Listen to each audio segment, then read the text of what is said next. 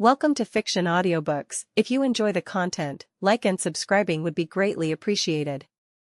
If you have any recommendations for novels, comment below. Please join my Patreon at https://www.patreon.com/fictionaudiobook.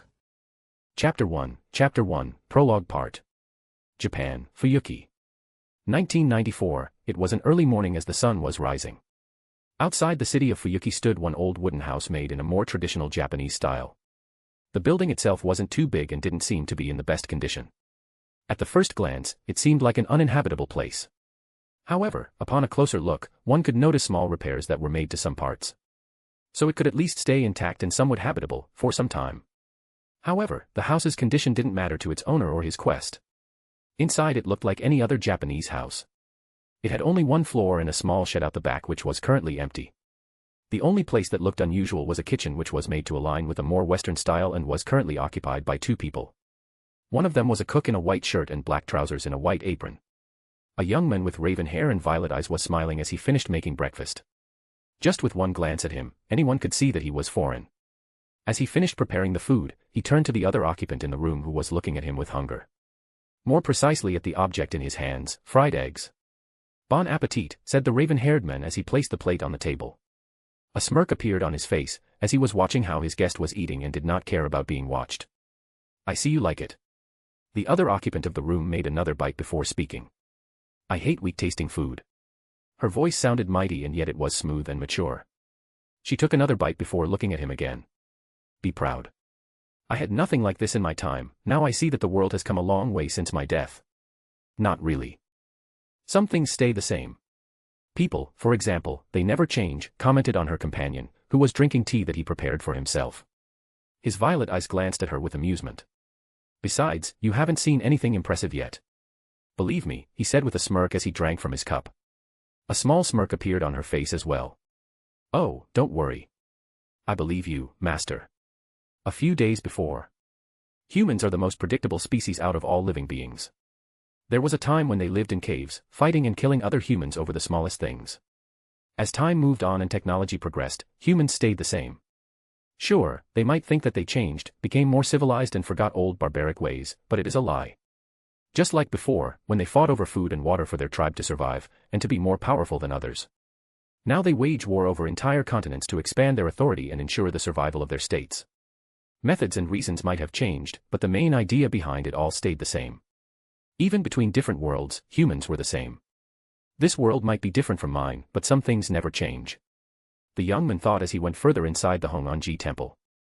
It was late at night and there wasn't anyone right now. The raven-haired man easily managed to get inside the temple. This place was reconstructed a few times but he was told that it didn't affect the temple's history. Something that he will need soon for his little ritual. As he was walking, the young man couldn't help but wonder. Even after everything that happened to Japan, people managed to raise their nation from the ruins of war. Fascinating. Britannia might be not the same here, but the world is still a mess with power-hungry people in charge of everything. Even USA, it's still weird to say it, their little revolution succeeded this time.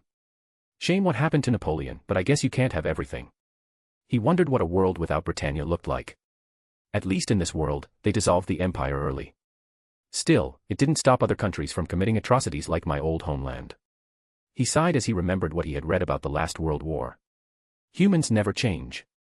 He thought when he finally reached his goal. He was inside an old temple, the place where he was told to perform a ritual. The young man pulled out the small paper with instructions on it. Violet Eye scanned it making sure that he was ready for what was to come. After a few seconds, he started to laugh. Still, even after everything I saw, it's hard to believe stuff like this exists.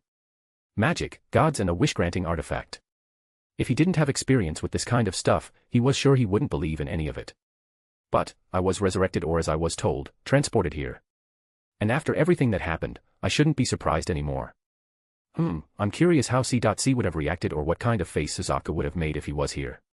Oh, poor Suzuka would be shocked to learn this world's Japanese history for sure. Still, I was given not only a second chance but the mission as well. Even if my sponsor in this war isn't the most normal person, I have obligations. Hey, to have a demon emperor as your agent, how ludicrous. Still, I can work with it. Lelouch 6 Britannia, Lelouch Lampi Rouge, 0, Demon Emperor. Most hated and feared person of the 21st century. Men of miracles. The 99th Emperor of the Holy Brighton Yen Empire. Masked Revolutionary Zero, leader of Black Knights. The monster who should have died yet was standing in the middle of the Japanese temple with a wicked grin on his face. Different worlds, I was told. Now, it is really interesting. Lelouch said to himself as he finished drawing the magic circle on the floor. Indeed, how interesting. Magic exists in this world, and not only that, it allows to summon legends of the past. Holy Grail War.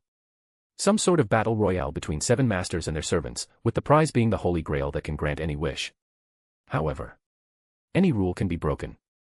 Any object can be destroyed. This war is no different. Lelouch thought as he looked at his right hand.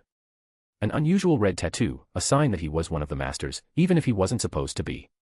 My sponsor didn't lie. Violet eyes glanced at the circle on the ground for the last time. The former emperor was remembering instructions before he made something that cannot be undone. In the past, I fought for many things. I fought for people dear to me, I fought to kill those who deserved it, and I fought for the future.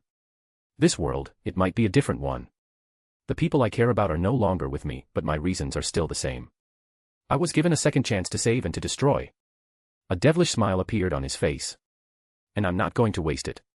Fill, fill, fill, fill, fill. Lelouch chanted. Repeat 5 times. But destroy each when filled. The circle on the ground was shining as he continued the ritual. I hereby propose, while Lelouch was speaking, his circle was shining more brightly with each moment. Thou shalt come under my command, and our fate shall be combined, destroy and unite. Abiding by the summons of the Holy Grail, if thou dost accede to this will and reason, answer me. As he finished his chant, a bright light filled room for a second before disappearing. Lelouch looked at the outcome and smiled as he saw his new companion, his servant. I ask you. She was a woman in black armor with gold chains over her chest and few red chains over her legs. She had a long red cloak and some sort of sharp spikes around her left shoulder and a purple Japanese paper seal that was hanging from the right shoulder. She had long red hair that was covering the right side of her face as they reached her heels. In her left hand, she was holding a katana, while her right hand was placed on her hip. Even as half of her face was covered, Lelouch still could see her left eye. It was red as blood and confident, yet the wicked smile on her face convinced him that he indeed summoned a servant. Are you my master? Chapter 2, Prologue Part. Hard to believe that it all happened just one night ago. Lelouch thought as he glanced at his servant. Thanks to the trains, it took them a few hours to get to Fuyuki from Kyoto. After showing his servant their temporary base, Lelouch needed sleep. This entire month was difficult for him. From being emperor of the world to a non-existent person in this one, he needed some time to adjust to the situation. Not to mention getting this old house. Getting fake documents proved to be a challenge as well. Without using Geass, Lelouch had to do it the old way. Well, it cannot be helped. Geass is off limits for me now. At least this world wasn't as technologically advanced as his old one, so he had little problem hacking the local police system. It was nothing compared to OSI. Master, his thought was interrupted as he looked at his servant. What is it, Avenger? Avenger, a forbidden class that shouldn't exist, yet she did, and Lelouch was her master. It was funny and exciting to be in the room with one of history's greatest heroes. This class was guaranteed to summon as an anti-hero or evil-aligned heroic spirit. Avengers are marked by an all-consuming hatred or thirst for revenge against a certain target, whether it be an individual, a concept, or even the entire world. Whereas most individuals will gradually heal and forget a grudge with time, the curse of the Avenger class made their vengeance burn in perpetuity, as painful as a fresh wound for the rest of their existence. Lelouch couldn't help but chuckle at the irony of him being Avenger's master. She didn't tell me her real name, but with everything I know so far, it is not so hard to guess who she is.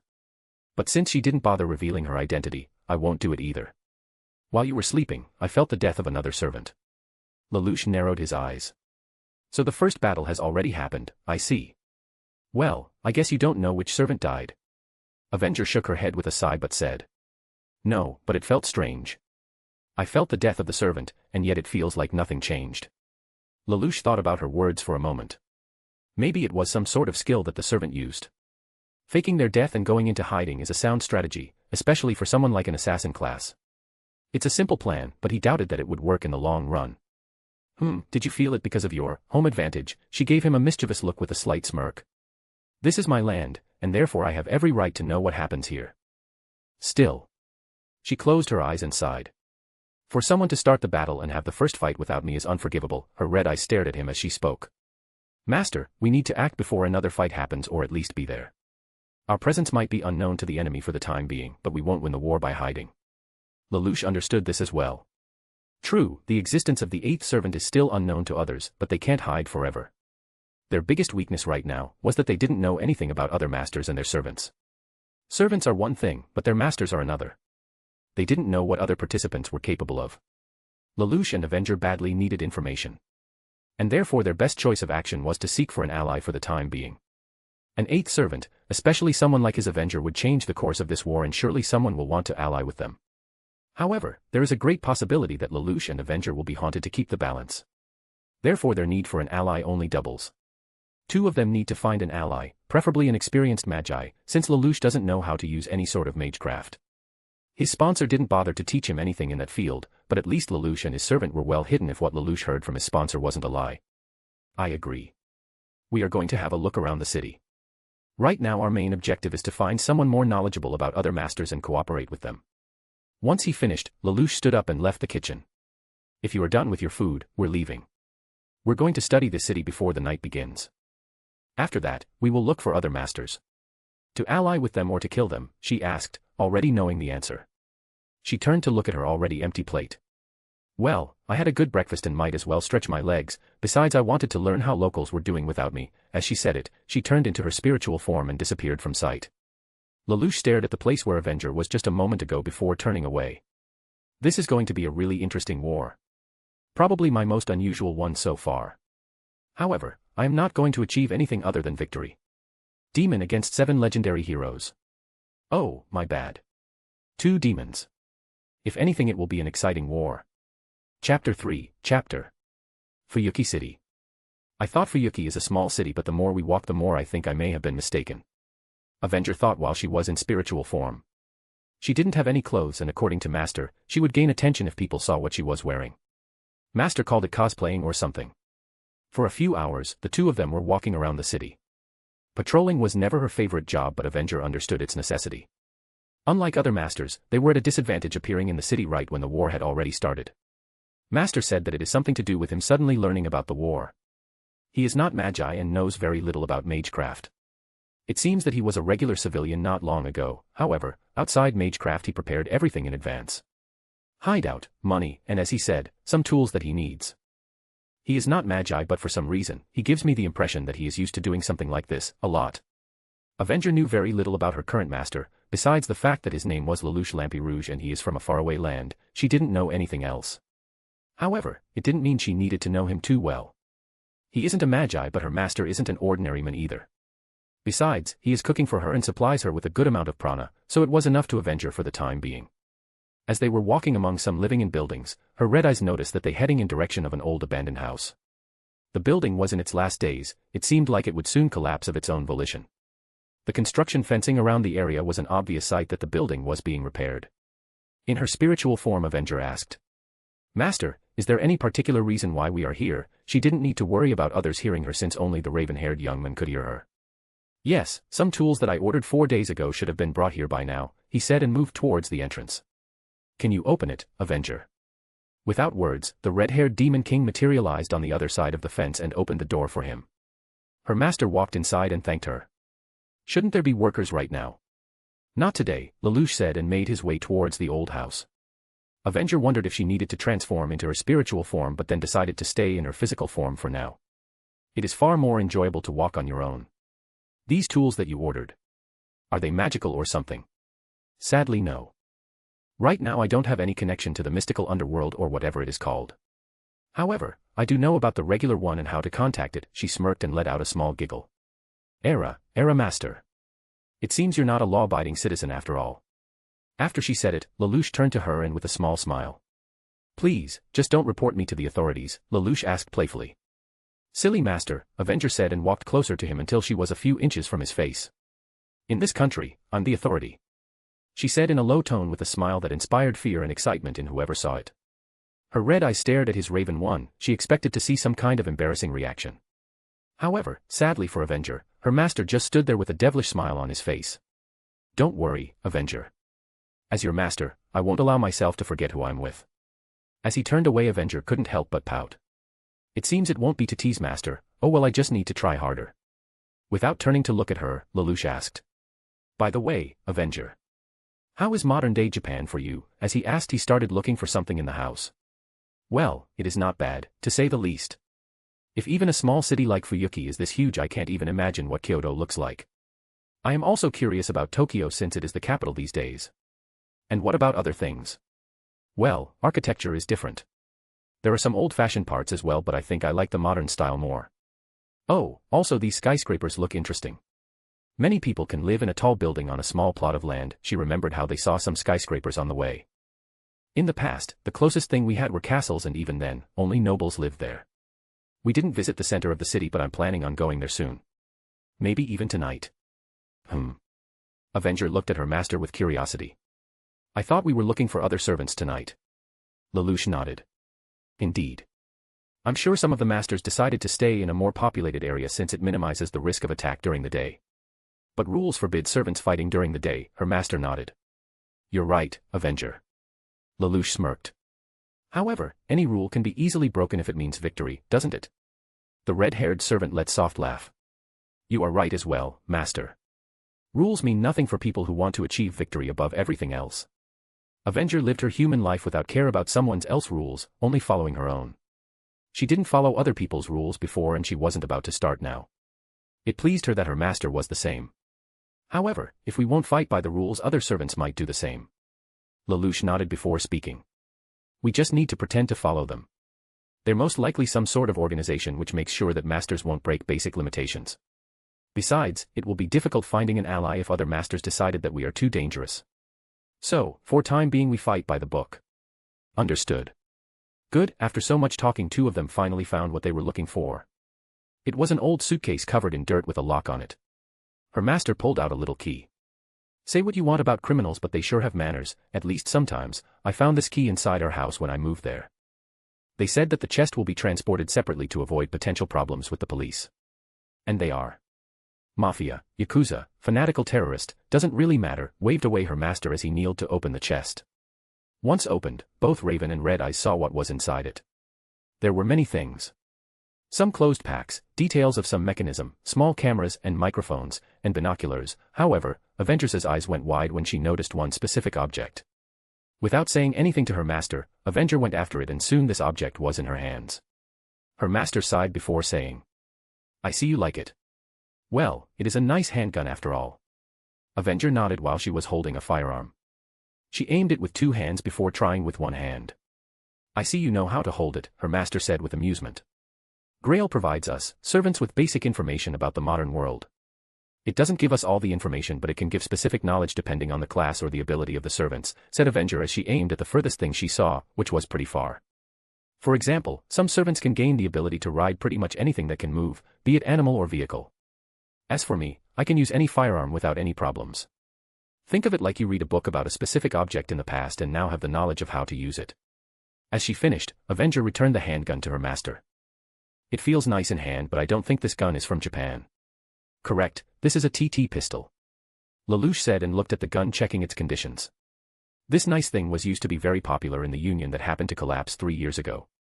Lelouch said, remembering what he read about this world's history. After that, there was a rather large amount of weapons that no one needed anymore, and so it all was sold. From what I was told, right now there is an extremely large quantity of military accessories on the black market. Guns, ammunition, and even tanks. You know what tanks are. But of course, Master, Avenger said proudly with closed eyes. I know everything about any weapon and how to use. During my life, I was one of the few people who saw the full potential of firearms. My, if only I had stuff like this. Japan would have been mine in a matter of the weeks. She said it with a melancholic smile that Lelouch saw for the first time on her face. However, she immediately sighed. However, I'm sure someone among my soldiers would have sold it for good money. This would not be the first time of betrayal. Fucking Mitsuhide. Anger appeared in her eyes as they become even redder. Lelouch, who saw her like for the first time, stayed silent as he went on checking other stuff he ordered. After a minute, Avenger calmed down, thankful that her master stayed silent during it.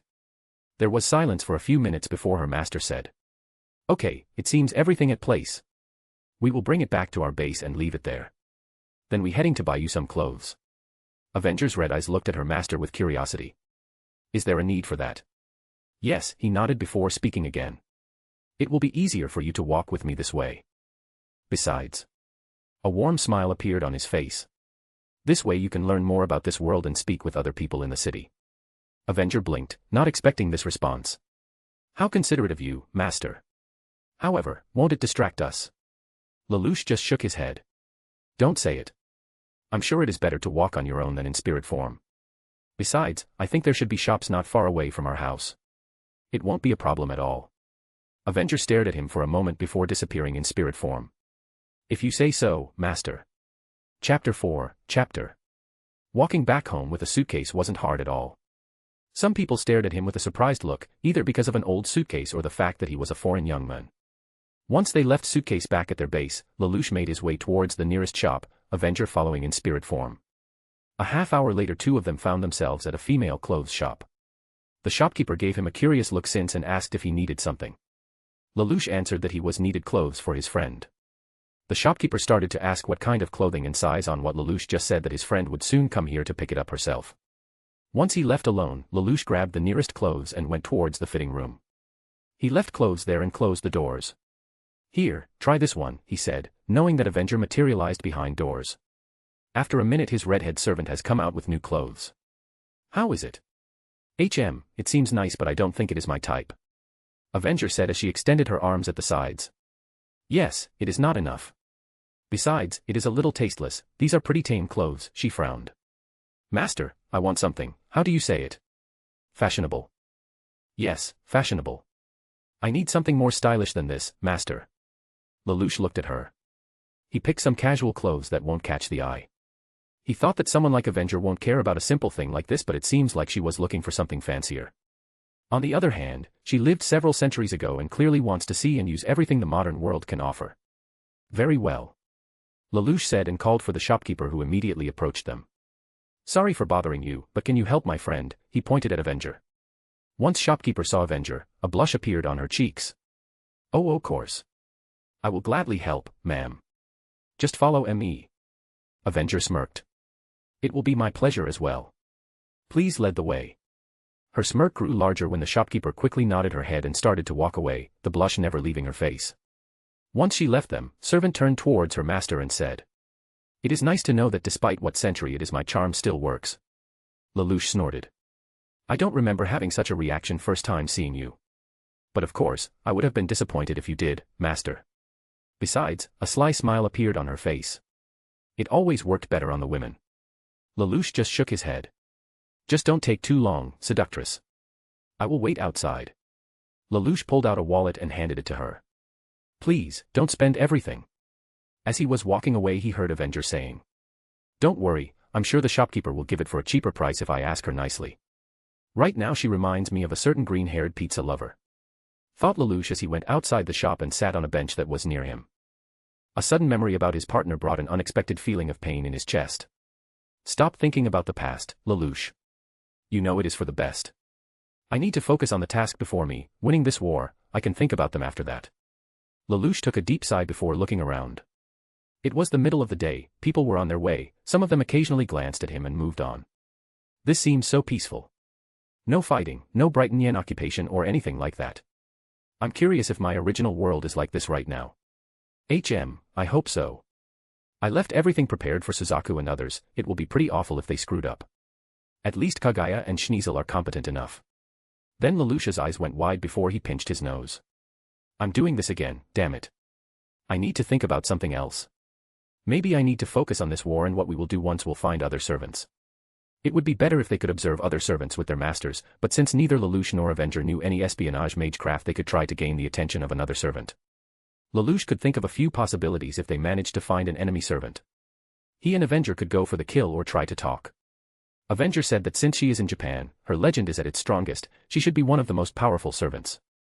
However, it didn't mean that they could be careless. Our enemies are wizards who spend their lives perfecting their skills, not to mention servants.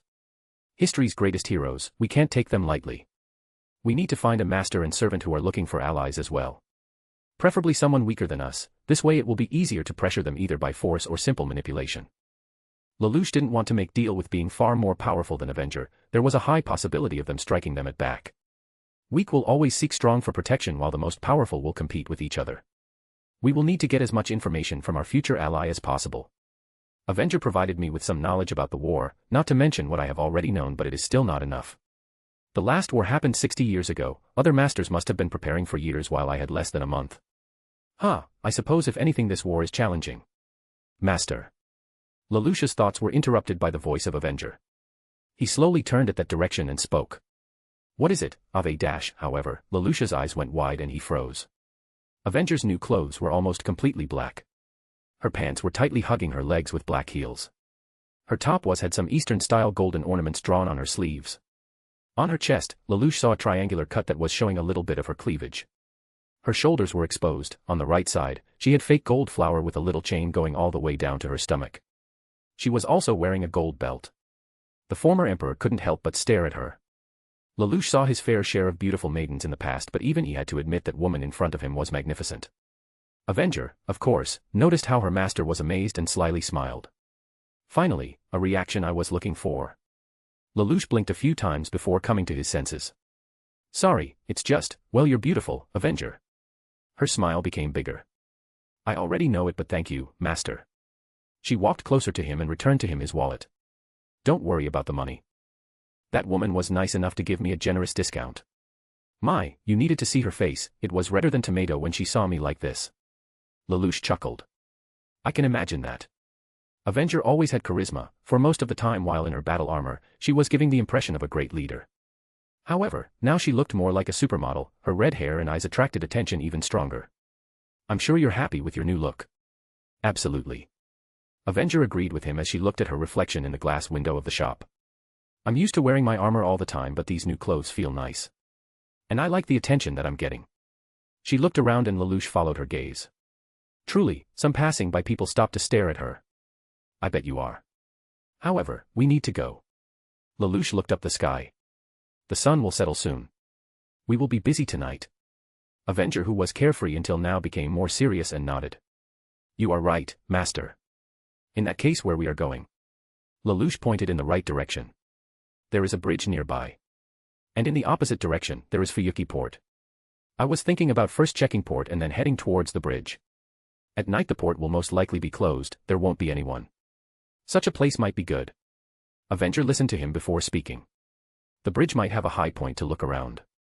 Someone like Archer might be there, but if it's so, then it will be difficult to get close to him. Port is a nice place to start. Then it is settled. We are going to the port. Chapter 5, Chapter. A few hours later. Fuyuki had a modern port that was covering a huge area of land. Avenger remembered that during her time, seaports weren't as big as this one. She remembered how she dreamed about setting sail beyond Japan after the war. It was nice to return to Japan as a heroic spirit, but the female warlord wondered if the Grail War could happen somewhere else. At least she would have seen other parts of the world. Both Avenger and her master were walking in direction of the port when the female servant felt something. She narrowed her red eyes and looked at her master, who asked, Did you feel it? Yes, is this another servant? Avenger clenched her teeth. It would seem he is calling us. Such audacity. She was lord of this land. Still, it made finding other servants easier. Should I go? Lelouch thought for a second before speaking. No, we will wait. Other servants might show up as well. It would be better if we didn't reveal ourselves too soon. He started looking around, trying to find something. First, we need to find a place to hide. Preferably where we can see the enemy servant. If no one approaches this servant, we will make our move soon. Avenger nodded. Very well. She looked at the side and saw a good spot for them. Master, look. Before her master could respond, Avenger changed to her armor and lifted Lelouch. Wadash, raven-haired man wasn't able to finish as his servant picked him up in bridal style and jumped in the air. Lelouch was shocked by such a sudden move but stayed silent. Avenger made several jumps, basically flying over huge chunks of land before she landed on top of the warehouse. She put down her master. Lelouch coughed before speaking. Please, inform if you're going to do something like this. Avenger smiled. Sorry, master, but I felt another servant, though I gotta admit you are pretty light. Lelouch just sighed before pulling out binoculars. I see someone. Avenger looked at the direction where her master was looking and nodded. Yes, I see him as well. Thanks to her abilities as a servant, she saw a man with 2 spears. He has spears, this must be Lancer. He is waiting for someone to come to him. You said you felt the presence of another servant? Lelouch asked as he glanced at her. Yes. Speaking of which, she said, and saw 2 figures approach Lancer. Two women, one with white hair and red eyes, while the other was blonde in knight armor who was holding something invisible. Here they are. The second servant must be Saber, but I can't see her sword. This second servant. Lelouch suddenly said as he studied the appearance of a new servant. Something about her feels familiar. Two servants started to fight before they raised their weapons and rushed at each other. Incredible, her master said with awe. So this is the power of servant. Avenger had to agree, these two were fighting very well. However, she could see that they weren't using their full potential yet. They were fighting skillfully and carefully. A spark appeared in her red eyes when she saw how Lancer managed to hurt Saber despite her armor being in the way of the blow. Saber touched her fresh wound before blue light appeared in that place. Was that magic? It would seem so. The white-haired woman behind the Saber must have healed her. Answered Avenger as she observed how Saber got rid of her armor. Two of them started to fight more fiercely this time. They are fighting more seriously now. Master, do you see their parameters? Yes, Saber has better parameters, but so far they are even. Should I go? Not yet, shocked his head, Lelouch.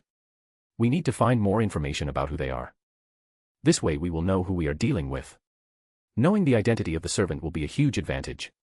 Thanks to the Grail, all servants could easily access knowledge about all other servants once they learned their true names. Their history, what weapons they use, how they fight, and what kind of person they are. The last thing was most important in Avenger's opinion. She didn't want to work with a suspicious person who might stab her at the back. These two are knights, that easy to tell. All this honor and chivalry bullshit is easy to recognize as knight code. Well, at least it might make things a little bit easier. Master, did you notice it? Avenger asked.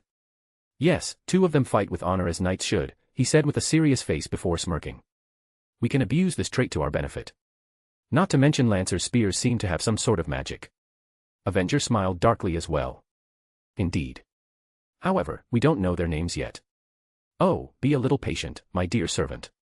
It isn't like someone will announce their name so easily, her master said with a smirk, and Avenger had to agree. What kind of idiot would reveal his identity? Suddenly a thunderous roar pierced the sky. Lightning appeared out of nowhere and a chariot with bulls came from the sky. Inside it, they saw two men, one huge man with red hair, huge muscles, while another was a small boy who looked like he was about to vomit. Lancer and Saber stopped their fight and looked at the new servant with a surprised expression. However, the huge red-head man opened his mouth and triumphantly declared. I'm Iskandar, King of Conquerors. I'm the rider class in this Grail war. Every servant and master, except the hiding sniper and his lover, froze and were staring at Ryder with the shocked expressions on their face. The one who was astonished the most was Ryder's own master. Both Avenger and her master were speechless for a moment. Lelouch didn't move, still trying to understand what just happened but already processing information about the new servant, Iskandar. Avenger on another hand stared at the King of Conquerors with slightly open mouth and narrowed eyes. Well, he just did it. Avenger didn't know if she should have been amazed by Ryder's announcement or laughing at his strategy's failure. Still, it can work to his advantage as well. King of Conquerors shouldn't be taken lightly. The man almost conquered all of the known world while he was alive. Master, what should we do? Iskandar or Alexander the Great? Well, this might be an obstacle. Lelouch closed his eyes and thought. Let's wait for his next move. Join my army. Lelouch slowly opened his eyes and stared at him. His face didn't show any emotion, but Avenger could feel how her master was trying to stay calm. She couldn't blame him. This Iskandar was nothing like she imagined. King of Conquerors. I only see a king of fools if he thinks anyone will join him. Heroic spirits summoned through the Holy Grail, gather here and now. Iskandar shouted as he raised his fist in the air. These two Master, I'm asking again, what should we do? Avenger asked Lelouch, not bothering to hear what Ryder said next. Lelouch turned to look at her before glancing at three servants. After a moment he answered. Go there. It's time we presented ourselves. However, do not attack anyone just yet. We will decide who is the best candidate to ally with after some direct observation. So far Lancer seems like the best candidate with his two magical spears. If we play our cards right, we might take out Saber tonight. As you wish, Avenger said with a frightening smile on her face, happy to finally have some action. She went into spirit form and moved towards three servants. Chapter 6, Chapter. She appeared before the three of them. Avenger slowly raised her katana with a right hand and pointed at Iskandar. Three servants looked at her with different expressions. Lancer was surprised, Saber narrowed while Ryder just smiled. She glared at him and yelled. Who is the fool who dared to call me the lord of these lands? Oh ho. A servant, and I can already tell you are powerful, commented Ryder as he looked at her with shining eyes. You will be a great addition to my army. Avenger narrowed her eyes. King of Conquerors, your arrogance knows no bounds if you think I will join your army. She turned towards two other servants and pointed her weapon at them. I'm the king of this country and all of you better remember it. Heroic spirit from Japan. But that's against the rules, said a white-haired woman who was silent until now. Avenger quickly glanced at her. Something about this woman felt wrong, she didn't seem like a human to Avenger. What a joke. Suddenly said a new voice said and all servants looked at the new person. A blond man with red eyes appeared from spirit form and stood on the street light pole.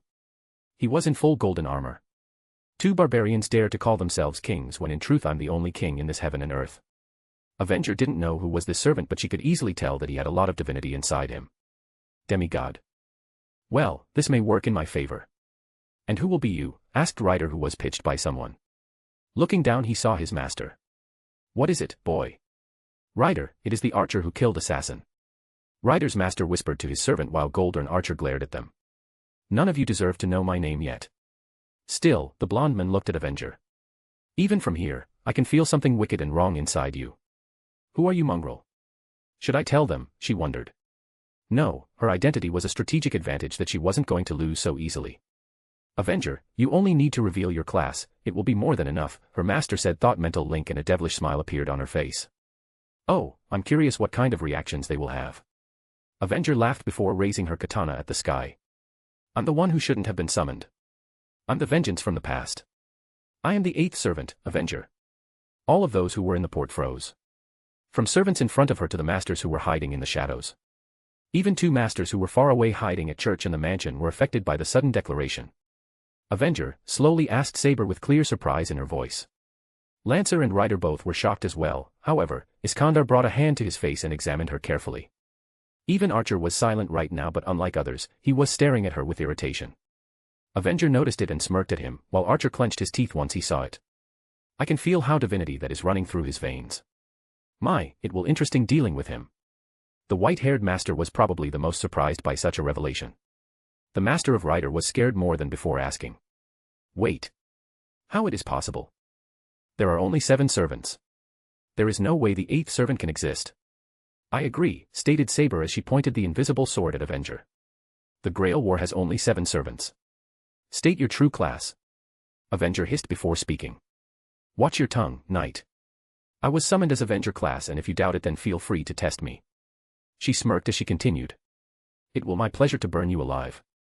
Lancer who had been watching Avenger suddenly stood between two servants with his red spear pointed at her. I don't know who you are, Avenger. He moved and stood in battle position.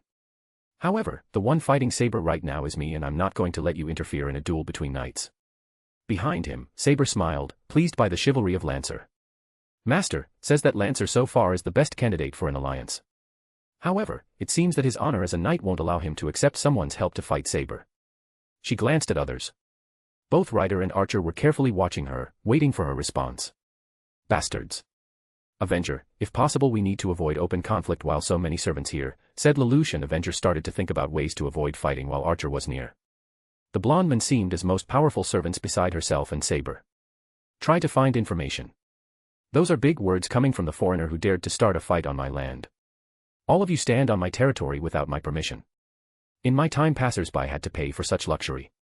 She lowered her katana. Seeing how none of you knows about my presence I'm ready to forget about such rudeness but I demand tribute. Haha. Started to laugh Archer who bent over and placed his arms on his stomach. What nonsense. You are indeed a joke if you think I will lend you anything. As he said that 2 golden portals opened behind him, and a sword and spear appeared in the ethereal glow as Archer aimed the portals at her. Such foolishness deserves nothing but death, mongrel. Avenger glared and clenched her fists. A second later a dozen of matchlock guns appeared in the air around her. All of them aimed at Golden Archer. Come on, Archer. I dare you. She said with a low tone. Tension raised in the air with all the other servants watch her silently, waiting for one of them to make a move. However, this situation was interrupted by the new quest. Out of thin air appeared a new figure clad in black smoke, though black armor could have been seen just underneath the haze. The most visible aspect was the glowing red visor. Berserker. Immediately concluded Avenger when she felt a giant amount of raw power coming from a new servant. Archer who was until now aiming at her turned to look at Berserker who was silently staring at him. You dare to look upon the king, rabid dog, when he didn't hear the answer, Archer's portal started to move and now aimed at Berserker. "Die, mongrel," he shouted as he shot a sword with high speed at Berserker. However, instead of dodging, Berserker stood in place. The next move surprised even Avenger. Within a fraction of a second, Berserker took into his hand the oncoming sword and blocked the following spear. Impressive, she heard her master. Lelouch wasn't able to see what Berserker did exactly, but seeing how a Black Knight was holding Archer's sword while spear was lying nearby, he managed to conclude. If this servant has such speed and strength, then I may be wrong about Lancer. However, we still need a master who is willing to cooperate with us. And so far only the masters of Saber and Rider are here. While he said it, Archer shouted, angered by Berserker's act of thievery. Berserker managed to lower Blondman to the ground, making Archer even more furious. More and more portals were opening behind him as he launched more weapons at Berserker. Swords, spears, hammers and so on. So far only old weapons, but all of them powerful. Who is this Archer? Nothing will remain of your corpse, mongrel, he shouted as more portals appeared behind him. However, suddenly he froze. Archer slowly looked at a far distance with Scrawl as he murmured something under his breath before turning to all other servants. Mongrels. See that you have called your numbers by our next meeting.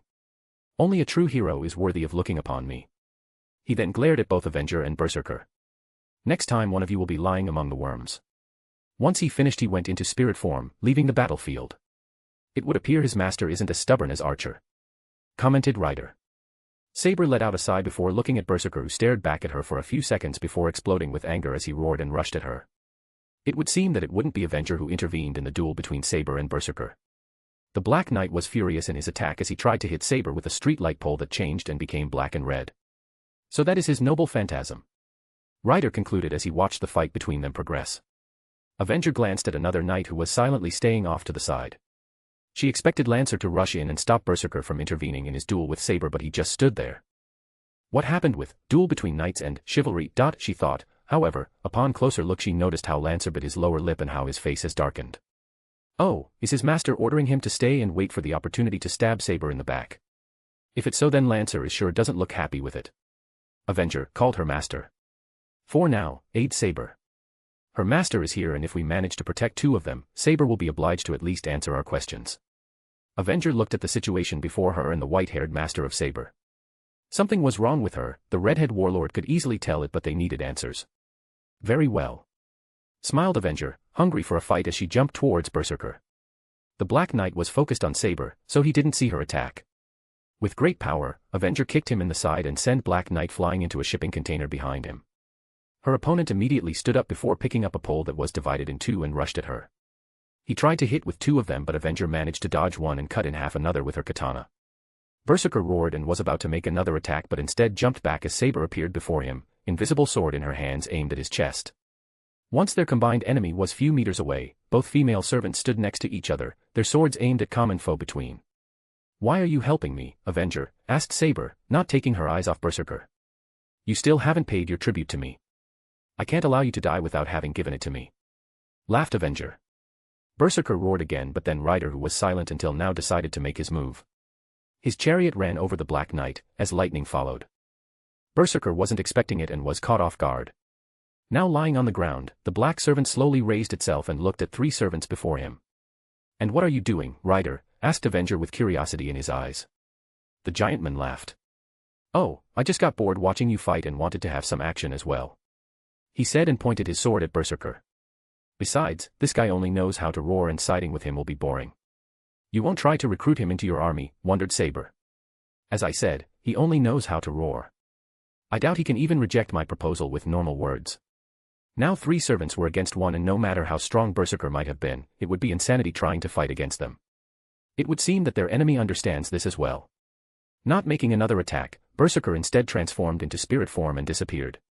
Well, that went better than I expected. Avenger had to agree with Rider. Her first battle, and so far it was easy. Then again, Berserker was more focused on Saber than her. The question comes to her head.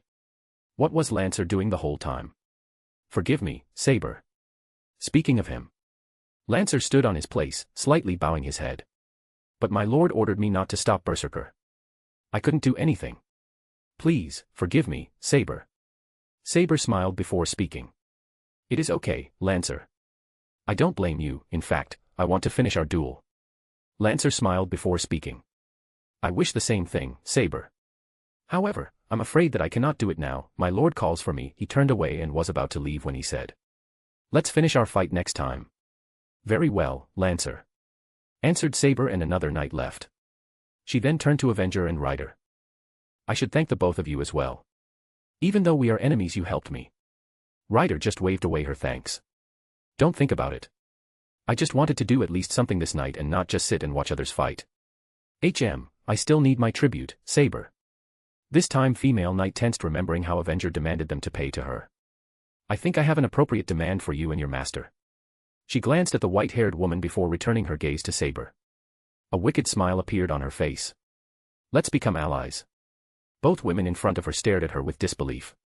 Saber had a surprised expression and her eyes were wide. An alliance? I mean, that's a little. Wait. Rider shouted suddenly. I ask you to join my army, and Saber looks at me with anger, and now she considers Avenger's offer. That's unfair. Rider sounded offended, as if he was the kid whose toy was taken away. Stay silent, idiot, yelled his master before glancing at Avenger. She smirked when the boy, scared by her, hid behind his servant. Rider, I think we need to go. Rider wanted to ask why, but his master looked at him with a pleading look. Iskandar sighed before speaking to them. It would seem my master is already tired by the events of this night. We will take our leave, but I hope to see too soon. Avenger turned back to her potential allies. So what is your answer, Saber? Before Saber could answer, her master interrupted. We are thankful for your assistance, Avenger. But we can't take your offer, she said with determination. Irisveal, whispered Saber. Her master looked at her with a warm smile. The female knight was silent before speaking. You heard my master, Avenger. I won't accept your proposal. Avenger had a neutral expression, a little annoyed by the quick rejection. It's okay, said her master in her head. While a shame, such an outcome is to be expected. Still, we can ask some questions at least. Avenger agreed. Such a shame. That means that next time we meet you will most likely be my enemy. Saber nodded. Maybe, but it is the Grail War after all. Very well. In that case, at least answer my questions. Both of them glanced at each other before nodding to her. Where can I learn all the information about this war? I was summoned at the last moment, and neither I or my master know all the rules about this war. Saber's master had a surprised look. You don't know the rules? Yes, my master isn't very knowledgeable about the Grail War. Not my fault. Actually, it is, thought Avenger after hearing her master, who sounded offended. So, it would seem that the white-haired woman now known as Irisveal would be the one to answer her question. All the masters and their servants need to register at the church in the city. Church? Asked redhead servant, a little bit annoyed to learn this. Yes, is there a problem? Depends, said Avenger before turning away.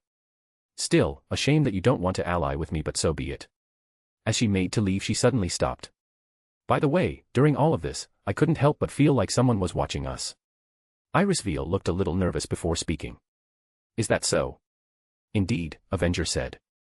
The next second a weapon appeared in her hand. Saber stood on the guard when she saw it. It was a huge minigun with Japanese decorations on it. However, Avenger pointed at the side of the red crane. A second later, dozens of shoots were made and went towards it. The red crane became covered in the fire before it exploded. Now, I'm calmer. She looked back and smiled when she saw a horrified expression on Irisveal's and a concerned look on Saber. It would appear Irisveal knew something. Well, have a good night. This ruler of Japan would see you next time, she said, and transformed into spirit form. Chapter 7. Few hours after the fight in the docks.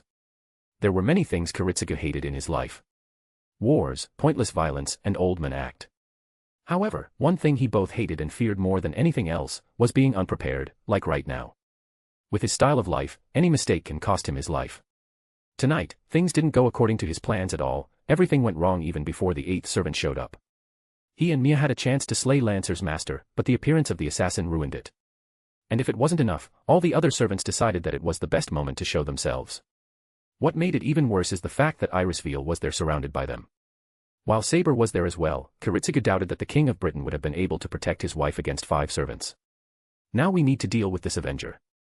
We need to change plans, he thought as he looked around the room. Right now all of them were in Einzbern castle in their war room. Mia didn't have any emotions as usual, while Saber had a frown on her face. Irisveal was thinking about something since they come back after Castor showed himself.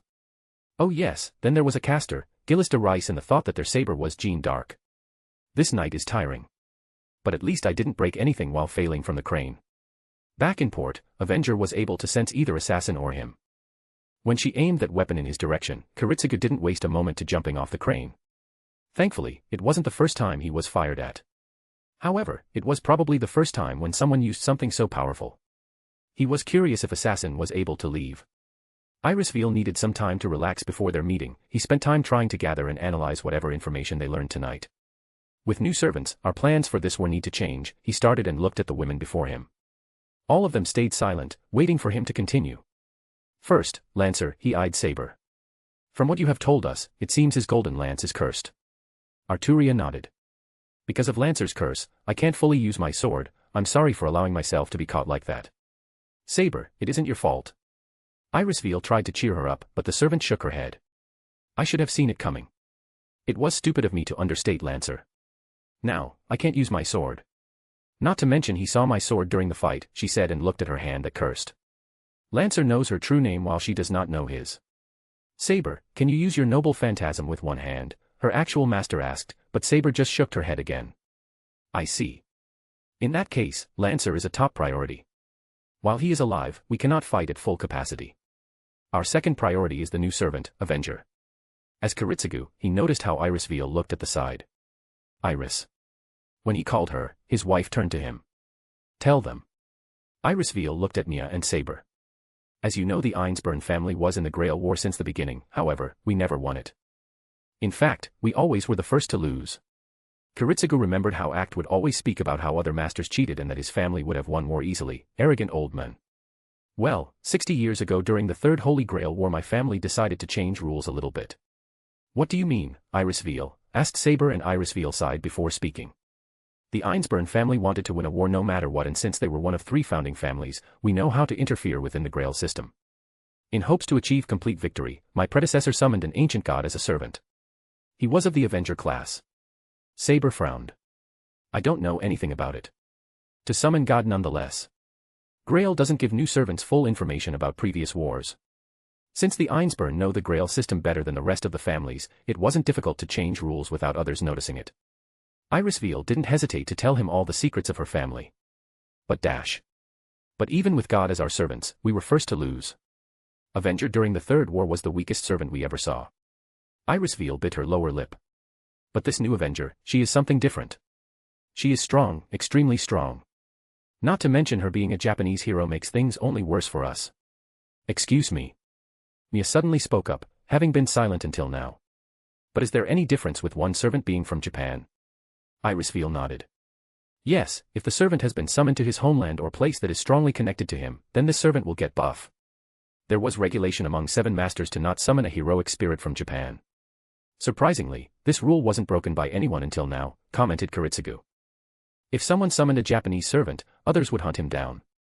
There is a chance that other masters will do the same in our situation. However, not only it is a Japanese heroic spirit but a new class as well, so anything might happen. Saber thought for a moment before speaking.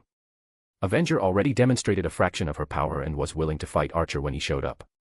Ryder has already been invited to join him. But he invited others to serve him in the army. Pointed out Irisveal. Nothing but formalities. If Avenger and her master would be hunted by others, they will form an alliance with him. That reminds me, Irisveal, he glanced at the white-haired woman. You told Avenger to go to the church. Irisveal looked worried. Did I do something wrong? I thought like this we will be able to learn more about her and her master. Kariya shook his head. No, in fact, you did a good job. He turned to his assistant and spoke. Mia, I want you to send more familiars to the church. Avenger's master might head there soon. If he really doesn't know everything about the war, he will do it. Without words, she obediently nodded. Now, we need to learn her personality, or at least what she is capable of. Saber was the first to speak. She called herself a ruler of this land. She might be royalty. That was the most crucial detail that the blonde girl remembered. This meant that there were at least 2 kings beside her. Kariya thought about it for a second. It is possible, but there are too many potential candidates. Japan had many emperors, shoguns, and regular warlords who called themselves rulers of Japan. There are centuries of Japanese history.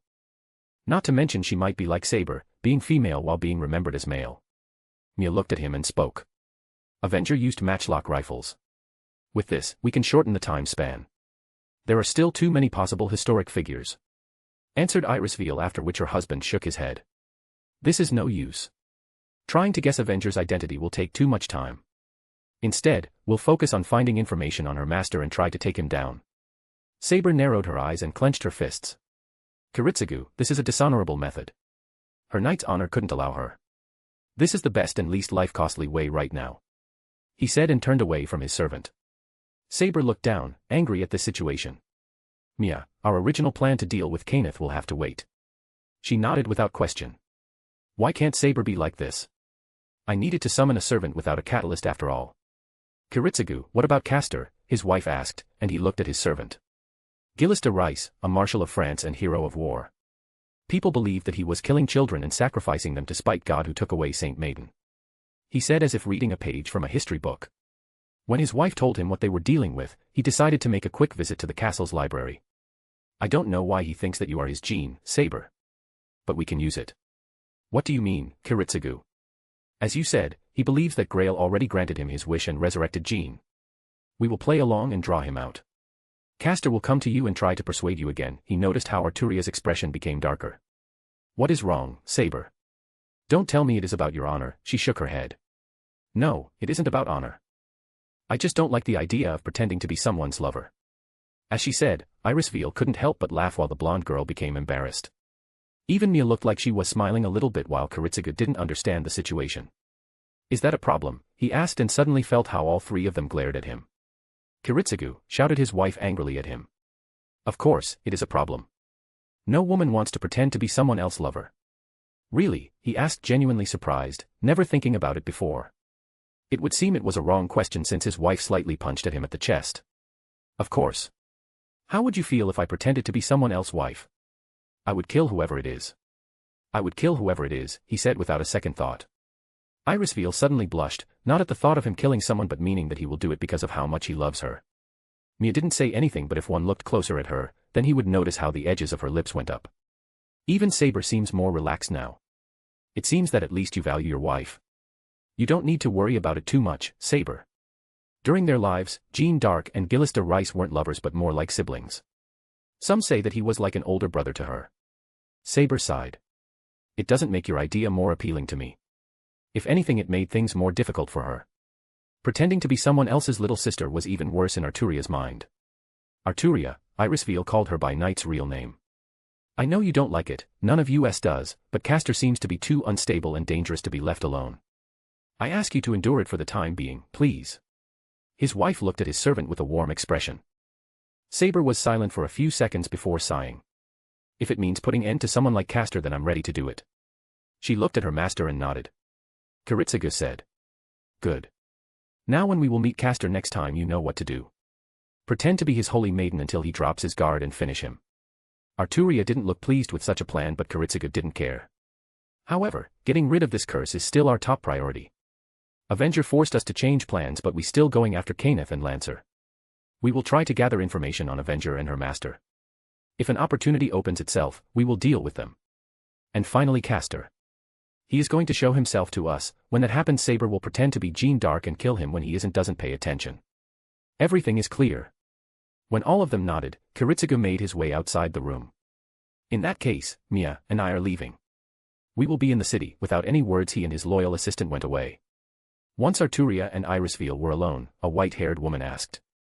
Arturia, how about a little walk in the yard outside the castle? I'm sure you want some rest after everything that happened tonight.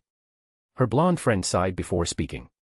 I suppose after fighting in port, not to mention speaking with Kiritsugu, I wouldn't mind some time to think about all of it. Don't worry.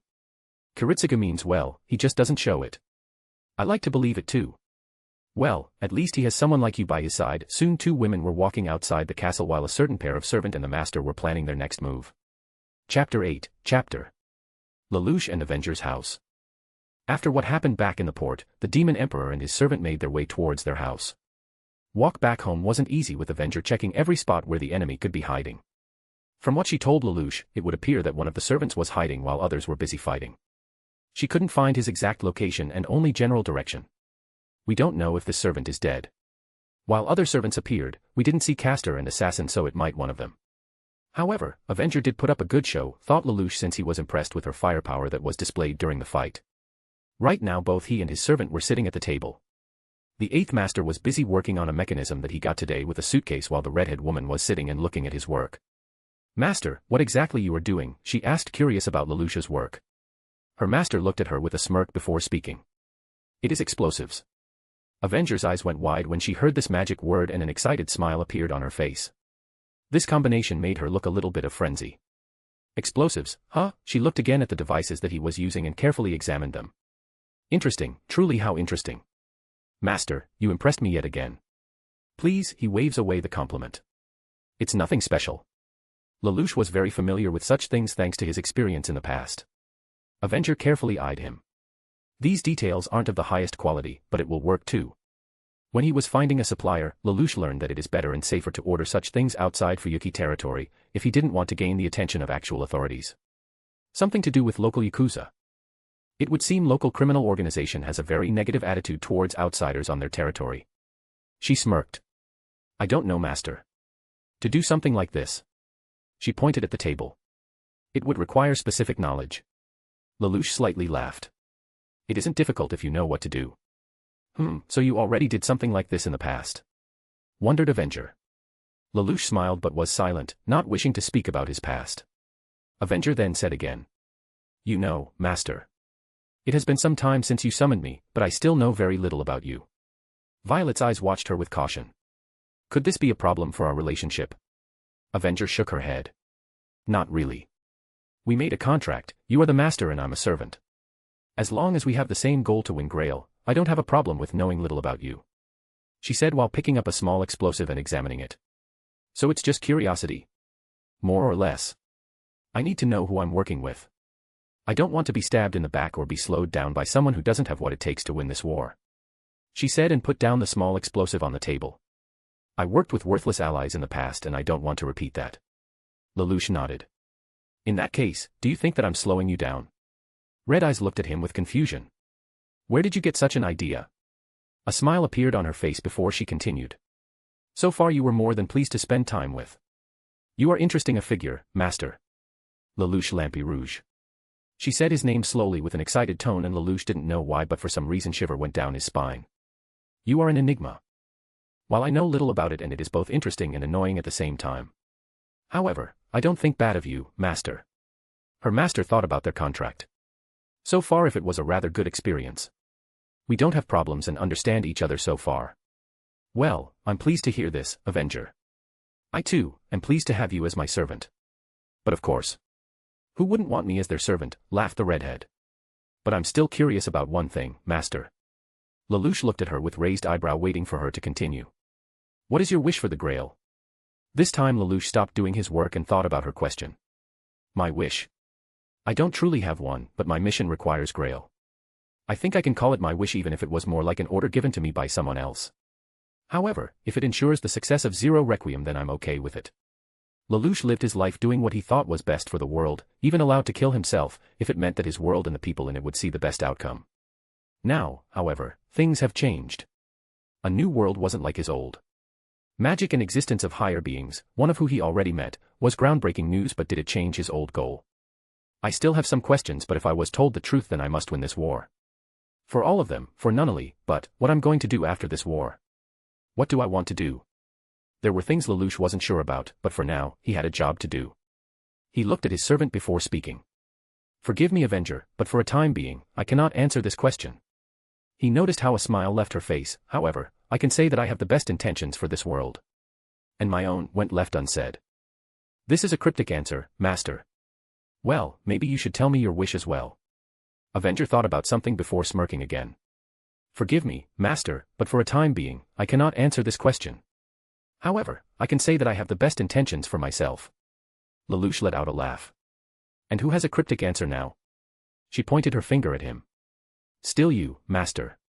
I might tell if you told me first. I would like to know what we are going to do next." She looked at the direction of the front door. "Before asking anything from Grail we need to win." Her master nodded. "Indeed.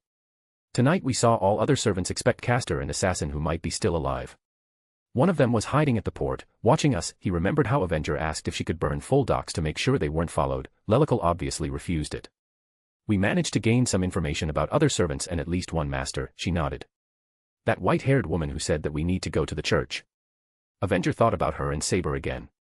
Master, I don't know why, but when I was near her, I felt something strange as if she wasn't fully human. We are dealing with magecraft, so pretty much anything is possible. Sadly, my knowledge is very limited. And it will be better to ally with an experienced magi. Ryder asked others to join him, but he demanded to give Grail to him. I don't know what he expected by asking this. Everyone in this war has some sort of wish.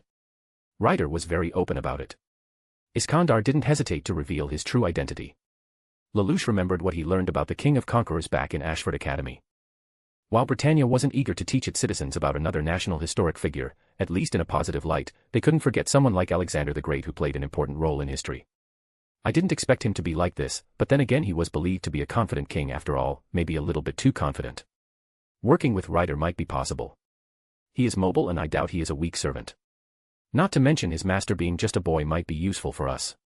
While I don't think we can force someone like Iskandar to do anything we want, his master might be easy prey. Come to the conclusion, Avenger. But personally I don't want to work with Ryder. May I ask why? You may, nodded Avenger before sighing. I just know that two conquerors won't work together well. We see ourselves as kings and no king is going to obey another one. So it's something to do with pride, wondered Lelouch before speaking. Lancer is still our best candidate. With his magic spears, we can create a powerful team. From what he saw, Lancer's spears had different abilities. One was able to bypass armor while another managed to prevent servants using his or her full strength, or at least that what was his conclusion from watching his fight with Saber. I would like to find him and his master and to form an alliance with him, but if it doesn't work out we get rid of them, finished Avenger. Better than against us. Yes, Lancer might be a useful ally, but he is a dangerous foe at the same time. However, there is Archer and Berserker to look out too. His primary concern was Archer. He was a dangerous opponent, maybe even the most dangerous among all servants. Lelouch didn't know everything about what Archer was capable of, but if the enemy servant was able to create so many golden portals, then the former emperor feared what his noble phantasm was. Berserker was a wild warrior, but Lelouch noticed that it seemed like he was fixated on Saber for some reason. There was something strange about this Saber. Lelouch couldn't help but feel it when he looked at her. Caster and Assassin were unknowns for them, but one of them was spying on them back in the docks. So far, they know what Lancer, Saber, and Berserker at least capable of. Archer didn't do anything besides firing his weapons, but it was enough to count him as a dangerous opponent. Ryder, Iskandar, showed very little of what he can do. Lelouch couldn't help but sigh. We are still at a disadvantage. Now, we know that the church is at least involved in this war. The demon emperor wondered what history was behind it is. This world church didn't seem to be too different from his own. Are they after Holy Grail too? Or something else? Still, they are the only potential source of information right now. Well, we can always try to hunt down other masters and force them to answer our questions. Lelouch fancied such, but then remembered something important about his current condition. However, it might be difficult taking into account some of my shortcomings at the moment. Avenger noticed how her master stopped working on his little project and asked, "What are you thinking about, master?" Lelouch came to his senses. "Just some thoughts." "Care to share?" raised eyebrow Avenger, and her master nodded. "Of course. I just was curious about church and what is their motive might be." He noticed how his servant frowned when he brought this up. "Avenger, is something wrong?" She looked at the table, wishing that she had anything to drink at the moment, preferably alcohol. "Depends on this church. I never really paid attention to Western religions while I was alive, but I had, complicated relationships with some monks in Japan." She slightly bit her lower lip. "Let's just say that I don't like religious organizations at all. Especially these who participate in something like this war. Now, master, I wouldn't mind something to drink." She stared at him. Lelouch let out a sigh before nodding and heading to the kitchen. "I'm gentleman after all," Lelouch said sarcastically as he went to the kitchen. While making tea for the two of them, he started to think. He had theories about her identity, and so far, this information only proved them further. Bad with monks. Heh. "By the way, master," suddenly said Avenger from another room. "While we're talking about this, what do you think about religion?" Lelouch quickly made his way back and sat at the table with tea. Avenger silently drank it, before glancing at him waiting for his response. Her master didn't really mind this question, but it would seem like it was important for her. "Well, I never was a religious person and didn't pat to it a lot of attention. Since the Vatican was in the EU, Britannia tried to reduce their impact on the empire's population. Lelouch never really considered religion something too important, at least for his goals. But I think that during all Demon Emperor phase I made sure that all major religions despise and fear me. I think some even called me Antichrist. His attention returned back to a woman in front of him who was waiting for the answer. Religion isn't for me.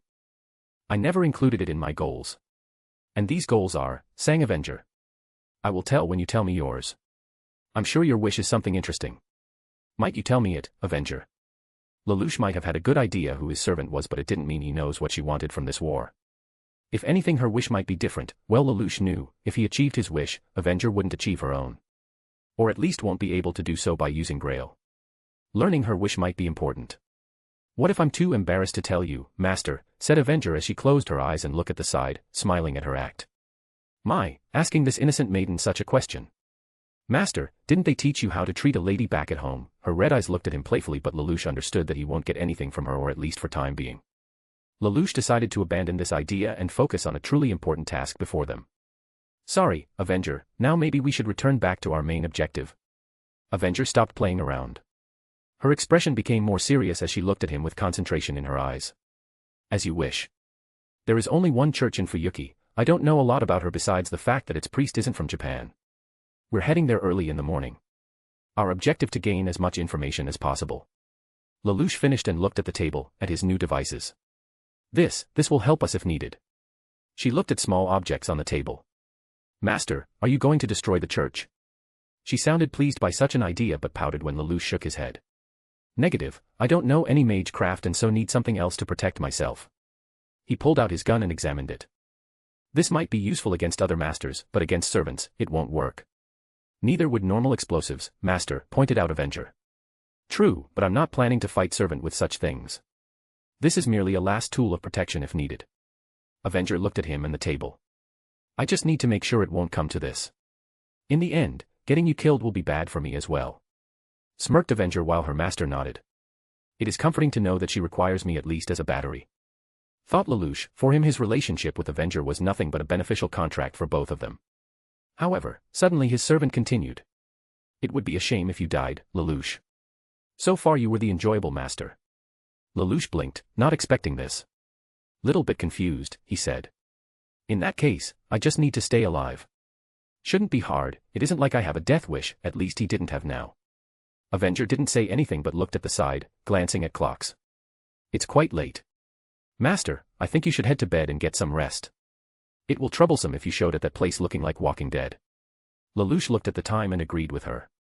You're not going to sleep, Avenger, she politely refused. I already told you. We servants don't need to sleep or eat. But you are eating anything I cook. It is because you knew how to operate in the kitchen. Something Avenger herself didn't know. So I don't really need to sleep. However, then a playful fire returned to her eyes. Unless you want me to share your bed, Master.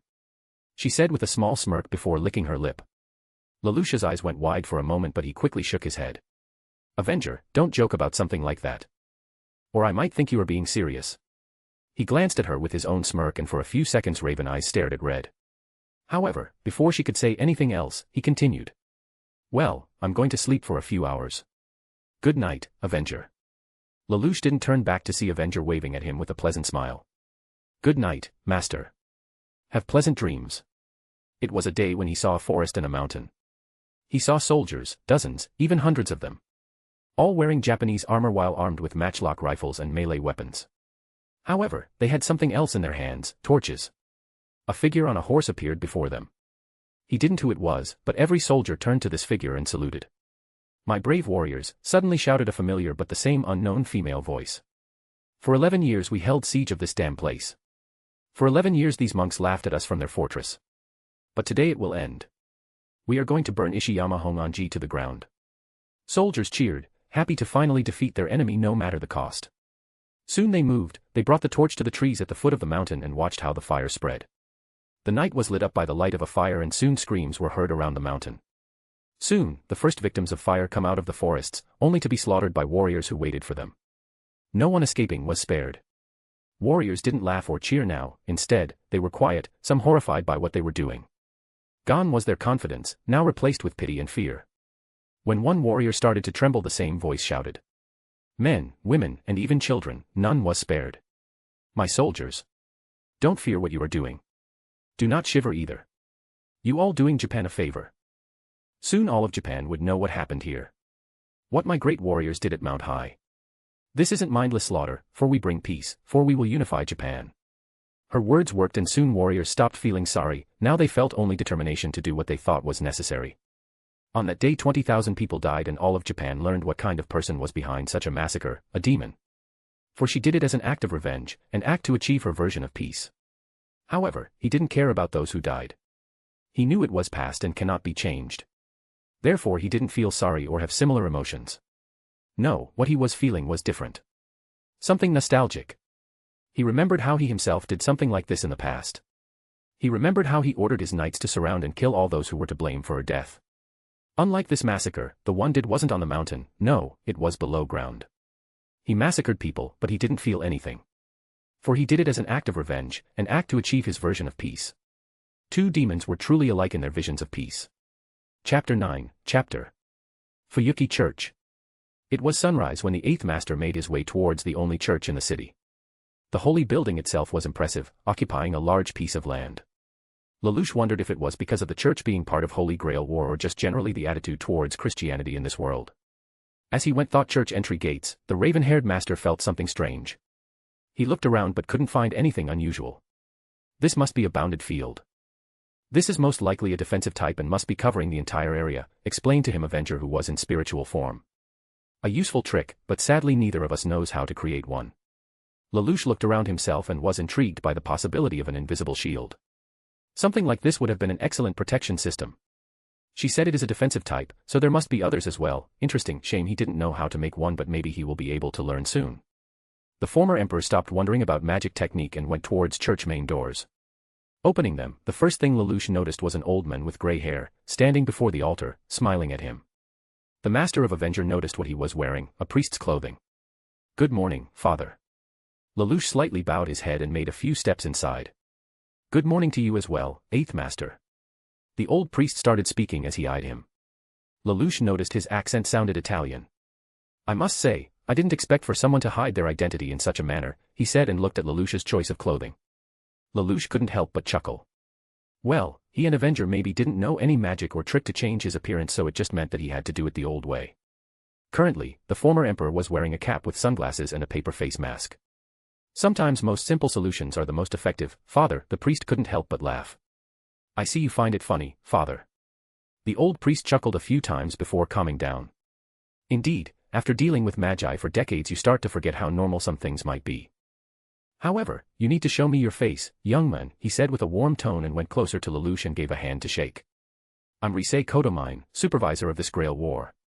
The young master took away his mask and sunglasses before shaking his hand. He is strong, thought the former revolutionary as he felt pressure from the shake. Lelouch Lampi Rouge, the master of Avenger. So you are foreign, the older man, Risei studied his face before speaking. Lampi Rouge. Never heard of such a family.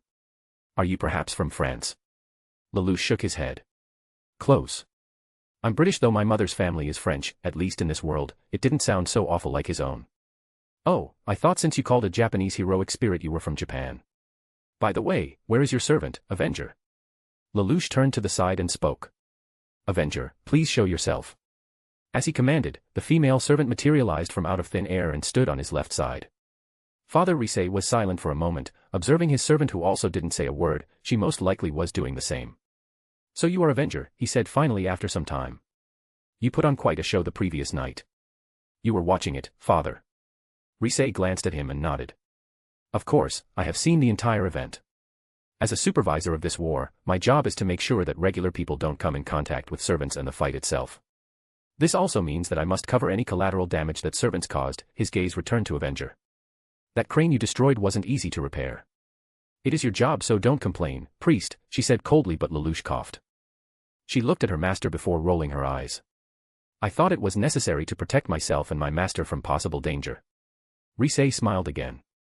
I'm glad to see that you care about your master, Avenger, he said and gestured towards the seats. Please, Mr. Lampi Rouge. Take a seat.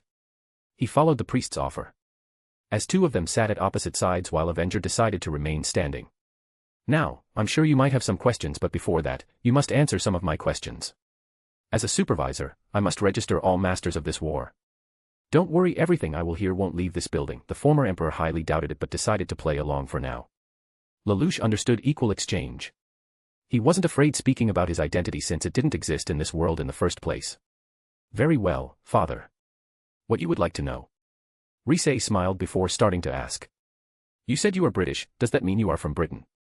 No, I was born in the United States.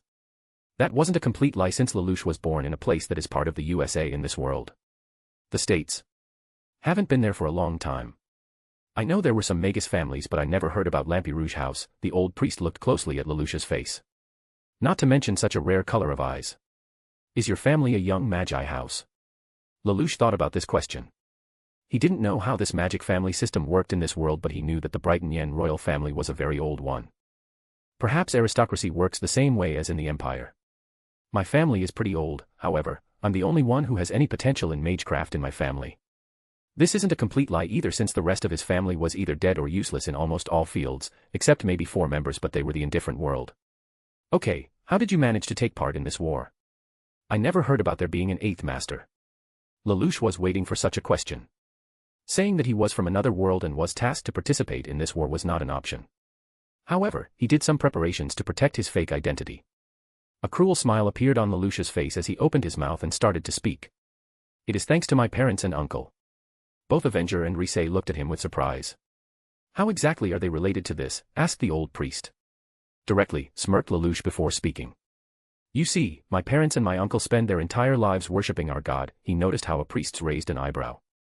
They were believers.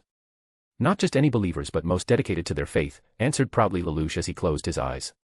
Always following the teaching of the Bible, never committing sins and encouraged others to adopt Christianity. They believed that there was nothing greater and more justified than God. Lelouch didn't know how he was able to hold back laughter. This was too great. I'm pleased to hear that at least some people believe in our Lord. Yes, indeed. They spend their lives worshipping his greatness, especially my father. If there was a hell, Lelouch hoped his parents and his goblin uncle were hearing this. It might be a different world but he was going to trample their name in the mud even here. They believed that there was nothing greater than our Lord and tasked me with winning Holy Grail, for they saw it as a rightful artifact that belongs to the church. Neither my parents nor I wished for such artifact. Instead, we all believe that this way it will be safer if Grail was handed in capable hands of the church so they can use its power to help the weak and those in need. Lelouch couldn't help but imagine what kind of face Charles, Marianne, or V.V. would make upon hearing these words. God, his bastard of the father probably was red with fury. Good. He didn't see that his servant was giving him a funny look from the side. Risei smiled, believing at this lie. This is such a rarity to find people who don't have a wish for themselves and just want to help others. Lelouch happily nodded. An old man was completely wrong about this. However, I don't know about any magecraft that would allow summoning of the 8th servant. Care to explain this, Mr. Lampi Rouge? Of course, I would say it was prayers to Lord but it wasn't just it. I must admit that no one in the family can use magecraft, myself including. Risei looked at him with a queryable look. I might be able to use magecraft in the future but I wasn't trained by anyone and therefore have zero knowledge about this craft. No, my parents spend their entire lives preparing for such an event, learning anything that could allow myself to take part in this war in order to protect Grail from unworthy. Lelouch didn't know many things about magic except what he was told or managed to learn from observation during a fight in port. However, he could understand that regular people didn't know anything about magecraft and very few of them could use it, so the probability of someone without knowledge about magic summoning new servant was small. My parents believed that if they lived lives as proper Christians, praying to Lord to grant anyone from their family to protect the sacred artifact such as this from unbelievers and trying any ritual that didn't require magecraft, then they will be granted their only wish. I was chosen to carry this mission. Does your family connect to the Vatican? Lelouch looked at him with an intrigued gaze. So the Vatican was behind the church in this world as well. Not so surprising but since the church deals with magic Lelouch wondered if their headquarters were somewhere else. Sadly no. My family lived in the USA and didn't try to contact the church without the Grail as an offering. Risei looked confused but he elaborated. They thought that without the Grail or any potential use for the church, my family will be useless. The older man frowned. There's no need to think like this. The church welcomes all believers no matter where they have come from or what they are capable of. Well, I think I understand your situation. So your wish is to secure Grail and hand it over to the Vatican. After Lelouch nodded, Risei was silent for a second. That's a noble wish, but you must understand that even if I'm supporting your desire I cannot help you in this war. I wasn't even hoping for such a thing. I understand that all of the masters in this war have their own wishes, no matter how insignificant they are to the will of God, and I'm ready to fight for the wish of my parents. Okay, that left a bad taste in Lelouch's mouth. Well, almost ready. Is there any kind of issue? Wondered Risei, and the new master nodded. Yes, you see, while my parents tried to make sure I'm part of this war, they were unable to provide me with information about all the rules or more complex information about the war itself. And I was wondering if I could learn some of it from you, father. Well, considering how busy they must have been with taking part in this war in the first place, I can understand why they might have been lacking some knowledge about the Holy Grail War. Risei scratched his chin. Well, I suppose there won't be harm if I answered some questions. However, I will only tell you things that are already known to other masters in this war. Fair enough, nodded Lelouch before glancing at Avenger. Redhead woman was standing silently, listening to their conversation. Red Eyes noticed purple ones. Lelouch didn't know why he felt as if she was staring in his soul. He returned his attention to the priest before speaking.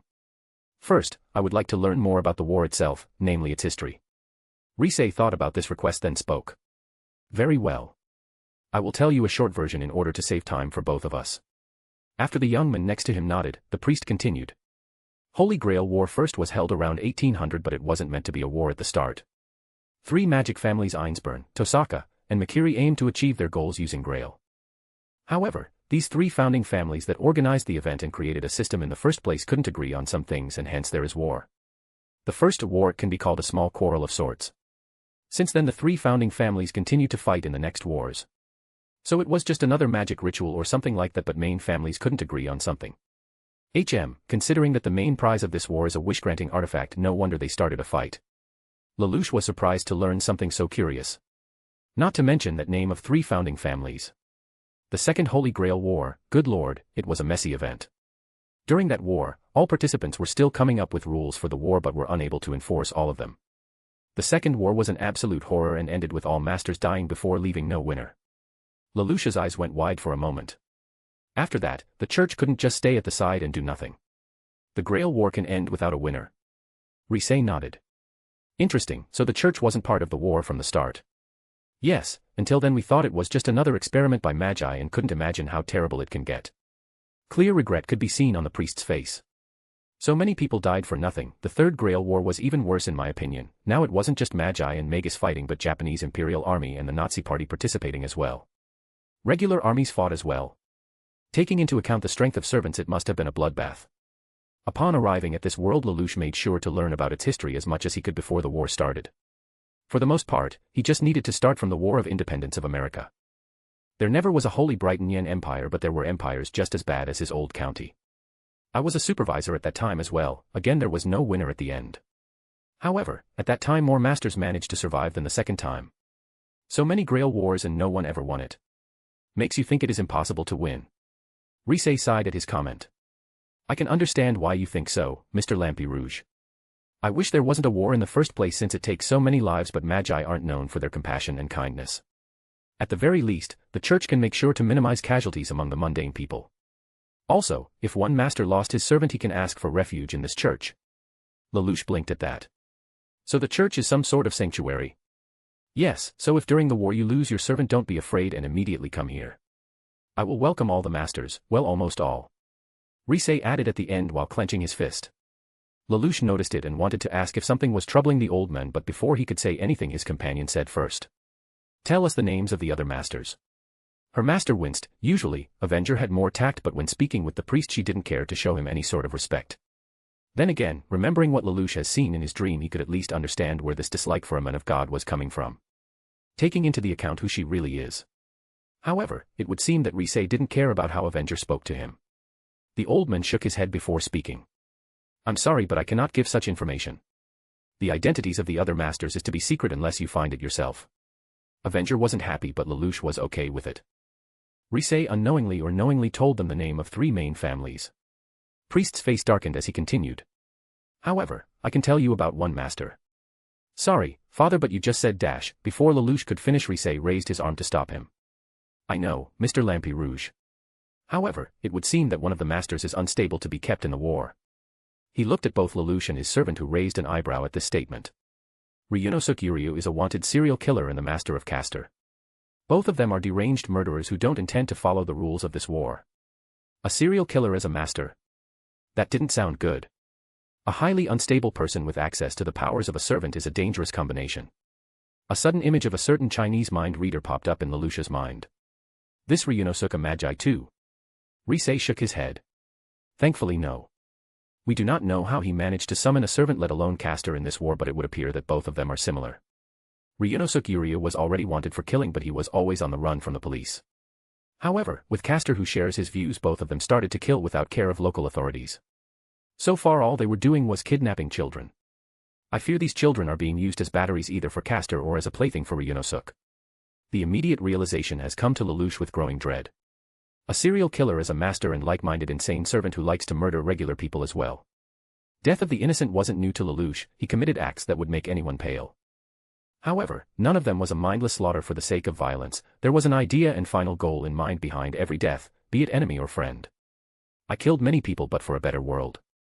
Lelouch didn't bother to hide his vexation before the priest. The old man himself was angry about it as well. However, neither of them noticed how Avenger stared at her master with a thoughtful gaze. Rise stood from his seat and bared his right hand, showing what was on it. Lelouch focused on red signs on it. Today early in the morning before you have come I declared that no fight is allowed between other masters until Ryunosuke and his servant are eliminated. The one who will bring judgment to these pair of lunatics will be rewarded with one additional command spell. Lelouch Lampirouge, as supervisor of Holy Grail War, I ask you to find and stop the master of Caster and his servant before they kill more innocent people. Lelouch was silent for a moment, thinking about this. A new command spell would be better in his hand than with someone else, not to mention leaving Caster and his master alone was something Lelouch couldn't do. Glancing at Avenger he saw how she was annoyed by something but stayed silent as her red eyes noticed him and she nodded. Lelouch turned to Rise and stood. Very well. Father Rise, as the 8th master I will accept your request. If anything I cannot allow someone like this Ryunosuke stay unpunished, he couldn't help but go back to his old Zero persona, the charismatic leader of the Black Knights. Lelouch slightly bowed and placed his right hand on the chest while the left one was raised at the side. Both Rise and Avenger looked at him with surprise, Avenger more with amusement and smirk. I'm glad to hear it. I will pray for the Lord to guide you and others in this mission. However, Father, if it is possible could you direct us in the direction where we can start the search of Caster and his master? Rise opened his mouth but before he managed to utter a word, a new voice said. Head into Fuyuki Forest. Caster might appear there. Lelouch turned to the newcomer while Rise sighed. Kariya, I told you to stay in the office. What are you doing here, son? The man in question was a tall individual with black-brown hair and brown eyes, however, what caught Lelouch's attention was the look in his eyes. He had dead eyes, similar to some people Lelouch saw in the past.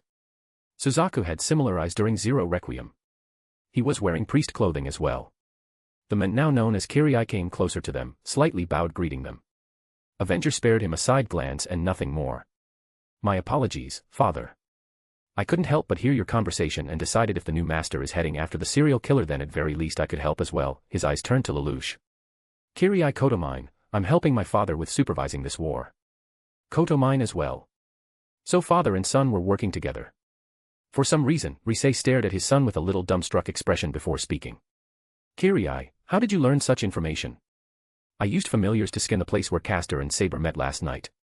I believe Caster will be hunting Saber in the forest. Kariya, his father sounded a little annoyed by something but Lelouch immediately realized something. Saber's base is located in the forest. This Kariya, unlike his father, is more open to sharing information. He gives information as a means to find Caster but wants for us to encounter Saber as well, but why? While Lelouch was busy trying to understand his logic, Avenger spoke. So they had another fight while I was away and it was Saber again. It would seem a foolish knight cannot learn her lesson. Rise turned to both of them and said, Mr. Lampirouge, I'm sorry but I'm afraid that we must end our meeting. I hope I managed to answer what you wanted or at least some part of it. He didn't but Lelouch doubted Rise would say any more useful information. At least his son gave to start with. I understand it, Father. Thank you and thanks to your son for helping in search of the killer and his servant. He smiled towards both Kotomine men, while Rise grimaced. His son didn't show any emotion and just nodded. Well, in that case, I and Avenger will leave you. I hope next time I will come here for the command spell. Rise laughed. You are confident in your skills, Mr. Lampirouge. But of course. After all, I have Avenger with me. He smiled at her while his servant sighed but he could see how the corners of her mouth were slightly raised. Until next time. After saying goodbye to both men, Lelouch put on his mask and glasses before leaving the church and heading in direction of the city. Avenger always in spirit form. It was silent walking until Lelouch went far away from a holy place. After he was sure they weren't followed, Lelouch asked. What do you think? The priest and his son cannot be trusted, Avenger said coldly in spirit form. His son was listening from the beginning and I'm sure his father knew it, but then his son decided to help us. I noticed how Rise was surprised by his son's action, he didn't expect this. Lelouch thought about it. Rise and his son most likely were testing him, however, for some reasons Kariya decided to come out and help them in search of Castor and his master. It would seem that this Kariya has his motives helping us. Or it could all be an act. Are we going to follow this lead? Asked Avenger. It was obvious that the old man isn't happy with the serial murderer being one of the masters, but it doesn't mean we can trust him or his son. It was possible as well. Both Kodomine might have decided to trick Lelouch. Older Kodomine wouldn't give crucial information while the younger one was more than eager to help them. This way Lelouch and Avenger would rely on Kariya in the future as well. However, if it was true then Lelouch had no problem following Kiriya's advice this time. Rise is truly angered by this Ryunosuke Uryu, it is easy to see. It would seem that he knew where Ryunosuke and Castor might appear but couldn't reveal the location of another master and servant. At very least it might be worth checking. We cannot allow this maniac to continue killing children. Master, are you perhaps angered by Castor's master's actions? She asked with a curious tone. Of course, their actions will attract the attention of local police, making things complicated for us, not to mention I'm disgusted by these killings. Avenger, everything must have meaning behind it, murders as well. Killing for the sake of killing isn't something I can approve. A purpose was needed behind everything. Lelouch killed and even died for it. I see. Still, we didn't learn too much from this old man beside the identity of Castor Master but not of Castor himself. I will argue that learning the history of the Holy Grail War and these three families that started this all, is useful knowledge. Einzbern, Tosaka, and Makiri. Lelouch said the name of their enemies in this war. Rise said that they were in every war and most likely in this as well. He and Avenger already met two of them back in the docks but couldn't learn their identities. Kariya talked about the forest, you will head there and see if what the young priest said is true. Head there. Alone and leaving you behind. If Lelouch could see Avenger he would see her rising eyebrows in confusion. Master, isn't it too dangerous? Not necessarily, I will go and try to find some information about this Ryunosuke. Before heading to the forest, you and I should check the local police department and see if they have anything that might help us. Very well, Master. By the way, I wanted to ask you. When you spoke with the old man about your parents and the reason why you are fighting, was it true? Her master laughed. Of course not. My parents and uncle acknowledged the existence of God. But worshipping him. Lelouch stopped walking before a devilish smile appeared on his face. Let's say that I wouldn't mind seeing their reaction. His parents and uncle might be dead but it didn't mean Lelouch couldn't spit at their memory now and then. Chapter 10, Chapter. Kariya, why did you come out? I thought I asked to stay out of the conversation. Young executor bowed his head slightly before apologizing. Forgive me, father. However, I thought that giving Avenger and her master information about Castor will ensure the demise of a monster. Rise's eyes were closed, as usual, but a frown was seen on his face. Son, you know we can't support any master. Before Kariya could say anything he added. Besides Tosaka, that goes without saying. That was part of my idea as well. The Einzbern master is hiding in their castle in the forest. Sending Avenger to deal with Castor will force Einzbern Saber to fight since two servants are on their territory. How do you even know that Castor will show up? Kariya turned to the said and nodded to no one. A second later a female figure appeared before two men. When Castor appeared before Saber and her master he spoke to her as if they knew each other, said assassin. Two servants from the same time, sighed his father. That's not a good omen for us. Actually father. It would seem that Saber didn't recognize Castor or didn't want to. She threatened to attack him if he didn't leave them. The young priest pointed out. Castor and Saber aren't allies or at least Saber doesn't want to be allied with him.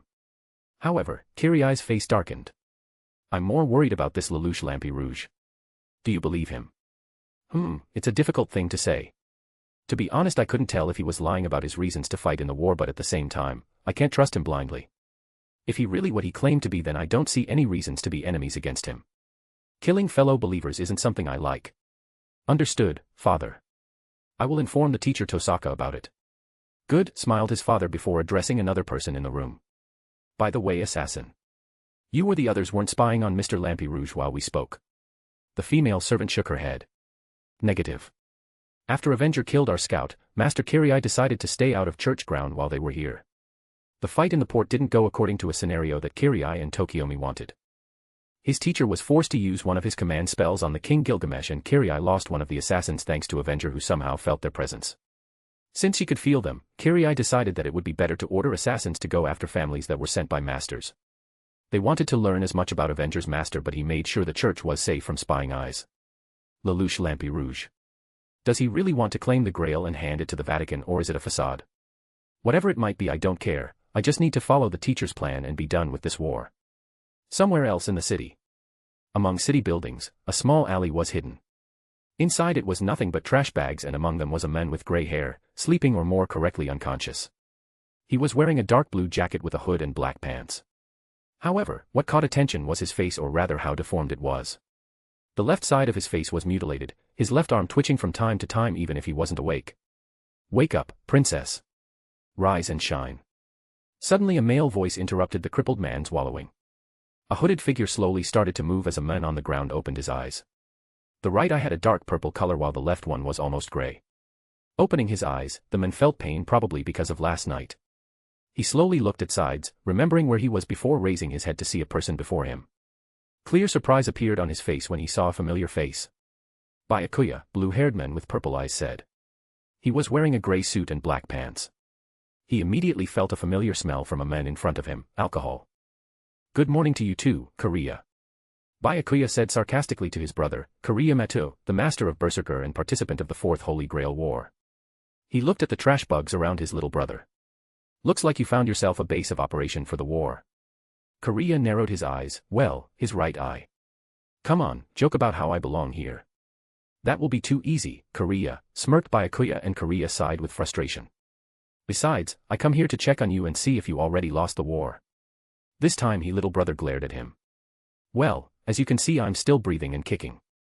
"I'm not going to lose this war, Byakuya," he said, and started to stand up. "If Zokan sent you to torment me, then just fuck dash." However, before he could finish, Kariya felt a sharp pain at his left shoulder and fell forward. However, instead of a falling master of Berserker felt, two arms caught him. Raising his head, Kariya was surprised to his brother supporting him. Even more surprising was the look on Byakuya's face. It wasn't anger or disgust. No, it was something closer to pity and regret. Kariya wanted to ask what he was doing, but before he could, a more familiar pain returned to him. He turned away from his brother and vomited with blood and cursed worms of Zokan. "I see you still enduring it," commented Byakuya, and Kariya could swear he felt sadness in his tone. If it means saving Sakura, then I will endure anything. Be it war or Zokan," he said, and covered his mouth, cleaning blood from his lips with his working right hand. "This is nothing." Byakuya was silent, looking at the picture before him. Kariya, a little brother whom he envied when they were kids. But now, looking at Kariya before him, Byakuya couldn't help but wonder about some things. "Come on. You need some rest," he said, and gave him a hand to help. What?" His brother looked confused. "I said you need some rest. I'm taking you with me." "I'm not going home," shouted Kariya when Byakuya took his hand and tried to go. "We are not going back there. None of us wants to be near Zokan, believe me. But staying here isn't an option either. I will buy you a room in some hotel to stay in. So stop bitching and let's go," yelled Byakuya, and took his hand by force before he started moving. He half expected the beast to appear and protect his master, but it seems Berserker didn't care too much about Kariya. Nobody did, well, probably beside Byakuya, but he wouldn't admit it. "Why are you helping me, Byakuya?" It was an obvious question. Two brothers weren't closest siblings ever, rarely calling each other. Kariya would usually visit to see his nephew, but not him. To be honest, Byakuya himself wasn't completely sure about it. "Let's be honest, Kariya. You won't survive this war even if you win. It might be our last meeting, and I think I could at least try to make it memorable." "But why?" Byakuya sighed tiredly. "Just think about it as my last gift to you, okay? Maybe I don't want another reason to drink at night." God knew, he had enough already. "I'm helping you today, and after that, you are on your own." It would seem it was enough to silence Kariya as two brothers made their way towards the nearest, and preferably cheapest motel in the city. Still, Byakuya glanced back at him and thought about something. Maybe buying some food for him wouldn't be bad too. However, Byakuya's thoughts were interrupted by a sudden word he didn't expect to hear from him. "Thanks, Byakuya." Outside Fuyuki. It was sunset when Avenger made her way towards Fuyuki Forest, where Castor might appear in her spirit form. If the priest didn't lie, something that will cost him his life, then Castor should appear there in order to confront Saber for unknown reasons. Two servants at one place, and if Saber was against Castor as well, then the fight will not be hard.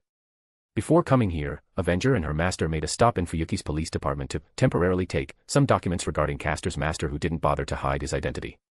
With Avenger's spirit form, stealing documents was piece of cake. However, leaving her master behind didn't appear as a pleasant idea to Avenger, for some reasons. He can take care of himself, as long as he isn't facing an enemy servant. Her master, Lelouch, is smart and she knew he could survive without her. However, it didn't stop worrying about feeling inside her. Avenger didn't understand where this feeling came from, but she liked to think it was because if Lelouch died she would lose her only anchor to this word before she won the Grail. Stop thinking about it, he is full of secrets. He will be fine. I need to focus on my mission, and on this. Avenger stopped moving as she saw an interesting and quite disturbing scene before her. Come on, children, said a high voice that has come out of a hideous creature in robes with fishy eyes that was a leading group of kids who were clearly scared but did as he said. We don't want to make the Holy Maiden wait any longer. This must be Castor, she thought as she looked closely at him. Disgust was on top of her thoughts as she analyzed him. Well, this is interesting. Is he planning to use these children as hostages against Saber? Her knightly attitude might be used against her. Hey, then better to take care of it right now, thought Avenger as she has come out of spirit form and raised her minigun and aimed at Castor. Chapter 11, Chapter. Outside Fuyuki. Dozens of red lights flew towards its target, but before they could touch Castor, several tentacles burst out of one of the children that was standing next to him. They took a hit of a surprise attack, saving their creator but dying themselves. The shock was visible on Castor's face, however, it was quickly replaced by anger as he opened his mouth and shouted an indecipherable cry. While he was screaming, Avenger annoyingly clicked her tongue. How dare you, shouted the hideous servant, not even seeing his opponent but having a general idea where she was. Now, making another shot from her position wasn't going to work. Avenger noticed how Castor was holding a book in hands, probably his noble phantasm. I was bringing these children as a gift to Holy Maiden, but because of you one of them spoiled. He waved at children who were terrified by what they just saw. Don't you have the decency to show yourself? Instead of an answer, what Castor got was another barrage of magic bullets. However, this time he created a shield using his tentacles that come out of the earth. While he managed to protect himself, the former French marshal couldn't sense his attacker. Before dismissing his organic shield, Castor made another spell while he had a moment. While his eyes were glancing in a different direction, he didn't see or sense how figure made her way, her katana aimed at his back. Let's see how your shields block this. Red energy formed around her sword as Avenger launched at Castor from behind. She wasn't an assassin, but even she could make this trick. She was a few meters away from her target when something burst out from the ground. Another tentacle appeared around her. Redhead Warlord had less than a second to cut two of them, but another three wrapped around Avenger. Fury was easily seen in her eyes. Oh, so you are the new servant? Avenger asked Castor, who now had a good look at her. He brought up his palm to his chin to rest on. You look strong even if you cannot be compared to Holy Maiden, concluded servant after making his analysis. Avenger glared at him with fire in her eyes. Her? Compared to someone else? Was Castor talking about Saber when he said, Holy Maiden? Only one way to find out. She looked at her surroundings, tentacles holding her back, for now. Behind Castor, she saw a group of children terrified most likely by both of them. This Holy Maiden you talking about? It is Saber. I take it, two of you know each other. Castor looked at her with an open mouth before nodding with a huge smile on his face. Of course. There is no person in the world who knows Jeanne d'Arc better than me. Gillis de Rice, he declared happily, not bothered by the fact he just revealed his and Saber's true name. At the same time, Avenger's brain immediately started to analyze the information she just learned. So foolish knight is Jeanne d'Arc. Well, sounds believable enough. It was obvious that Saber was from the West, most likely Europe and certainly not Portugal in Avenger opinion. The fact that someone as French Holy Maiden was acting honorably was another proof to her. Grail was proving her with information about Saber and this Castor. Jeanne d'Arc. The one who was burned at the stake. And you're that French marshal who is famous for killing little kids? Huh, I'm curious how Saber will react when she sees your ugly face, she asked mockingly. Shut up, yelled Castor. She didn't deserve this. My poor Jeanne didn't deserve any of this, but the Grail heard my wish and granted me victory. He spread his arms at the sides, making a pose with closed eyes as he smiled. Avenger decided to listen for another moment, expecting to hear another useful information. But, my Jeanne denies the truth, damned God played with her mind. I plan to show her reality, to bring her back with the help of these children. He smilingly glanced back at children who froze. But you dared to interfere. Avenger, who listened to all of this, proudly nodded from her position. Don't be sad. It isn't like Jeanne d'Arc was going to welcome you anyway. To see her old friend turned into a hideous monster like yourself. My, that foolish Saber is probably disgusted by you, she smirked when she saw how veins popped out on Castor's face. You! Shouted Castor and tried to punch her. However, Avenger had enough of this game. She opened her mouth and breathed in before breathing red fire in his direction. Castor, caught off guard, had a moment to react and fall back, but flame reached its target and was now burning in Gillis's arms. He screamed in agony while Avenger burned down the rest of the tentacles that were holding her back. Dozens of matchlock rifles appeared in the air around her as Avenger aimed her katana at the direction of Castor and opened fire. However, children that were until now frozen on the spot suddenly jumped before bullets. It was obvious that they were under spell, but this spell left them conscious, probably one of Castor's kinks. Just like the first kid, all of them explode, leaving only tentacle monsters at their place. They protectively surrounded the lying figure of Gilgamesh Rice and hissed at her. "It is time to stop playing around," coldly said Avenger, when her minigun appeared in her left hand with katana still in her right arm. She aimed her weapon and dozens of matchlock rifles at the massive monsters before her. "Indeed," shouted Castor, who raised from the ground. Damage from the fire was visible on his arms in the form of bubbles. However, Castor clenched his fists and mumbled something under his breath. At the same moment, two tentacles materialized around his arms. Now with new appendages and the small army of monsters next to him, Gillis glared at her. "You will suffer for daring to interrupt my and Jean reunion." "Ha ha ha, my, you're both pathetic and hilarious at the same time, Gilgamesh Rice. I wish Jean Dark was here so you could see the disgust on her face." Avenger taunted him with a pleased smile as her opponent's army rushed at while Castor was cursing her name. Avenger met ugly creatures with a sword and gun at her hands. Einzbern Castle. Inside the German castle, the master of Saber and his assistant were on the second floor in one of the rooms watching the fight on TV, while his servant and wife were somewhere at the castle. Kiritsugu made sure familiars weren't the only method of security system in the forest, and now it was paying off. He carefully analyzed the fight between two servants. He narrowed his eyes when children around Castor, Gilgamesh Rice, were transformed as monsters.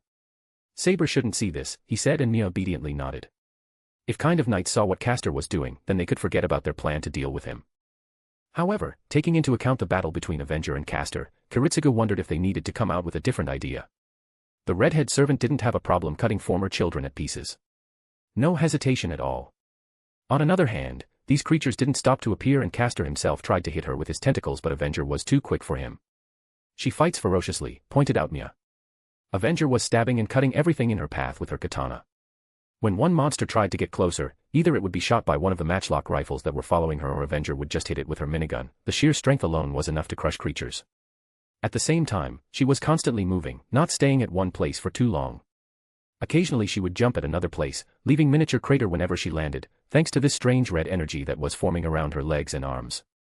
"Maybe we should leave Avenger to deal with Castor and then finish her while she is exhausted from a fight," thought Kiritsugu. If they attacked Avenger right after she killed Castor, then technically they weren't breaking the temporary ceasefire between masters. Let them fight, then I will send Saber after the winner. However, his plans wouldn't be fulfilled. An explosion thundered outside, and both of them immediately turned to the direction it has come from. "The main entrance," concluded Mia, but Kiritsugu already rushed outside. Was Castor or Avenger's attack just distraction? He didn't have time to find an answer. Kiritsugu had run towards the main entrance, Mia behind him, both armed with a Calico M950. They were inside one of the hallways that lead into the entrance. However, before they entered the main room, inside the hallway he noticed the silver bird, one of Iris's familiar. It has sat on the floor, waiting for them. Kiritsugu didn't understand what it meant until he heard a new voice. "I, Kenneth L. Meloy Archibald, challenge the master of the Einzbern family. Master against master, servant against servant." Kiritsugu saw his wife and standing next to her Saber in her armor. His iris had stern look, something that was rare for her, as she looked at the men before her. Kiritsugu and Mia didn't see Kenneth, but the heir Archibald family no doubt was with his Lancer. Good, while Saber and Lancer fought he would kill Kenneth. He turned to Mia, who immediately understood what he was thinking, and nodded. Two of them turned and went away. They were going to strike Kenneth from the flank. Irisveal and Saber looked down on their uninvited guests from the second floor. Entrance door destroyed from an explosion that Kenneth made upon entering the castle. His servant standing before him with his spears aimed at the floor. Both Saber and Lancer stared at each other, waiting for their rematch. "I, Irisveal von Einzbern, accept your challenge. Our servants will have to fight outside," she said with a serious tone, and Kenneth smiled. Finally, a proper duel between masters of the Holy Grail War. "Lancer, deal with Saber," commanded Kenneth, and his servant obeyed. Lancer slowly made his way towards Saber, smiling, happy to finish what they started the previous night. Saber moved forward, stepping away from Irisveal. Artoria would lie if she said she didn't want this as much as Lancer. Both of them went outside, leaving their masters alone, or so they thought. "I will admit I was a little disappointed when I learned that Einzbern family would be again represented by Homunculus," commented Kenneth. Neither of masters moved since their servants left, waiting for another to make the first strike. What Kenneth didn't know was the fact that 2 assassins were surrounding him, with Kariya moving between rooms on the first floor. He wanted to strike Kenneth from the side and Mia was doing the same from another side. When the master of Saber was where he wanted, Kariya slowly opened one of the doors that leading to entrance hall. However, his eyes noticed something next to Kenneth. There was some liquid near his legs. What alarmed Kariya was the fact that this liquid was slowly moving and making its way to Iris Veil. Mega's killer eyes narrowed as pulled out Thompson contender and slowly aimed at Kenneth. What Kariya didn't notice was the liquid that slowly flowed next to his legs and making contact with one of his boots. So who will attack first, Einzbern? You or I'm? Asked with a smirk Kenneth before turning and looking at the direction where Kariya was hiding. Or one of your dogs, he yelled and raised his arm, commanding Silver under Kariya to attack. Mega's killer had a second to react and dodge the strike. Rolling back, he immediately started to shoot with Calico M950. Bullets went through the door but never pierced Kenneth. His liquid of mercury that was he hid under his clothes leaked out and formed a barrier around him. Standing inside it, Kenneth couldn't help clenching his teeth. You using mere guns against my magecraft? How tasteless, commented Master of Lancer.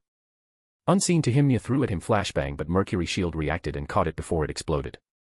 Is that all dogs of Einzbern can do? Use weapons of peasants, he asked his enemies. Iris Veil glared at Mercury Barrier where Kenneth was hiding, angry that he dared to call her husband dog. As a master of Einzbern, I won't allow you to badmouth our family members. As she said it, Iris Veil pulled out wires which transformed at her familiars. 2 small creatures at the form of eagles flew around the silver wall before diving into it. Her familiars reinforced and therefore were able to create holes on top of Kenneth's shield. Mia used this moment to fire while she has a chance. Dozens of bullets flew inside Kenneth's little safe zone. Some of them were stopped by Mercury that stretched out as fast as it could to protect its master, but some of them found its target. Kenneth's clothes were reinforced as well in case his shield failed. He wasn't died or bleeding, but it didn't mean he didn't feel pain from impact.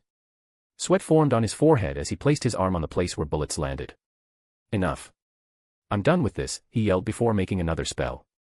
Mercury shield that was covering Kenneth divided into 3 parts. One part jumped on the second floor at the direction where a fire has come from. The second one rushed at a room where Kariya was hiding in and combined with mercury liquid that Mega's killer dodged. Last one and most massive stayed with its master. Kenneth started to walk towards Iris Veil. No more games, Einzbern. I will show you what real magi look like. Chapter 12, Chapter. Outside castle 2 servants clashed at the battle. Saber invisible sword blocked tip of Lancer's red spear. She noticed that he wasn't using his golden cursed spear and wondered why. The moment Lancer tried to hit her with the base of his golden spear, Saber used the opening to strike with her sword, but because of curse on her hand, Saber was unable to make a quick move. Her opponent saw an incoming strike and made a counterattack. Last time he learned the length of her sword and therefore now can see an opportunity.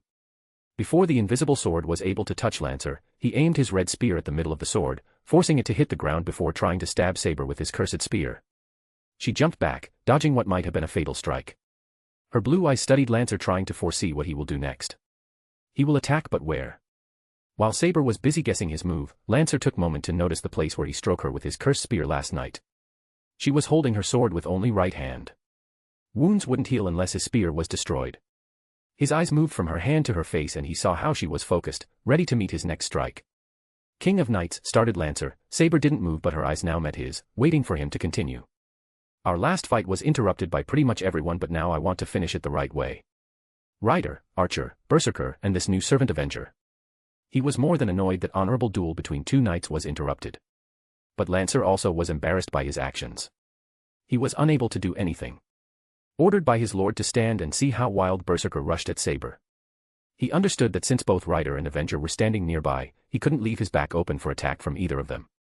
It didn't mean that Lancer was happy with this, at least his master didn't order him to assist Berserker. Lancer pointed his red spear at Saber before saying, I, D'Armwood Ua Duibni Knights of Fianna, challenge you to duel between knights. He smirked when Saber stared at him with disbelief. Lancer, why would you reveal your name to me? Because I can't fight another knight while hiding my own identity. Saber, no king of knights, Arthur Pendragon. We are knights and should fight as knights with honor, he declared while pointing his red spear at her. Saber stared at him for a moment before smiling, happy to see something familiar in this war. Indeed, as knights should, she stood in more common position, her sword while not visible, aimed at him. D'Armwood Ua Duibni. I, Artoria Pendragon, accept your offer. Let's us fight as a knight should, she screamed before launching forward, forcing him to quickly move into the defensive stand. Artoria moved quickly, making quick strikes, forcing Lancer to move back. She could fight with only one hand, but it was enough for her. She had a good teacher after all. Lancer had to block or dodge every strike that she sent his way. He knew that these hits were not well aimed and were meant to confuse him. He was forced back while Saber kept going forward. If he tried to counterattack, he might give her enough room to strike him down. Instead, Lancer continued to fall back before jumping at the side, his shorter golden spear sent at Saber towards to stop her assault. Gaining some distance from her, D'Armwood started to slowly move at the side, his red spear aimed at her while the golden one was behind the back. His eyes never leaving Saber, who started to walk in another direction. Now two of them were walking at a circle and she tried to close distance. Lancer waited for her to rush at him, but Saber didn't do it. Instead, she slowly walked before stopping and asking. Lancer, no, D'Armwood, she quickly called him by his name. Tell me, are you satisfied by your master? He raised an eyebrow at this question. Where this coming from? I want to know how you feel about your master. He did order you to stand down when Berserker attacked me. As a knight, I can imagine what you felt. He let out a sigh. If you worried about that, don't be. My lord, while easy to displease, is a still confident man who wants to win Grail. He might have a different understanding of honor as Magi, but he has his pride as noble, not to mention his master, Kenneth L. Meloy Archibald, without doubt, loves his fiancée. D'Armwood felt pain knowing that Solui Nuatari Sofieri might become another victim of his curse. The last thing he needed was to repeat a mistake that cost him his honor and life. I see, sadly, I don't know if I can say the same about my master. Artoria didn't want to think badly of other people, she forgave sins of another. But her real master Kiritsugu was a difficult man to say, at least. She met likes of him in the past and remembered what they did to achieve their goals. In some sense, her master was reminding her of her sister. She was ready to do whatever it takes to achieve her goal, but unlike Morgana, Kiritsugu has a noble goal. I can respect his wish, but his actions and plans anything but noble. Are you unhappy with your master, Saber? Asked D'Armwood, but she shook her head. We just have a difficult time understanding each other, that's all. I was just curious if other servants were facing similar problems, she smiled. Sorry, for stopping our duel for something so trivial. No problems, said D'Armwood before rushing at her while Saber was caught off guard. Sadly, her reaction was immediate and she blocked his attack before striking back. Her sword and his spears clashed against each other. How unlucky, I hoped it will work.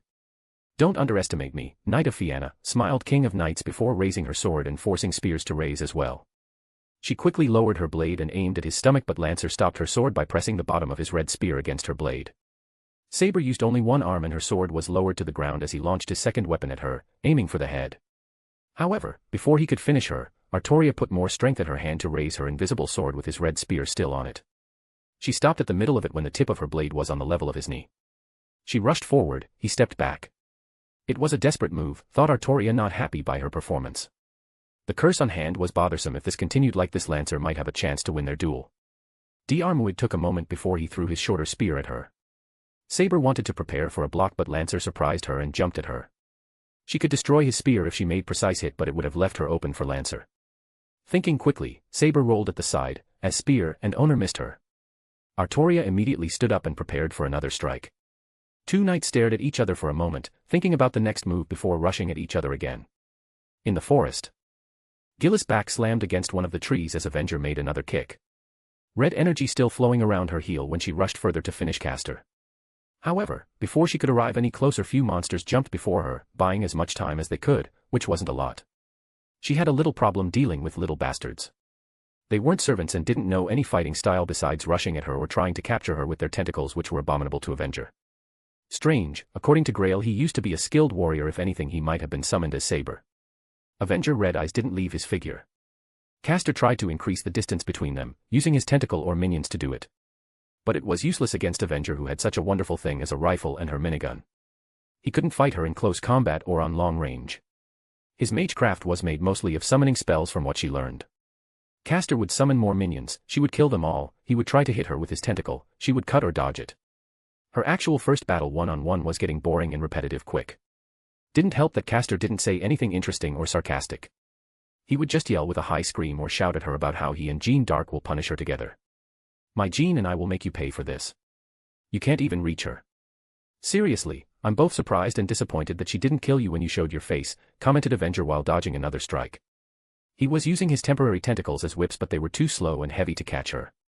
Avenger jumped in the air to dodge the first tentacle before crushing at the second one and digging her heel in it. Her disappointment of enemy let out another furious scream. I was expecting more from someone known as an ally of Jeanne d'Arc. She would have been disappointed if she saw this pathetic fight. Avenger was honest this fight, she had an advantage in this fight.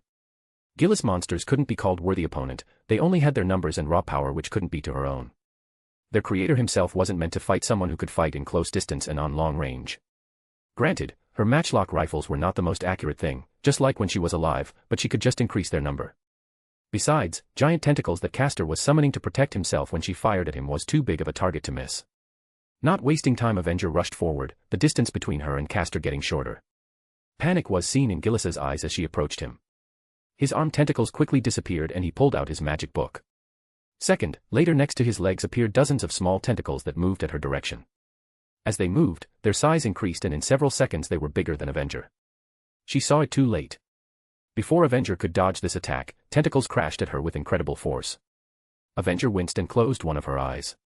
She didn't want to admit it, but it was first actual strike from Castor that managed to hurt. Furt appeared in her eyes, as red energy started to appear around her body. A moment later her entire body was covered in powerful red energy which exploded, destroying giant tentacles. Castor tried to repeat this trick but Avenger wouldn't let him. She had run towards him, cutting down anything that he sent her way. Castor tried to make another spell but this time she was faster. Before he could make any move, Avenger raised her katana and went for a kill. In the last attempt of defense, Geass raised his right hand as any kind of block. Unsurprisingly, her katana easily cut down his right hand all the down to the elbow. He let out ears-bleeding scream that made even Avenger flinch but her arm stayed strong on her blade. It stopped on level of his torso as she tried to stab him. However, before she could make the last strike and kill Servant in front of her, another giant tentacle burst out of the ground and rushed at its target but unlike before its aim wasn't Avenger. No, tentacle hit its master Castor in the torso from the side, sending flying away and making Castor scream again.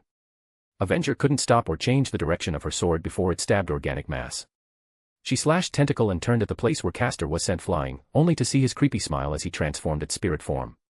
Enjoy your victory, Avenger. Next time both I and Holy Maiden will deal with you. Avenger jumped the moment when he opened his mouth but right before her katana could reach him, Geass de Rice disappeared. ARG, roared Avenger in fury as she slammed the ground with her heel covered in red energy. It left little flames that quickly burned out. Avenger calmed down but her eyes still held murderous gaze. To think that some low servant as this Castor would run away from me. She was furious but taking time to rethink this battle, Avenger started to think about how much she gained. Not only she learned Castor fighting style and some of his most repetitive moves but most importantly his and Saber's true identity. She closed her eyes before starting to laugh that didn't sound healthy. This night wasn't so worthless as she first thought. At that moment, she felt something. Well, it would seem that I wasn't only fighting tonight. This night isn't over yet. Chapter 13, Back in the castle things weren't going in Kenneth's favor. He still felt pain from getting shot minutes before but what made things worse were his enemies. He expected Master from Einzbern family to be similar to some talented magi he dueled with in Clock Tower. However, female homunculus was anything but that. She would dodge his gander when he tried to shoot at her but thanks to her damn familiars that were assaulting and forcing him to use his mercury shield he couldn't do anything. Wired birds were not regular creation and were made with high quality, Kenneth could easily tell it. Einzbern homunculus wasn't what he expected to see in the Grail War. She would easily dodge his spells and mercury attacks. Kenneth didn't even see her using reinforcement, it would appear she was doing it on her own. His face frowned when Iris Veil dodged another attack. He used his mercury and sent it after her. Liquid mercury quickly flowed towards her inside castle hallways. When she wasn't looking, mercury transformed into a small spear and launched at her. However, before it could reach the female master, Mia appeared. Black-haired woman had run towards its master. Not caring about the danger, she threw something in his direction and took Iris Veil into her hands before rolling away.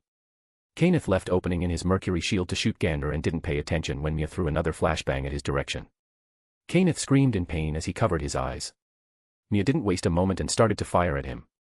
However, his shield automatically moved on its own to protect him, blocking every bullet.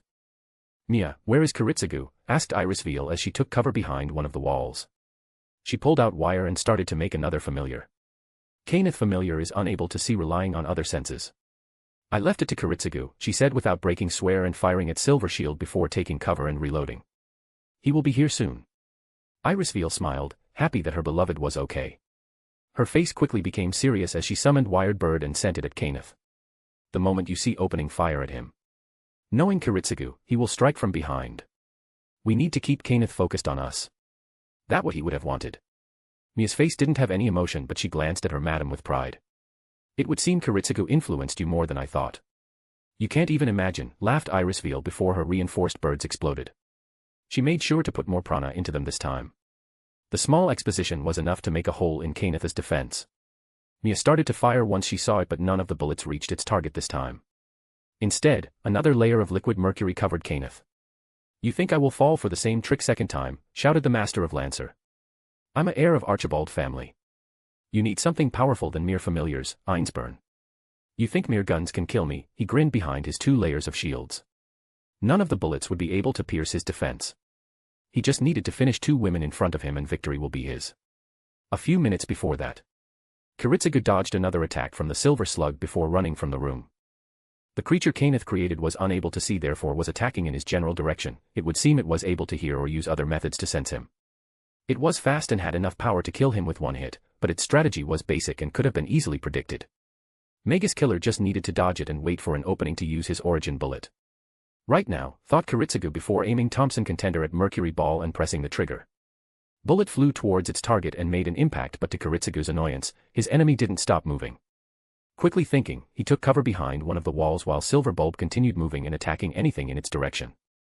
It would seem that his opponent lost him. If I want to deal with this thing, I need to find Kenneth. The situation wasn't good. Kiritsugu was busy while Irisveal and Mia were somewhere else. He needed to act fast. However, soon he heard gunshots. He turned his head to direction where noise was coming from and soon saw Mia running down the stairs while shooting at another Mercury familiar that was following her. Mia knew about trap while her chaser didn't. Having no problem dodging it, she took cover next to Kiritsugu while her enemy activated their trap. Neither of them was paid attention to an explosion that covered Mercury slime in debris. Instead, they used the moment to reload. Where is the second one? Still, trying to find me, answered Kiritsugu as he reloaded Thompson Contender. However, soon both of them heard a noise. Shit. Kiritsugu, we have a problem. Under debris that covered that should have killed the second slime, silver liquid started to slowly flow out before combing in one. What do we do? He was silent for 1 moment before speaking. Go and find Irisveal. Protect her no matter what. I will deal with them. Kiritsugu didn't give her a second to respond. He made several shots at the window before them. Go. Mia did as he ordered and jumped through the window. He knew she would be okay, they were on the 1st floor. Now Kiritsugu needed to get rid of these 2. He dodged attack one of them, as the one who was originally after Kiritsugu rushed at him. As rolled forward, its attack completely missing him. Now 2 of them were in one place, while he had escape road. However, when 2 mercury slime contacted each other started to combine, becoming bigger. Well, at least now there is only one. It moved towards him but Kiritsugu has run away from it. His origin bullets didn't work on it, only passing through it. There were magic circuits or magic crest to destroy. His special weapon wasn't effective against this type of enemy. It meant that Kiritsugu needed to find something else. Think, Kenneth is specialized in several different fields of magecraft. This thing must be created by using alchemy.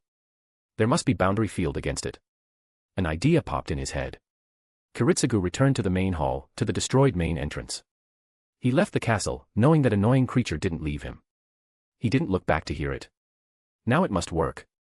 Mercury Familiar didn't stop its chase after Magus Killer, who fired several shots at it. The silver creature rushed at Kiritsugu, who calmly staying, waiting for it. However, once it was at the main door, creature froze. Kiritsugu smirked as a pentagram lightened up with blue light. This was one of Einzbern family defensive boundary fields against fairies and ghosts that lived in this forest. It would appear, Kenneth didn't destroy it when he entered the castle. Doesn't matter now. I need to find Kenneth. As Kiritsugu entered the castle, he heard gunshots and explosions coming from the 2nd floor. He pulled out Thompson Contender and made his way there. Upon reaching the 2nd floor and finding a place of battle between 2 magi, he saw both Irisveal and Nya fighting against Kenneth. Not wasting time, he aimed and prepared to fire origin bullet and finish him. However, at that moment something happened. An unexpected explosion destroyed the wall that was leading outside, leaving a giant hole in the castle and allowing to see night forest. However, it wasn't the most notable thing that happened. A lone figure appeared in the corridor and stood between Magus Killer and his target. Kenneth's eyes went wide when he heard an explosion coming behind him. Kiritsugu narrowed his eyes, while Irisveal's eyes went wide. Mia already prepared to fight a new enemy. Behind shields, Kenneth wasn't fast enough to turn and was last to see new figure. You. Kiritsugu has come back to his senses and pressed the trigger. Origin bullet flew towards its target, Kariya knew that Kenneth's shield would be nothing against his special bullet. However, before it could happen, a new figure moved. She raised her katana to block a flying bullet. Once it was stopped, the origin bullet fell on the ground. Everyone froze. Both masters considered using their command spells to call for their servants. However, before either of them could react, redhead woman turned to silver shield and smashed it with her fist being covered in red energy.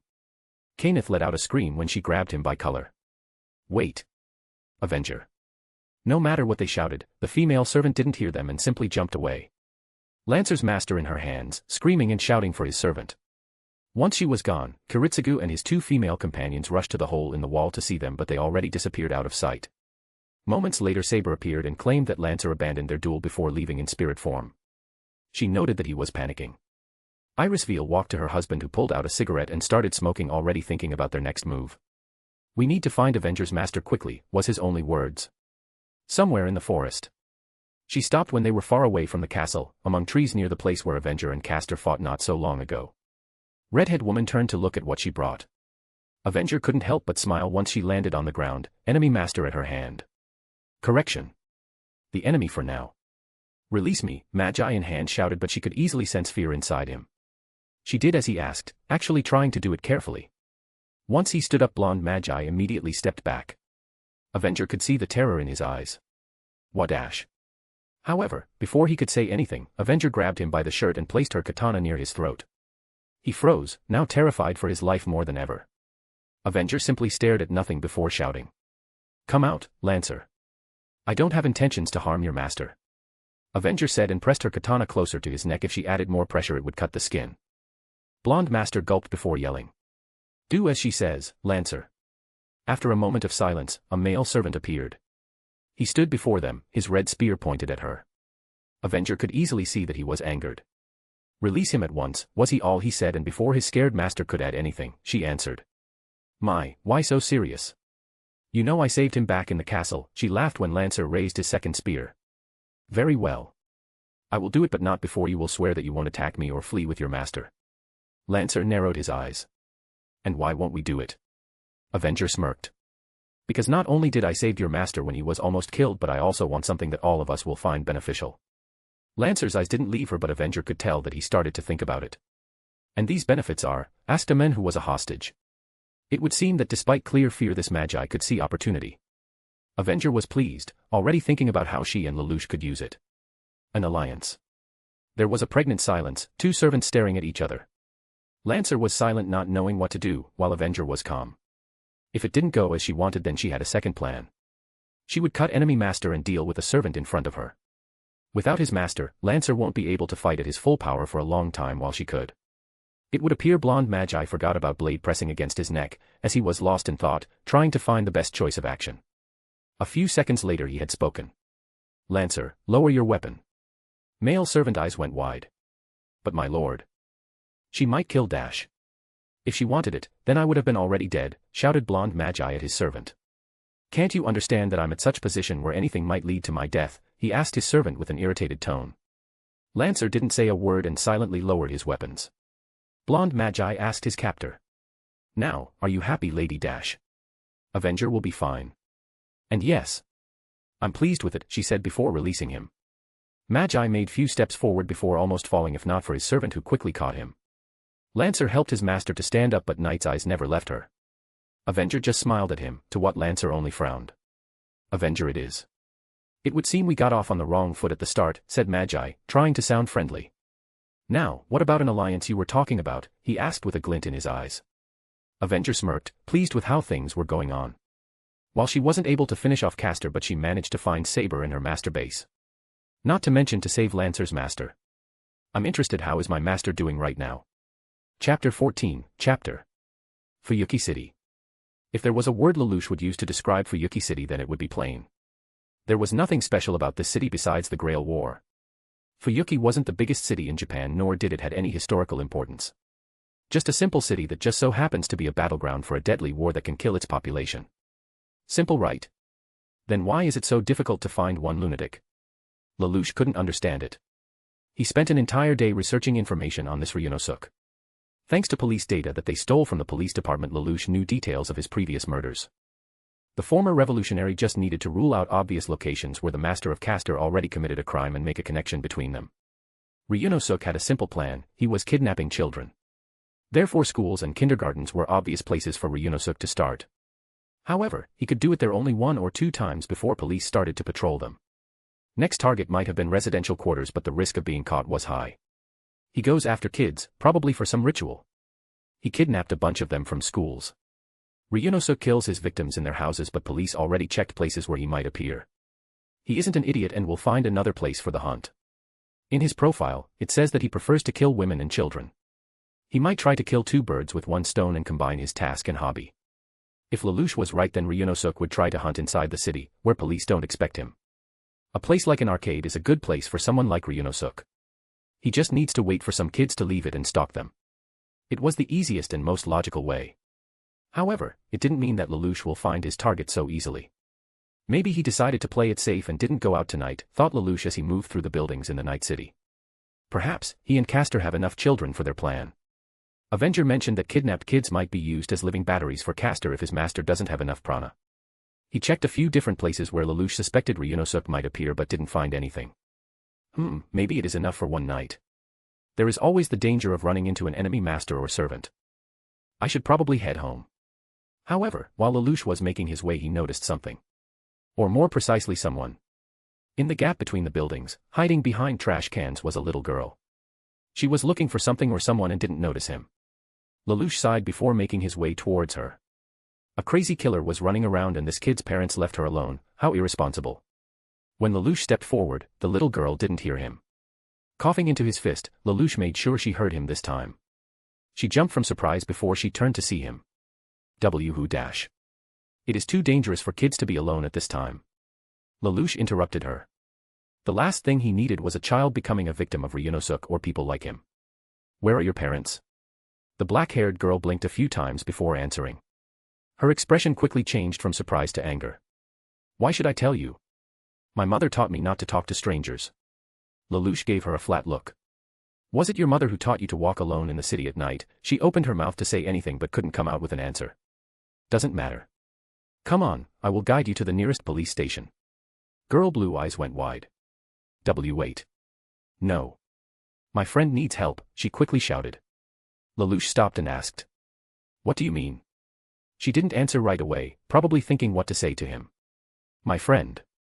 I think I saw her with that guy from the news. He noticed how her hands started to shake. A serial killer. He narrowed his eyes and thought about it. So Ryunosuke is here. He glanced at the girl before saying. If that's true, then we need to call the police. I will take you to the police station and tell them about it. Mixing regular people into this wasn't Lelouch's desire, but he needed to make sure that this girl didn't become Ryunosuke's next victim. He will just leave her to the cops to deal with and go after the lunatic. His main objective was to find clues to where the master of Castor and his servant might be hiding, not to fight either of them. If what the young priest said was true, then Avenger will find Castor in the forest. While Lelouch was sure that Avenger isn't weak, hoping that she will take out Castor so easily was too optimistic to be a reality. The most realistic outcome will be for Avenger to learn Castor's abilities while Lelouch found their base of operation. I can't. Lelouch sighed. Listen, I know you are worried, but do you think you can do anything against that person? Tell me, what are you going to do? Try to beat him. If what you said is true, then we are dealing with a dangerous man who is known for killing children like you. Police will deal with him. Okay, he said with a calm voice. She didn't say anything. Her blue eyes were staring at the ground. Lelouch could notice that they were becoming moist. I understand. Good, he didn't want to deal with some child who thought that she could do anything without thinking everything through. Yes, he understood the irony of this situation. Let's go. The black-haired girl just nodded. That reminded Lelouch that he didn't know her name, but why does he need it? It isn't like they will ever meet again in the future. It would seem Lady Luck decided to reward him as a police car was driving nearby. At least the authorities are doing something. Now, I just need to leave her to them. See. Police are already here. We'll just inform them about that dash. Lelouch stopped talking as he turned around only to find a spot where the girl stood empty. He raised his gaze and saw her silhouette running ahead. Great. The little rascal ran while he was distracted by the police siren. Why does everything in my life need to be complicated? Lelouch let out a sigh before going after the unknown girl who had run towards a wanted serial killer who was also a master in the Grail War. He couldn't help but roll his eyes at this thought. Everything about it was absurd. However, absurd situations were part of his life at this point. I just need to deal with this issue. He went after her. Making his way between buildings and making sure that he was unseen, Lelouch soon saw his target. An orange-haired man walking with a little boy who was holding his hand. Did Ryunosuke lie to the boy or used another method to lure him out? Magecraft might be an answer. If it was so, then the situation just became more dangerous. The elder Kodomine said that the master of Caster wasn't a magi or magus, but it didn't mean he could learn something from his servant. Lelouch's thoughts were interrupted when he saw a familiar black-haired girl from before hiding behind the corner of buildings. However, upon closer inspection, he noticed how she was holding something in her hands. He couldn't distinguish the object, but he saw how it glowed. Maybe a phone or something like that. Interesting. Ryunosuke and his current victim made their way towards some sort of basement. Lelouch decided that it was some sort of bar or karaoke when he saw signs above it. Okay, I found Ryunosuke's base, or at least one hideout. I will return with Avenger and Dash. However, it would seem that fate liked to make Lelouch's life harder than it was. The unknown little girl made her way towards the front door and entered it. Lelouch paused for a moment and cursed under his breath. Of course, just enter the serial killer's hideout knowing full well he is there. Because a little girl can protect herself from a wanted man who is known for killing children. What can go wrong? Lelouch frowned as he made his way there. Leaving this girl was out of the question. Ryunosuke and Caster most likely used children for magecraft. To deprive them of needed resources was a strategic move. Not to mention, the idea of living kids left with a crazy killer sickened Lelouch. What if it was Nunnally? He couldn't find windows and he didn't want to waste time. Lelouch made the most idiotic decision he could and followed after the little girl by entering through the front door. Excuse me, he shouted, making sure to be as loud as possible. Is this place closed? This was some sort of bar, but it was in bad condition. Broken bottles, garbage everywhere, and a strong stench. However, the first thing that caught his attention were people inside. Children, a lot of them. All of them were sitting behind a table with a strange look at their eyes. Were they drugged? That would explain why a kid from before was willingly walking with Ryunosuke, speaking of whom. The master of Caster was staying next to the children. Lelouch saw photos of the men, but he expected the maniac to be taller or more impressive. The men before Lelouch narrowed his eyes and looked at the former demon with an annoyed expression. He turned to him and spoke. Yeah, we are closed tonight. It's a private party, so please get out, Lelouch slightly smirked. Placing his right hand on his hip, he walked towards an empty bar, making sure not to lose sight of Ryunosuke. I didn't know you could have kids' parties here, Lelouch said as he took one of the glasses at the bar. Quickly studying it, he noted that it wasn't used for some time. If I knew that, I would have an organized party here for my little sister. Really? Ryunosuke suddenly said with a happy tone to the men before him. If that's so, then call her right now. We can have one big party right now. Kids wouldn't mind some company. Right, kids, he smiled towards his victims who didn't react and just stared with dead eyes at the table. Lelouch didn't show any emotion, but inside he felt many things. Anger and disappointment were one of them. He is either a complete idiot or just doesn't care. And he is one of the masters in this war. Great. Lelouch shook his head. He just needed to gain some time for the little girl who was currently sneaking behind Ryunosuke. She was confident, that's for sure, but he started to suspect that she was too confident in herself. However, it didn't matter right now. He just needed to distract the enemy master while she saved the other kids. He hoped they would quickly leave so he could get rid of Ryunosuke while he had a chance. This wasn't my original plan, but I can't waste such an opportunity. But first, she needs to save the kids and escape with them. Can't have so many witnesses, even if they are kids, see me shooting an adult man. The last thing I need is the police looking for me. I'm afraid I can't do that. Maybe next time. Lelouch smiled as he came closer to Ryunosuke. What if I return here next time with my sister and we will have a party?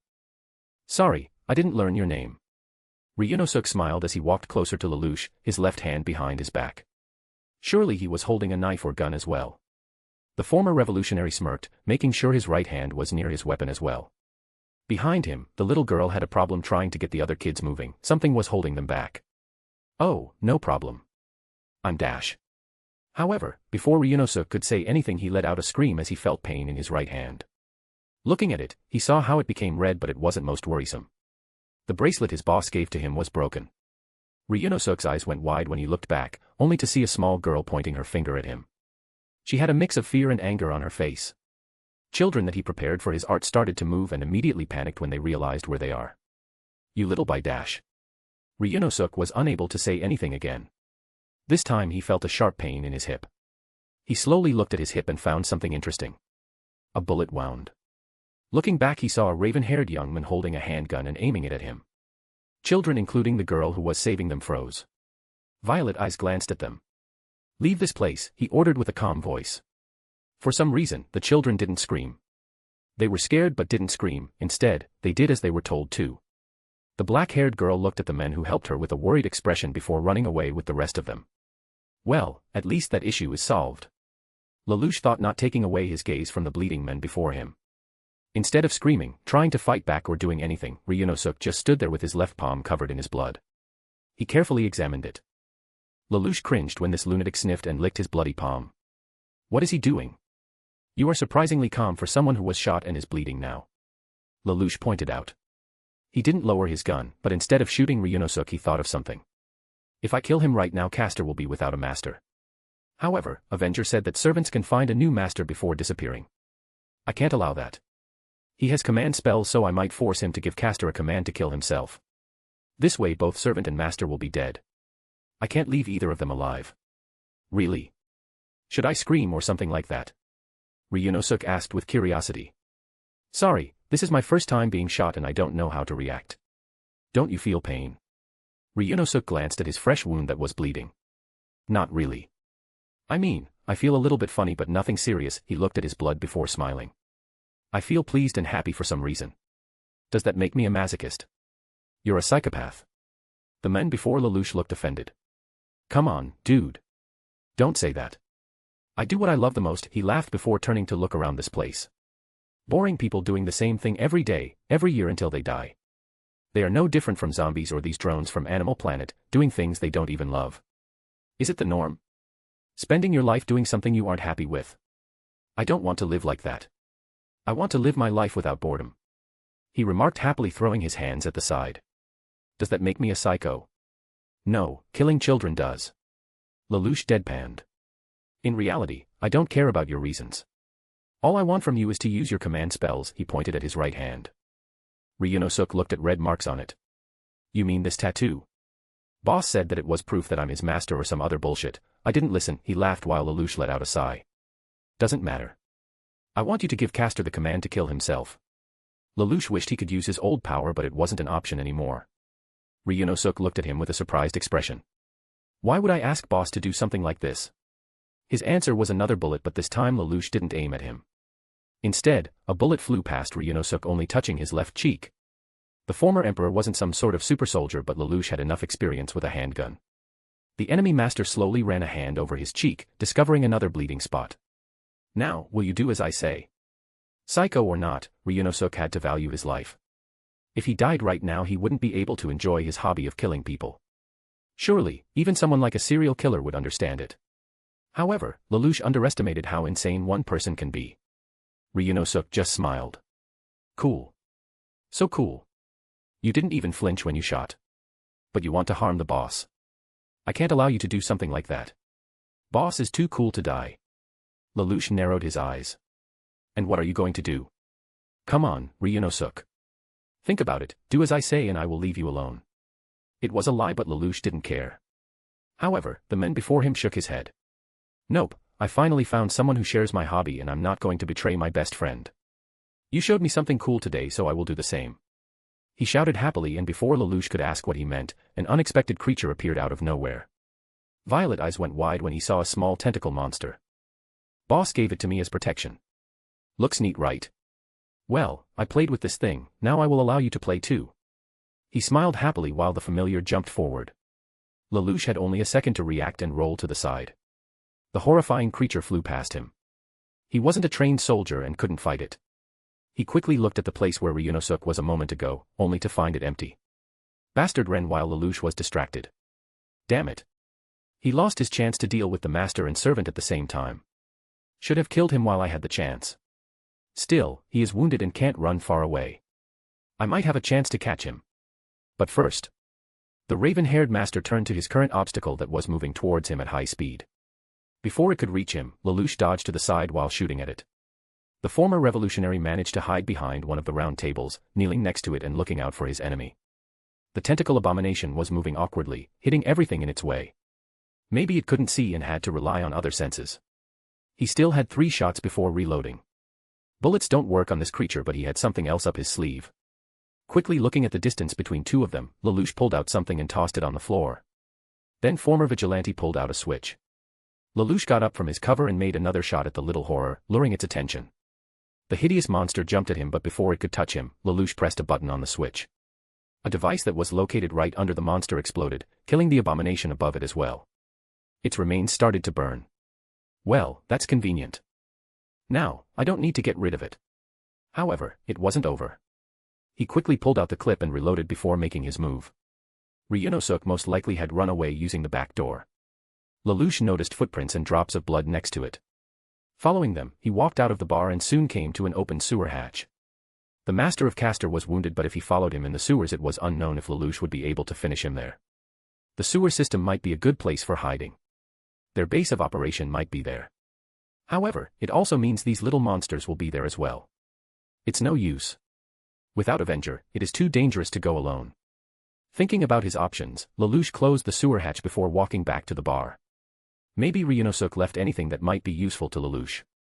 He eyed the entire bar that was now in terrible condition thanks to the explosion he made. Lelouch made sure to use only simple explosives, but it would seem it worked too well. Still, he noticed something lying on the floor next to the table where hypnotized children sat. It was a compass. Perhaps one of the kids lost it. Lelouch doubted Ryunosuke used something like this. However, he kneeled next to it, the compass lit up, its arrow turned to him. Violet eyes went wide at the realization. It is a magic compass. That girl used it to find Ryunosuke, which means she knows magecraft. Rise said something about magi families. Was that girl from such a family? Whatever the answer was, Lelouch decided to take the compass with him. Maybe Avenger knew something about it. However, now the Demon Emperor needed to return home. On his way out he heard police sirens. It would appear the noise from his little fight attracted the attention of regular people. A civilian or the little girl from before probably managed to call the police. Either way, Lelouch needed to leave as fast as possible. Chapter 15, Chapter. Once he closed the front door, Lelouch allowed himself to sigh. Walking back home wasn't the easiest trip. Police surrounded that area and he needed to make sure no one saw him. Still, Lelouch had work to do before he could relax. Making his way towards the kitchen, he took documents about Ryunosuke and one of the Fuyuki city maps. The raven-haired master sat at the table and started to work. Lelouch felt something and raised his head when a familiar figure entered the kitchen. Avenger smiled at him before sitting in front of him. Her red eyes carefully studied him, noticing small traces of dirt and dust on his clothes. A small smirk appeared on her face. "Master, don't tell me you fought tonight," she asked with amusement. Lelouch rolled his eyes before answering. "Indeed. While I didn't plan it, the situation at that time left me no choice but to take action. However, the outcome wasn't what I desired. Well, to put it shortly, I met Castor's master but was unable to kill him." Avenger let out a small laugh. "It would seem we're at the same position. I met Castor and attacked him. But the ugly bastard managed to escape my wrath. A real shame, I was close to killing him." She looked annoyed before adding. "However, I managed to learn something useful." Lelouch raised an eyebrow. "And that is?" "Castor and Saber's identities." Violet eyes went wide while a red one gleamed with excitement. "Castor of this war is a weird, dare I say, insane individual. He without second thought told me his real name, Saber's as well, Gilgamesh Rice and Jeanne d'Arc." If Lelouch was surprised before, now he was frozen stiff. Gilgamesh Rice and Jeanne d'Arc, two of the most important figures of the 100 Years' War. The Marshal of France and Holy Maiden, heroes of France who met a tragic end. Lelouch knew them very well. The Holy Brighton Empire made sure to villainize both of them as much as possible. Not that Gilgamesh Rice needed help with that. Still, this world's history was similar to his own in terms of the 100 Years' War. If Gilgamesh Rice is just like history remembered him after the death of Jeanne d'Arc, then I can see someone like him working with a serial killer like Ryunosuke, and the fact that Saber is Jeanne d'Arc herself. One of Britannia's most hated enemies, at least in my world, is a servant in this war. My, how incredible. The Holy Maiden is my enemy. Maybe it would explain the strange feeling I experienced when I saw back at docks. This Grail War is a truly unique experience for me.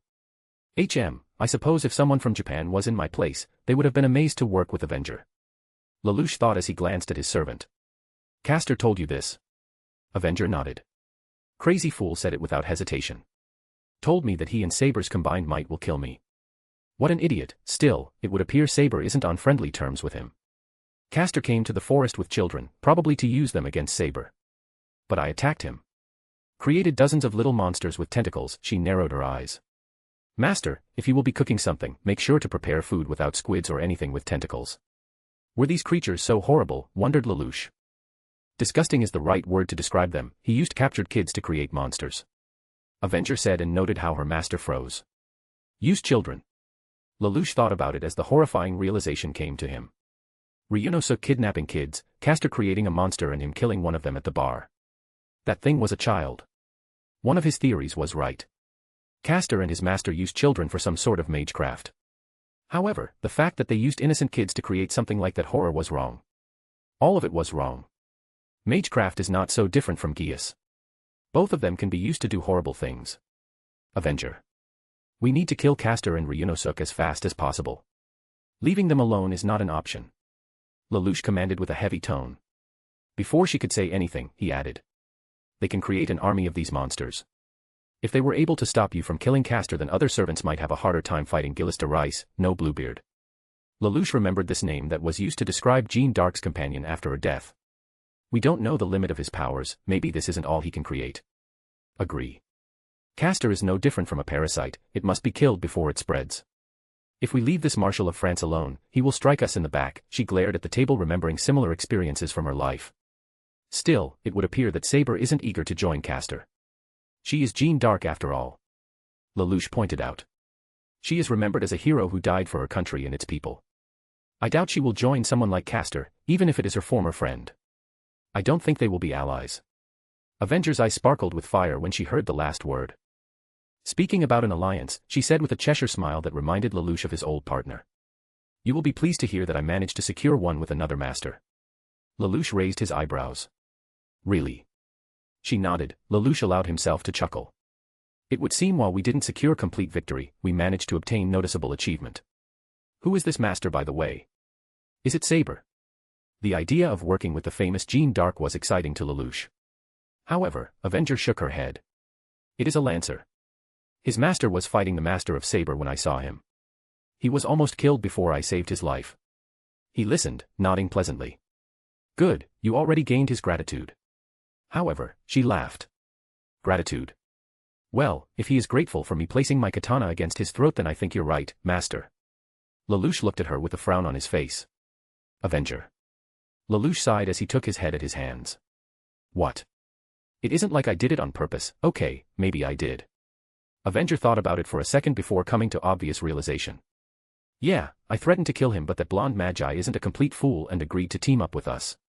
An alliance built on fear isn't the most reliable, but I suppose for a short period it will be enough for us. It isn't like we plan to have allies until the end of the war, only for the time being.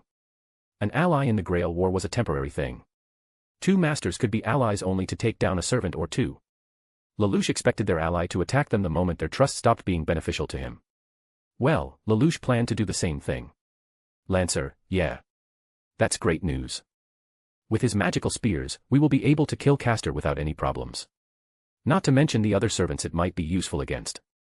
The golden archer came to Lelouch's mind. Lancer and Saber were fighting when I found an enemy castle. It was Saber's master's hideout.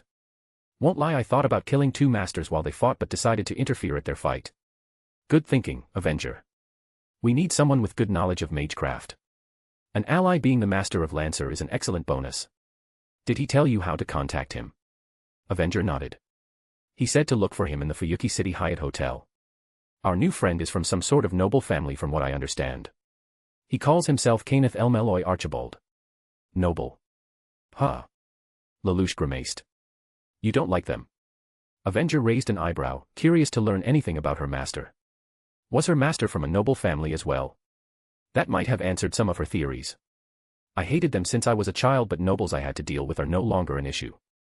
The only noble family Lelouch tolerated was Ashford, and then it was because of Millie and Reuben. Still, if this Archibald is anything like people I had the displeasure of knowing, then it shouldn't be hard to cooperate. Annoying but bearable for the time being. I suppose you are right. That guy reminded me of aristocrats from my time, she chuckled.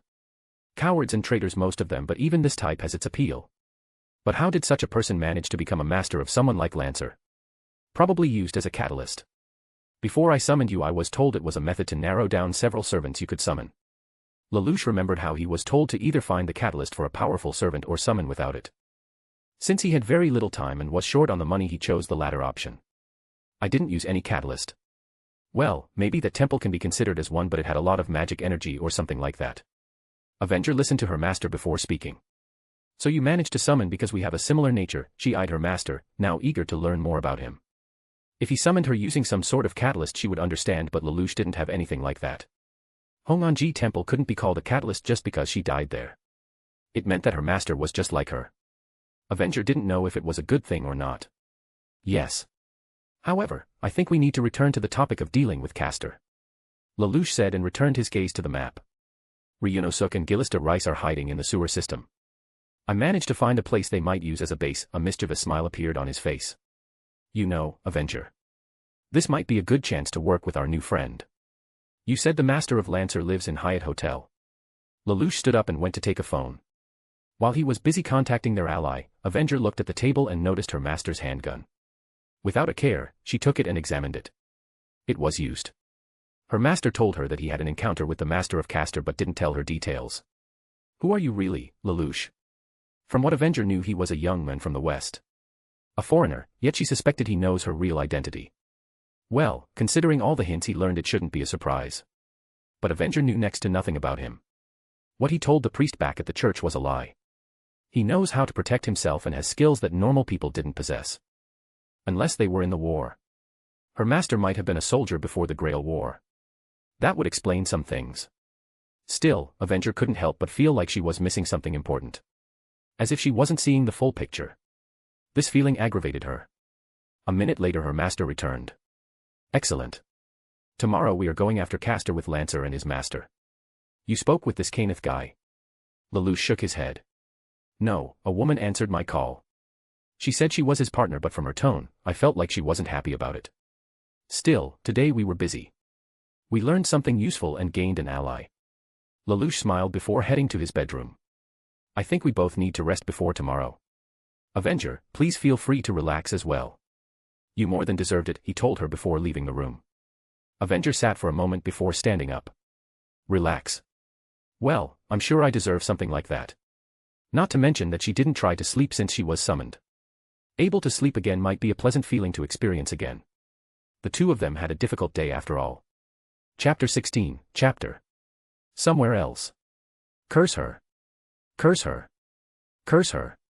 Castor screamed inside his mind as he moved between trees towards the city. This was supposed to be a night of great reunion between him and Jean, but that redhead whore interrupted his plan. She ruined everything. He had no choice but to defend himself from her. However, Gillis wasn't strong in this form. Maybe if he was like his old self from the time Jean was alive. No. That Gillis was too weak. Too weak to protect Jean from God and others. This form of me is ideal for this job. I will protect her this time. I swear. However, it didn't change the fact that he almost died during the fight with Avenger. Gillis couldn't even reach Jean without someone stepping in and ruining his plan. But it was okay. He just needed to return to his and Ryunosuke's base back in sewers. If these greedy nobles saw me like this, they no doubt would laugh and tell me I belong in sewers. But it doesn't matter. I just need to return ad dash. Gillis stopped thinking when he saw someone before him, Ryunosuke. His master was sitting on the stone before the entrance in the sewers. However, something else caught his attention. His eyes went wide as Gillis let out a scream. Ryunosuke. What happened? Shouted the servant as he rushed towards his master. The young child murderer was sitting with his clothes covered in blood. Gillis knew this couldn't be blood from children, his dear friend wasn't inexperienced after all. Castor's figure rushed to check his master while the wounded man waved away. Nothing wrong, mister. I just got shot, he said, laughing. It is pretty cool. Huh, even fun. The orange-haired man started to think about something with a small smile on his face as he stared at his wound. While Ryunosuke was thinking, Gillis placed his arm on a fresh wound and spoke something under his breath. A second later, violet light sparked on that place. Ryunosuke's eyes went wide when he noticed it. Mister. What are you doing? He asked with a pout. Gillis looked at him with a worried expression. Ryunosuke, I can't let you be injured. That means I failed to protect you as a servant and friend. His master placed his hand behind his head. Well, if you say so. How did you receive that wound in the first place, Ryunosuke? Have you been caught? Ryunosuke shocked his head. Well, not by the police. But there was one guy who got inside the bar where I take children. Said he wanted to throw a party for his sister. I was happy to get another kid for free, but then something happened while I wasn't looking. I turn back to check, but this guy pulls out a gun and shoots me. It was kind of rude if you ask me. Gillis sighed. Ryunosuke. I know. My bad. Shouldn't leave my back open to some creep with a gun. Damn, this is a dangerous time. He also ordered me to use my tattoo or something. I didn't understand it though. At this moment Castor's eyes went wide. Enemy master, he whispered. It was an enemy master who found you. Ryunosuke, what did he look like? The serial killer thought about it, trying to remember all the details. Well, he isn't a local. He had violet eyes and looked like a foreigner. Was young too. I would say younger than me. He described Gillis everything. He isn't from Japan. We saw 3 masters back at the docks and all 3 of them were from outside too. Rider's master. No, that child is too green. I doubt he has what it takes to threaten someone. Oi. Mister, you can tell it from one glance. Castor waved away with a smile. Well, I was a leader and commanded an army in the past. I know how people who are ready to kill look like. Still, someone managed to find you while I was attacked. What a troublesome night. Something happened, mister. Yes, but nothing too serious. My loyalty and love would give me strength. Still, we need to be better prepared for the next fight with a servant and its master. I also spent a lot of prana tonight and need to restore it. Gillis stared at his master. Tell me, Ryunosuke. Do you have any thoughts? Sorry, but I don't know shit about magic, sighed his master. All I did was to summon the coolest demon, but that's about it. Come on, Ryunosuke. We both know you're cool as well. But finding a good source of prana would be great. Children were a good battery, but Gillis already spent more than he wanted tonight. If his next battle will be like this, he would need more power. Something with a good amount of prana to sustain me will be great. But what? However, when Gillis was thinking, he heard something at the nearest bush. He moved towards it and looked there. His eyes sparkled with surprise when he noticed something. Oh my. What is it, mister? Ryunosuke asked while Gillis took something. Castor turned towards his master with something unexpected in his hands. Ryunosuke blinked a few times when he saw it. A worm. However, not a simple worm, but the biggest Ryunosuke has ever seen. It was slimy and moved non-stop, trying to escape from Castor, who was holding it with a big smile.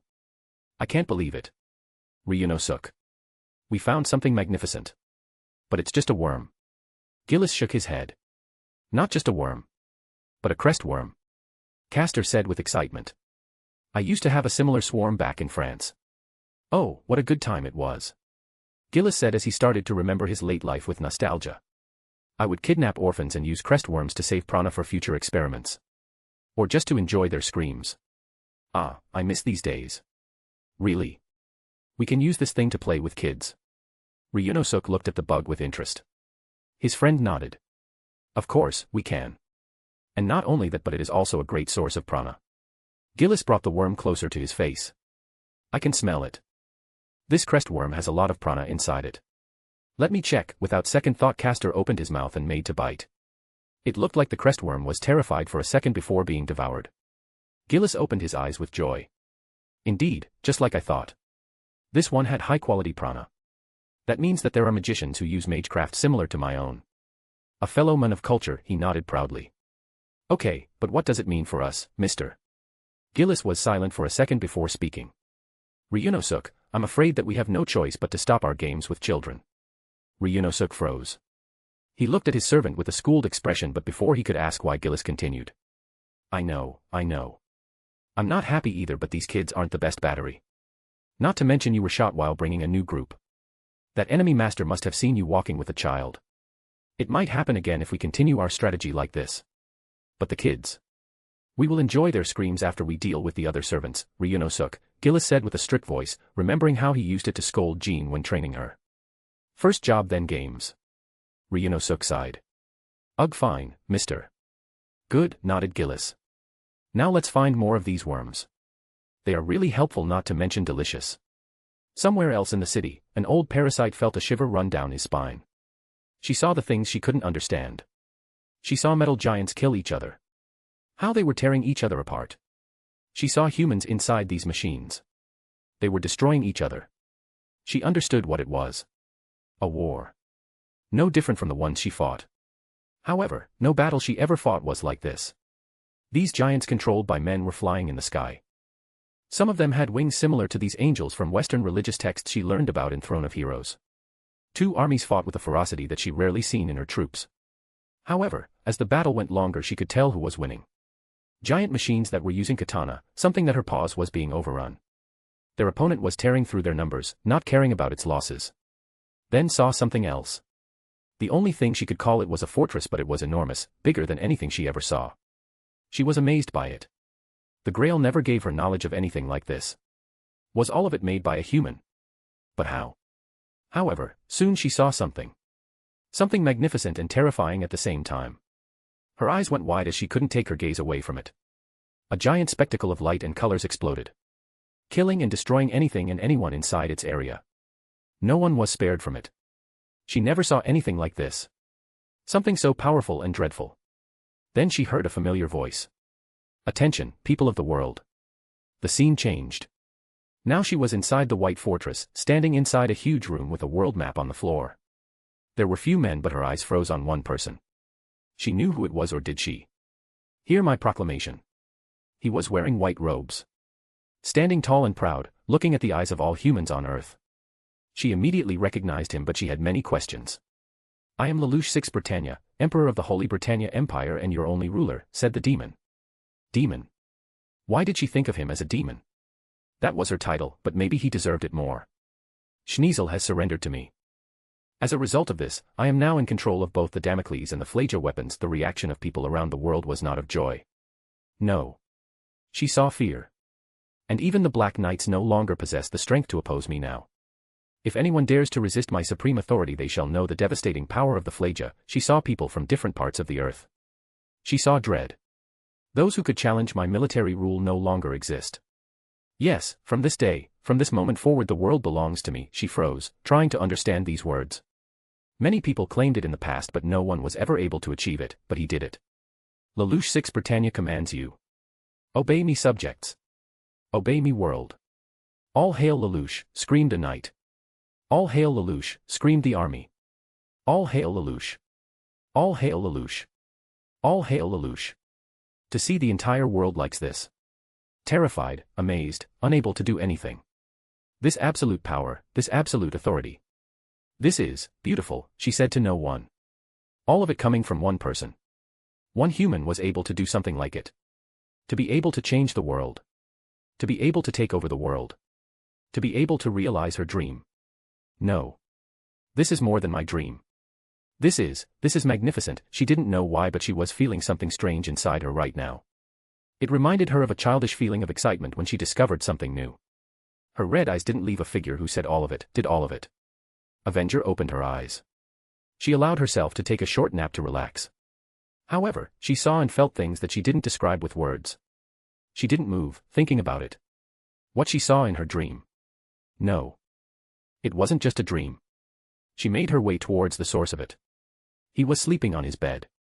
His face didn't show any emotions, but she wondered.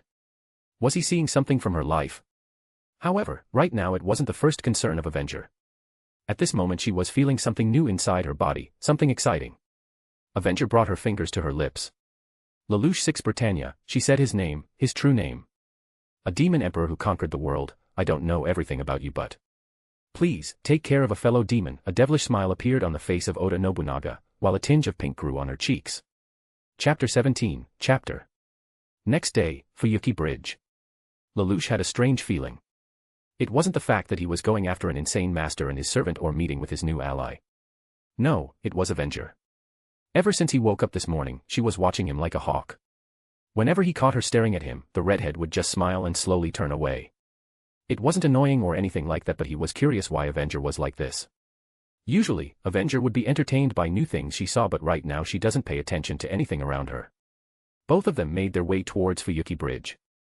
If his theory was right, Ryunosuke and Castor should be hiding in the sewer system. Now with two servants, we should be able to take down Castor, of course if everything won't go wrong during the meeting. Kenneth, Master of Lancer. Lelouch knew nothing about the men besides what Avenger told him. From what he understands, he was a fine example of the old nobility of Japan according to Avenger. Arrogant, self-interested but not useless, people like him will strike you in the back. Words of his servant remind Lelouch of too many nobles from Britannia. Soon the two demons arrived at their destination, Fuyuki Bridge. They stood near the river, close to the entrance into the sewers. Lelouch glanced around, trying to find their potential ally. Fascinating, a sewer system that covers an entire city. His servant comments. In my time something like this wasn't possible. Then again people were busy with other things. Lelouch smirked. A beautiful woman like you amazed by sewers? Avenger nods proudly, of course. Any good ruler should see the necessity of small things like this. Something like this would have been useful for my provinces. It would have improved sanitation. Good sanitation would have given better healthcare which my soldiers always needed. Kami only knows how many of them died because of sickness. I might have conquered the entirety of Japan in no time if not for little things like this. Ag. Avenger let out a groan while Lelouch stopped himself from laughing. Having time to look back at your life like this must be nice. The former emperor said before looking at the city around them. It was peaceful. Lelouch only wished that his life decisions would make his world's Japan like this. After everything they suffered under Charles and my rule, they deserve peace. But it is. Now knowing what happened after my death I can think about all my actions and how useful they were. Violet-colored eyes stared at Avenger. Would you have changed anything if you were given a chance? The redhead closed her eyes and carefully thought about it. Yes. First, I would kill Akechi Mitsuhide. No forgiveness for the traitors. After that, I would have finished my job. Now knowing the size of the enemy armies and what conditions they were in, I would have eliminated all of them without issue. Then I would dash. I meant life in full, Avenger. Not your conquests or wars. Lelouch said slowly, stopping Avenger who looked at him with a raised eyebrow. This grail is believed to grant any wish. Would you completely change your life if you could? No, was the immediate answer. Now it was Lelouch who was surprised. My lifelong dream was to unite Japan and expand its territory beyond the sea. I dreamed of an empire under my rule. A perfect nation. Someone should have done it and I'm sure if it wasn't me then someone else would have done it. Hell, Takeda Shingen first comes to mind. However, none of them wanted to expand our nation. All of them were stuck in the past and couldn't see the wonders of the outside world. It pains me to know that even a unified Japan chooses self-isolation for centuries with every attempt to expand being a failure. Avenger glared at the ground. Master, no, Lelouch. I wanted the best for my country and I did everything I could. If I was given a second chance I would have fixed the wrongs of my doings but not my journey. Lelouch, who was stunned by the sudden words of his servant, took a moment to collect his thoughts. He said. Forgive me for asking this, Avenger. I should have known better than asking something so superfluous. She sighed before shaking her head. Hey, don't worry about this, Master. I'm surprised by how much I said just now. Suddenly, the look on her face changed, it became more pleasant. Master. Now when I said something so personal, it would be only fair if you did the same. Don't you think so? A mischievous smile appeared on her face while Lelouch cleared his throat. Now, Avenger. I don't think it is the right place or time to speak about personal matters freely. Especially the raven-haired master turned away from his servant and looked at the approaching figures. Not when our guests are here. A smile found its way on his face while the redhead next to him grimaced. And here I hoped you would willingly share with me your secrets, oh well. The two new figures were a man and a woman. A blonde man fit the description Avenger gave him while the red-headed woman was most likely the one who answered his phone call the previous night. Lelouch couldn't see Lancer but the male servant was most likely in spirit form near his master. A minute later, the two of them were standing before Lelouch and Avenger. After a brief silence, Kenneth was first to speak. Master of Avenger, he said with a neutral tone, his eyes narrowed. Both hands were behind his back, therefore, Lelouch couldn't see if the man was holding anything. Master of Lancer, greeted Lelouch with a welcoming tone and smile. He placed his right hand on his chest and slightly bowed. From the corner of his eyes, he saw that Kenneth and his female companion raised an eyebrow at this. A pleasure to meet you, Lord Archibald. Kenneth smiled while both ladies rolled their eyes. At least some of the younger generation know how to show respect. Now, you know my name but I still haven't learned yours. Lelouch Lampi Rouge. Lampi Rouge. Never heard about a Magi family with such a name, commented the red-headed woman next to Kenneth. The former emperor turned to her and nodded. Not surprised. My family was always secretive and tried to use magecraft as little as possible. Sorry, but still I don't know how to address you, lady. My fiancé Sola Ui, spoke Kenneth while his companion sent him a glare. Now that we are done with the introduction we can move to business. Lelouch smirked, noticing how annoyed Kenneth's bride was. So the future wife isn't so happy. Of course, Lord Archibald. I believe my servant and you talked about something that can prove beneficial to all of us. An alliance. If we want to ensure our chance of winning in this war, an official alliance will be needed. Avenger said while Lelouch nodded. Of course we all know that alliance won't last forever in a war like this. So I recommend uniting to take down the most dangerous servants together. After that our union won't be needed anymore. Both Soleui and Kenneth glanced at each other before speaking. If we will work together, what servants will you go after? First and most dangerous right now is Castor. After learning his true name and some other worrisome things, I'm sure that taking him down is the #1 priority. Not to mention the current ceasefire and reward in the form of a command spell. Lelouch noticed how Kenneth reacted when the additional command spell was mentioned. Interesting, did he use one already? Soleui placed a hand under her chin before speaking. You said you learned the identity of Castor. Care to share? She narrowed her eyes when Lelouch shook his head. Unless we are working together, I'm afraid I cannot discuss such important information. I'm sure you can understand why. However, I can speak about one of his abilities. Castor's master was kidnapping children while Castor used some of them as a mana supply and others to create monsters to use. Both I and Avenger already fought some of them. They aren't dangerous on their own, but when they are in bigger numbers they can be a threat even for a servant. Not to mention the fact that kidnapped children will alert the attention of local police. If we don't want unnecessary complications, it is better to avoid it. Lelouch explained. The blonde master was silent for some time thinking about it. Familiar creation with human flesh, whispered Kenneth. Not the easiest skill to learn these days. This Castor must be from old times if he can do it in big numbers. Very well, I can see your point, but is Castor your only target? Of course not. After last night we also learned the identity of Saber. Now Kenneth was even more interested. As far I know, she is currently wounded after the first fight with your servant. It will be better if we take her down while she is in such a state. Also, I'm sure your Lancer will be glad to finally finish his duel. Kenneth laughed.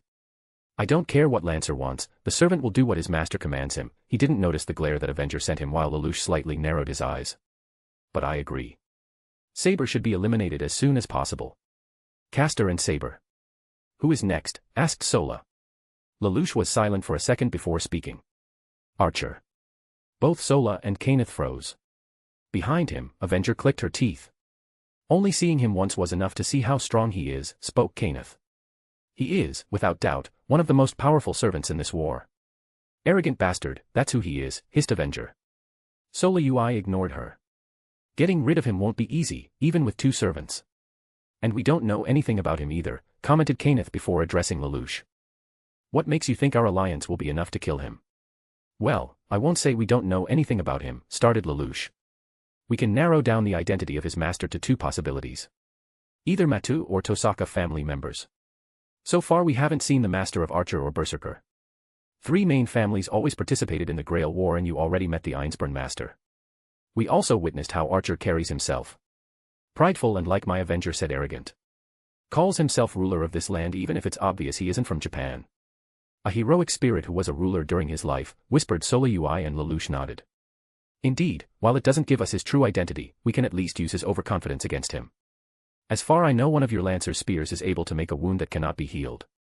If we were to unite and go after Archer, this will be essential to weaken him before my Avenger will take him down.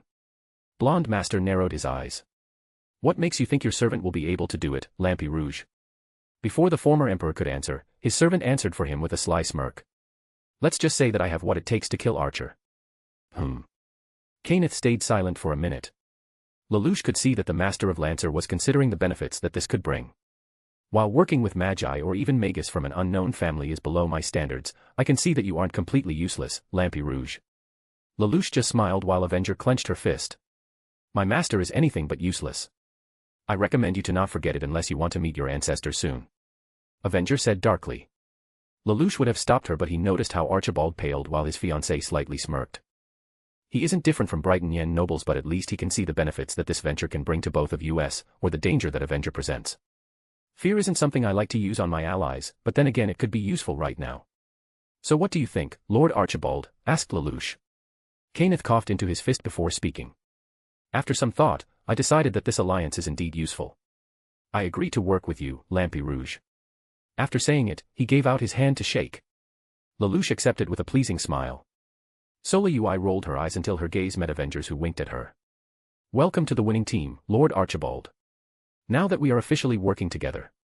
Lelouch pointed at the entrance of the sewers behind him. How about we take out the trash? Chapter 18, Chapter Gillis de Rice and Jean d'Arc, you say? Asked Kenneth while three of them were making their way inside the sewer. Soleil was left outside to protect the entrance from regular people. After becoming allies, Lelouch decided to share information immediately. There wasn't any need to hide something that could be crucial to defeating Castor and Saber. Right now both masters were chatting while their servants were walking in front of them. It was the first time Lelouch could see Lancer up close. After some quick greetings, the male servant was silent. His avenger was walking next to him, her katana in her hands just in case. Indeed. I was surprised to learn this too. It would explain why Castor is fixed on searching for Saber. Kenneth narrowed his eyes. I remember stories about how Gillis de Rice used magecraft in his late life, but usually, it was nothing but rumors to tarnish his name. To think that he would be summoned as Castor. He isn't a heroic spirit from the age of gods, so he shouldn't be too dangerous. Do not underestimate him. Such thinking will cost you your life. Ugly bastard isn't easy prey, commented Avenger. If left unchecked he will become a serious threat. He is too dangerous to be kept alive. Kenneth was annoyed but didn't say anything. Lelouch stayed silent observing it. He isn't used to being called out but can't do anything since she is my servant, or just too scared by her. Suddenly both Lancer and Avenger stopped. The black-haired servant raised his red spear and pointed forward. His master was puzzled. What is it, Lancer? Enemy approaching us, my lord. Soon enough, a few familiar tentacle monsters were seen. Little beasts were running at them. 7. Both Lelouch and Kenneth made few steps back while their servants rushed ahead. When one of the little creatures jumped at them, Lancer pierced it with his red spear. Not wasting a moment he pulled out his spear and moved to the next one. At the same time, Avenger cut two of them before raising her leg and crushing one before her with a heel. Lancer was using the bottom of his spear to throw back two familiars before stabbing them. The last one tried to bypass them and attack their masters. Both servants immediately moved after it. Both went for a quick strike. Avenger cut the creature in two while Lancer pierced upper half. Behind them, both masters watched how their servants dealt with the threat. Lelouch's eyes never left two warriors. Fascinating. I was lucky to have the explosion to take down one, but servants don't have any problems. These familiars. Started Kenneth as he moved to the corpse of a monster while his servant tried to warn him. My lord, be careful, this creature might still be dangerous, worriedly spoke Lancer. His master just waved away. Nonsense. You two already killed it. Not to mention, as Kenneth spoke, monster corpse before him dissolved. As I thought. These familiars were made poorly in a short time, but they are still impressive nonetheless. Care to explain? Lelouch asked with a raised eyebrow. Archibald let out a tired sigh before speaking. Quick lesson, Lampy Rouge. Human flesh isn't the best foundation for familiar creation. Usually, you will try to use animals or basic materials like stone or wood. To create something like this, modern magi would need the body of an adult human or even two. However, Castor made them with nothing but children and in big numbers. It is impressive. Kenneth sounded genuinely curious while Lelouch and Lancer narrowed their eyes. This is atrocious, Lancer said as he clenched his spear. To use a human body like that. Quit your whining, Lancer. This magecraft we talking about. Who cares that some regular kids died? Behind Kenneth, Lelouch sent him a glare but stayed silent. I hope we can get rid of our target soon, otherwise working with this man longer than needed will end badly, for him. His servant silently stared at her master, observing his expression. Do you think there are more of these creatures? Kenneth shook his head. Not likely. These familiars are dangerous for regular magi but not for servants. Creating them in huge numbers will be a waste.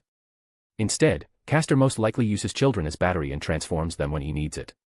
A transformed child cannot supply him with prana anymore, and he will need an army to take down servant with just these things, concluded Kenneth.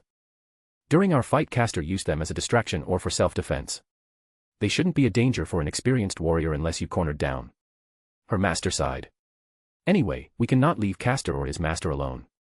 The attention he attracts is enough of reason to terminate them. Indeed. It might become even worse if the magecraft world will interfere. Church executioners or Mages Association enforcers won't stay at the side if war becomes public knowledge. And if sealing designation will be issued. Hissed Master of Lancer. Lelouch didn't know what exactly he meant but could guess that it was serious. You magi and your overcomplicated rules, sighed Avenger. Right now we need to focus on Castor, your worries come after that.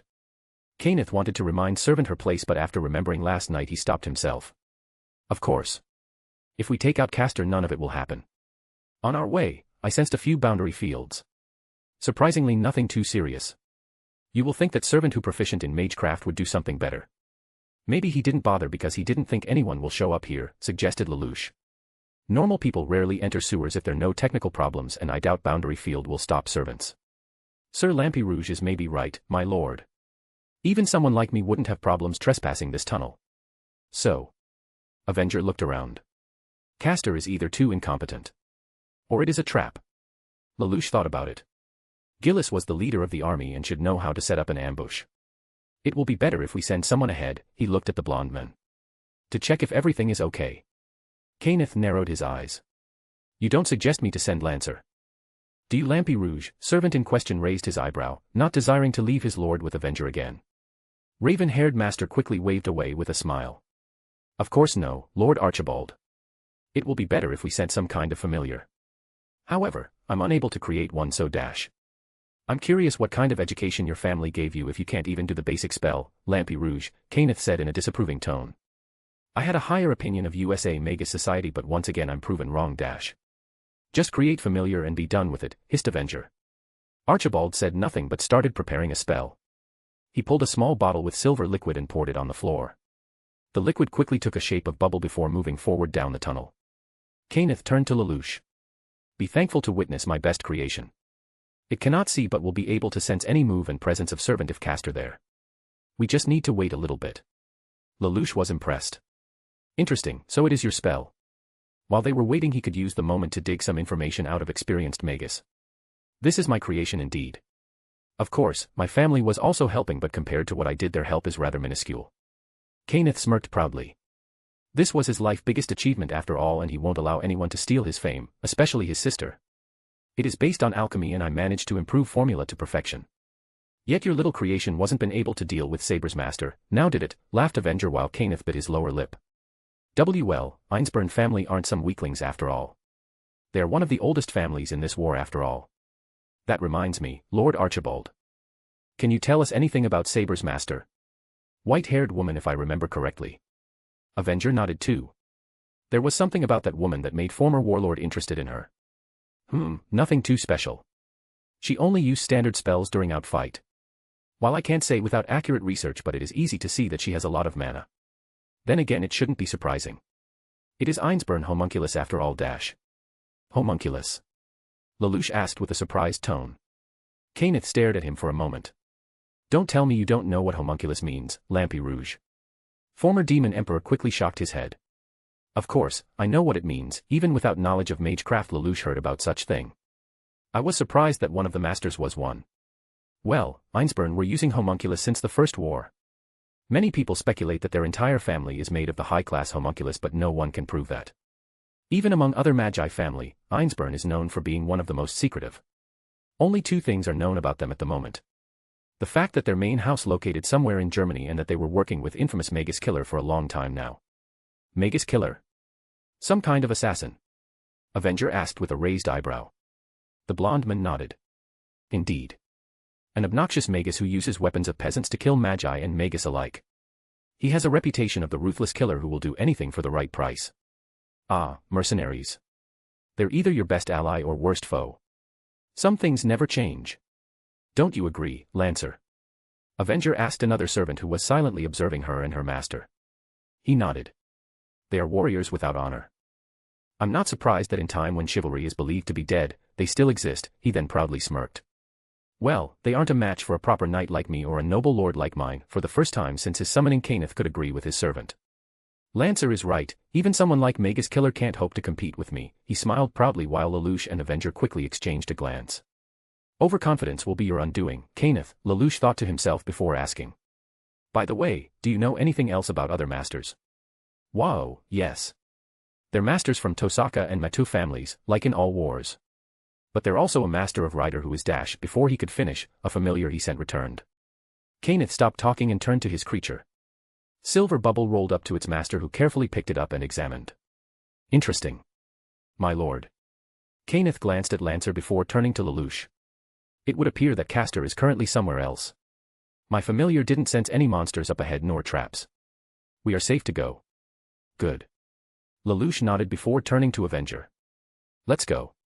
While Castor isn't at home, we will prepare our ambush. Chapter 19, Chapter Ryder couldn't hide his excitement as he and his master made their way towards Castor's hideout.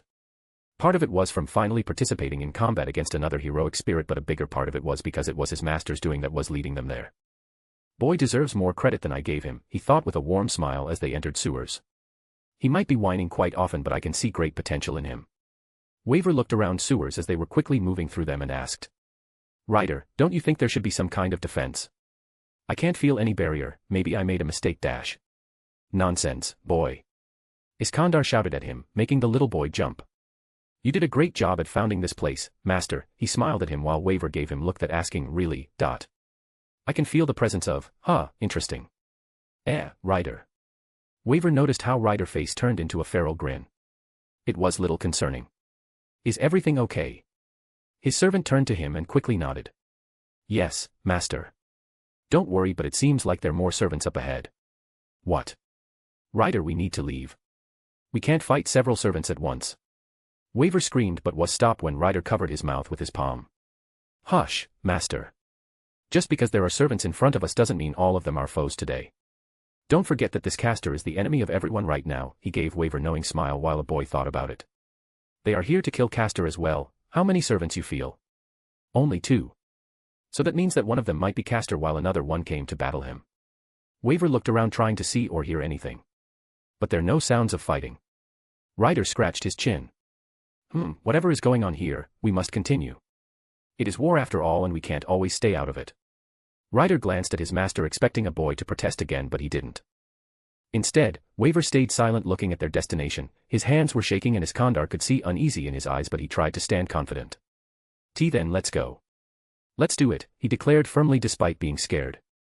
You might be still green, master, but you have a spirit. King of Conquerors thought proudly as he moved his chariot further inside the sewer. Today his master made him proud and he will do the same. Lelouch wasn't new to gore or bloodshed. One of his earlier memories from childhood is a scene of the massacre that happened at Ares Villa many years ago. Even if it was a fake memory placed into his head by Charles, Lelouch believed in it for years. His time in Japan made the former emperor numb to such things. Death was always near him and Lelouch got used to it. However, it didn't mean he could be surprised or shocked by things he saw inside Castor's base of operation. Why? What the point of it? Tortured corpses of children hung all around. The way they were put made this place look like some sort of disturbing art gallery. Lelouch remembered what Ryunosuke said about doing what he loves the most. Killing people and committing most atrocious things to achieve your goal is something I can understand, but this, what if she was one of them? Lelouch's face was cold and neutral, but if one looked into his eyes they could see many emotions, none of them positive. Only Avengers noticed it, maybe because of her connection as his servant or maybe something else. Her red eye didn't leave her master, studying him carefully. The red-haired woman wasn't feeling well either. Looking back at their new friend, she could see that the male servant was feeling terrible. He had heavy gaze and clenched hands around his weapons. His blonde master on another hand had a look of disappointment. If this master of Castor was using these kids as mana source, he could at least make them more usable than this. What a waste. Kenneth looked disgusted by such waste of human resources. Lancer turned to his master with horrified expression while Lelouch thought about what he said. I hate to agree with him, but Kenneth has a point. Finding these children as the living batteries would have been more logical and understandable than finding them like this. This is still wrong. Lelouch wanted to finish it all and leave. Well, it would appear we can't get rid his mana source since they are already dead, started Kenneth. However, it raises a new question. If not these kids, then what is Castor's battery? Finished Avenger and Master of Lancer nodded. Indeed. This Ryunosuke isn't Magus and most likely has magic circuits closed if he has any. To begin with, he waved away. There's no way some regular peasant could supply a servant after all. Lelouch wanted to point out irony but stayed silent. Demon Emperor looked around. This place was huge to say at least. I don't see anything. Lancer raised his eyebrow. What do you mean, Sir Lampy Rouge? Lelouch smiled to a knight of unknown order before speaking. I mean, I don't see any equipment, any stuff, or at very least place to rest for Ryunosuke. This means that Castor takes everything with himself when he leaves this place. Kenneth nodded. That means he right now searching for something else. He turned to look at dead kids before looking back at Lelouch. Since they are dead, we can conclude that Castor no longer requires them and found another source of mana. Whatever it is doesn't matter to us right now. We set up a trap and wait for him. We should probably leave this place or at least move on a safe distance. Castor would sure notice if 2 servants were at his home base. Blonde Noble from Clock Tower snorted. He probably already knows or at least will learn. He has territory creation as a skill after all. Lelouch wanted to suggest the idea of trap, but before he could say anything, suddenly Avenger jumped in front of him and stood up in a protective pose. He glanced at the side to see Lancer doing the same thing next to his master. It meant that they sensed another servant coming. Was it Castor? If so, then they didn't prepare ambush like they originally wanted, but at least fight will be 2 servants against 1. Gilgamesh de Rice wasn't strong opponent according to Avenger, but they were on his territory and Lelouch wasn't sure how it would affect him. However, the servant that entered a massive hole wasn't an ugly figure in robes of Gilgamesh de Rice, but instead another redhead warrior with a smirk on his face. Both Lelouch and Kenneth narrowed eyes when they saw him. Lancer's gaze remained neutral while Avenger smirked with fire in her eyes. She was eager to slay one of the foreign kings that dared to enter her land without paying tribute first. Ho ho! Look at this boy. I see familiar faces here. And some new as well. Iskandar laughed before his gaze fell on 2 masters behind their servants. So this one is your teacher, huh? He said thoughtfully while looking at Kenneth. Rider, yelled his master, who stood up from chariot. However, he froze the moment he saw a familiar blonde man standing behind Lancer. He nervously laughed while Kenneth glared at his student. So you here as well, Professor? Kenneth hissed. Waver Velvet. One of my least competent students is one of my enemies. At very least, when I will return to London I won't have to tolerate you anymore. He smiled when the face of his soon-to-be dead student went pale.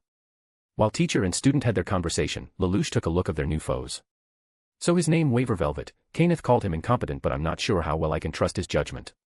Older Magi think too highly of himself to be a fair judge of character, but if Kenneth means his skills in magecraft, and then there is Kandar, someone to look out for. Violet eyes turned to redhead woman who was ready to protect him if was needed. However, if my Avenger will target his master while Lancer will engage in direct combat, we might get rid of this student of Kenneth. Working together with another master and servant while appealing at first would bring one too dangerous change to his partnership with Kenneth. Avenger was a dangerous and still unknown factor in this war. Both teacher and his student might see the opportunity to stab them at the back. Not to mention, Lelouch had an impression that Avenger wouldn't be too pleasant to the idea of working together with this rider. While Lelouch was thinking, he didn't notice how Ryder's eyes stared at him. Ryder studied this new figure with interest while Avenger dangerously narrowed her eyes. Is there something you need, Ryder? I don't like the way you look at my master, redhead woman hissed while the giant man in chariot laughed. Sorry, Avenger. I didn't know you were so protective of your master. That's alone a good discovery. He smirked while Avenger clenched her hand around her katana. I'm just curious to see another master in this war. Your master reminds me of one of my siblings. Good old times. Lelouch narrowed his eyes while Ryder laughed again. Lancer blinked. Didn't your siblings end up killing each other? Iskandar nodded. Yup. Speaking about killing, he turned to Kenneth. I take it you all came here to kill Castor as well. When none of them answered, Ryder sighed. Come on, people. We all have a similar goal in mind, so why not work together as a team? No. Impossible. Go and die. I don't mind. Lelouch, Kenneth, and Avenger quickly glared at Lancer, who looked at the ground. Lelouch turned to Ryder and spoke. We already have an alliance and the third party will disturb the balance in it. Sorry, Ryder, but none of us wants it. Ryder's face changed from being excited to disappoint. He pouted. The second time they tell me no. How unfair. I bet if it was Saber who suggested it, you all would have agreed. To his surprise and further despair, Lelouch and Lancer quickly nodded. Working with Jeanne d'Arc sounded like a good strategy to the former emperor, while the Knight of Lance wanted to fight side by side with the fellow knight. Iskandar looked as if he was poisoned again. It is because she is cute. Truly unfair. It looked like he was about to start crying. Oh, come on. Ryder, no need to make a scene, his master yelled at him. Lelouch would have chuckled from this situation if not for one thing. He is buying time, commented Lancer, and Lelouch nodded. Ever since Ryder appeared, his right hand never left the hilt of his sword. His eyes never stopped staring at servants before him. 2 bulls that were carrying chariot never stopped growling, ready to move. Despite appearing as a simple brute, Ryder isn't stupid. Avenger quickly said, and Lelouch had to agree. Iskandar wasn't known as king who almost conquered all known world for nothing. Lampy Rouge, the young man, glanced at his temporary partner who continued to glare at his student, maybe wishing he had learned any curse that could kill from simple glare. Tell me you have a plan. Lelouch's eyes returned to Ryder. Unlike Castor, who wasn't good at fighting, King Iskandar was an unknown piece on board. He could only guess that redhead warrior was very mobile with his chariot. These 2 bulls weren't regular either, Lelouch could tell that much. Unknown fighting style, unknown abilities, and mindset. Lelouch didn't like this. Despite being 2 against 1, Ryder still could pull out a miracle and defeat them. Especially for someone who has the Great as one of his titles. However, However, his master is a weak spot. Visible and right next to him, while not defenseless, is still a liability we can use. Without anchor and main mana source, Rider wouldn't be able to fight for too long. Unlike last night with Ryunosuke, both master and servant were at the same place. First killing master then servant would leave no room for one to escape and survive. Lelouch looked at his servant and then at a male knight. Avenger. You will make the first move by opening fire. Just firing at his general direction is enough for now. Lancer will move from the rear and aim for this waver. The second we start, Rider will no doubt rush at us trying to run over me and Kenneth. You will protect both of us. Lancer will use his spears. Both of them should be enough to pierce chariot and stab master of Rider. After that, it is a battle of attrition. Lelouch used a mental link between him and Avenger. He still needed to tell his plan to Lancer, but he was sure heroic spirit could understand what his role was. However, this plan was simple. Without knowing any of Rider's skills, they couldn't predict his every move. Especially his noble phantasm. Lelouch hoped that Rider would try to escape the moment he understood that they aiming for his master, but Iskandar could as well go after him and Kenneth. Avenger was strong, but Lelouch didn't know how fast she was if it comes to dodging two magical bulls. However, before Lelouch could give an order or think of another plan, Avenger suddenly moved. His eyes went wide when she aimed her katana in his direction. It was a few inches away from his throat, but instead of trying to cut it, it stopped. Lelouch saw something move too fast and heard the noise of something hitting the ground. Looking down, he saw a small throwing knife before him. When he raised his gaze, he saw Avenger standing in front of him, her katana raised to block any upcoming attack. She quickly glanced at him and Lelouch could see the clear concern on her face. This wasn't Rider doing. One glance at the giant man was enough to see that he was surprised by the sudden attack as well, not to mention irritated. Lancer moved closer to Kenneth while blonde Magi started to tremble in fear of unknown enemy being near. A silver liquid appeared around him, some kind of spell. Master of Rider frantically looked around, trying to find where the attack has come from. Caster. Waver yelled with clear fear in his voice.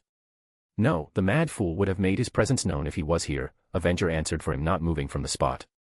Then who it is, barked Kenneth with uneasy. It wasn't what he had in mind when he agreed to enter this damn sewer. Please calm down, Master, Lancer said while aiming one spear at Rider and another at the darkness behind him, expecting the new enemy to be there. Isn't it oblivious? Lelouch asked with a calm voice and looked around. Rider had a neutral look, but the corners of his lips slightly raised when he noticed former Emperor looking at him. You already know it too, right, Rider? But of course. I noticed them back at the port, he nodded with a smile before raising his head and looking around. For someone known as assassins, you guys sure easy to notice. When Rider called it, two masters looked around the ceiling of the giant room, trying to see what Redheadman saw.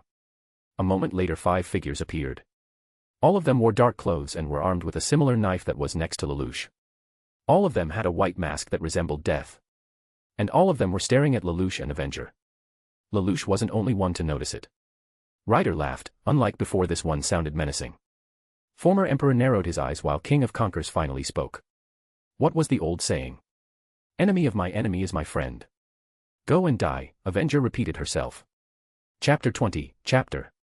Caster Hideout. Everyone was silent. None dared to speak. At first, no one moved. Rider continued to stare at the servants before him while his master silently observed everything with horror on his face. This wasn't what Waver had in mind when coming here, but it was too late to back down and he knew it. The young master turned to his servant to see him smiling. Waver gulped before trying to calm down.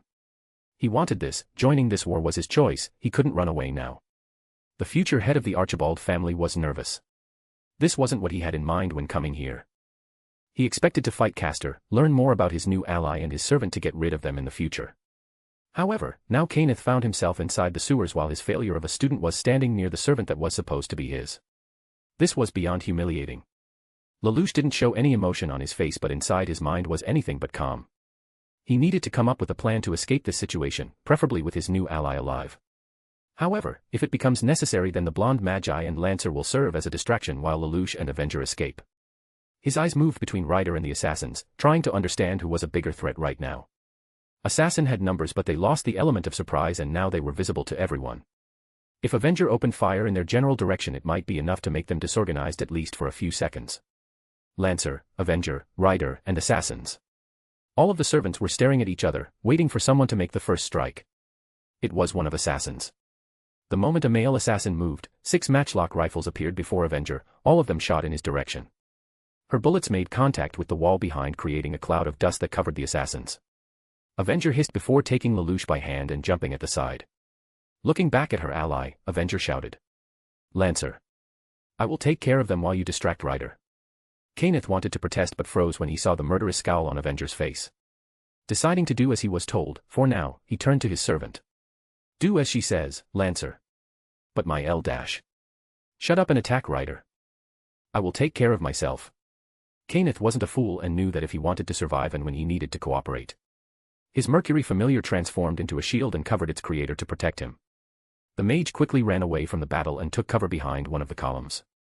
Avenger and Lelouch landed a few meters away. The red-haired woman never loosened her grip on his hand. New matchlock rifles materialized in the air before shooting at the direction of the assassins. Lelouch saw how Kenneth made his way out of the fight and an idea came to him. Avenger. Lelouch started before she glanced at him.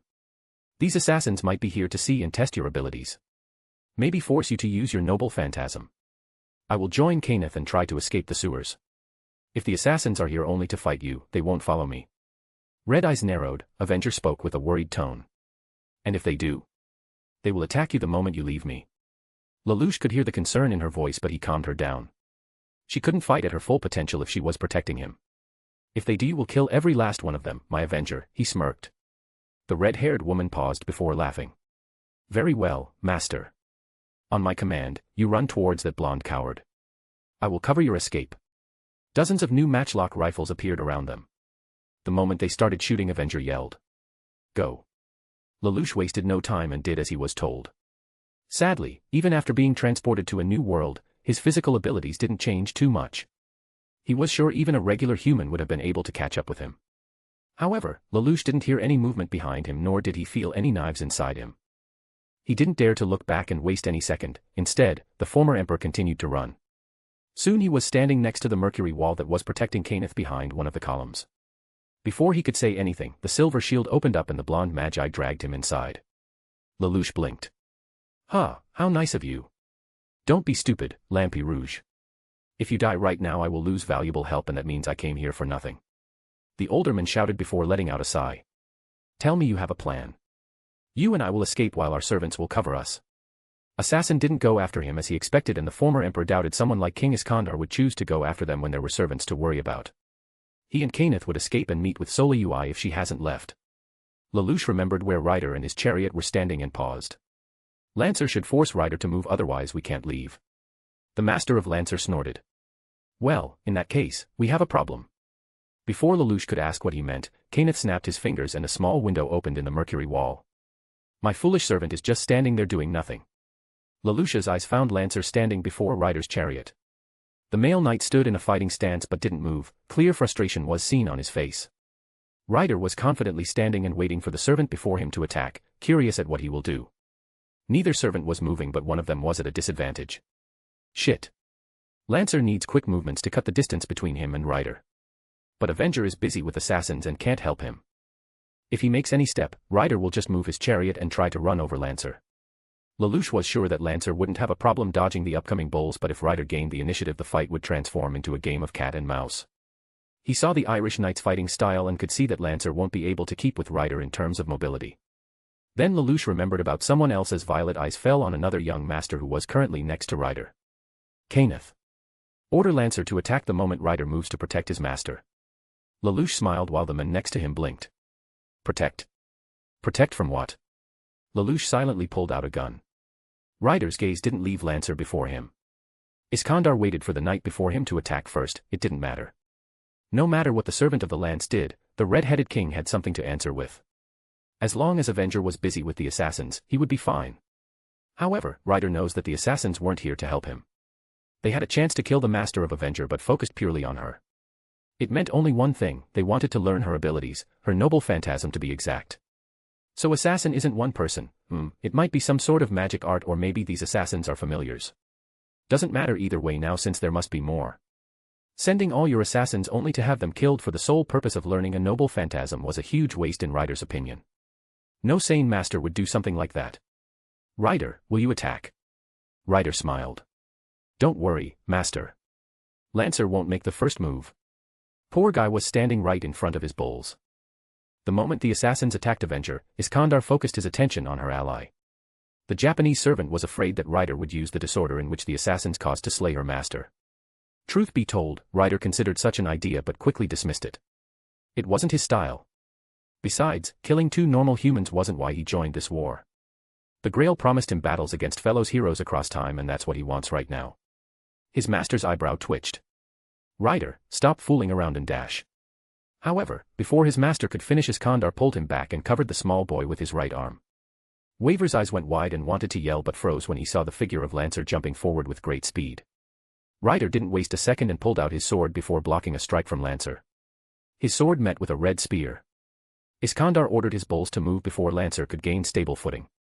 Lightning surrounded the chariot as it moved forward and leapt into the air, crushing anything on its path. Lancer tried to stand on top of one of Ryder's bulls, but the animal proved too prideful to let the unknown enemy of its master do so. The knight with 2 lances was pushed, but before he could land, Ryder used his spatha and went for the head. Lancer brought up his red spear and met with Ryder's blade. The smaller servant tried to stab Ryder's arm with his golden spear, but the chariot flew further, denying Lancer his opportunity. Lancer jumped towards one of the columns. He used one of his spears to stab it and hang onto it. Despite failing to slay the servant or his master, Lancer smiled, satisfied by accomplishing part of his duty. Ryder, called out Waver. Lancer is smiling. Why is he smiling? The poor boy was about to panic, but the man next to him stopped him. Calm down, master. Lancer is just proud that he did as he was told. Ryder let out a sigh. His attack was only to distract us while they escaped. Wait, what? The professor escaped. Waver's face went pale as he started looking for the Mercury shield or its creator but couldn't find either. Damn it. Ryder smirked. Turns out the master of Avenger isn't a simple guy either, he said and showed his arm that he used to protect his master. Waver's eyes went wide when he saw 2 bullets. Little metal projectiles that only smashed into the skin of Ryder like he was a brick house. Waver raised his eyes from the bullets to see Ryder smiling. Thanks, Ryder. Iskandar waved away. Oh, don't mind it. Seriously, it is nothing.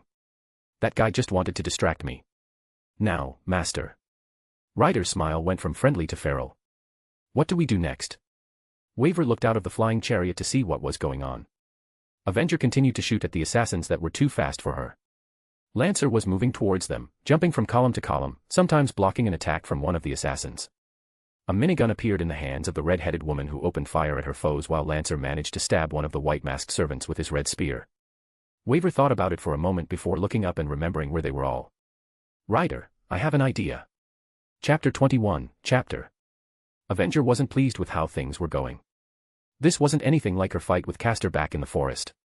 The assassins were fast, too fast for her.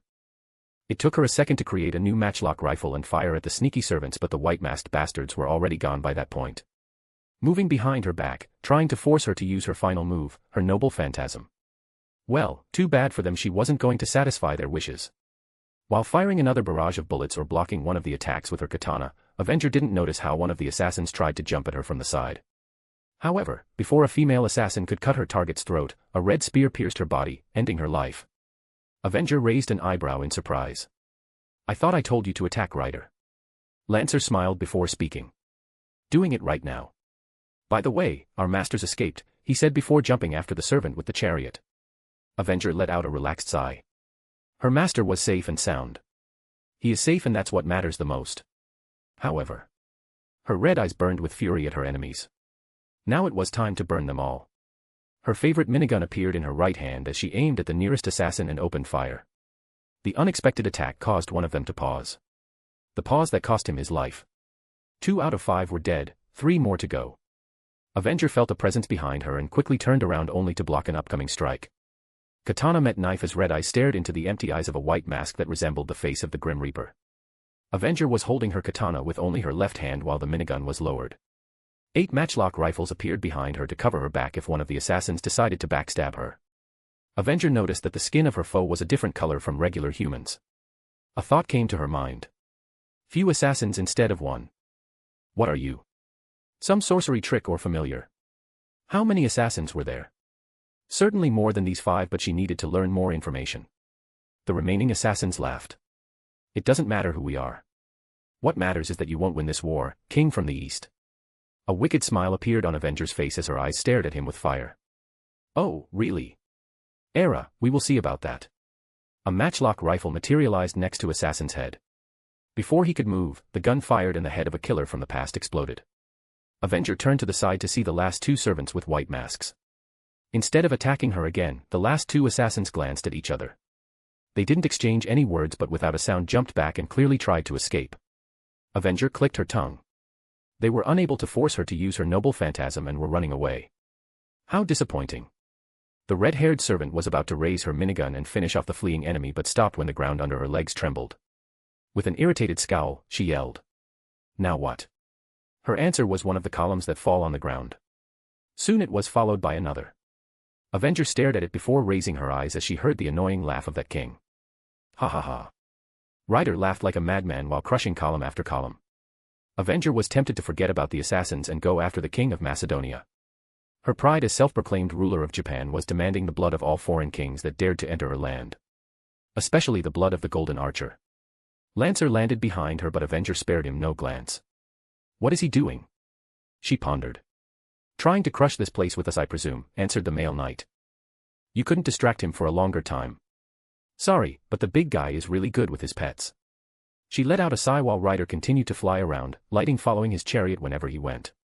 When she looked back at her previous targets she saw that both assassins couldn't escape. Iskandar's actions deprived them of an exit as it was right now covered by a destroyed column. Forget about Ryder. Let's take out the last assassins and leave. Lancer nodded before following her direction. 5 matchlock rifles appeared at both sides of Avenger. Each one of them made one shot before fading away. The assassins were distracted by the shots and weren't able to see the other 2 servants rushing at them at high speed until it was too late. Lancer's spear pierced a female assassin head while Avenger cut the last one in 2. Satisfied with killing at least one threat, Avenger turned to the last obstacle in the form of a column. Red energy formed around her heel as she raised it and kicked the hindrance before her. Looking back at the destroyed base of Castor, she saw how Ryder finished with destroying the place and now was making his escape as well. However, unlike Avenger and Lancer, the King of Conquerors literally made his escape by smashing his chariot into the ceiling and making a big hole in it. If there's no exit he will make one, yeah. Avenger chucked while Lancer turned to their exit. Let's go. Our masters must be waiting for us. Not wasting any second both servants left the former hideout of Gilgamesh. They couldn't prepare an ambush for the French servant or kill Ryder but at least they knew that Castor won't return here anymore. Ha ha ha. That went splendid. Truly a great plan, master. Ryder couldn't stop laughing while 2 of them were flying in his chariot. His master greatly surprised him today and Iskandar was proud. Waver on the other hand was feeling like he was about to vomit. This entire thing didn't end the way he originally planned but Waver couldn't deny the fact that it was a rather exciting day. Still, the young master couldn't stop feeling like he didn't do that well. Come on, Ryder. My plan was simple and crude. Just simply smashing things until everything falls on them. It was a rather silly idea when talking out loud. His servant waved him off. Give yourself more credit, master.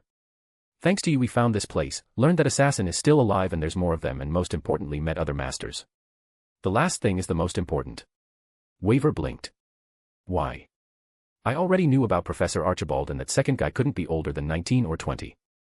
I doubt he is powerful magi since he used a regular gun. Waver wasn't able to study the second guy since his attention was focused on his professor. Well, since they were enemies. Ryder chuckled. Sometimes I forget that you are still a rocky virgin. His master's face went red. Ryder. Master. Iskandar started seriously. Waver gulped from the sudden change of his tone. When I said that the master of Avenger reminds me of my siblings I didn't mean it in a positive way. The King of Conquerors looked at his master's eyes and Waver could see that his servant was remembering something painful. Don't be fooled by the appearance of that person. I knew people like him during my life. They are the kind of people who will kill without remorse. I think he and Avenger are alike in that aspect. Waver silently thought about it. Iskandar had a life full of adventures and most likely met all kinds of people. However, if the master of Avenger made such an impression on him from just one encounter, Waver was a little nervous to know who that guy really is. Chapter 22, Chapter Fuyuki City Hyatt Hotel. Both masters and their servants made their way towards the best hotel in the city. According to Kenneth, it was the most tolerable place to stay in this city and that he had higher hopes for a backwards country. Lelouch almost giggled from how the blonde magi froze when Avenger sent him a deathly glare. The red-haired woman was walking next to him in her civilian clothes. While Lancer decided to stay in his spirit form because he was afraid he would affect women. The former emperor didn't understand what he meant but guessed it was something to do with his true name. Soon the 3 of them, plus the invisible men, were inside Archibald's base of operations. Lelouch wasn't surprised to see Soleui there. When asked, the unhappy bride said that she had to escape the moment Ryder showed up. The boy noted that she didn't sound too apologetic about leaving them. Her future husband just let out a tired sigh at his soon-to-be wife's antics. However, Solayui's expression and attitude changed when another servant appeared. Lelouch noticed how she started to smile when she saw Lancer, and how the male knight grimaced when he saw her. He thought about it for a moment. It was clear that Solayui was not happy with her fiancé, but now it would seem she found someone more desirable. Lancer's words about affecting women came back to Lelouch's mind. Now it was interesting. Was it because he was a heroic spirit from the past, or was there something else? The Master of Avenger couldn't tell. Now this is something I might use if I get tired of Kenneth's behavior. Servants can change masters if they find new ones quickly, but for now, I won't change anything. I don't know anything about Solayui's abilities as a magi, while Kenneth at least can bring something to the table. Lelouch thought with a small smirk while the blonde magi ranted to his not-so-happy partner about their latest adventure. Waver Velvet. My own student dared to fight me today. Technically he was standing next to Ryder. So neither of you exchanged blows today. Avenger pointed out, who was now sitting on a sofa next to Lelouch. Kenneth was sitting on a chair next to the sofa and groaned before turning to her. You know what I mean. Back in the clock tower, he was nothing but a naive child with ludicrous ideas. Then he stole my catalyst for summoning Ryder, which wasn't cheap, and now he has the audacity to participate in the Grail War. I would have laughed, I should, but it would seem he got lucky with his servant. Ryder is covering my student's weaknesses and is able to hinder our plans even with a weakling master at his side. Iskandar is an experienced leader who led armies during his life. I wouldn't be surprised if it isn't the first time Ryder had to work with someone as green as this Waver, said Lelouch before accepting, with a smile, tea from Solayui. The King of Conquerors is known for inspiring his soldiers, so it's most likely he is doing the same with his master. Forget about Ryder. Right now we need to focus on the assassins. Avenger said while putting down her tea. At the start of the war, I felt the death of one of the servants. I thought Assassin was dead for good. However, turns out there are more than just one assassin. Her master nodded. It must be some sort of skill. Maybe their noble phantasm. Still, they were not as strong as an individual servant. Lelouch brought his right hand up to his chin. If every assassin was as strong as a regular servant, they would have been an unstoppable force. Not that we need to underestimate them right now either. Kenneth stayed silent before speaking. I took a look of Assassin's parameters.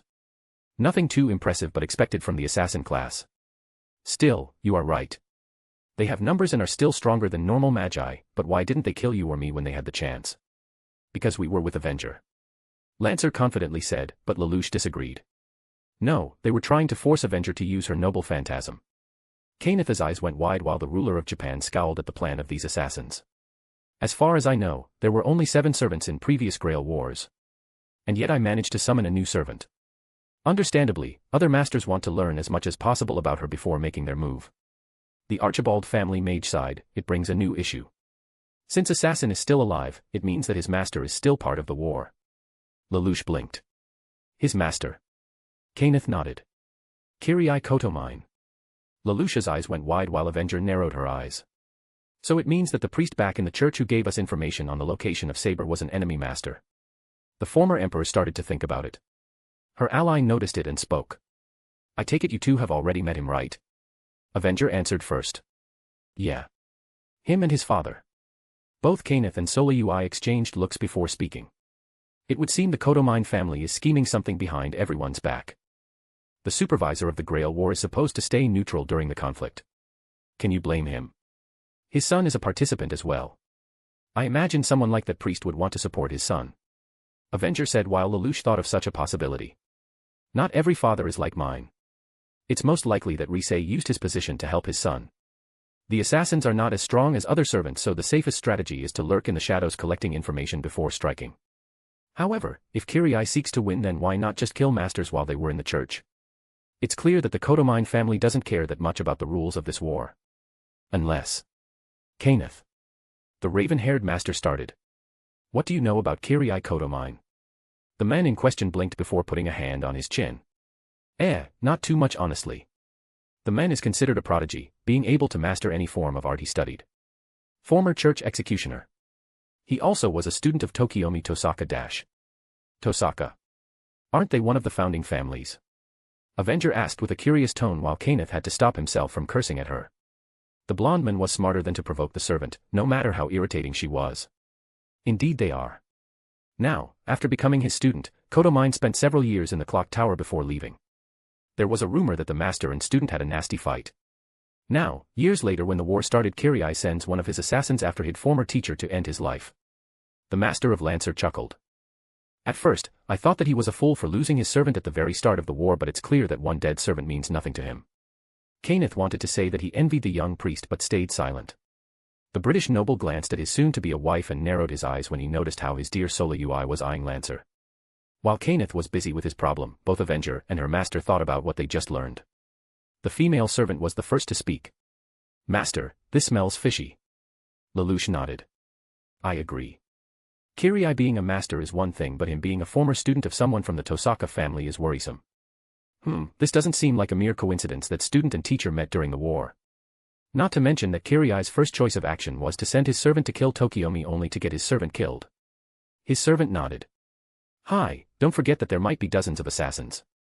If we put everything together, it would seem that Kariya and Tokiomi are allies. However, in that case, it means that was their plan all along," Lelouch concluded, a little impressed with the entire scheme. Two allies pretending to dislike each other and even try to kill only to take off eyes from one of them. Kariya pretending to be out of war only to collect information for Tokiomi with the assassins is a sound strategy. Of course, it makes you think just how loyal Kariya really is to his teacher if he's willing to go such lengths for him. Well, it might be just good old blind loyalty. Kami knows such things helped me numerous times. Avenger closed her eyes, remembering her loyal friend who managed to become part of her family. Despite how many times she was betrayed, he stayed loyal to her. While the red-headed servant was having a nostalgic trip, Lelouch himself remembered someone who was blindly loyal to him no matter what. "Jeremiah, I wondered how you are doing right now, Orange." The man once known as Zero allowed himself to smile with a pleasant memory of the cyborg. Lelouch wanted to stop himself from thinking about his old life, but both his mind and heart started to wander between his memories. Remembering someone else who was loyal. Violet eyes glanced at his servant. Avenger noticed it and slightly smiled while he remembered another redhead. However, both master and servant were interrupted from their moment by the phone ringing. Everyone in the room turned to the modern device. Kenneth was the first to take it. The image professor stayed silent before answering someone else on another side of the phone. "I see, thank you." Before putting the phone down, he turned to look at them with a thoughtful look. "Something important, my lord." Kenneth turned to his servant and nodded. "Yes. It appears the building is currently under evacuation." Everyone in the room tensed. Lelouch was the first to speak. "What? Why?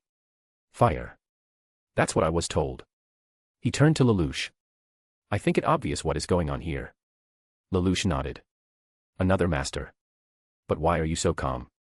He raised an eyebrow while Kenneth made his way to a chair to sit down. The older man was calm despite the danger of an upcoming attack from another master. "Why am I calm?" "Oh, it seems your family forgot to teach another important aspect of the moonlit world." Kenneth smiled with closed eyes while Lelouch just silently smiled, but neither of them noticed how Avenger dangerously narrowed her eyes. Her master might have been not bothered by the arrogant mage's antics, but Avenger was. Attacking Magi at his workshop is both foolish and suicidal.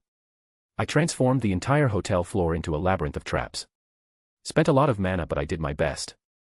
Even servants would have hard times navigating it." He snorted, proud by his creation.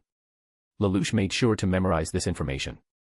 Avenger walked over to the window and looked down at the street below the hotel. "There's a lot of people. At least there won't be unnecessary sacrifices among civilians," commented Lelouch, at least happy by this news. "Less dead people. The only one who will be dying today will be the enemy master who dared to enter my domain." Kenneth declared ecstatically. His fiancée just rolled her eyes while her charming knight just happily nodded at his master's words.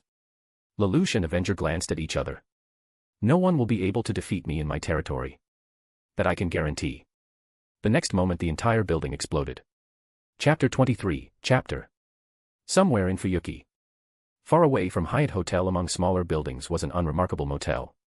The old building wasn't big and didn't have a lot of residents. However, it was cheap and the main reason why one specific person lived there. Inside one of the smaller motel's rooms lived an unremarkable person whose only unusual trait was his white hair. Kariya stared at the mirror, studying his damaged eye. Sometimes he wondered if it was worth it all and if he could do it alone. Could he really save he? However, he immediately stopped that thought as he clenched his fist. "Stop thinking like this. I will save her as I promised. I must. I can't give up now." The master of Berserker screamed inside his head, but his hands were shaking. Kariya took a deep breath, trying to calm down. Ever since his brother helped him, Kariya didn't know how to feel. Byakuya was hardly a kind man, especially after what happened to his wife. Kariya winced. Poor Shinji. However, it would seem that his brother decided to take pity on him.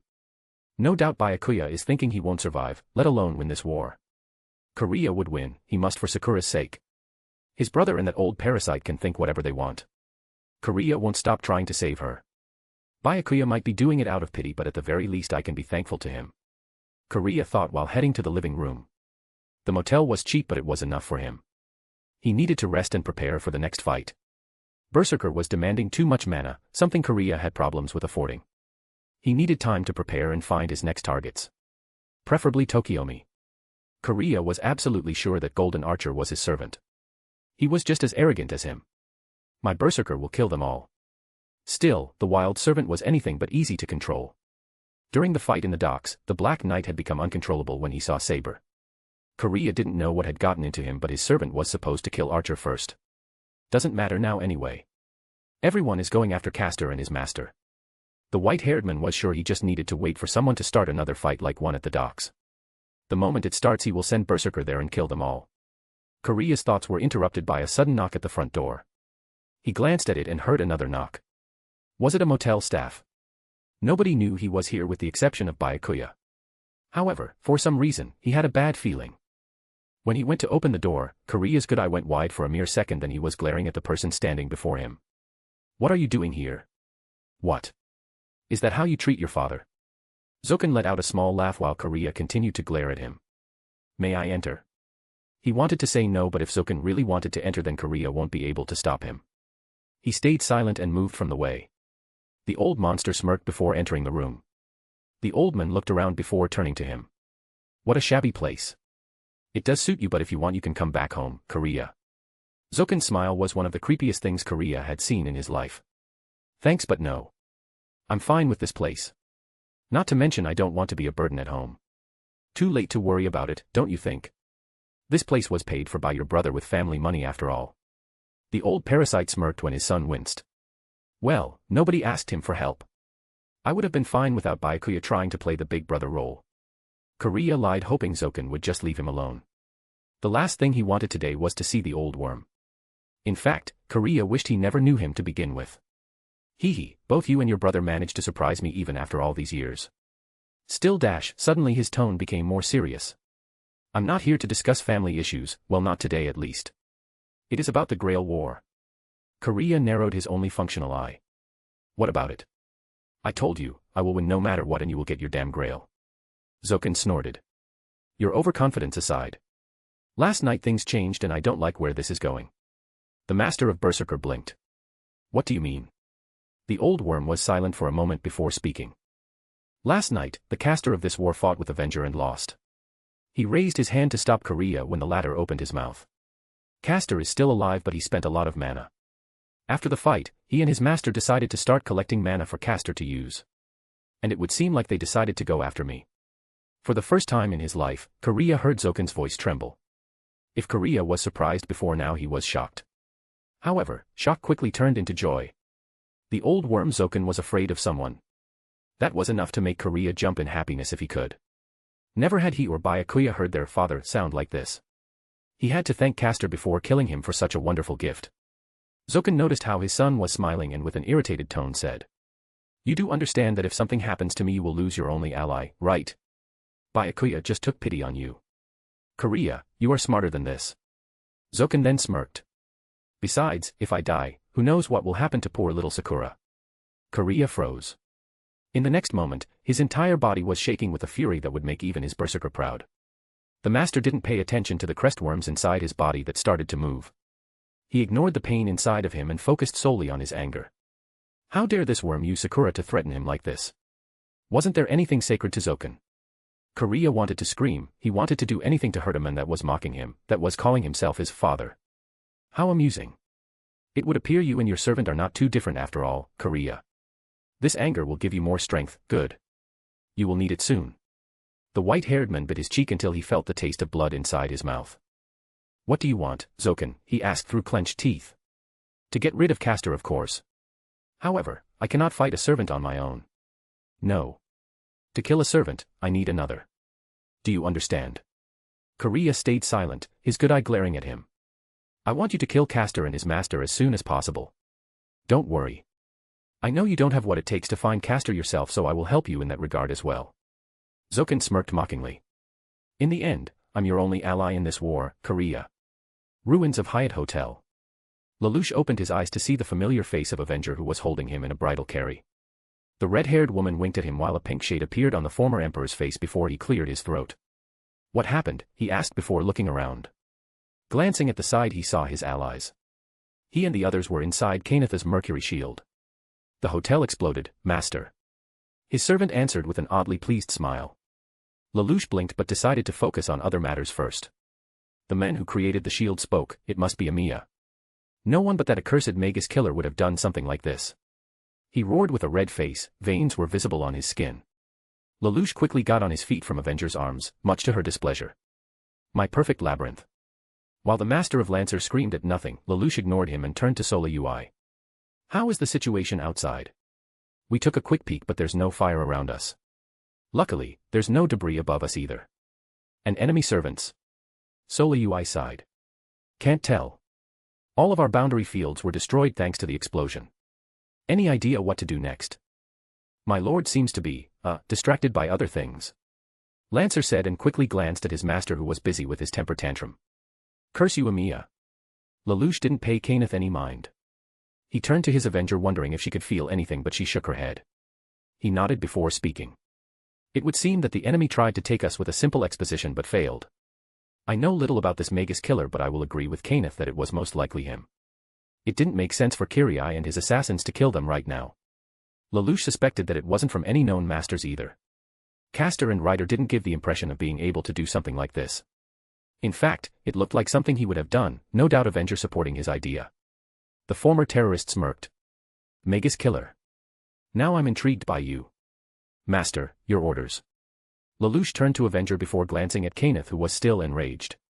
No point talking to him right now when he is like this. He murmured to his servant who agreed.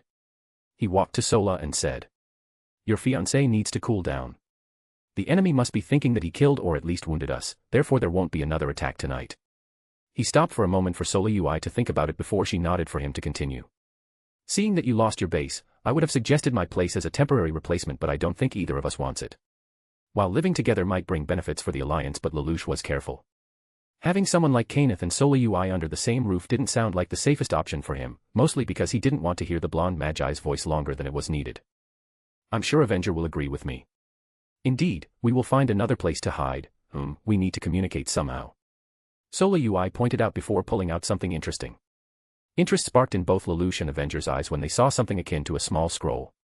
Usually, Magi use it to speak at long distances. I will give you mine. Kenneth will contact you using his. Unhappy with her life, the woman handed over to him the magic paper. Lelouch took it before asking. How do I use it? We will contact you when we will find a new place to stay. Until then, carry it with you. Lelouch's face stayed neutral but he made sure to be careful of this thing. His understanding of magecraft was limited and it would seem like his new allies wanted to use it. He didn't need to look at Avenger to know that she was thinking the same. The female servant quickly glanced at Lancer and his master before walking closer to Lelouch. Very well, in that case, we will wait for your message. It was another dream. And once again Nounaga was inside this different world. This time instead of a battle in the sky, she found herself inside a city that looked like it was from the future. Tall buildings that she never saw in modern architecture she couldn't recognize. And yet for some reason, she felt a familiar sensation like she was there before. Then she saw soldiers dressed in unusual clothes who were standing in 2 rows.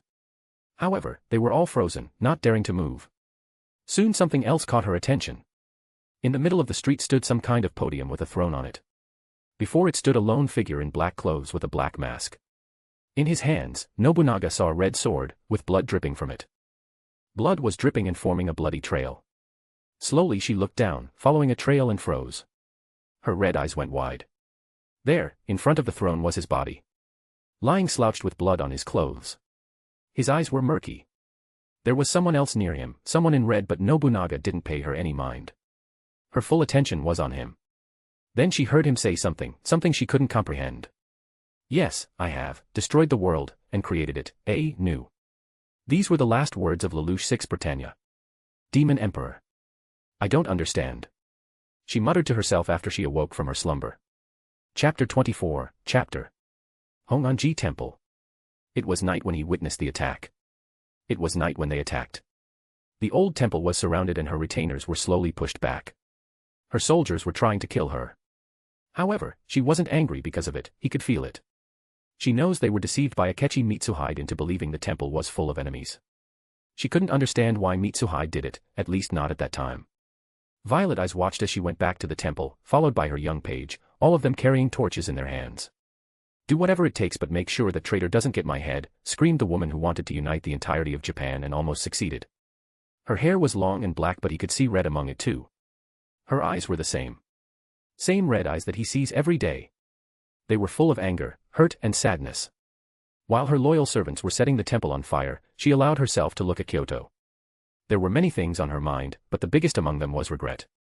Regret that she couldn't finish what she started all these years ago. Regret that her dream won't be fulfilled with her as the ruler of Japan, and finally regret not seeing the outside world as she dreamed. As the temple was slowly consumed by fire, Oda Nobunaga pulled out her sword before kneeling. She lived her life as she pleased and she will go out the same way. That night Demon King of 6 Heaven died from her own hands. Her body was never found, consumed by fire. That night, the Demon Emperor silently witnessed this memory. Fuyuki City. Avenger knew from the moment she was summoned her master must be an unusual individual. To call for someone like her, especially in her current form without catalyst, said person must have had a unique life to say at least. It must have been some kind of war veteran or tyrant who was just as ambitious as her. Then why was she summoned by a young man such as Lelouch? Avenger knew that her life wasn't easy, it was full of trials and errors. If Lelouch was similar to her then Avenger didn't know if she should be concerned or happy that there was someone similar to her. And then there are these dreams, his memories. The first dream raised many questions but it showed her that Lelouch wasn't a simple man from a foreign land. No, there were things she couldn't understand about him, namely the last dream she saw after returning from the hotel.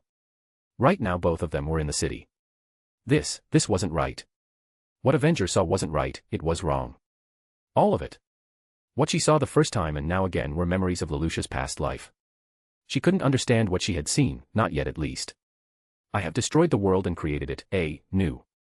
That's what he said, his last words, but this plan, Zero Requiem, I don't understand. Avenger placed a hand on her forehead, trying to think about it all over again. Her dream was to create a new empire in Japan under her rule. Better than previous ones, one that will be remembered as the greatest empire in Asia. She wanted to travel and spread her hegemony further beyond the tiny island. Avenger was ambitious but it wasn't because she was power-hungry. I was born when Japan was divided, the current system of that time was weak and ineffective. Someone should have changed all of it and I took it upon myself. Lelouch had a similar situation but at the same time, it was different, still, doesn't explain why he decided to end everything like this. Right now Avenger was in civilian clothes, in the middle of the city. After what happened last night her master suggested looking for a potential new base. Seeing that Kenneth was tracked down and his hotel destroyed, Avenger agreed. Having a backup place to hide was a nice idea. Right now Lelouch was looking through some motels, trying to find a cheaper one. While they had money, spending more than needed would be a waste. While Lelouch was talking with another owner of a motel, Avenger was staring at his back. She saw something last night, something she didn't know how to react to. She should have been amazed by the sheer absurdity of what she learned last night. This Zero Requiem and everything that led to it, it was wrong. Okay, this place isn't too bad and the price is tolerable but maybe we might find a better choice. Do you think we need to look somewhere else? Lelouch asked while standing next to her. Avenger blinked, lost in her thoughts before answering. I suppose we can look for a cheaper place. We have nothing to do until the blonde idiot calls us anyway. In that case, let's go, Avenger. Both master and servant left the building and headed further into the city. Finding a place inside the city might minimize the possibility of attack by a servant, of course, both of them understood that it was too optimistic.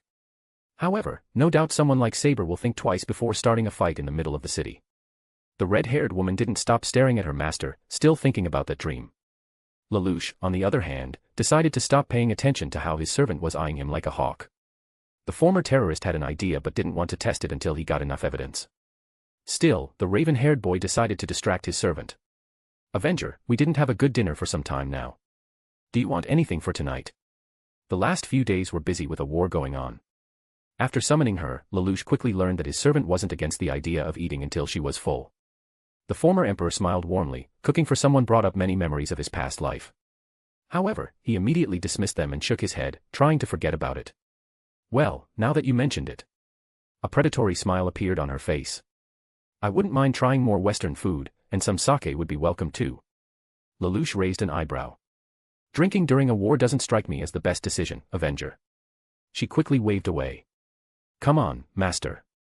I never had a problem with drinking, not to mention servants can't get drunk, I think. Wait, a smirk appeared on her face and Lelouch for some reasons felt unsafe. Don't tell me you can't handle a bottle or two, master, she teased while Lelouch quickly shook his head, too quickly. Of course not. I'm just worried about you, that's all. Avenger smirked before placing a hand on her chin. How cute. Lelouch narrowed his eyes, remembering a similar experience from the past. They continued looking for a new hideout for some time. Soon both servant and master decided to take a rest inside a small coffee shop. Avenger wanted something to drink and Lelouch accepted by ordering some tea. When it was brought to them, Avenger was first to taste. Compared to what that Sola UI woman made, this one is way better. Her master nodded. Indeed, this place seems nice enough. Lelouch looked around and noticed that the cafe looked more like a pub than he first thought. Not to mention that it looked Western. Remembering the name of this place he blinked. Copenhagen. That was a name written over this place. I think it's a pub. Ah, do you think they sell liquor here? Avenger asked hopefully while her mazer sighed. Come on, master. You need to relax a little. Living without any fun isn't a good life, I will tell you. Makes me question how you had fun before the war, she asked with a smile, but her eyes never left his face, watching every emotion he made. Lelouch's face changed to a more thoughtful one when he raised his left hand to lay his head. Avenger noted how melancholic he appeared in her eyes. It would appear Lelouch doesn't want to remember his old life. In that case, I better stop. She needed to learn more things about his former life before she could make any final decision, but making her master uncomfortable sounded awful to Avenger. You know, master, another smirk, but this time more dangerous, appeared on her face. Alcohol can be used for many things besides drinking. Let's say, making something flammable. She wanted to laugh when her master's face changed from melancholy to interest. Era, someone is interested. Of course, chuckled Lelouch. That idea has its merit. Just imagine if instead of shooting at the master of Ryder, I threw a Molotov cocktail. Ryder would have a harder time protecting him. A malevolent smile formed on his face, but Avenger couldn't help but find it cute. The idea of Ryder panicking while trying to help his master who was on fire was so ridiculous, it almost made Avenger burst in laughter. Of course, she didn't care enough about Ryder's master to hurt him this much, but Lelouch's suggestion was fun to say at least. The red-haired woman looked around, still laughing a little after what her master said. In that case, why not buy some right here? She smiled hopefully, but her master declined. We still need to find a new place to stay in if our current base of operation gets compromised. However, after that, I don't see a problem with buying some. Lelouch chuckled with closed eyes when Avenger's face brightened. Even someone like her could get excited over small things. Maybe in a different place though. This one looks decent enough, but saving some money would be good. And here I thought I managed to crack through you, master. Avenger sighed before looking around them. Right now this Copenhagen was pretty empty save for two girls in the bar. One had orange hair while her friend had brown. One of them was the employee working and brought them tea. The former leader of her clan raised an eyebrow. Both girls looked young for being here. With the information the Grail provided to her, Avenger was sure both of the girls must be still studying in school. This place has cute girls at least. Won't you agree, master? She glanced at him, hoping to see the interesting reaction, but got disappointed. Lelouch spared a quick look at the two other occupants of the pub before turning to her. I suppose, he said with clear indifference in his tone while Avenger sighed. Well, I saw something in his memory. There were a lot of beautiful women in his life, I can't deny that. While what Avenger has seen last night inside her dream was akin to a quick overview, she noticed that some faces appeared frequently. Especially the face of three girls who had green, blonde, and red hair colors. Green and red were appearing more than others. Were they his lovers or something? For some reason, she eagerly wanted to know about it. I think we should continue with our search, Avenger. She nodded. Soon both of them left Copenhagen. I wanted to stay somewhere closer to the center, but I suppose looking on the outskirts might be worth something too. I don't mind. Just walking around the city is nice. She looked around. Buildings both tall and short surrounded them on both sides of the street. Her master said that Fuyuki was a tame place compared to some cities he visited before, and that made Avenger curious. Of course, after witnessing his dreams she could guess that her master in truth was talking about cities from that place. However, Avenger was interested to see other cities of Japan, especially Kyoto. Lelouch summoned me at Honganji Temple, but we immediately departed for Fuyuki. We couldn't stay there any longer because of the war, but it is still a shame. When Avenger was called as a servant in this war, one of her motivations, besides winning, was seeing how much Japan changed. I spent my entire life on this tiny island while the rest of the world could have been explored and conquered. And even as a servant, I stick out in this city. This seems like some sort of irony. She clicked her tongue in irritation. Something wrong, Avenger? Her master easily sensed the feelings of his servant. Avenger nodded. I'm just pissed that even now I can explore the world as I wanted during life. I suppose it is nothing major. I'm just annoyed that this Grail war couldn't be somewhere else. Maybe the country of Portugal. She was always curious to see the country where her first arquebus came from. Lelouch smiled. I think I understand where you're coming from. I will admit that I wouldn't mind a change of scenario. Sometimes it feels like everything important in my life happens in Japan. He allowed himself to smile before quickly realizing that he might have said too much. Lelouch looked at Avenger, only to see her smiling at him. I'm still unsure about some stuff, but at the same time it feels strangely relaxing talking to Lelouch like this. They continued their walk in peaceful silence. Lelouch was glad that Avenger didn't ask what he meant. For some reason, Avenger was sure that both of them would talk about it sooner or later. Of course, she intended to have the conversation sooner. It was easy to see that her master knew what she was thinking about, or at least had a suspicion. Right now they could focus on their current objective. However, it would seem fate had another idea. The female servant immediately froze. An enemy servant is near. Violet eyes went wide before narrowing and looking around. Attacking in broad daylight, I knew it was a matter of time before someone tried it, he sighed, while Avenger thought about transforming into her battle attire. However, they were still in the center of the city standing among civilians. She and her master could hide in some corner before she changed in fighting mode. Then she could take Lelouch and escape through the roofs of buildings. Fighting or retreating will be easier this way. And once again, fate had another plan for them. Haha. I can't believe we meet again so soon, laughed a loud male voice. Avenger let out an irritated sigh. Her master on the other hand quickly became more relaxed, or at least made it look like he was relaxed seeing a familiar servant.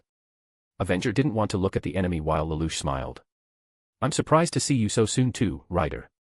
The large man and his puny master stood a few meters away. When Avenger turned to look at them, she noticed that the King of Conquerors was wearing some kind of shirt while his master was in the same clothes from their previous encounter. However, the moment her red eyes fell on the younger boy, the enemy master clenched and turned away. Good, fear was always a tool in her hands. I suppose we both didn't come here to fight today. Don't you agree, Waver Velvet? The boy in question gulped before nodding. Indeed. I and Rider are here for another piece of business. We have no intention of fighting you. Right now, added Lelouch, and she could feel how this Waver's fear grew as he nodded, trying to stay confident. Yes. There was a long silence. Rider was smiling but again was staring at her master's face, waiting for him to say anything. Waver was nervous, but Avenger will give him credit, the boy was doing his best. Lelouch had this fake relaxed smile on his face, thinking about something before speaking. In that case, I see no problem, he declared happily. Avenger saw how Waver sighed in relief while Iskandar let out another loud laugh. See, master. I told you it will be fine. Male servant slapped his master on the shoulder, the poor boy almost fell ahead. Avenger and her master are smarter than to start fighting in the city. While I will prefer to avoid starting a battle in the center of Fuyuki, it doesn't mean my hand cannot be forced. Avenger thought to herself while her master asked. Still, I'm curious about what you're doing here. Rider looked at his master with a curious gaze. Hey, master, how about we call them as well? Avenger calls herself a ruler of Japan after all. So she will fit there. His master looked at him with wide eyes while Lelouch and Avenger blinked in confusion. What is he talking about? Iskandar said something about her being a ruler, but Avenger didn't understand. Waver wanted to say something in objection but stopped. He glanced at her and Lelouch before turning back to Rider. The young master turned away from them. Iskandar immediately followed his example. Both servant and his master were discussing something. The female servant glanced at her master, who was just as confused as her. Soon they turned back to them. Waver was the first to start. Avenger and, Lelouch, her master smiled while giving his name. Waver nodded. Avenger and Lelouch. I and Rider would like to ask you to join us at the banquet tonight. Avenger raised an eyebrow. Banquet? What are they talking about? We are in the middle of a war and they want to have some sort of tea party. It would seem her master was asking himself the same question as he spoke. Pardon, but is this a good time for something like that?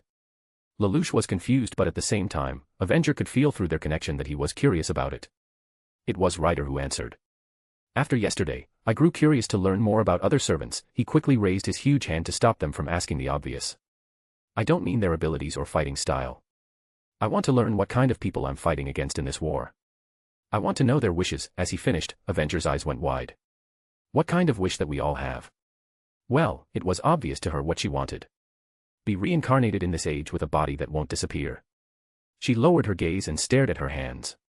Now, remembering this, Avenger forgot that she had a certain unpleasant truth. In the end, this form of me. Interesting, started Lelouch, his eyes narrowed. So that's what you want, King of Conquerors. He studied Ryder, trying to learn if he was sincere. The redheadman smiled, but unlike before, this one was careful, almost challenging. If you think it is some sort of trap, then feel free to refuse our invitation, Master of Avenger, Lelouch. The female servant stopped her thoughts and once again focused on Ryder. The large man chuckled. However, it will be a big waste on your part if you refuse. Red eyes narrowed, she asked. And why exactly? Enemy servant grinned. Because it isn't every day that you have the chance to drink with 3 kings from the past. Me, Archer and Saber. 4 if you will come, Avenger. Lelouch and Avenger both froze. 3 kings. Was Ryder talking about the golden Archer and Saber? Wait, Saber isn't Jeanne d'Arc. If this is not her, then who is he talking about? While Avenger was lost in her thought, her master spoke. Does that mean you already invited Archer? Unsurprisingly, Ryder nodded. Yup, he said proudly, placing a hand behind his back. We met him accidentally too. Archer was looking for this place called a swimming pool, said that they might be worthy of his attention. Funny fellow. Funny wasn't the first word Avenger will use to describe that guy, but a swimming pool. The Grail provided her brief information about it, and she had to admit she started to get interested in this place too. Maybe she and her master should visit this place too. Lelouch turned to her and used their mental link. It might be a good opportunity to learn more about Archer. Not to mention Jeanne d'Arc, but why would Ryder call her a king? Avenger didn't know either, but agreed with her master. Finding more information about their enemies is too important to ignore. When she nodded, Lelouch continued. Not to mention I'm curious about their wishes as well. Avenger didn't miss a look in his eyes. It was like back in Copenhagen. She wasn't sure if she liked it, but for now, Avenger needed to focus on the current situation. She and her master returned their attention to Waver and Ryder, who were silently waiting for an answer. Lelouch opened his mouth and started. King Iskandar, he said with respect. The older man smiled. It will be an honor for us to share a drink with you. We will be there. Ryder laughed. Great. The more people, the more interesting it gets. By the way, do you know any place where we can borrow some wine? He asked innocently while his master's eyebrow twitched. Ryder. We won't steal anything anymore. Avenger raised an eyebrow. What did he mean anymore? Okay, master. Geez, sometimes I think you need to drink something yourself. His servant waved away. It would appear Ryder and Waver don't have problems with each other, Lelouch whispered only to her. Avenger nodded, ignoring how a young boy was scolding his servant at the moment. She could see that they were friendly with each other. They are better than Kenneth and Lancer, that's easy to see, she smirked while her master chuckled. Not too difficult, but I see what you mean, Lelouch said with a soft smile, but Avenger wanted to ask if they were having a good relationship as well. Of course, Lelouch and Avenger already said to each other they like working together, but she wanted to know more. Seeing his memories, and he undoubtedly also saw her own, she wanted to find out if he felt the same way. Maybe it would have been better if I didn't go to sleep the last night. No, I shouldn't think like that. That was important. Avenger immediately shook her head. It would have been worse if she didn't see it. Lelouch most likely knows who she is, while she didn't know who Lelouch Lampirouge was. Just because that last dream was important to her. Now, thinking about Ryder's offer, she thought about something. Maybe I could use this opportunity. Oi. I almost forgot, suddenly shouted Ryder. He turned to them and said.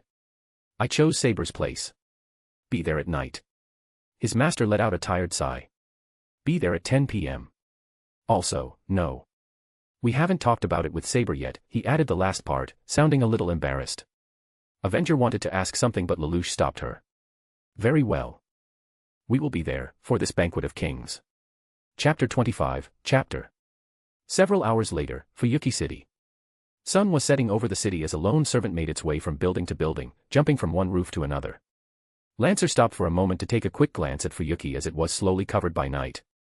The knight allowed himself to close his eyes and enjoy a breath of the night air. Being able to move like this was one of the most enjoyable things he could do in this war. Sadly, everything wasn't as pleasing as such a simple thing.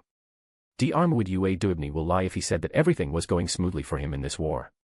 It wasn't even about the war, he knew from the start that fights will be difficult and was happy about it. It only meant that the Knight of Fianna will have more chances to prove himself in combat and return his honor. However, there was a giant obstacle that was standing in his way. My lord's chosen one, Sola Ui. D'Armwood sighed, remembering the face of the female magi. Why my lord decided to bring her with him. Not only that, but he wanted her to be my master. He hoped he would be able to avoid repeating the same mistake that cost not only him his life but most importantly his honor as well. However, it was too late. I already can see that my damn mole affected her. Why must I be so unlucky? One of the reasons why he was on reconnaissance at such late hour was because his lord didn't trust him enough to be near his wife anymore.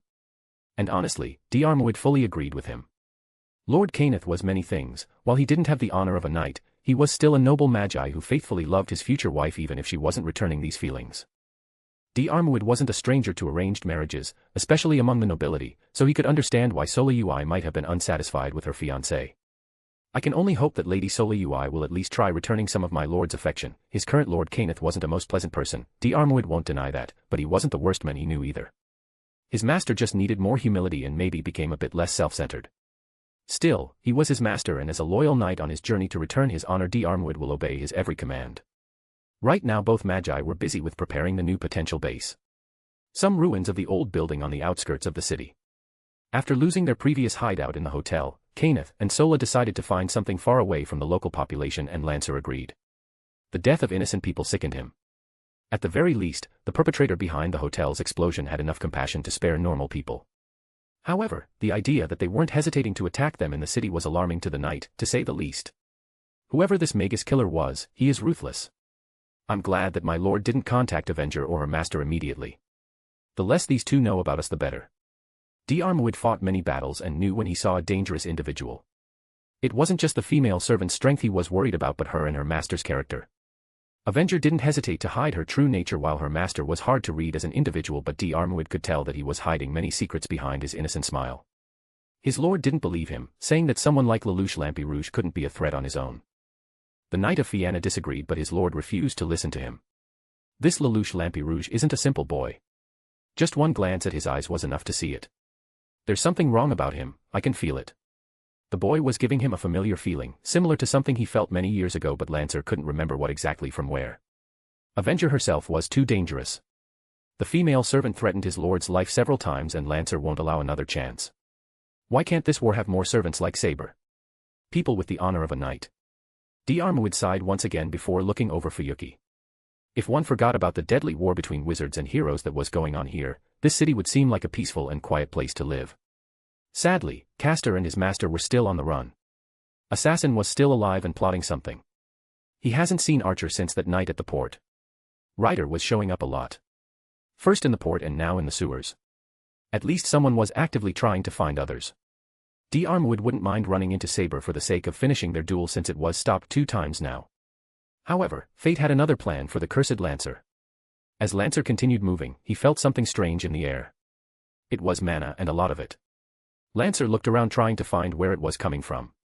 Soon he found the trail and followed it.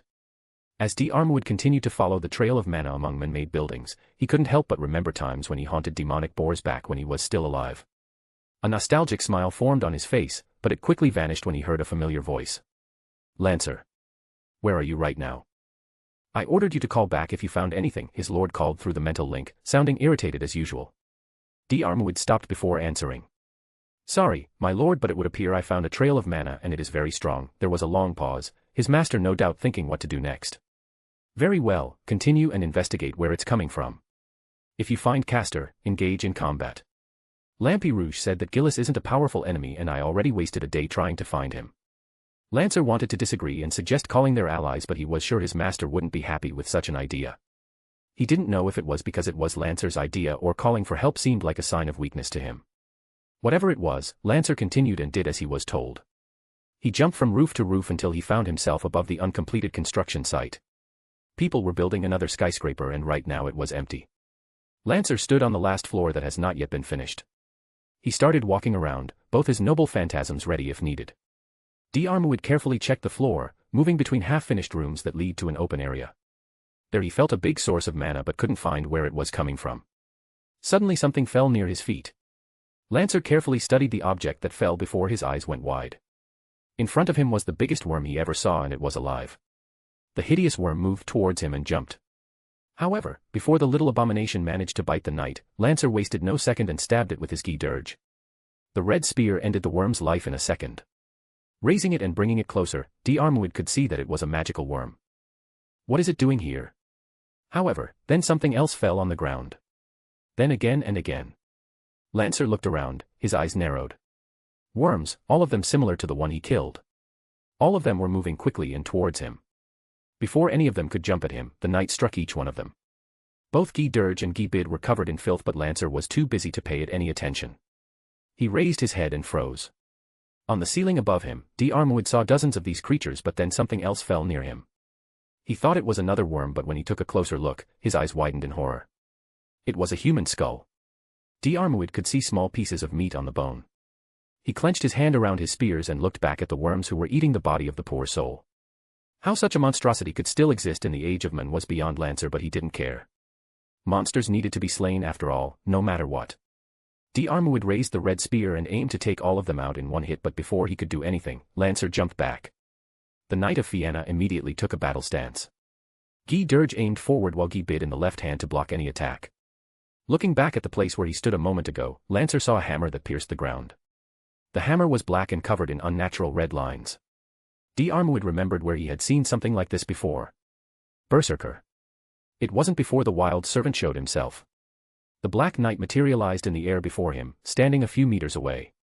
He was silent. Lancer didn't see any weapon on him, but it didn't mean Berserker was unarmed. After witnessing his short fight with the Golden Archer, Armuid was careful around the unknown servant. "Well, nice to see you again," he greeted, hoping for an answer. There was none. So silent type. I don't judge, but a heaving conversation will be harder this way." Berserker didn't make any sound or move. "Can't you at least tell who this guy is?" He raised his eyes at the corpse that was still surrounded by worms. The Black Knight said nothing. Armuid sighed. "Does that mean you won't allow me to leave?" This time Berserker answered, or at least something close to answering, as he growled in agreement before rushing at him. Lancer sighed again before speaking. Well, this day was getting boring anyway. At the next moment, two knights with tragic ends clashed at the fight.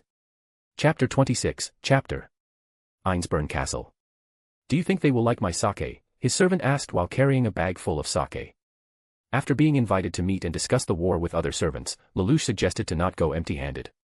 However, Avenger understood this as a chance to buy alcohol for herself. Now, she wasn't an alcoholic, but the last time, when she had a drink, was several centuries ago, and understandably she wanted to try modern sake. Lelouch didn't even try to stop her and just agreed. At the very least, alcohol might make others more talkative. However, talking will be the only thing Lelouch wanted tonight. Fighting in enemy territory while surrounded by a few servants wasn't the best scenario. If only I could contact Kenneth. Lancer would have been a good backup if needed. Especially if it comes to fighting Saber. Lelouch and his servant did as they were told and made their way towards a German castle in the forest. Thankfully Avenger remembered where it was after her fight with Castor. On their way there she sensed a huge presence of magecraft. Fuyuki Forest wasn't a simple place according to her, while Avenger's knowledge in magic arts was minuscule. As a servant she could feel boundary fields that were covering the entire forest. There are more reasons why Saber's master chose this place. Lelouch thought to himself as he and his companion finally saw a castle. It was done in the old European style. The first thing that immediately caught their attention was the opened entrance door and the familiar figure inside. "I ask you once again, Ryder. Why are you here?" Saber's voice, confident and noble, just like at Doc's. Violet Eyes soon saw the blonde servant standing in front of her master from the Einzbern family, a homunculus, Lelouch reminded himself, still being little amazed by it. In the entrance stood the chariot of Ryder with himself and Waver on it. Iskandar was still wearing casual clothes. Lelouch also noticed the huge barrel near him. Ryder brought a lot of good stuff too, Avenger smirked, already knowing what was inside. Maybe he isn't too bad after all. Lelouch stayed silent, his eyes focused on Saber. Why do I feel this strange feeling inside me? Just like on the docks when he saw her for the first time, Lelouch couldn't help but feel like she was familiar to him. "Oh, come on. Saber.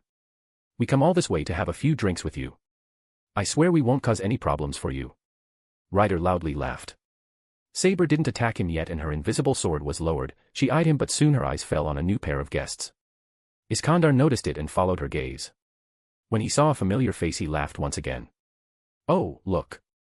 Avenger and Lelouch are here too. Lelouch. The white-haired woman behind the servant raised her eyebrow. The blonde servant stared at the raven-haired master next to Avenger. Unknown to others, she felt something strange too. Avenger narrowed her eyes when she noticed how Saber was ogling, in her mind, her master. Lelouch on the other hand chuckled. King Iskandar, thank you once again for inviting us, but please leave me the pleasure of introducing myself to such beautiful women. Lelouch smiles charmingly. The reaction was visible as the white-haired woman gently giggled with pink shades on her cheeks, her servant still stoic but her posture more relaxed. His servant had a blank face, not liking it. Ryder laughed once again and smacked his master on the back. Take notes, boy. That's how you get yourself a girl. While Waver was glaring at his servant, the white-haired woman looked at Lelouch and Avenger. You're here for the same reason as Ryder? Lelouch nodded. Indeed, my lady. We have no intention of fighting tonight. Or at least starting a fight, Avenger whispered before turning to the blonde servant in the room. Sup, Saber, she smirked when the supposed holy maiden narrowed her eyes. The Einzbern master thought about this situation before nodding. Very well. As a master of this castle, I shall grant you this permission. Her servant turned to her with a confused expression. Irisveal. The woman is now known to Lelouch as Irisveal smiled. Don't worry, Saber. I have a feeling that someone like Ryder won't break his promise. Isn't that right, Your Highness? She asked the only male servant. Iskandar nodded. But of course. What kind of king am I if I can't keep such a small promise? Tonight I wanted to hear what other rulers want from the Grail. In the end, we're all here as kings, right? Ryder asked as he turned from Saber to Avenger. Both female servants stared at each other. Saber didn't know how to feel. She knew that Avenger called herself a ruler, but without knowing her real name it might have been a lie. Avenger, on the other hand, was confused. If Saber was indeed Jeanne d'Arc, then why was she called a king? Maybe Ryder made a mistake. Or maybe Castor. In that case, I'm not against this either, finally said Saber. Her master happily clapped her hand together. In that case, please follow me. Soon all quests found themselves inside an open garden. Lelouch had to admit that this place was very beautiful.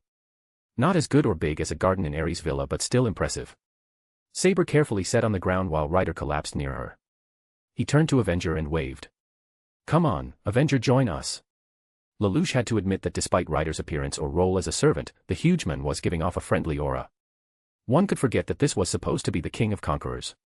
Or maybe that's the charm of the King of Conquerors. The red-haired woman eyed both servants before raising her gaze and looking at their masters. Both Irisveal and Waver were standing at the side. Lelouch wanted to question the idea of two enemy masters standing next to each other so casually, but neither of them was giving him the impression that they could attack each other like this.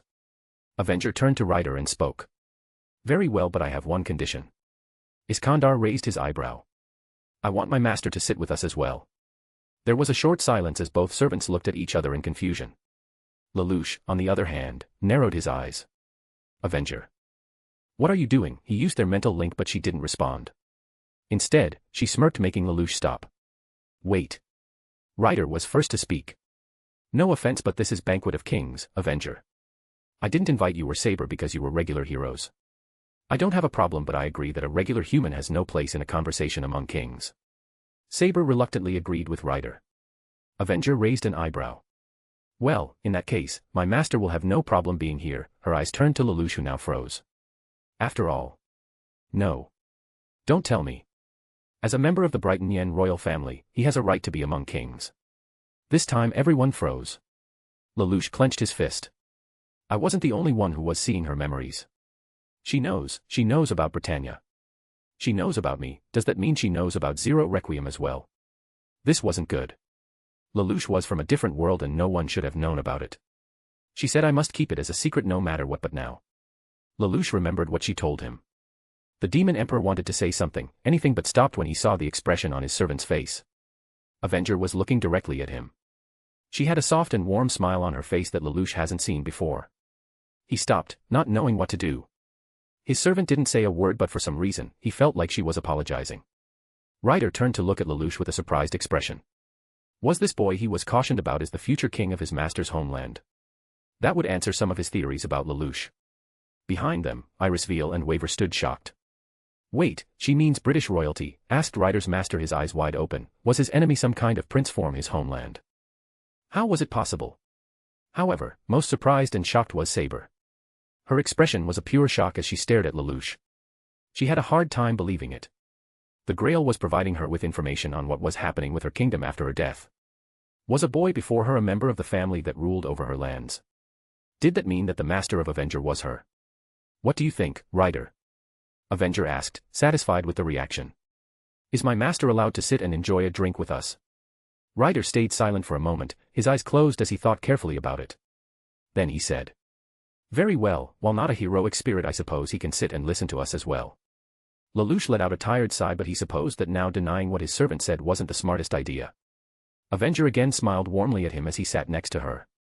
Now, maybe I can use this to my advantage. Their masters might think that I'm related to this world's British family and think that I don't have only Avenger with me. Both Kenneth and Waver were from Britain. Lelouch supposed that even as Magi they should be worried about the idea of fighting members of the royal family. I know that this world's royal family is too different from mine and doesn't have as much power as the royal family in Britannia had. What I don't know is how much influence they have in the magecraft world. Master of Avenger. Lelouch turned to Saber, who never stopped staring at him. What Avenger said. It is true. Why do you care so much, Saber? Avenger asked with narrowed eyes. She didn't like how the blonde servant was paying too much attention to her master. I know that you and his homeland fought each other in the past, but dash. What are you talking about? The blonde knight asked with narrowed eyes. She placed her working hand on her heart and spoke. Modern Britain might be different from my time, but it's still a place I loved and protected no matter what. Wait, what? Wait. But you are French, right? Avenger asked as confusion was noticeable in her tone. You are Maiden of Orleans Jeanne d'Arc, right? Suddenly Ryder started to laugh like a madman. Saber frowned but shook her head, her eyes looking at the ground. I see. So you have met that deranged caster? Saber said as she stood up. Let me clear that misunderstanding, Avenger, because as king, I cannot let my pride be insulted, she said with a serious tone. Both Avenger and Lelouch glanced at each other, confused. I'm no Maiden of Orleans. I'm a knight who fought for her country against invaders, and I'm a king who was called the once and future king. I'm the king of knights, the one who pulled out the sword Caliban. Lelouch froze, his eyes stared at her in shock. This strange feeling, all this time it was. No, how she can be. I'm Artoria Pendragon. My great ancestor. Chapter 27, Chapter. Einzbern Castle. Arthur Pendragon. The name everyone in Britannia knew. It would be hard to describe how much influence such a simple name had on an entire society.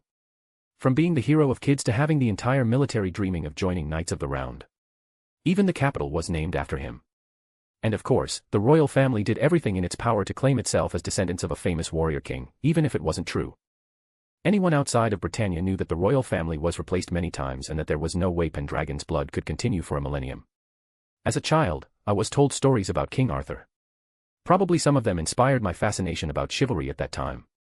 Knowing how later it played well with the aesthetics for the Black Knights almost made Lelouch chuckle, but the seriousness of this situation stopped him. A famous hero, a servant called from history, stood before him claiming to be the famous hero from his childhood, and Lelouch believed her.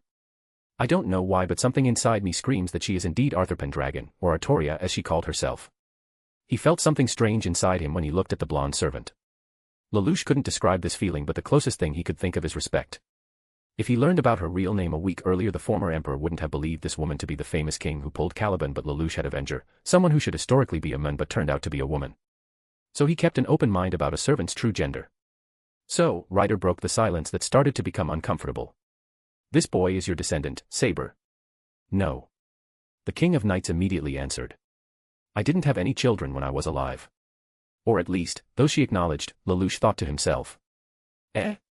Really? And here I thought we'd have a happy family meeting, well, as happy as it could get with the two of you being enemies, now I'm curious if any one of my descendants survived in the modern age. Iskandar scratched the back of his head. Come on, Ryder. There's no way any of your bastards could survive for too long. Avenger remarked with a smile as the male servant sighed. True, my time wasn't known for its hospitality or kindness. Lelouch and Saber continued to stare at each other, not saying a word. Deciding it was too much, Lelouch was first to speak. I was told many stories about you. I remember reading tales about you and the other Knights of the Round. It was inspiring. The great King Arthur. Artoria looked away with shame on her face. Great. There was nothing great about me other than my failure. She whispered the last part. So you are a prince from the same place Saber came from, but what are you doing here? Ryder inquired. Same as all masters, King Iskandar. Fighting to win the Holy Grail and make my wish. Lelouch said with a fake smile, hoping that answer was enough to Ryder. And that wish is? The Master of Avenger thought about it for a second before speaking. No matter the world, his wish stayed the same. Protect the people I care about and make them happy. Artoria looked at him with a melancholic smile while Ryder laughed. Huh, not a bad wish for a prince. Avenger didn't say a word, but Lelouch could tell that she was thinking about what his true intentions could be. By the way, Lelouch. I can see from here that my master still can't get over the fact that you are a prince from his country. Violet eyes turned to Waver, who froze before quickly looking away. It would appear to me that he nor the master of Saber have heard about you before. Lelouch said nothing. Right now he needed to learn more about his enemies. Avenger made an unexpected move. She showed him in front of others that she knew about his past. Both Ryder and Saber might have been surprised by the sudden revival of his heritage, but it was merely a quick surprise and nothing too serious to them. Of course, to their masters, it might have been a different matter entirely.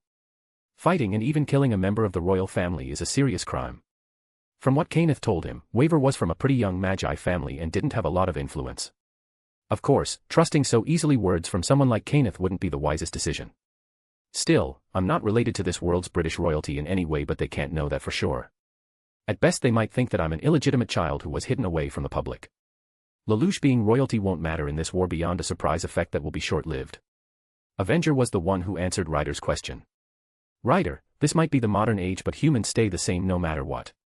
Royals going around and making bastards is still a thing. I suppose that's true, and I think we're getting off topic here, commented Ryder. The alderman pulled out the barrel that he brought with him and crudely opened it by breaking the top off. Avenger's eyes immediately sparked with interest while Lelouch just rolled his. What kind of banquet is this if we don't have anything to drink? He said, and offered some of the wine to both servants and one master. Lelouch politely declined. Getting wasted was the last thing on his mind tonight. Both Saber and Avenger took the offer, his servant more eager than the blonde one. Lelouch almost felt embarrassed at how his servant was eager to taste wine, compared to the blonde woman who elegantly took a couple of sips before returning it to its owner. Not bad, Ryder. And here I was afraid that I will have to drink sake the entire night, then again that doesn't seem too bad either. Avenger laughed while her master narrowed his eyes. Why was his servant an alcoholic? Wait, can servants even get drunk? Looking back at Ryder, Lelouch noticed a pinkish shade and drunk smile. Well, here is his answer. Okay, that was a good start. Now, who wants to start first? You already met Castor, Avenger, asked Saber, ignoring Ryder. Yup, and tried to kill him. Sadly, the ugly bastard is persistent when it comes to surviving. We exchanged a few words, mostly honest insults from my side and crazy rambling from his. He did address you as Holy Maiden. Artoria frowned. That Castor, I swear. Coming here tonight I thought I would meet Jeanne d'Arc, but instead I met your majesty, Lelouch said in the last part with respect, but noticed how Saber winced at his words. It has been some time since I was called like that, she said with a melancholic smile. Master of Avenger, while I appreciate how you regard me with great respect, I would be pleased if you stopped. Lelouch blinked before Saber cleared his confusion. You and I are enemies in this war. Besides, I'm satisfied with my role as a knight rather than king this time. Still, I wouldn't allow my title to be questioned, especially by someone who believes in a suspicious individual. Her gaze fell on the redhead woman, who simply rolled her eyes. Yeah, I made a mistake, but to be fair, Castor spoke so zealously of you, it was pretty believable at that time. Artoria shocked her head. Don't remind me. The Castor of this war is a true madman. Ladies, I think we getting off topic here, again. Mongrels. Before Ryder could finish, a sudden voice caught everyone off guard as they looked at another side of the garden. Among beautiful flowers, a familiar figure materialized from golden light. Lelouch's eyes went wide for a moment while Avenger clenched her teeth upon seeing another blonde servant. However, unlike Saber, this one was irritating. Ryder laughed. Well, you took your sweet time coming here, Archer. The blonde male said nothing as he made his way towards them, only stopping when he noticed Lelouch. And this is? He asked with the distant tone, something Avenger didn't like. My master. He has royal blood in his veins and has the right to sit with us, she said proudly. Archer sent her an annoyed look before looking at the raven-haired boy before him again. Upon closer look, he raised an eyebrow. There is something wrong about you. Both Avenger and Lelouch froze, both for the same reason. There were many things wrong with Lelouch, but only one of them could have gained the attention of a servant. Not wasting a moment, the demon emperor slightly lowered his head before Archer. While I do not know your true name, I can see that just like everyone else here you are, king, too, your highness. There was a long silence as everyone, including the other two masters, stared at the scene waiting for a reaction. Ha. Loud laughter was the last thing Lelouch expected from Archer.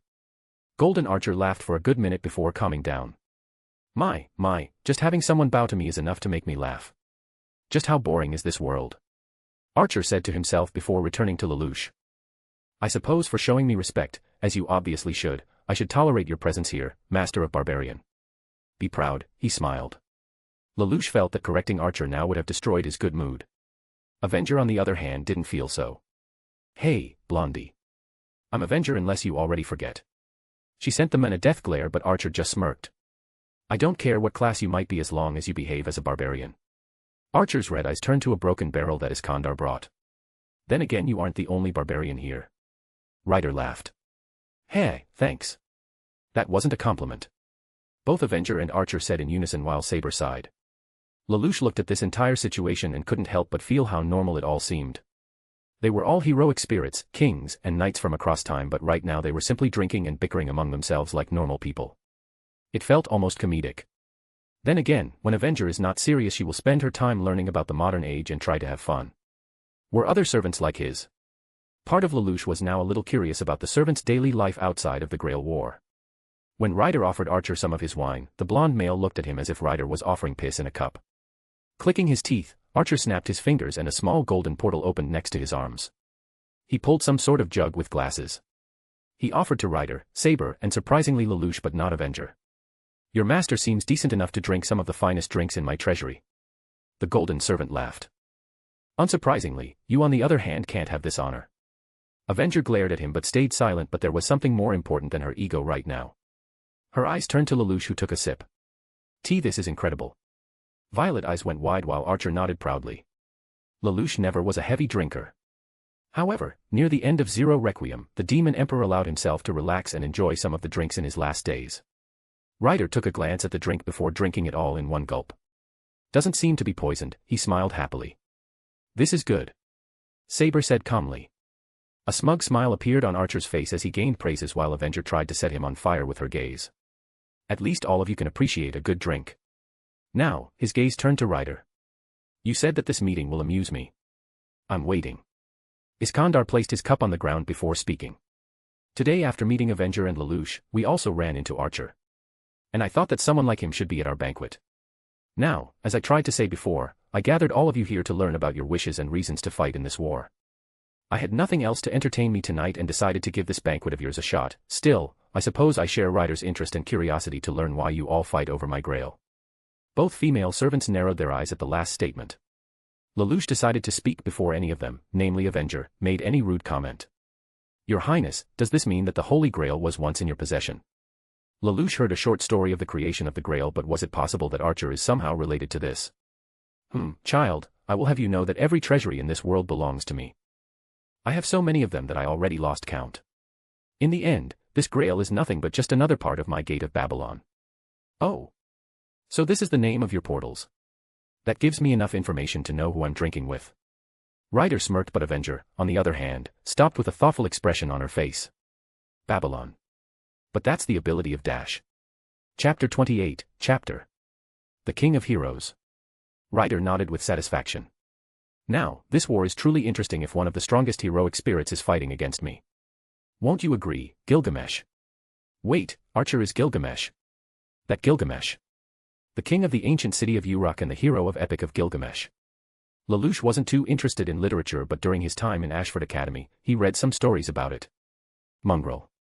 I don't remember permitting you to call me by name so casually. Gilgamesh sent Ryder an irritated look but the huge man just laughed it off. And you have the audacity to call yourself a king. I am disappointed at how much standards have dropped since my days. Oh, really? Just how highly do you think of yourself, Blondie? Gilgamesh gave Avenger a boring look. High enough to distinguish the decent king from the illiterate mongrel. Can you guess which category you fall into? He smirked when Avenger clenched her teeth. Unlike you, I wasn't born in royalty and had to fight for everything in my life, even the right to rule my clan. If anything, I'm more worthy to call myself a ruler than some spoiled brat who was born with a golden spoon up his ass. Both Avenger and Archer glared at each other. Lelouch could feel that both were ready to start a fight at any moment, he needed to do something. However, thankfully Saber was one to calm the situation. Both of you stop right now. This meeting was allowed only as long as no one started a fight. This rule applies to you as well, Archer. I will make sure of that, she said with a commanding tone that reminded Lelouch of his older half-sister. Cornelia would have liked her. I'm the rule dash. Gilgamesh. Saber said slowly with enough power to make King of Heroes back down but with a small smile. Lelouch didn't think it was because out of fear, maybe it was out of respect or acknowledgement. Very well, Saber. Your house, your rules. However, I will let you know, Avenger, Lelouch's servant blinked, surprised that Archer didn't try to insult her again. Not everything in my life is easy for me to accomplish. I had my own battles and made my own law that I follow no matter what. Aren't you the perfect king, Archer? Iskandar laughed but asked further. And what law is that? It is pretty simple. My law is to punish anyone who dared to put their dirty hands on my treasures and anything I can consider as such. He finished and took another sip. Avenger looked puzzled. That's all. Sounds pretty underwhelming. Not exactly. Everyone turned to Lelouch, who suddenly spoke. Seeing how he gained their attention, the Demon Emperor spoke. Treasures aren't just artifacts or weapons, it can be people or memories as well. Avenger narrowed her eyes as she looked down. Ryder smiled while Gilgamesh nodded approvingly. Saber clenched her working hand. Indeed. Only fools would think that the true king only treasures his material possessions. Since the Grail is just another part of my gate, I should treasure it as any of my possessions. His red eyes looked carefully at the master before him. You seem to understand this concept, Master of Avenger. Lelouch stared at the red liquid at his cup. He thought about what he considered his treasures. There weren't too many of them, but one stood out among others. I had my own treasure, who I was ready to do anything for. He raised his head and looked straight into Gilgamesh's eyes. Violet met red. I'm still ready. The golden archer raised his eyebrow. A little impressed with what he saw, Gilgamesh stated. Not bad. Seems this age isn't without some hidden gems. Good, you will make good entertainment for the duration of this war, Lelouch. The master in question felt chills run down his spine when the King of Heroes said his name like that but didn't show any weakness before Archer. Oi, Archer. He is my master, not some whore to humor you. Avenger said with venom, but Gilgamesh just sighed. I suppose I have to tolerate you too, he said with clear disappointment. Ryder looked at this conversation with curiosity. I get what you both mean, but Archer, the huge man placed a cup on the ground. Even if you follow this law of yours, I will still take the Grail. I'm the king of conquerors after all. Have to live up to the name, you know. You can always try. And I can always use the target practice, the golden servant smirked. Both Iskandar and Gilgamesh stared at each other with such excited expression. Thank God, Millie isn't here to make an inappropriate comment. You both can kill each other after I'm done with my sake, or right now, I wouldn't mind a little show, commented Avenger before turning to Lelouch and whispering. My money's on Ryder. Thanks. Ryder, Saber suddenly spoke and everyone's attention focused on her. Are you truly ready to take the Grail by force even if it isn't yours?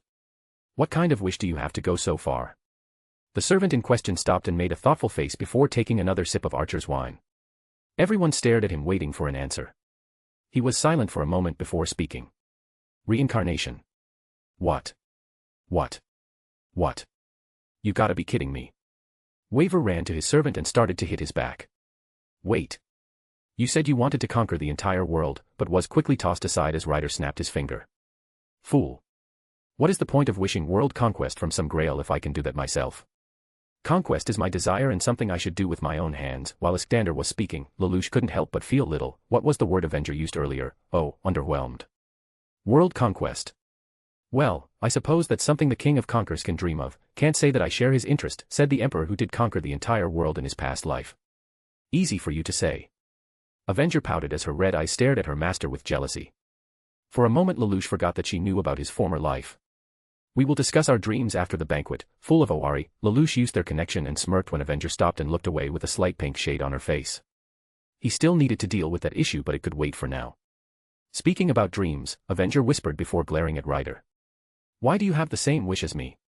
Ryder blinked while Archer burst in laughter. Wait, what? Avenger, you want to be reborn in this age as well? The King of Conquerors inquired with a stunned expression.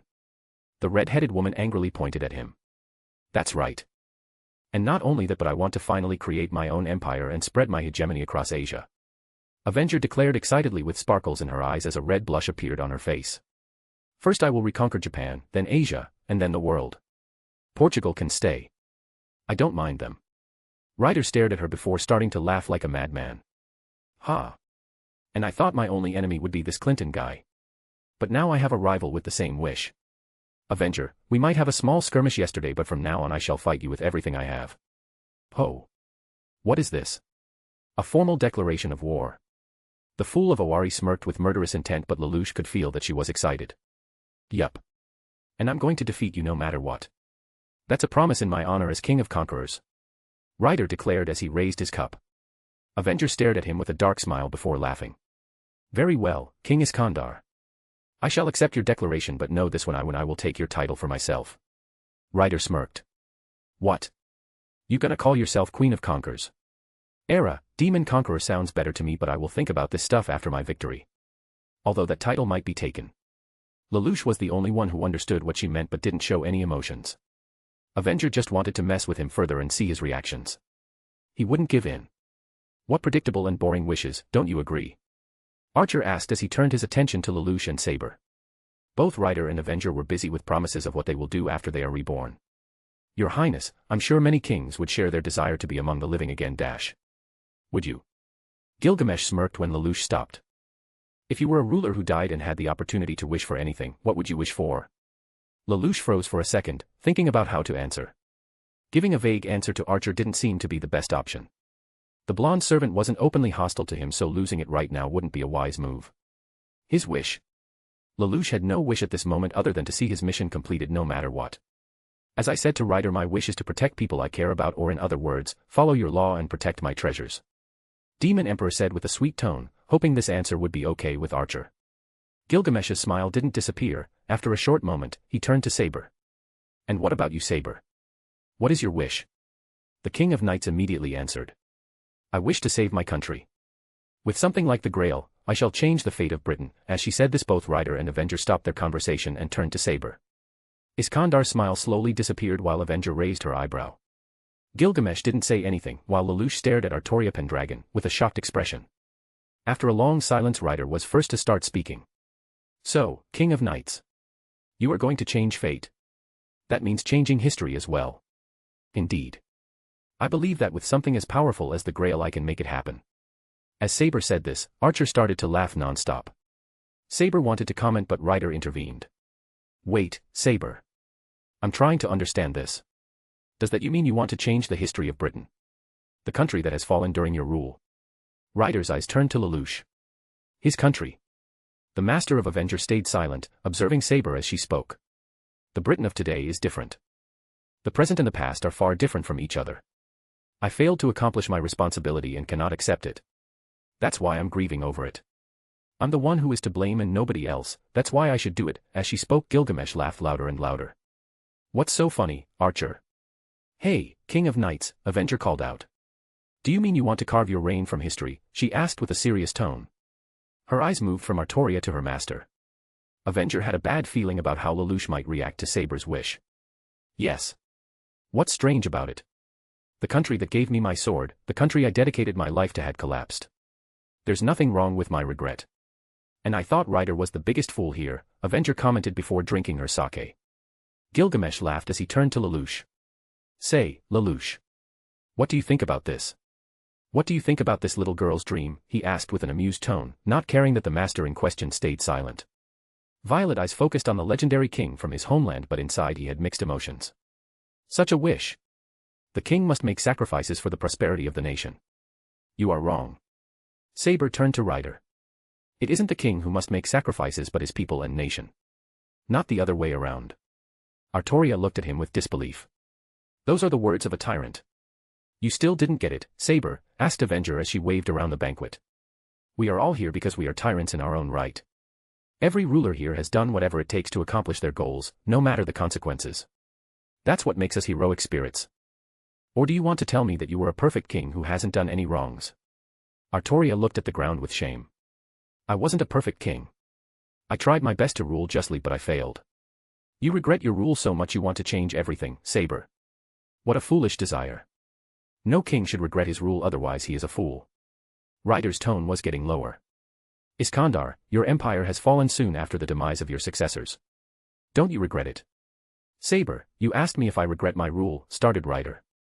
Truth is, I don't and never will. How can I call myself a king if I regret my decisions, good and bad, that I made? If I make such a wish, I will only disrespect all those who followed me and make their sacrifices for nothing.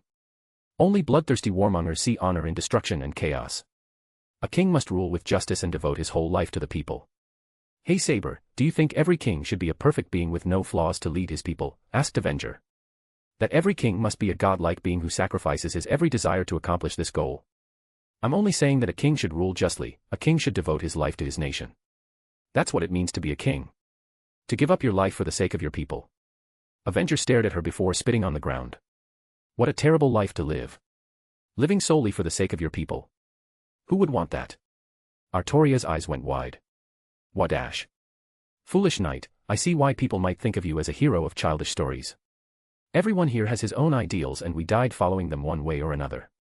I had my own dream and ideas but was betrayed. However, I do not wish to change my fate. Why would I? My death is a result of my actions, changing them would be a coward's way. If I spent my new life as a servant only thinking about my failures and regrets, I would only live in the past. Avenger took a pause and drank a little. Artoria, your ideals might be naive but they're not wrong, but because of them, you can't move on. That's not the life of a king. Avenger shook her head with disappointment. I thought that you and I had similar hardships and fates, but I had clear goals and ambitions which I don't regret. However, you are stuck in the past because of your own failure that you cannot accept. I would recommend getting over it and continue living. You wrong, Avenger. Both you and Ryder are just tyrants who want to please your own desires. I have ruled Britain when it was facing its darkest time, when it was being invaded. I had no time for foolish ideas of conquest like you. Saber, let me ask this. If you are such a fair king who rules with justice, then how did your reign end? Started Gilgamesh. When Artoria opened her mouth to argue, Archer continued. It was rebellion, wasn't it? And by those, you considered a loyal subject out of all people. Your most loyal servants went against you. Artoria didn't say a word. It was painful for her to think about that moment of her rule. Saber's eyes turned from Avenger and Ryder to others. Gilgamesh stared at her with a smirk before speaking again. Master of Avenger, Lelouch. You, a prince from modern Britain, you read stories about our naive Saber and said that they inspired you. Tell us, what do you think about it? Chapter 29, Chapter. The raven-haired master was silent until now, thinking about her wish. Truth be told, he could understand why Artoria might have such a wish. In the end, Lelouch had to admit that the chance to fix everything was appealing.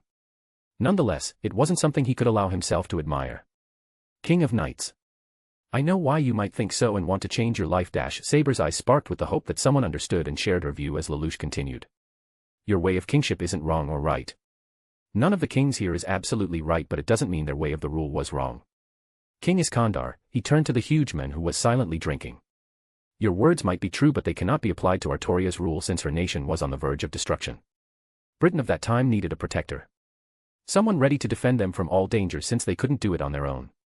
It was Artoria's responsibility since her birth. However, this responsibility has become her burden as well. Japanese needed someone to lead them, someone to give them hope and a chance to fight against Britannia. It wasn't my responsibility, but I did this anyway. I didn't lead them for the sake of their nation but rather to achieve my own goals.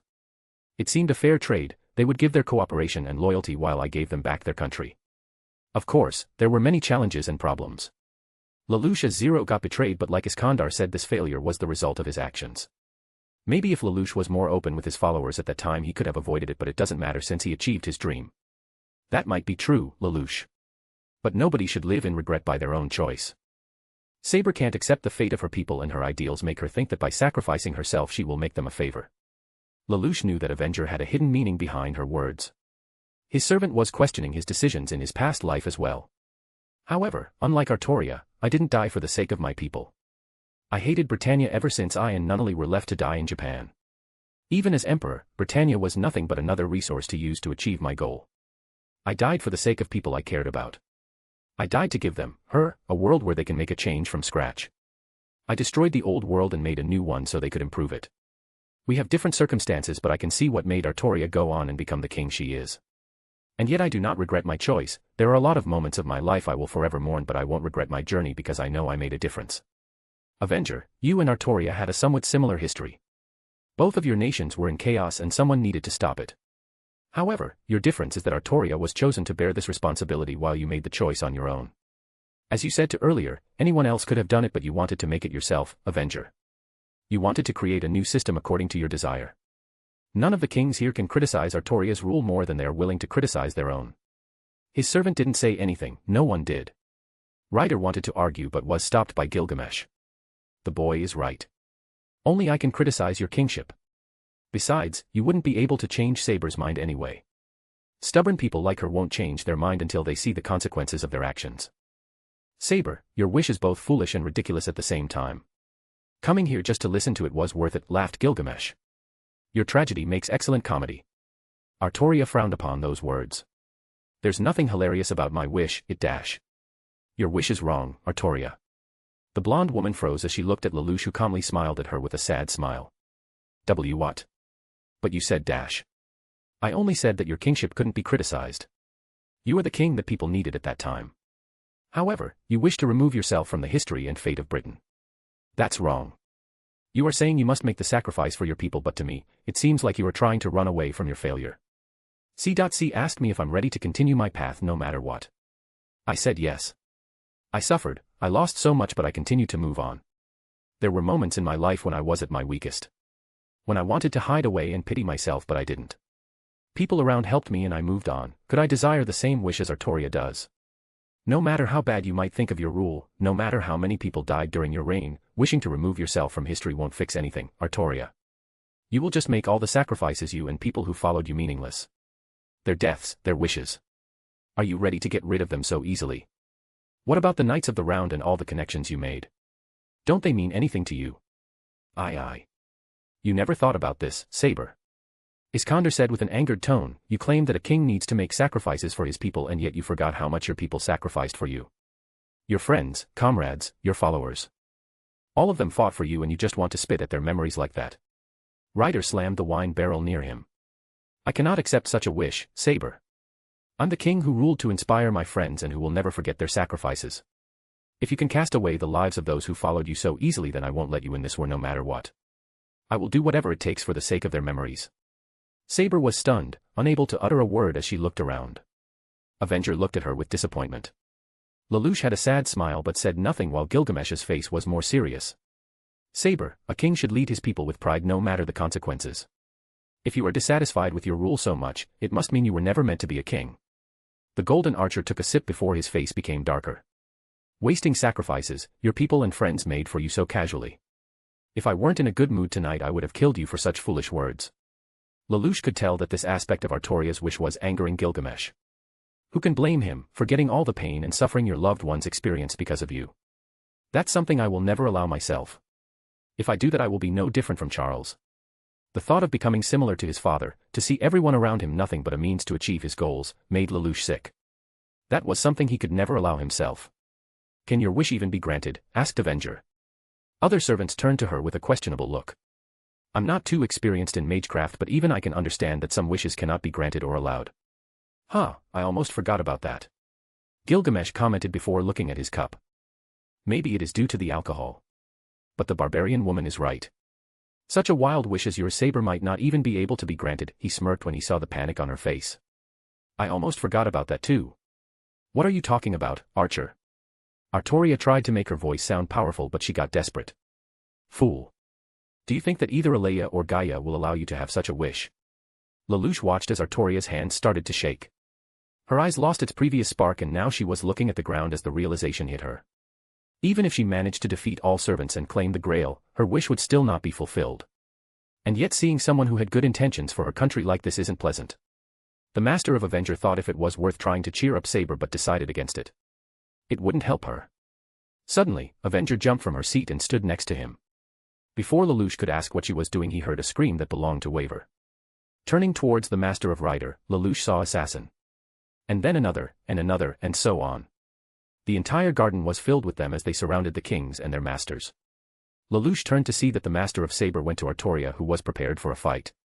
Hey, Archer, are they with you? Asked Ryder with a calm yet caution voice. Gilgamesh looked irritated. Tokiomi, don't you have any shame? Lelouch immediately remembered his talk with Kaneth about the head of the Tosaka family and Kariya, master of assassin. So Archer is his servant. That means Berserker's master is from the Makiri family. His thought was interrupted as one of the assassins spoke. We are one divided into many. An army and also one. A servant with many shadows. Waver was terrified. This is their ability. A servant with separate bodies for each of their personalities. No wonder they didn't care about losing some of their own, commented Avenger. Say, Master, do you want to see fireworks? One word and they all will be dead. She licked her lips with anticipation. Lelouch stayed silent looking at the three other kings. If Gilgamesh was a servant of Tokiomi Tosaka, it should have meant they are on the same side and yet he knew nothing about it. If they wanted to kill any of the masters they could have done it already. They aren't as strong as 4 servants together, so the open battle is pointless unless they are here to test us, to see the noble phantasms of servants here. Lelouch's eyes went wide for a second before a wicked smirk formed on his face. Very well, let them have their way. But my Avenger won't be the one using her secret weapon. King Iskandar. What do you think? Ryder turned to him with a curious look. Maybe the assassins come here to enjoy a drink too. You might be right, nodded Ryder. Wait. Are you really going to invite them too? Shouted Waver, but Ryder already stood up. But of course. A king's words are meant for all to hear and absorb. Doesn't matter if it's friend or foe. Hear me, assassins. Any of you who come to speak with, come forth and take a cup. Iskandar smiled as he raised the cup in the air. This drink is as your blood. One knife immediately hit his cup as it fell on the ground, spilling the red drink. The assassins around them started to laugh among themselves. Lelouch made a gesture for Avenger to sit down. Without a word, his servant realized what was going on and with a smirk joined her master, eager to see a show. Very well. Like I said, this drink is as your blood. If you are willing to spill it, you must be ready for your blood to follow it. Ryder said with a calm tone as a powerful wind started to circle him. In one moment Ryder's appearance changed to combat attire. Archer, Avenger, Saber. I have a question for you. Does a king always stand alone? Gilgamesh stayed silent while Saber spoke as she covered herself from the wind. A king must indeed be alone. Always. Avenger narrowed her eyes but said nothing. No. You obviously don't understand this. I suppose I just have to show you all right now exactly what a real king is all about when with adversity like this one. As Ryder said, this light covered the entire garden and everyone in it. Lelouch closed his eyes, but when he opened them he froze from what he was seeing. Suddenly he got nostalgia feelings and memories of C's world. Instead of the night sky, it was day. Instead of the garden in the castle, it was an endless desert. He turned around to see all the assassins standing before Ryder. Now, let me show you the power of the King of Conquerors. Chapter 30, Chapter Fuyuki City. D'Armwood cursed under his breath as he dodged another attack from Berserker. The mad servant was using whatever was available as a weapon in their fight. Whatever his ability was, it allowed anything the Black Knight used as a weapon strong enough to hurt him. Right now, the mad servant was using the construction saw, and D'Armwood would admit that the modern tool, covered in black and red in the hands of a deranged warrior, was slightly terrifying. This construction site was a trap, but something was telling Lancer he wasn't the one meant to fall for it. As he raised Gi Dirge to block and changed the direction of Berserker's attack, he made a quick jump to the side. This trap was meant for someone else, right? If you wanted to fight, you could have made your presence known, and yet you made a trap. D'Armwood said before dodging Berserker's attack. The Black Knight jumped at him, with a saw and hammer in his hands, trying to go past his defenses with brute force. Lancer used the shorter Gi bid and knocked the hammer out of his hands. He then pointed the golden spear inches away from the throat of Berserker. However, his opponent moved to the side quicker than Lancer could strike. You were expecting someone else tonight, right? Was it, Caster? AGH was his only answer as Berserker used the saw and went for Lancer's head. The Knight of Fianna raised both of his spears to block the direct attack. Sparks flew around them as a modern tool was stopped by ancient spears. At the very least, try to sound interested in our conversation, D'Armwood smirked before kicking Berserker and forcing him back. I would like to know which knight am I fighting? At the very least, your order. Berserker said nothing as he charged at him, picking up a pipe that was sticking out of the ground, and making it his weapon as well. D'Armwood had to go into defense as the Black Knight started to use the pipe like a sword and tried to knock out his spears and kill him with the saw. Lancer took a few steps back before deciding to change their arena of fighting. It pointed Gi Dirge at the ground under them and with enough force tossed it. Berserker immediately jumped back, but the spear was aimed at him. Gi Dirge made a giant hole in the poorly made floor and Berserker didn't have enough time to react. Lancer smirked when his opponent fell into the hole before jumping after him. Now, the two servants were a floor lower. Quickly picking up his red spear, D'Armwood rushed forward at Berserker, red spear pointed at him. The unknown knight quickly managed to react and block the upcoming attack. Berserker grabbed the spear, avoiding its head. D'Armwood's eyes went wide as he used Key Bid and went for the head. However, Berserker grabbed Lancer's hand and moved it away before moving forward. Both servants' hands were busy, therefore Berserker decided to use his head. Moving closer to Lancer, the Black Knight started to bang his helmet against Lancer's head. D'Armwood was caught off guard but quickly answered back. He used his free leg and kicked Berserker back. The mad servant was about to charge again but stopped when he felt something. He raised his left hand and saw that black smoke around it disappeared and the noticeable wound was seen on his palm. It would appear that he accidentally touched the tip of Guy Dirge. Seeing this, Lancer couldn't help but let out a short laugh. "Would you look at this? I got you even if it was just a tip," he smirked when Berserker clenched his wounded hand as it became covered by smoke again. "Come on, no reaction. Not going to say a word. At least Saber was a talkative type compared to you." This got a reaction from Berserker as he raised his head once he heard the title of another servant. D'Armwood noticed it and stood in a fighting stance. "So, you are interested in Saber? Sorry friend, but get in line. Saber and I have a duel to finish and I don't want anyone to fight her yet." However, Berserker didn't listen to him. Unknown to Lancer, the wild servant was having his thoughts about the servant of the sword. He roared before jumping at the side behind one of the walls. Lancer was about to go after him but was forced to fall back as dozens of black and red pipes were launched at him, crushing the wall and revealing Berserker that was picking them up from the ground and throwing them at him. D'Armwood had no problem blocking and dodging them. For some reason, many pipes missed him.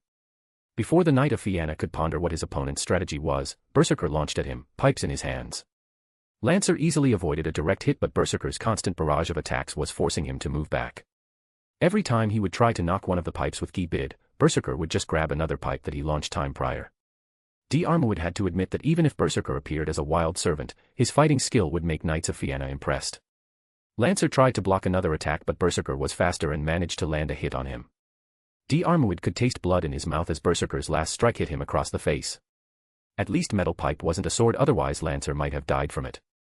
Quickly counterattacking back, he used a moment while Black Knight's right side was opened and went for the stab.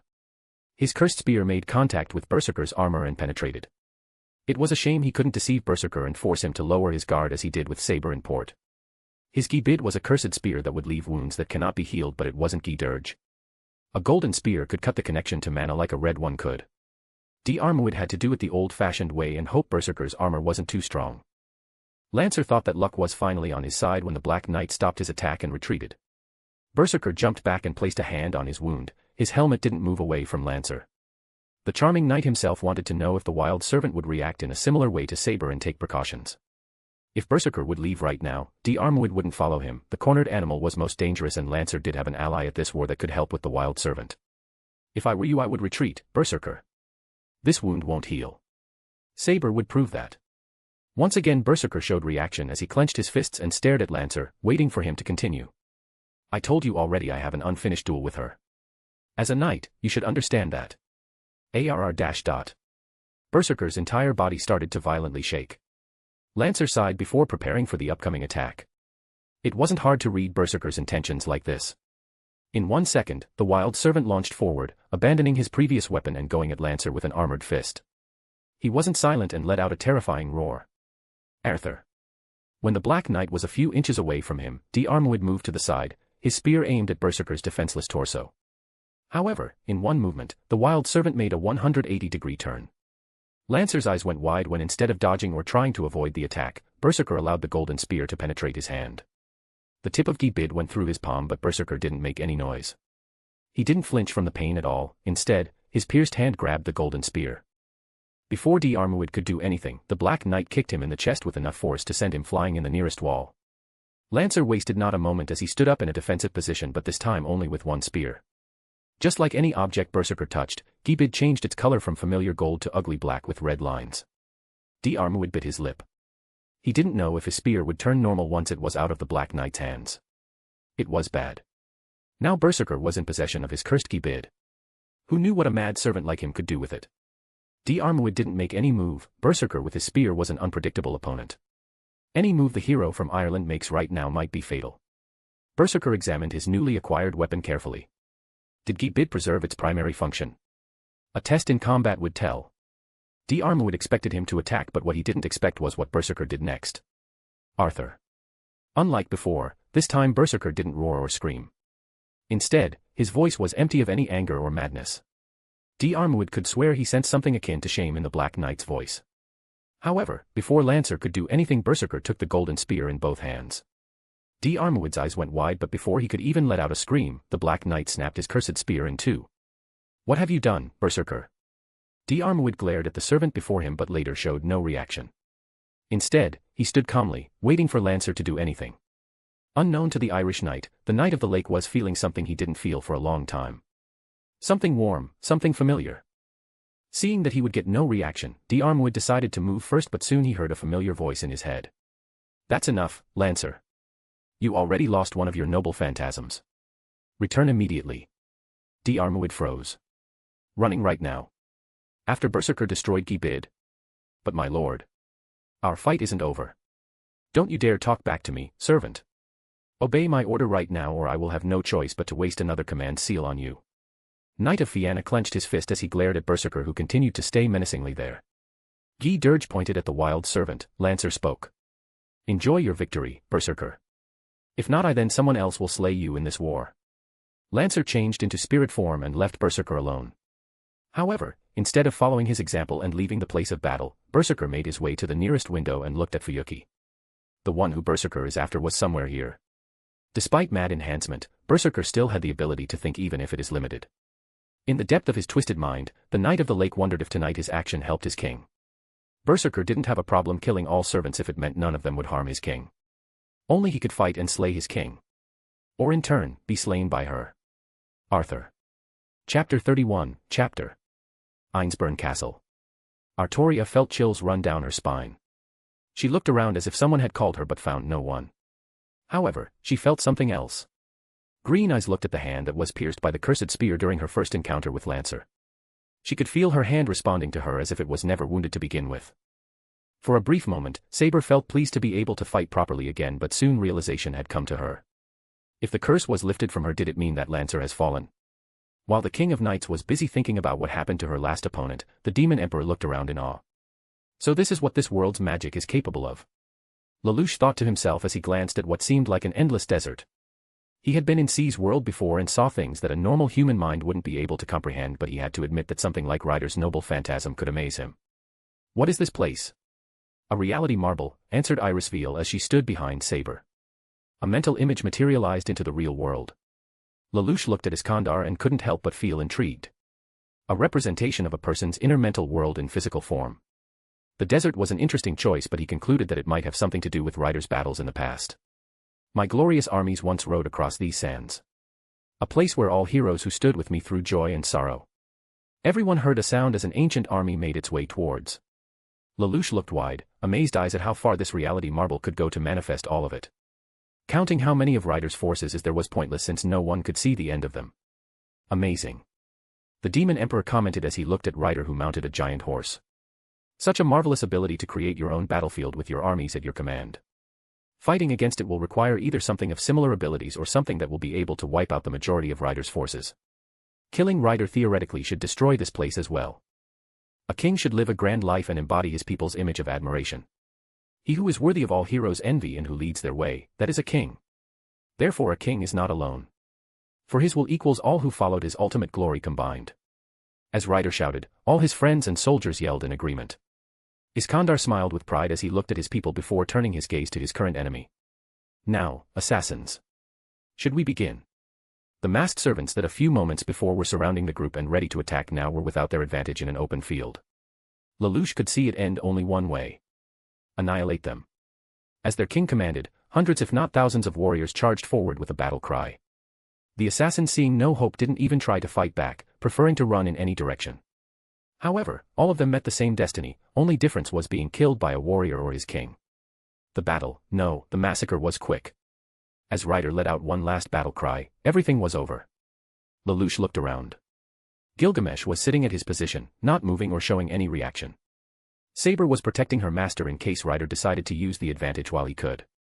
Avenger was standing next to Lelouch, thinking the same thing as Saber, but the Demon Emperor doubted Iskandar would attack them right now.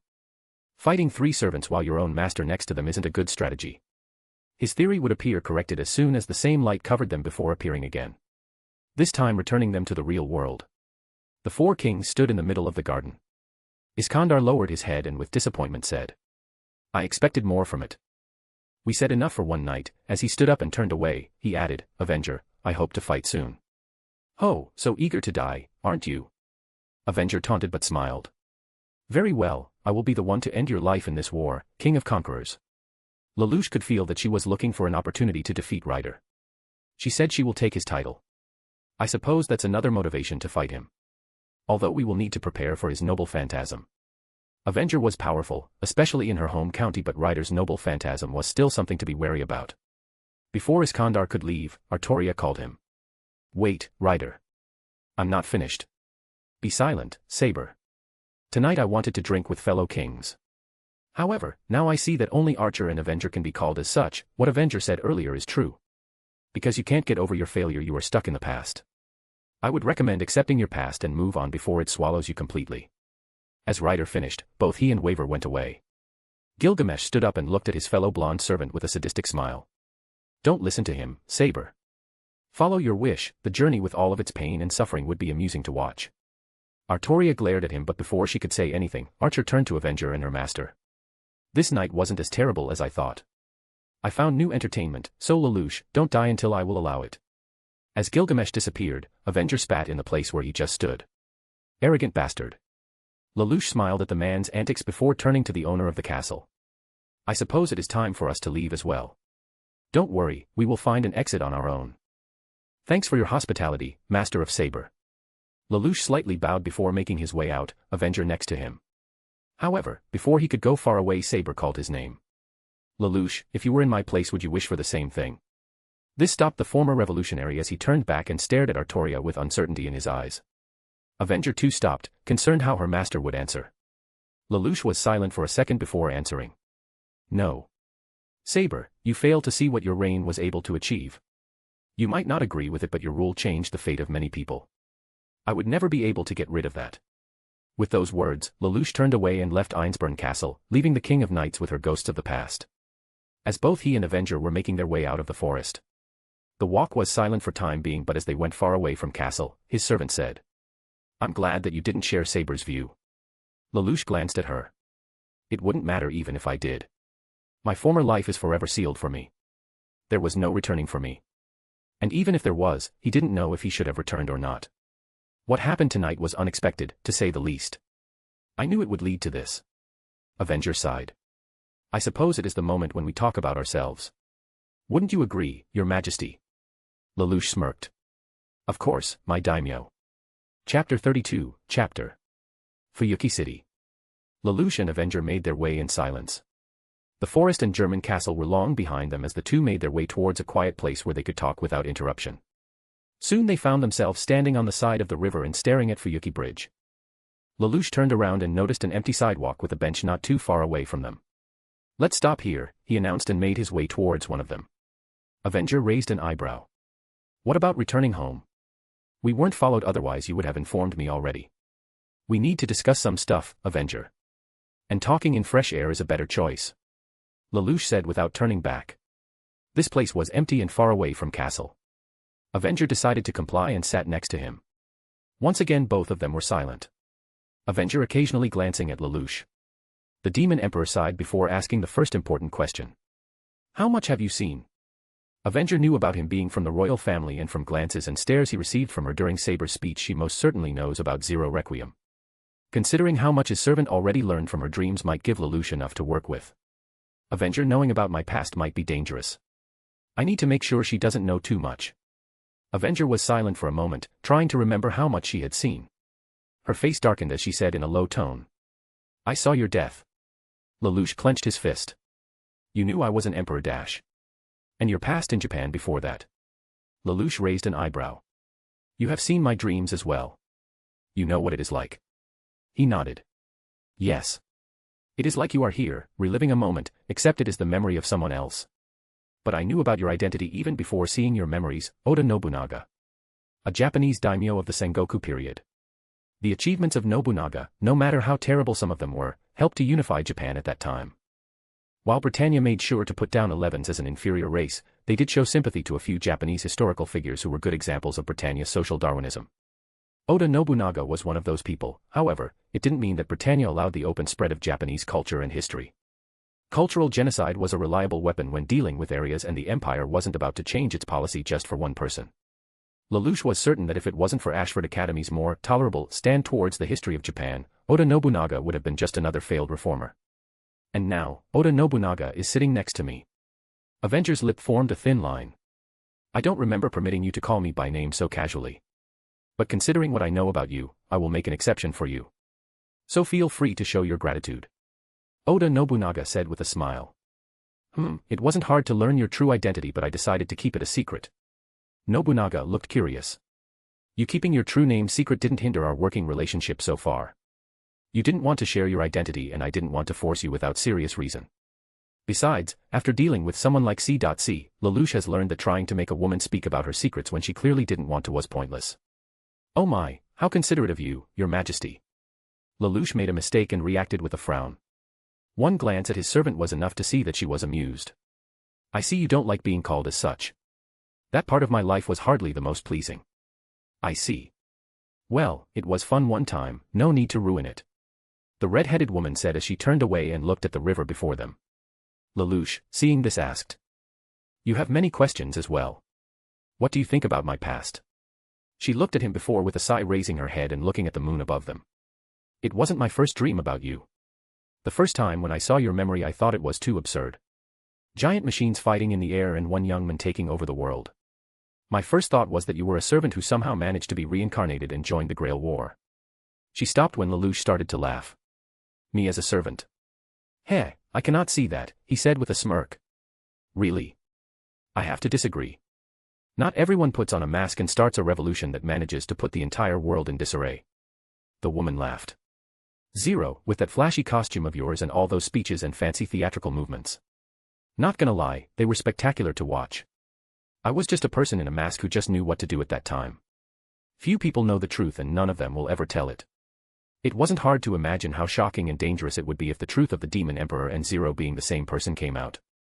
Especially with Suzaku wearing the mask, it might destroy whatever peace was made after his death. Compared to heroic spirits like Artoria, Iskandar, or Gilgamesh, I'm no one important. Of course, thinking about it more carefully, if Lelouch managed to become a servant, then the assassin class might be a perfect fit for him. Maybe Ryder if the Grail let him use his nightmares as mounts. However, she said it wasn't too likely to happen, especially now. Avenger let out a loud laugh before becoming quiet for a moment after what she did her best to mimic his voice. I have destroyed the world and created it new. Tell me, Master, if that sounds familiar to you. Avenger said with a smug expression. Lelouch's smirk didn't disappear, but he stared at her for a long moment. So you do know about Zero Requiem, Lelouch said disappointedly. This wasn't good. He knew that it was most likely, but a tiny part of Lelouch still hoped that it would be easier. You know, Lelouch. Avenger started as she crossed her leg over another. My life's goal was to unite Japan, destroy the old system and create a new one. So imagine how irritated I must feel to see someone else achieve my dream and waste all of it. And worst of all, I still cannot understand why you did it, all of it. Why waste your own life when you had everything in your hands? When on your word and anything you wanted would be done. Her head came closer to his, her red eyes stared at him intensely. Why did you kill yourself? She was demanding the truth. Lelouch's face didn't show any emotion, only a cold mask. This was what he was hoping to avoid. She spent her life trying to unify Japan and rule it. Trying to create a new system and replace one that was too corrupt. We both wanted change, we both did everything to achieve it, and we both were betrayed. But Nobunaga died before she managed to see her dream, while I died as a result of my own plans. I did what she spent her life trying to achieve, but basically killed myself as Zero Requiem demanded. In Nobunaga's eyes, she and Lelouch both tried to do the same thing, but he was more successful. And to see someone just waste such accomplishment, according to her, was confusing and even vexing. Lelouch could understand and sympathize to some degree with her, but he didn't see his death as a waste. Chapter 33, Chapter. My death was needed for Zero Requiem to succeed. The Demon Emperor, the most hated person on Earth, should have died by the hands of Zero, the Miracle Maker. I became Emperor to achieve this goal and nothing else. I had no interest to rule for the sake of my desires. I died and took all the hatred with me. I give people a new start to create a world where there are no monsters like me or my father. Where no one ever again will be able to become another Demon Emperor. After killing Charles and whatever was left of Marianne, Lelouch needed to change the world from the top to bottom. His parents and uncle came close to killing what they called God only because of their delusional idea to create a world with no lies. Charles and V.V thought that no one should be above them and were ready to make the entire human race nothing but husks that were neither dead nor alive. Power blinded them and made them see everyone, even their own family, as pawns to use. At that time, Lelouch wanted to destroy the world that allowed such people to gain power. And what better way than to show what happens when the ruler, if unchecked, will become a power-hungry madman. Zero Requiem, a perfect play about a young emperor who started with noble goals but quickly got mad with power and conquered the entire world. A ruler so drunk with his power, he was ready to kill anyone who even dared to speak against him. Lelouch started to laugh uncontrollably with that insane laugh of his. Now future generations will never allow someone to repeat my sins and commit as many atrocities as I did. Believing that Zero Requiem will do its job forever was naive. Current generations won't allow the rise of another demon emperor, but it won't be like that forever. However, Lelouch didn't need it that way. I just need this gentle world to exist long enough for Nunnally and Suzaku to make changes that will last longer than my legacy. Empress Nunnally 6 Britannia and her loyal Knight of Justice Zero will make the world a better place for everyone. I believe in it, in them. Avenger was silent, leaving his personal space and turning away. She didn't say a word. Lelouch could see that Nobunaga did not agree with him. I thought that bastard Archer was the most arrogant person I have ever seen, but now I have doubts, Avenger said with a furious tone as she clenched her fists. You think the death of one tyrant, no matter how terrible and hated he was, is enough to force people to abandon their nature and work together towards one common goal out of fear alone? Don't be ridiculous. Your deeds will be remembered for a long time, but they won't change humans the way you want them to. Humans have short-term memory when it comes to stuff like this. If anything, your accomplishments during life will become something to admire, and some will try to repeat them. There will be those who will look at your life with admiration and will want to achieve what you did. I was the most hated person on earth, Nobunaga. I don't know who would desire to become someone like that. Avenger scowled. Just give it time. After my death, some people tried to become another Oda Nobunaga and unite Japan under their rule.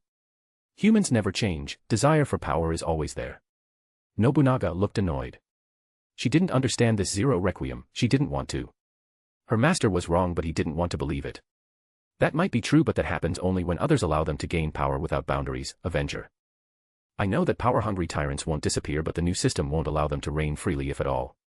People will start to see my ghost in every dictator and stop him before he could do too much harm. I will admit that I had doubts during Zero Requiem. I wasn't certain if this would truly work the way we wanted, but after coming to this world I became assured. Why is that? Lelouch remembered something that he had read about this world history. There was a person who wanted to bring his people to glory and power as he thought they deserved. It didn't matter to him how many people died, how many terrible acts needed to be committed, as long as he achieved his goal. He waged war against other nations, the likes of which was never seen before.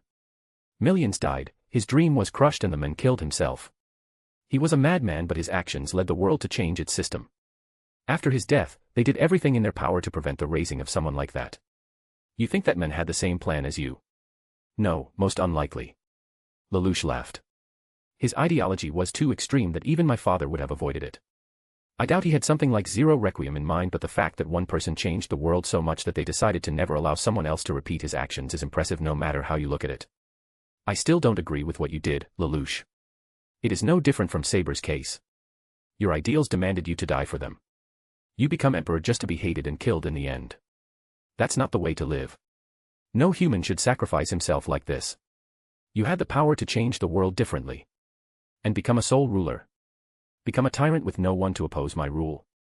It wouldn't solve problems, Nobunaga. My world was in a state of constant war for generations.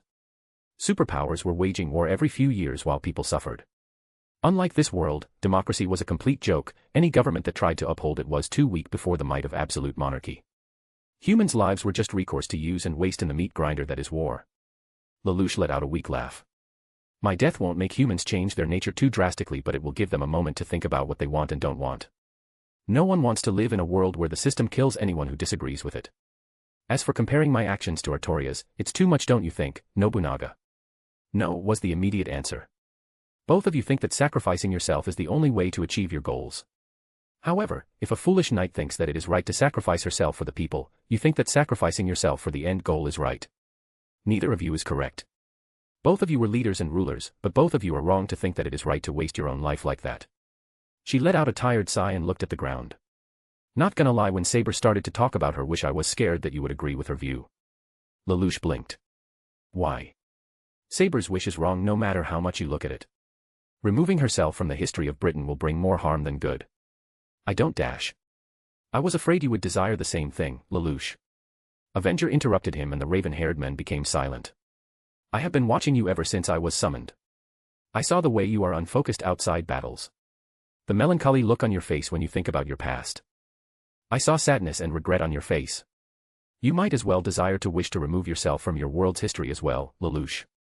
I would never do that. Such an action will be the greatest betrayal to everything he did. All those who died because of him, suffered because of him, it would make their sacrifice worthless. He couldn't bring himself to do something like that. Lelouch wouldn't allow himself to do it, but Avenger laughed softly. Are you sure about that? As far I see, if Saber couldn't accept her past, well, you have been trying to distract yourself from it. I have seen the way you accomplish your goals in your past life. Compared to that right now, it feels like you are not even interested in this war. At these words, Lelouch paused and looked away. Something is on your mind, you are not focused. I can only guess that it is about your past life. Ugh, I just don't want my master to do another stupid thing because of his moment of weakness. Lelouch stopped and glared at Avenger. What are you implying, Nobunaga?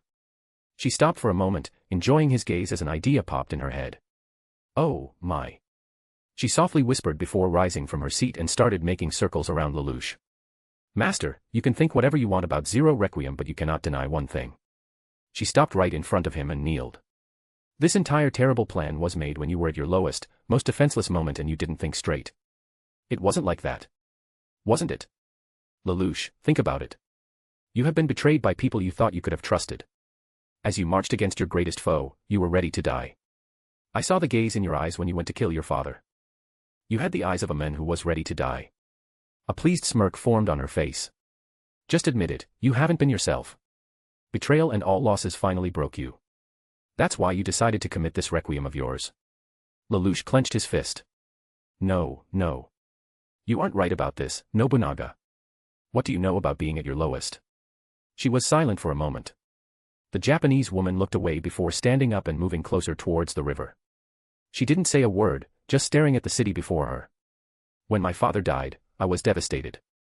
I wanted to drink away my problems, and so I did. Hell, I even went to his funeral drunk. Something that pissed my family off. My clan never trusted me as the new head. Fool of Owari, they called me. When my father died and I was to become the new head, almost everyone in my family opposed me. Infighting started and my little brother, someone who always looked up to me, went against me. Lelouch could have heard clear sadness in her voice. I have killed many members of my clan, but I spared my little brother, but he went against me a second time. This time I had no choice but to execute him. You know what it is like to kill people you considered family. He did. A memory of the pink-haired princess appeared in Lelouch's mind. Following the memory of the massacre, Yuffie is covered in blood and him ending her life. Lelouch closed his eyes. His first love died by his hands. That was the first time I was betrayed. The second was even worse. Nobunaga covered her face with her palm, clearly not so pleased to remember those unpleasant memories. I was waging war against the Asakura clan at that time. Their territory was behind the Azai clan. I thought it wouldn't be difficult since the Azai head was married to my sister and we had a truce. However, I was wrong. Azai decided to side with their old ally instead of me. Nobunaga clenched her fists, her tone becoming lower and more threatening. I trusted them, him. The head of Azai and my sister were married and loved each other. They went as far as trying to assassinate me. When I finally managed to fight the Azai clan, I made sure that no one killed my brother-in-law but me. She let out another tired sigh before sitting back on the bench next to Lelouch. Master, there were moments in my life that I will always remember with sadness in my heart. At those moments, I was at my lowest and did risky moves, sometimes out of desperation. But I won't regret any of them. I won't be stuck in my own past like you are right now. Lelouch stayed silent, thinking about it. Right now the former emperor didn't know if he truly wasn't focused on the war and was stuck in his own mind. There was truth to her words, he did a lot of stuff when he was at lowest. The massacre of the Geass order after the death of Shirley was first to come to mind. I won't lie that after the Second Battle of Tokyo, when I believed that Nunnally died and the Black Knights betrayed me, I wasn't at my best. I was ready to take Charles with me if needed. After learning that Nunnally was alive, I had a moment of doubt, but Suzaka stopped me. C.C was always there for me, but I don't know anymore. I was glad when you didn't agree with Saber's wish, Lelouch. At the very least, you didn't want to commit something like that, but I still don't know your wish for the Grail. You said that it was a desire to protect those you care about, but they are in a different world. Unless you want to use the Grail to make sure that this Zero Requiem succeeds no matter what, which seems like a waste of wish in my opinion. I want to defeat all other masters and their servants so none of them will be able to make a wish. Lelouch, that's a goal we will achieve no matter what, but I was asking about your wish. I don't have any wish for the Grail. Nobunaga stared at him with wide-open eyes. It was almost comical. What do you mean you don't have any wish? As far as I care, I achieved everything I wanted in my former life. Of course, there are moments I would like to change, but we both know why I'm not going to do it. So, this Grail is worthless to me. My main goal is to make sure none of the other masters will win and make a wish. Avenger looked confused. But why? Lelouch smirked. Ah, yes. You only saw my memories from my past life, didn't you? She slowly nodded, not understanding where he was leading. Then it means you didn't see anything from this world. Or more importantly, how I got here. Didn't you, Avenger? He smirked when she narrowed her gaze. What happened, Lelouch? You know what? Sharing it with you won't do me any harm. So listen, my dear Avenger, on how I was brought to this world and the true goal of the Holy Grail War. Chapter 34, Chapter Fuyuki City. Lelouch watched as Avenger threw another rock at the river. Well, more like launching it with enough force to make a hole in someone's head. She was pissed. Who could have blamed her?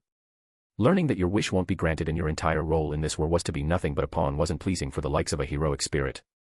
In fact, using kings and rulers across time and space as some sort of fuel for the Grail might be beyond arrogance. Whoever came up with this system didn't think what would happen if servants learned about the truth. Those heroic spirits answered the calls of masters in hopes to achieve their wish, but in reality, were meant to be sacrificial lambs for the true ritual. There aren't any safe systems to prevent servants from acting against their master outside of 3 command seals. But even this might be limited. Lelouch thought as he looked down at his arm with 3 red marks that weren't used so far. Nobunaga stopped furiously throwing rocks and returned to her seat next to him. Lelouch waited for her to sit on anything.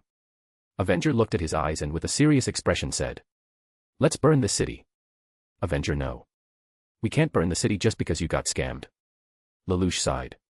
I know it must feel terrible for you right now, but you have to understand that this was made by 3 founding families centuries ago. That's supposed to make me feel better. No, it means you can't burn and kill innocent people just because you feel angry. She looked away with a pout and whispered. Never stopped me before. What if we tell it to other servants? They won't believe us without any evidence. All 3 founding families know about it and won't allow their servants to act against them even if it means using command seals. We also don't have any evidence other than me being told about it. The Demon Emperor sighed. In reality, I didn't plan to share this, but for some reason, you will believe anything I say. Not everything. No matter what you say, I won't change my mind about Zero Requiem. Worst plan ever, made by a teenager with a lot of issues, made at his lowest moment in life. She smirked when Lelouch glared at her. I'm curious what will happen if Archer hears about it. Will he either die from laughter or try to kill you for such a foolish thing to do? Not that I will allow it. Your words won't change my mind either, Nobunaga. But that isn't important right now. I still want to know if you want to continue fighting this war. I forced many people to do things against their will in my past life and I'm not too eager to start doing it again. Avenger looked at him like Lelouch suggested the most ridiculous thing. Lelouch 6 Britannia, do you think so low of me? She asked with an angry tone. I'm Oda Nobunaga, the Demon King of 6 Heaven, the enemy of Buddha. The truth that my wish couldn't be granted by the Grail is a mere setback to my plans. Now, I desire even more to kill all my enemies, including those fools who thought to use me as some sort of fuel. She spat on the ground. Lelouch, we have a lot of people to burn. If you want to stop the other masters and servants from making a wish, then I'm in. Your goals perfectly align with my grand plan. Lelouch got curious and asked. And this plan? Kill Rider, kill Archer, kill anyone who dares to oppose me. Get reincarnated, Grail or not, I will find some way. Reconquer Japan and then take over the world. Her bloody red eyes sparkled with excitement as Nobunaga smiled a feral smile, thinking about her goals. However, then they glanced at Lelouch and a smirk formed on her face. And something else I now aim to achieve as well. Something else? Yes, but it isn't time to share my last goal to you right now, Lelouch. Just know that you and I still have a contract. Even if the Grail cannot achieve my wish, it just means you will help me to achieve it on my own. Her master laughed. Aren't you a demanding servant? And what will happen if I refuse? I will kill you and then wait for my body to disappear as well, but I imagine that neither you nor your sponsor wants such an outcome. Nobunaga threatened him, but Lelouch didn't feel in danger at all. Fair enough. I just need to make sure that no one wins this war. Everything that happens afterwards is of little concern to me.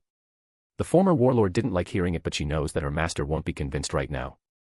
Nobunaga will have to be patient if she wants her goals to be accomplished. That reminds me. You didn't have problems with how I have been summoned to this world. Nobunaga just waved away. When dealing with magecraft, few things can surprise me. I never was a mage, but living in the throne of heroes is enough to make you less surprised when dealing with mystic stuff. Besides, I have been more focused on the fact my role in this war is to be glorified fuel for the Grail. So forgive me if I don't care about it too much. Fair enough. Taking into account everything that happened in life, Lelouch can see himself being less surprised by unnatural stuff.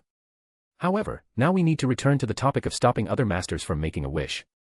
You made one point I can agree with. Oh. Nobunaga raised her eyebrow. And that is.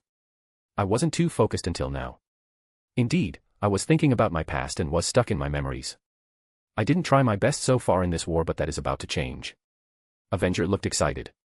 Lelouch, do you mean? Yes.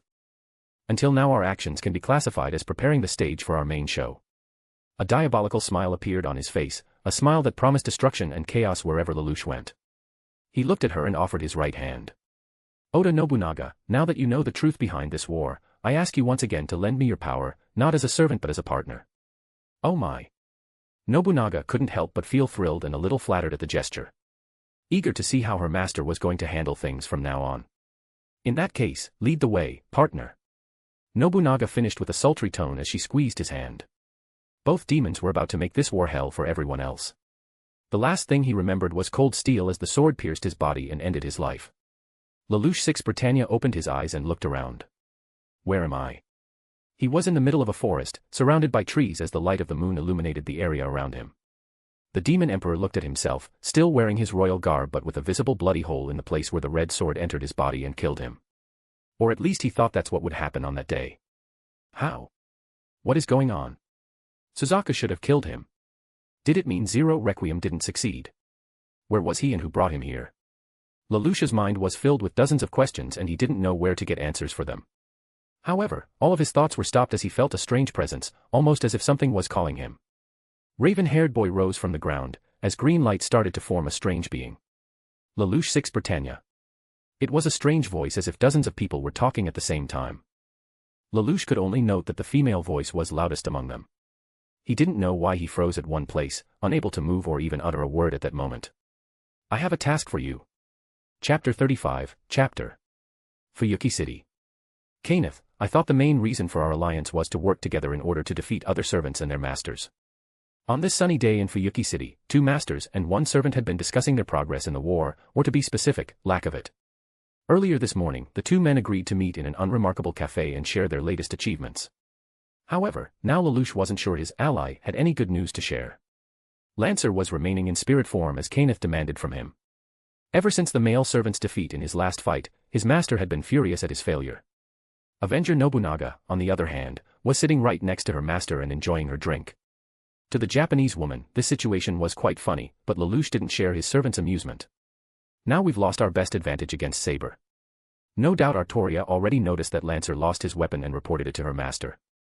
Lancer losing one of his cursed spears was bad enough, but the Irish hero had lost the one noble phantasm Lelouch had been planning to abuse. A weapon that deals damage that cannot be healed.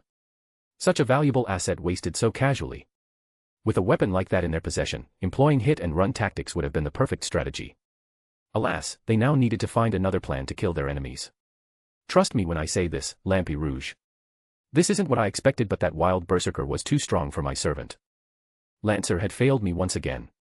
Kenneth tried to put all the blame on his servant, but Avenger pointed out an interesting detail he missed. You could have used a command seal to call back Lancer.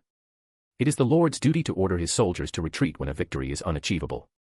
Nobunaga smiled as she recalled her memories of the experience. And just admit defeat like that. This is a sign of weakness that I cannot tolerate. The blonde magus insisted, but Lelouch sighed, already tired of this familiar arrogance. It seemed that the nobility was the same no matter what world he was in. There is a difference between losing a battle and not being able to win. However, none of this matters right now, Kenneth. Without Lancer's second spear, our strategy against Saber will have to change, but there is something more important we need to discuss first. No doubt, Saber had already healed her wound. It might be better to leave her to deal with other servants. We will change our priority and move to another target. Archer. Lelouch noticed that his British ally had gotten tense. Archer, he is a strong foe. Very strong indeed. Lelouch nodded. Indeed, but right now, he is not fighting seriously. Or most likely, he is being forced to wait for the time being. Kenneth looked confused. What do you mean? Last night when the assassins attacked our banquet, Gilgamesh was visibly irritated by this. Clearly, he didn't expect the assassins' intervention. Now we know that his master is Tokiomi Tosaka, currently barricaded in his home. Considering everything you told me about Kariya Kotomine, it isn't hard to guess their plan. Kotomine had his servant attack Ho's former master in order to deceive the other participants and make it look like he had lost his servant while hiding his small army of assassins. Kotomine has likely been using them to spy on the others. I'm sure he's shared what he knows with Tokiomi by now. Kenneth was quiet for a moment before asking. But why did the priest send them after you and others in the Einzbern castle? No matter how many he had, Kotomine couldn't hope to defeat the other heroic spirits with only assassins. Wasting them like that was a foolish move. Not really, Nounaga observed. The assassins were sacrificed to learn Rider's noble phantasm. From a strategic perspective, it was a victory even if casualties might appear high. However, when you think about it more carefully, Tosaka has been ordering his former student the entire time. Using Kiriya's servants like that starts to make more sense. I don't get it. Kenneth looked puzzled. Nounaga looked at him with disappointment. Kotomine Kiriya has lost all of his servants and is no longer useful to Tosaka. But it also means that Kiriya is no longer a threat to him. I don't know the master of Archer personally, but from what I have learned about him thus far, I think that he prefers the safest approach in this war. Waiting for the other servants to kill each other while gathering information before making his move. Lelouch didn't need to tell Kenneth about some secrets. For example, how this war actually worked and how the servants would inevitably be sacrificed. Tokiomi was part of one of the founding families and therefore knew all about it. That's why he didn't order Kiriya to use his assassins and kill all masters when they were not expecting it. Sounds like a reliable strategy. Lelouch nodded at his ally's words but added. Maybe, but it has one obvious weakness. Right now Tokiomi Tosaka is hiding away in his house and waiting for other masters to do all the dirty work. Even you can see this is too optimistic a way of thinking. But his servant is powerful, one look at his stats is enough. That gold bastard might be strong, but it doesn't mean he is invincible. In fact, this Tosaka is just wasting his servant's potential with this plan. Right now King of Heroes is the least dangerous enemy since he is only waiting for more servants to die. What a pity for him that the first servant to die was his best source of information. Nounaga couldn't help but let out a short laugh. Without assassins, Tosaka no longer has eyes and ears around Fuyuki City anymore. Not to mention that with the caster situation still unresolved, his plan is even less feasible. Right now, the other servants are focused on hunting down Bluebeard, instead of killing each other. A cruel smirk appeared on Lelouch's face. All of this allows us to take out the head of the Tosaka family. Kenneth narrowed his eyes. Wait, are you seriously planning to kill the master in his own house? Lelouch, this doesn't sound like a good idea to me. Yet sending your servant into an obvious trap does. Nounaga laughed when an alderman glared at her. I only overestimated my servant's capabilities. Kenneth looked around, clearly trying to insult Lancer who had been somewhere nearby. Nobunaga's smug grin was enough to make blonde Magus' blood boil, but he forced himself to stay silent. Besides, attacking that Magus at his house is beyond stupidity. Even a failed third-rate Magus would tell you that. Kenneth, your lack of faith saddens me. However, Tosaka thinks the same way, which means he doesn't expect anyone to attack him right now. We could use this and raid Tosaka's home while his guard is down.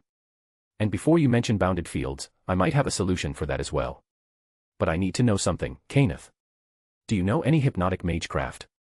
Kenneth slowly nodded, not understanding where Lelouch was going. A cruel smirk formed on the Demon Emperor's face. Excellent. In that case, we should visit the police department and ask for help. Chapter 36, Chapter. Outside the city. The forest outside the city was a quiet place during the day. Humans weren't visiting it too often, except for the owners of the castle, but the German magi rarely stayed at home. Like many things in Fuyuki, the forest had a connection to magecraft and the world of magic. The Einzbern family had chosen this place for that reason, in addition to limiting their interactions with the outside world and the human population. However, none of that mattered to the servant who now walked among these woods. Gilgamesh was in a pleasant mood, for today was the day when he would finally free his gene from the lies of God. Everything had been prepared. After finding and absorbing enough of those delicious crest worms, Castor was sure he had enough mana to use his most powerful spell. Ryunosuke had been hiding outside of the forest, but his dear friend had chosen a good spot to witness his coolest trick. The forest had some bounded fields in place as a means of protection, but love and enough mana could solve any problem. Of course, he still needed time to prepare the spell before calling for the other servants to join him. Gilgamesh couldn't wait any longer, already dreaming of what expressions the other servants would make when he would start tearing their bodies to shreds. Especially Avenger. A twisted smile formed on the Frenchman's face as he imagined her screams of agony. Maybe killing her master in front of her would be a cool thing to do too. That reminds me, I will need to kill their masters as well. Oh well. Without their servants, they can do nothing. And even if they tried, his noble phantasm was superior to any modern magical technique and magecraft. Oh, I can't wait to see how grateful Jean would be once we reunite at last. Finally reaching his destination, the mad servant began to prepare the spell. It would take some time, but he was sure Jean would appreciate his hard work. In the city. I still don't see the need to use their help, Lelouch. It is against the rules to attract commoners. After visiting the police department, two masters made their way towards the church. His companion was doubtful about their new plan, but Lelouch didn't pay any mind to the Magus' doubts. Kenneth didn't have any room to complain after his last failure and they both knew it. Besides, it was a simple plan. A child murderer on the run and Fuyuki's biggest hotel reduced to rubble. The police simply don't have the manpower to deal with both of these issues at once. It isn't like they can devote any less than 100% of their time to both problems, or their legitimacy would fall into question. All that we needed to do was offer a little help and information as to the locations of Reconnaissance and Kariya. They only needed to convince some higher-ups to aid them in their pursuit for other masters. Of course, hoping for law enforcement to be of any use against servants was ridiculous, but the police only needed to gather information about Waver's location. Master of Rider and his servant didn't bother to hide in daylight and moved across Fuyuki as they pleased, meaning that finding them shouldn't be too much of an issue. Lelouch was tempted to send them after Irisville and Autor to spy as well, but the Magus killer was too much of an obstacle. Once Kenneth's student was found, the police would report the location of their base of operations. And once that is done, Lelouch would send Avenger there. Nounaga wanted to personally kill Rider after all. And while people in uniform do their work, we should do ours. Lelouch and his ally entered the holy place and were greeted by the old men. Kodomine had been surprised to see the master of Avenger and Lancer together. Even if his eyes were closed, his expression gave it away. Lelouch smirked as he moved closer to the supervisor of this war. Good day, father. Good day to you as well, young Lampi Rouge. And Lord Elmeloy. It is unusual to see you without your beautiful fiancée, the old man glanced at Lelouch. Especially with another master. I don't remember there being any rule against masters forming alliances during the war. Indeed, you're magi and free to do as you please. I'm just surprised that you have found an ally, Lord Elmeloy. Considering your well-known confidence. Lelouch didn't hide his amusement while Risset slightly smiled. Kenneth scolded but stopped himself from saying anything harsh. Lelouch looked around the room, trying to see if young Kodomine was in the church as well. Your son isn't here right now. Risset shook his head. No, Kariya was called back to Italy. His job in Japan is finished. Is there anything else you would like to know? I want to remind you that I cannot help any master beyond providing shelter. Lelouch happily nodded. Of course. I just wanted to confirm something. Once the mad caster is dealt with, the master/servant pair who deal with him will receive extra command spells as a reward, is that right? His answer was the display of several command seals on the older man's right hand. Risset's entire arm was covered in what appeared to be simple tattoos. However, these red seals were too valuable to be called simple marks. Yes. After the Third Holy Grail War, I gathered the seals that hadn't been used. Should you be the one to slay Bluebeard, I would gladly grant you one command seal. But as far as I know, you haven't used any of your command seals, young Lampi Rouge. Lelouch proudly nodded. Avenger and I don't need them to work perfectly in sync. I'm pleased there is a master who can get along with their servant, unlike some. Kenneth looked to the side, frustrated. Heroic spirits should be treated with the respect they deserve for their achievements. Lelouch smirked. You're right, father. Servants aren't just pawns for us to toy with and dispose of later. Especially someone like the king of Uruk. Risset stayed silent, but Lelouch could see that the older man wasn't as carefree as before. If Risset works together with Tokiomi and Kariya, that means he knows about the servant's true purpose in the Grail War. Good thing Nounaga isn't here right now. Otherwise, she might try to burn the church to the ground. Even if Nounaga did that, it would be nothing but a nuisance. Although, I would prefer the scene of the crime to be intact. I see that you have learned something new, Lelouch. If there's nothing else you require ... Risset turned away and was about to leave when Kenneth stood in front of him. Supervisor, as a master of this war I would like to learn what would happen with my remaining command seals should I be killed in a battle. Risset frowned. Well, even if the body is dead, as long as it isn't damaged too badly, the remaining command seals would remain there. Lord Elmeloy, is there any reason you ask this? The blonde magi nodded. Simple academic curiosity. In the end, it isn't every day I can examine something as unique as these seals. By the way, I was curious to see how long the command seal could stay on dead flesh. Could you help me with this, Lancer? Before Rise had time to react, the male servant had appeared next to him, his red spear already in motion. With one swift move, the priest's right arm was cut off clean. Blood covered the scene of the crime, but the old man wasn't done yet. Despite his age, the older Kodomine had been able to raise and kneel. He didn't scream or panic, but Rise knew he couldn't do anything against the servant. Lancer turned away, ashamed that he had to do something so dishonorable as this. His master on another hand was quick to pick up the amputated arm and start examining it. Lelouch walked closer to the dying man and spoke. Is your son still in the city? Now, why should I answer you? Lelouch could see the blood starting to leak from his mouth. The demon emperor let out a sigh. Because I might have spared his life if you were honest with me. In the end, your son is nothing but a tool to Tokiomi. Rise spat out blood. Maybe my death would finally help Kariya to find meaning in his life. Even if it is to avenge me. Although, I don't want to go without a fight. He said. Though he tried to stand and make one last defiant attack, his arm had been badly wounded and wasn't fast enough. Lelouch had enough time to react and act. The raven-haired master quickly pulled his handgun and pressed the trigger. Rise fell forward, with a hole in his head. Do not worry, father. Your son would follow you soon. I will make sure of that. Lelouch let out a laugh, while Kenneth couldn't help but chuckle as well. At the same time, Lancer started to regret this alliance even more. The Master of Avenger turned to his ally. How is it? The seals haven't disappeared, but we need to make sure flesh won't decay. Lelouch nodded. Excellent, now it is time to leave this place. Before two masters could escape, Lancer asked. What about the body? What about it? Leave it, Lancer. The younger Kodomine should return sooner or later. It is his father, so leave the body to him to deal with. Kenneth smirked at Lelouch's words.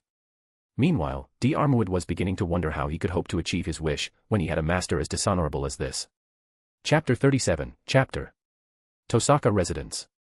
So this is where you've been hiding, Archer. A woman in plain clothes looked down at her target. Nobunaga stared at the Western-styled house from the nearest hill. She found the house itself pretty interesting, made in a Western theme for a Japanese magi family. It was a shame she was planning to level it to the ground soon. Avenger was far away for Archer to sense her but within a safe enough distance for the Japanese servant to act if needed. It might be the territory of a magus with high-level protections against a normal magus, but she was a heroic spirit. Some bounded field wouldn't stop Oda Nobunaga. According to Kenneth, one of the assassins had no problem sneaking through the defense systems. The main issue is Archer and his gate. However, it isn't like I'm going to fight him right now anyway. She changed into her battle armor, as dozens of arquebus appeared around her. She made several formations with them and aimed. She wasn't assassin to sneak up to Archer and his master. Besides, she wasn't there for that anyway. Archer's master knew about the true purpose of servants and Nobunaga was still angry after learning about her role as glorified fuel. She couldn't burn down the city, fine, but she could and would burn one of 3 founding family masters. Tokiomi Tosaka wanted to spend the entire war in the safety of his house. War isn't that simple, Magus. If you want to win, you have to put in the effort. If the master of Archer wouldn't leave his basement, Avenger would be more than happy to bury him in it. Oda Nobunaga raised her katana and pointed it at the house before her. At her command, dozens of rifles fired as one, raining down bullets at unsuspecting targets. It was unlikely to be enough to kill that bastard Archer or his master, but it would be enough to destroy the building. A couple of minutes before that, Tokiomi Tosaka sat behind his desk in his office, looking down at the old papers before him. His ancestors left behind information related to previous Grail wars and servants who had participated in them. Maybe there, the current head of Tosaka would find the best method of dealing with the enemy rider and his noble phantasm. He took one of the old diaries, trying to see if he had missed anything. Are you sure there was nothing else, Kariya? His loyal student shook his head. After what happened last night, Kariya no longer had any assassins under his command. While it was a shame to lose such valuable assets, Tokiomi was rather pleased with how things turned out. Now we know about his noble phantasm, at least. A reality marble, troublesome but still manageable if we play our cards right. Not to mention, with the assassins gone, I don't have to worry about Kariya doing something undesirable. Tokiomi was confident in the loyalty of his student and son of an old friend, but as a magus, he has always been mindful when dealing with people related to the Moonlight World. I reported everything I saw, sir, Kariya said with this monotone voice of his. Tokiomi sighed but asked. Very well, in that case, Kariya. What do you think is the best course of actions for us? His student thought about it for a moment before speaking. Allowing King Gilgamesh to deal with other servants would be the best choice if you desire to end this war quickly. Without a doubt, His Highness is more than enough to defeat others. Tokiomi chuckled. That might be true, Gilgamesh is the strongest servant after all. But Archer is the hardest servant to control, with the expectation of Berserker. I already used one command seal. And he could still learn about the servant's purpose as fuel for the Heaven's Feel ritual. It isn't hard to imagine how King Gilgamesh would react. Tokiomi didn't want to see his city destroyed at the hands of his own servant. Gilgamesh would be kept in the dark about secrets behind the Grail War for the sake of Fuyuki. I'm pleased you think so highly of His Highness, but it would be better if Archer remains in my mansion for a few more days. Castor is still on the run and the other masters are still trying to hunt him down. It would be safer to approach the master of another founding family and form an alliance. Who you have in mind, sir? The Matu and Tosaka families have a treaty outside of the Grail War, but considering Berserker's chosen master, I would prefer to avoid needless contact with Kariya. I still can't understand what he wants from this war. That poor fool left the Moonlight World and now suddenly wants to fight in this war. Kariya stayed silent. Unknown to his master, Kariya managed to learn what Kariya Matu was fighting for. As his student, Kariya should have reported it to Tokiomi, but someone recommended against it. During one of their unofficial meetings, Gilgamesh asked him to be silent about the fate of Sakura Tosaka. Kariya didn't know why he had listened to Archer or why he had a pleasant feeling when thinking about how Tokiomi would react to the truth. Kariya couldn't understand why such cruel and evil thoughts made him feel satisfied. So, you would team up with Saber? The master of Archer nodded. Yes, while I don't like the idea of working with someone like the Magus Killer, I will endure it for the sake of victory. How kind of you, sir. Tokiomi laughed. By the way, Kariya, what are you going to do now? With the assassins gone, you're no longer a master of Grail War. The younger Kodomine clenched his arm, his command seals still present. He didn't know why they were there. His servants were dead, but His Highness reassured him that Kariya still has a role in this war. I will return to Italy. My role here is done and there is nothing to keep me in Japan. Kariya wasn't even able to meet the infamous Magus Killer, Kiritsugu Amiya. Either his father or events wouldn't allow him to find the men who should have been as empty as Kariya himself.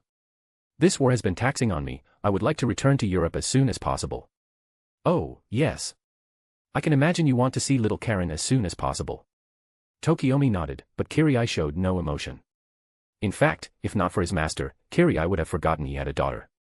Right. Anyway, I have come here to give my final report before leaving, sir.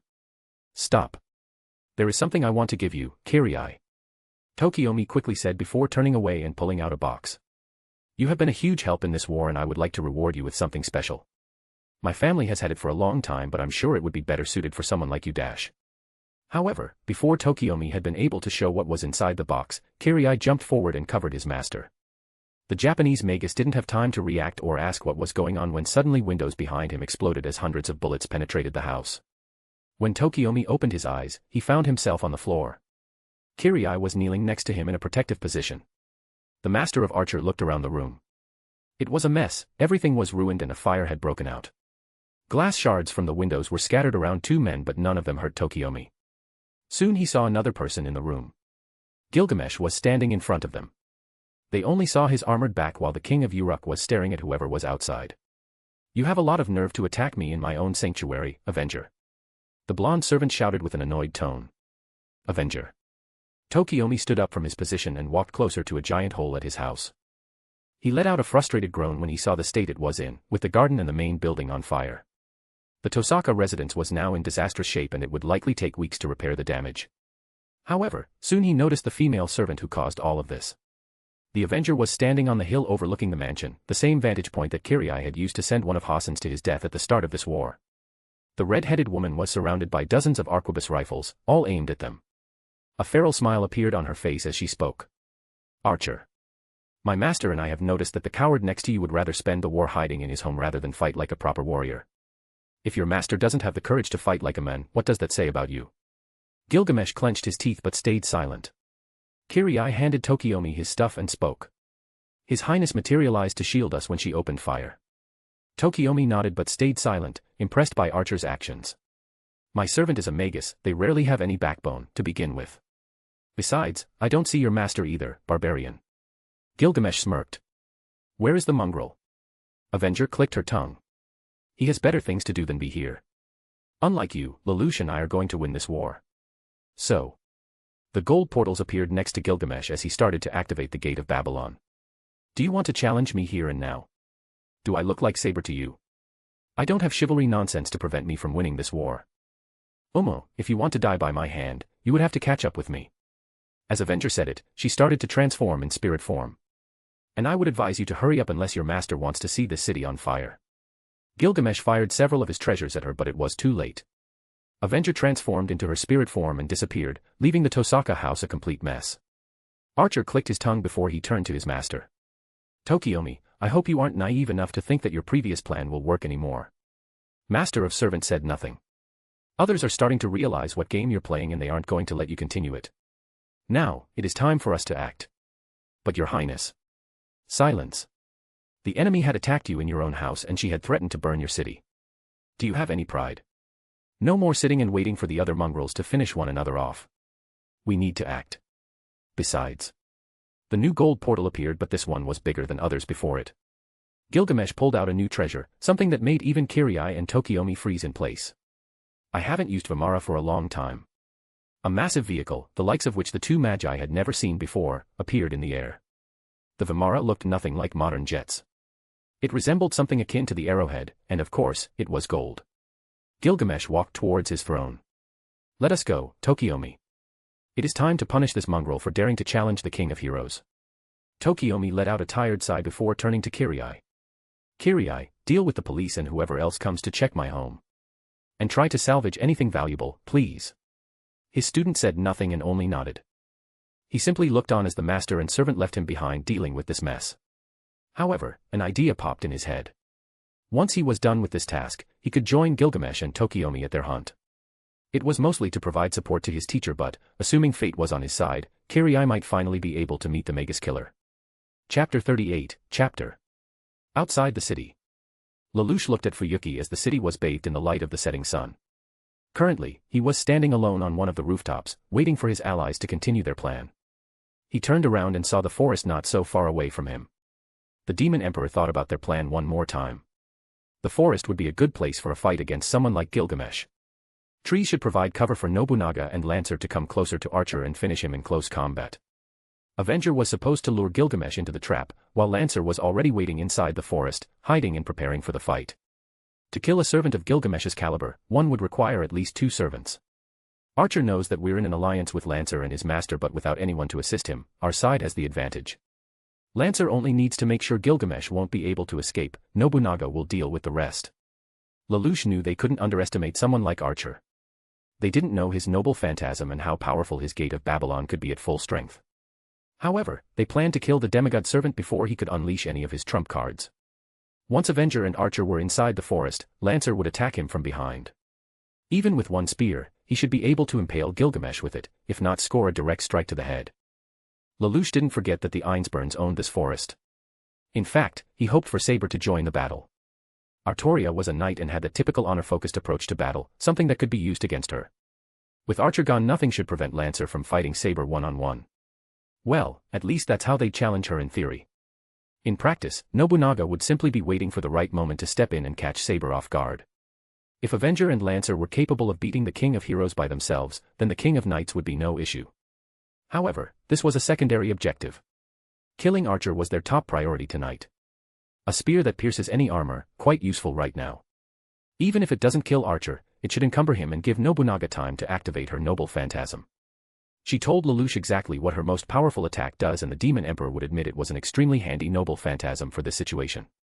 No wonder she was able to sense Archer's divinity. Interesting how the enemy of Buddha is able to work against other deities as well. His thoughts were soon interrupted by the arrival of Kenneth. The head of the mage family said nothing as he walked closer to Lelouch and looked upon the forest. However, the raven-haired young man noticed that his temporary ally was smiling. From your smile, I can see that everything worked out. But of course, this was nothing for me. Kenneth proudly proclaimed as he showed his hand with a new command seal. It took some time to sort out the small things, but now we can use the spare command seals from the previous war without any issue. Excellent. What about his arm? I left it to Sola to watch over. She can handle it. The older man laughed at his little joke while Lelouch narrowed his eyes. I would recommend being more careful with your future wife. Kenneth looked like he was about to argue, but Lelouch continued. I think it is obvious that she is more interested in Lancer than in you, Kenneth. The master of Lancer said nothing as he silently stared at his 3 command seals. Kenneth wasn't a fool and could see how Lancer had charmed his fiancée, even if the bastard said he didn't intend to. It doesn't matter, once he won the Grail War and Lancer disappeared, Solo would come to her senses. I appreciate your concern, Lampy Rouge. But this is a matter of my family. So please stay out of this. Hey, I just wanted to warn you. Besides, the Demon Emperor felt how Nobunaga sent him a message through their connection. We will be there in 1 minute. Our friends are already here. Lelouch said as he looked at the sky and saw the gold aircraft approaching the forest. Oh my, it seems Archer has something interesting in his treasury. What is that? I thought he was the Archer class, not Rider. Speaking about Rider. Lelouch pointed in the direction of the city. Both allies stared at the massive figure of Iskandar as he was riding towards the forest in his chariot. Neither of them doubted that young Waver was inside it as well. With a frown, Lelouch said, well, this does complicate our plan a little bit. However, the former emperor raised his hand and eyed his seals. I still have these little helpers. And we have enough to spare. Kenneth nodded, as he raised his hand as well. The Magus was about to use one of his command seals and order Lancer to penetrate Archer's armor, until both of them were interrupted. A monstrous scream echoed across the forest. All the masters froze while the servants narrowed their eyes. The heroic spirits could sense just how suddenly the gigantic magical signature had appeared inside the forest. Then it rose above the trees and came into full view of the participants. Lelouch had seen a lot of weird and terrifying things back in his previous life and barely any of it had fazed him, but this new creature was something that sent shivers down even his spine. What the hell is that? Waver looked terrified at the giant creature. He'd never seen anything like this in his books. Our Rider. Huh, a phantasmal beast in our day and age. Now, that's unexpected. Iskandar commented, his expression stern. This might be more of a challenge than I thought. Saber. I see it, Iris Veil. Don't worry, I should be able to handle it. Artoria assured her, as she clenched her now healed hand. If needed, she would use her noble phantasm. The King of Knights shot a glare at the monster and took off towards it, ready for battle. That's one big ugly yokai, Nobunaga said. She didn't need to turn around to know that Lancer had materialized behind her. They were closest to this monstrosity. Both Avenger and Lancer stared at the beast, thinking about what to do and waiting for new orders. Tokiomi and Gilgamesh silently stared at the scene below them. Vimara was high in the sky and Archer was certain that nothing would harm them there, but his master was busy thinking about how to deal with this situation before this monster could do anything to Fuyuki. Your Highness, as your humble subject, I beg you to eliminate this creature before the citizens notice it. Gilgamesh said nothing, his eyes turned from a monster in the forest towards the other servants, at least those he was able to notice. However, one of the participants of the war had caught his attention. Archer smirked, before deciding to humor Tokiomi's request this one time. Besides, he could spare 3 treasures for this task. On the ground, before the forest stood one man. His face was covered in a hoodie, but one could notice that part of his face was deformed. Kariya looked at the creature, but his focus soon shifted to something else in the air. His eye soon found gold aircraft in the air. It didn't take Kariya long enough to realize who it was. Archer. If Kariya could kill Archer right now, nothing would stop him from winning this war. Not to mention, it meant that Tokiomi would lose. Berserker. As he commanded, the Black Knight appeared behind him. Kariya pointed at Archer in the sky and let out a single order. Kill. It was enough for the crazed Knight of the Lake. Back in the forest, the mad caster was having the time of his life. Gillista Rice laughed like he'd never laughed before. Right now he was inside his new friend, its tentacles gently and protectively covering him. The giant monster had numerous appendages, all of which would help to deal with servants who decided to come here and stop him. Fools. All of them. Now, Gillis was unstoppable. He had won the war the moment his gene was summoned, right now he just needed to show it to others. His noble phantasm worked perfectly. His new pet was strong enough to kill anyone who would dare to stand in Gillis' way. None of the other servants could stop him now. Caster let another bout of insane laughter slip through his lips. He didn't forget about Ryunosuke, his wonderful master had been so understanding. He deserved the show of his life. Allow me to show you what cool really is. Chapter 39, Chapter. Outside the city. In the air above the forest. Tokiomi stared at the monster below him with a horrified expression. This was getting out of hand. This thing was endangering the secrecy of this war. He cannot allow regular people to see this. His old friend Rise was a convincing man, but even he had his limits. The last thing the head of the Tosaka family needed was the clock tower or the church to interfere in the Grail War. He turned to his servant and bowed once again. Your Highness. I heard you, Tokiomi. I'm not deaf. No need to repeat it. Gilgamesh said with an annoyed tone before looking down at the monster. This abomination is sore to look at. Very well, I should lend you 3 weapons from my treasury to slay the beast. Be grateful. Gilgamesh didn't pay Tokiomi any mind as he focused on Castor's monster. Having activated his Gate of Babylon, 3 gold portals appeared under Vimana. All of them aimed at the monster on the ground. The next second, 3 weapons were shot as projectiles, all flying towards their target. However, they failed to slay the abomination and instead only cut some of its larger tentacles. The monstrosity roared as its wounds healed with an incredible speed. Archer let out a frustrated groan. What a pity to lose 3 of my treasure on something like this. Tokiomi looked confused. Your Highness. Aren't you going to continue? Gilgamesh raised an eyebrow. Why should I? I already wasted my treasures on this monster. Let other servants deal with it, I have no desire to stain myself with this thing. Now his master looked dumbfounded. But. You have something to say, Tokiomi. Gilgamesh's red eyes glared at his master.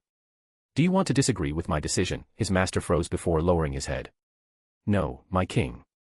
Gilgamesh clicked with his tongue, disappointed how his current master had no backbone. Even that boy who was the master of Rider had more guts to speak against the king of conquerors. However, his eyes soon found someone more interesting. Archer smirked. Perhaps his master still can provide him with entertainment. Tokiomi, if you want to prove yourself in my eyes, I won't mind slaying this beast for you. But first, you would need to actually do something in this war. The head of the Tosaka family said nothing but soon decided to do whatever Archer wanted. His status as the second owner of Fuyuki and the chance to win this war was on the line. Gilgamesh smirked before turning Vimana around. Towards 2 other masters. The monster summoned by Castor was a giant tentacle abomination. It was taller than any tree and could have been seen outside the forest. It let out a strange aura akin to some sort of purple gas that covered the area around it. The mad servant was inside it, hidden in safety while his beast would deal with any threat to its creator. Avenger carefully examined the creature. It was huge and had too many appendages, her katana alone wouldn't cut it. What's worse, she couldn't see any divinity from it, making her noble phantasm less than effective against the monster. Avenger, do you hear me? What is your status? She soon heard the voice of her master. Loud and clear, Lelouch. Nounaga quickly answered back. We are close to this thing but it hasn't attacked us yet. Also, I feel the presence of other servants in the forest. Do you have a plan? We should prioritize Archer first. The monster might act as a distraction. Lancer should strike him while we have an opening. Deal with Gilgamesh first. If other servants won't kill it, we would take care of Castor and this thing after. Nounaga nodded. She turned to a male servant who had a stern look on his face. Avenger quickly figured out that Kaneth most likely told Lancer the same thing and the knight didn't like it one bit. However, the Japanese servant didn't care about his inner turmoil. They had a job to do. You heard our orders. We stick with the plan and go after that gold bastard first. Right now, this monster isn't focused on us. We attack while we have this chance. Lancer clenched his fist but said nothing and simply nodded. Both servants turned towards the flying platform in the air and the servant sitting on its throne. However, before they could attack, the strange aircraft started to disappear. Lelouch had a bad feeling about this entire thing. The monster was both horrifying to look at and troublesome for their plan. They were supposed to slay Archer tonight, but this thing made everything more complicated. Saber was probably somewhere around, and Lelouch was sure Rider was on his way as well. Iskandar wouldn't miss something like this. This left only Berserker unaccounted for and the Demon Emperor hoped the unknown servant would opt to stay out of this fight. But he wasn't so optimistic. Seconds ago, Nounaga contacted him and informed him that Archer disappeared from sight. Whatever he was flying, it was fast. Neither he nor Kaneth was able to see it. Worse still, the monster started to move towards the city. It was slow but the master of Avenger was sure it would reach Fuyuki in less than an hour if nothing was done. What should we do? His ally asked with a worried tone. Archers most likely escaped, leaving Castor and this monster to us. Do we order servants to attack it? Not yet. Gilgamesh might be tricking us. Avenger and Lancer will continue to wait. Besides, Saber should be somewhere nearby. She is no longer under the effect of Lancer's cursed spear.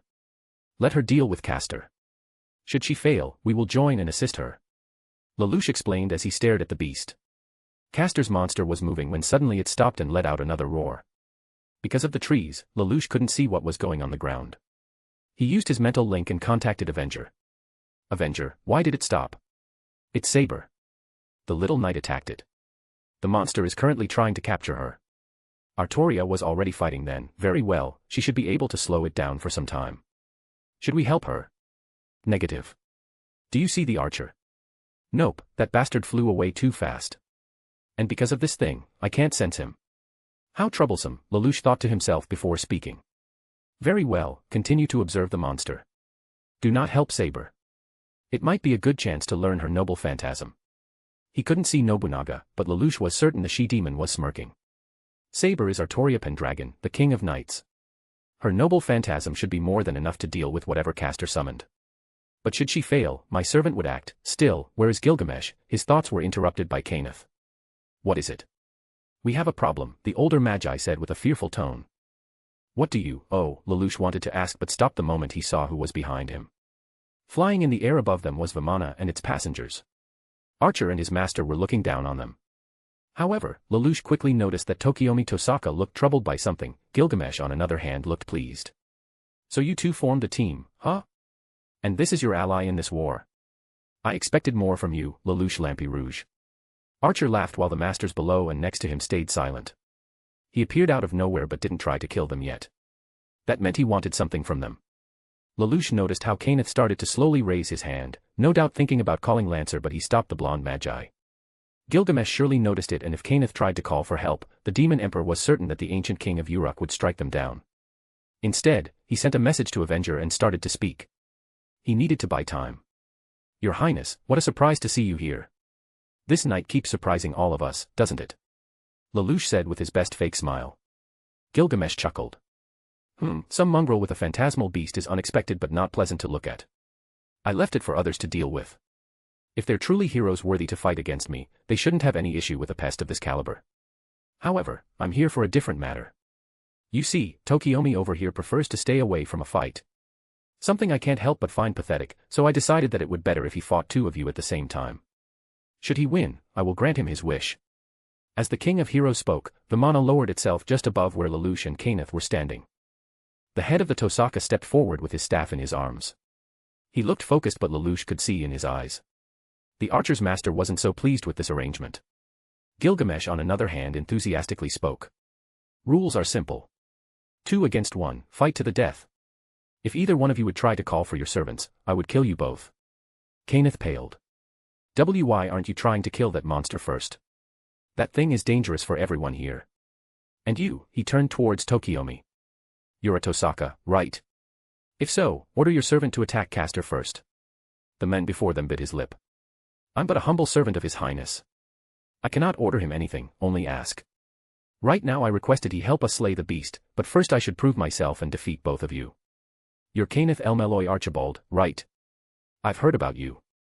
The master who had come from Clock Tower, a rising star there.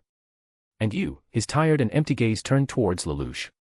You, the one who calls himself a member of Britain's royal family. I don't know anything about you. But tonight I should learn what kind of magus you are. As he said it, Tokiomi raised his cane tipped with some sort of jewel. A second later, it sparked with crimson light as the ground around the magus became covered in flames. With a calm demeanor, the master of archer aimed at them. The fire around him changed the form akin to a flamethrower attack. It flew towards them but was stopped by a wall of flowing mercury that formed around Kenneth and Lelouch. The master of Avenger said nothing. His only weapons were a handgun and some explosions. The demon emperor didn't think that actual magi would fall for something like that too easily. Kenneth was skillful enough to fight both Kiritsugu and his partner back in Einzbern Castle. The blonde magus was supposed to be a prodigy in the clock tower, so Lelouch was hoping his ally would be helpful right now. Still, Lelouch sent another message to Nobunaga. I can't use command seals while Archer is watching us. Head over here and strike Gilgamesh from behind while he is focused on us. Lelouch silently sent her order. The response was fast and quite disappointing. I would love to, but Lancer and I are in a difficult situation, Lelouch. Chapter 40, Chapter. Inside the forest. While Archer was playing with the three masters, Lancer and Avenger had their own problem. They were monitoring the caster's monster when it started to move. The gold bastard managed to harm it earlier but left without finishing it off. However, the monster soon stopped squirming when another figure appeared before it, Saber. Artoria glared at the monster before her as she raised her invisible sword. Caster, I know you're in there. Stop this madness at once or I will cut you down. The monster roared before 100 tentacles rushed at the blonde knight. Saber let out a sigh, this was expected. Without any word, she cut down everything the monster sent her way, slicing and dicing every appendage in her path. The abomination let out a painful screech before using its biggest tentacles against the King of Knights. However, Saber had no issue avoiding every strike. She could easily see where they were going to hit and was able to jump to the side. The monster was huge and its appendages posed serious danger, but it was slow. Slow enough for her, the small-statured servant that she was, to evade all of its attacks. However, Autoria's main goal was to stop this thing, not just avoid it. But no matter how many tentacles she cut down, dozens and dozens of new ones would replace those she severed. It was healing faster than she could hack away at it. Frighteningly so. Arturia's hand around her sword's hilt clenched. If she wanted to end it, she couldn't continue swinging haphazardly like this. However, she knew what would help. Both of her hands had healed. Now, she could easily use her noble phantasm. Not to mention, this forest was far away from ordinary humans. Everything was perfect, that is until Artoria heard the voice of her master. Her real one. Saber, do not use your noble phantasm. Kiritsugu's voice was cold and focused as usual. Meanwhile, the blonde knight glared at the distance where her master was hiding. What are you talking about? This monster might harm. Right now, it's contained within the forest, far away from civilians. Therefore, it cannot harm them. Not to mention, it's surrounded by servants apart from yourself. You're already healed and no longer under Lancer's curse. Everything is perfect. Her master interrupted anything she would have said in protest while continuing. Saber, Castor is obsessed with you. Should you ask him to kill the other servants, he most likely would obey. We should try our old plan. Her eyes went wide. Kiritsugu, how can you even think about something like this? This monster must be slain. I will not work with it. You will, Saber, his voice became colder. If the situation gets out of hand, you will use your noble phantasm. But until then, I won't allow it. Artoria clenched her fists on the holy sword's hilt further. So much so that she obliterated the tentacle that tried to grab at her with a quick swing. In a quiet voice, she said, I don't want to do it. This is wrong. Don't force me to waste the command seal on it, Saber. Kiritsugu said before ending the conversation. Artoria looked at the monster before her. She lowered her gaze, the King of Knights was feeling like someone punched her in the gut. This was wrong. She was the king. A protective knight. She shouldn't do something like this. However, Kiritsugu wouldn't allow such a good opportunity to be wasted. He was reminding Artoria of her sister more and more. And she hated it. With a defeated sigh she lowered her sword and looked at the monster before her.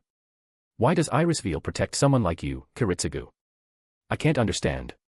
Artoria glared at the monster as she spoke. Gilgamesh, my old friend. I want to ask you something. While Castor within the monster started feeling euphoric, his gene felt mortified. Why did it stop attacking Saber? Nobunaga asked Lancer as the two stared at the fight from a distance. However, before she could get a response, a giant tentacle rushed at them. Both servants were fast enough to avoid it, jumping back from where they stood. The tentacle slammed the trees and ground underneath their feet before rising again and thrashing wildly after the pair of servants. This time Avenger decided to act. Dozens of arquebuses appeared around her, all aimed at the tentacle. As Oda raised her katana, the firing line let loose a thundering blaze of gunpowder and shells. The cloud of smoke quickly cleared and she soon saw the damage that had been dealt. However, the monster's regeneration ability was fast enough to quickly heal every wound. Every single one that her firearms made. Fuck. Retreating further, Nobunaga cursed as more of the smaller appendages went after her. This time it was Lancer's turn to cut them down, but as the same result with hers, any damage he dealt was healed back in mere moments. The barrage of nightmarish appendages continued their onslaught against them. My spear won't be able to pierce Castor while he hides inside that thing. Any ideas, Avenger? No. Regrettably, she hadn't any backup plan for this. And we can't even go after Archer. Even if this abomination won't follow us. They couldn't help their masters. Not at the moment. Whatever Archer was doing with them was bad enough alone. But even if she could intervene with the Goldie's playtime, this thing cannot be allowed to come close to Lelouch. The demon daimyo wouldn't allow it. Their best option right now was to kill it themselves. However, Lancer was pretty much useless for this job, aside from cutting down swathes of tentacles. Nobunaga could use her noble phantasm, but she and Lelouch wanted to save it as a surprise attack against Archer. Damn it. She will not be bested by some overgrown octopus. However, before Avenger could do anything, another servant appeared before them. Lancer was the first to break the silence. Saber. What are you doing? The King of Knights was standing with her back to the monster. The abomination behind her didn't strike at her. Nor did it try anything in the way of harm. In fact, from Nobunaga's perspective, it looked like it was protecting her. Its tentacles were circling around, forming a kind of perimeter around Saber.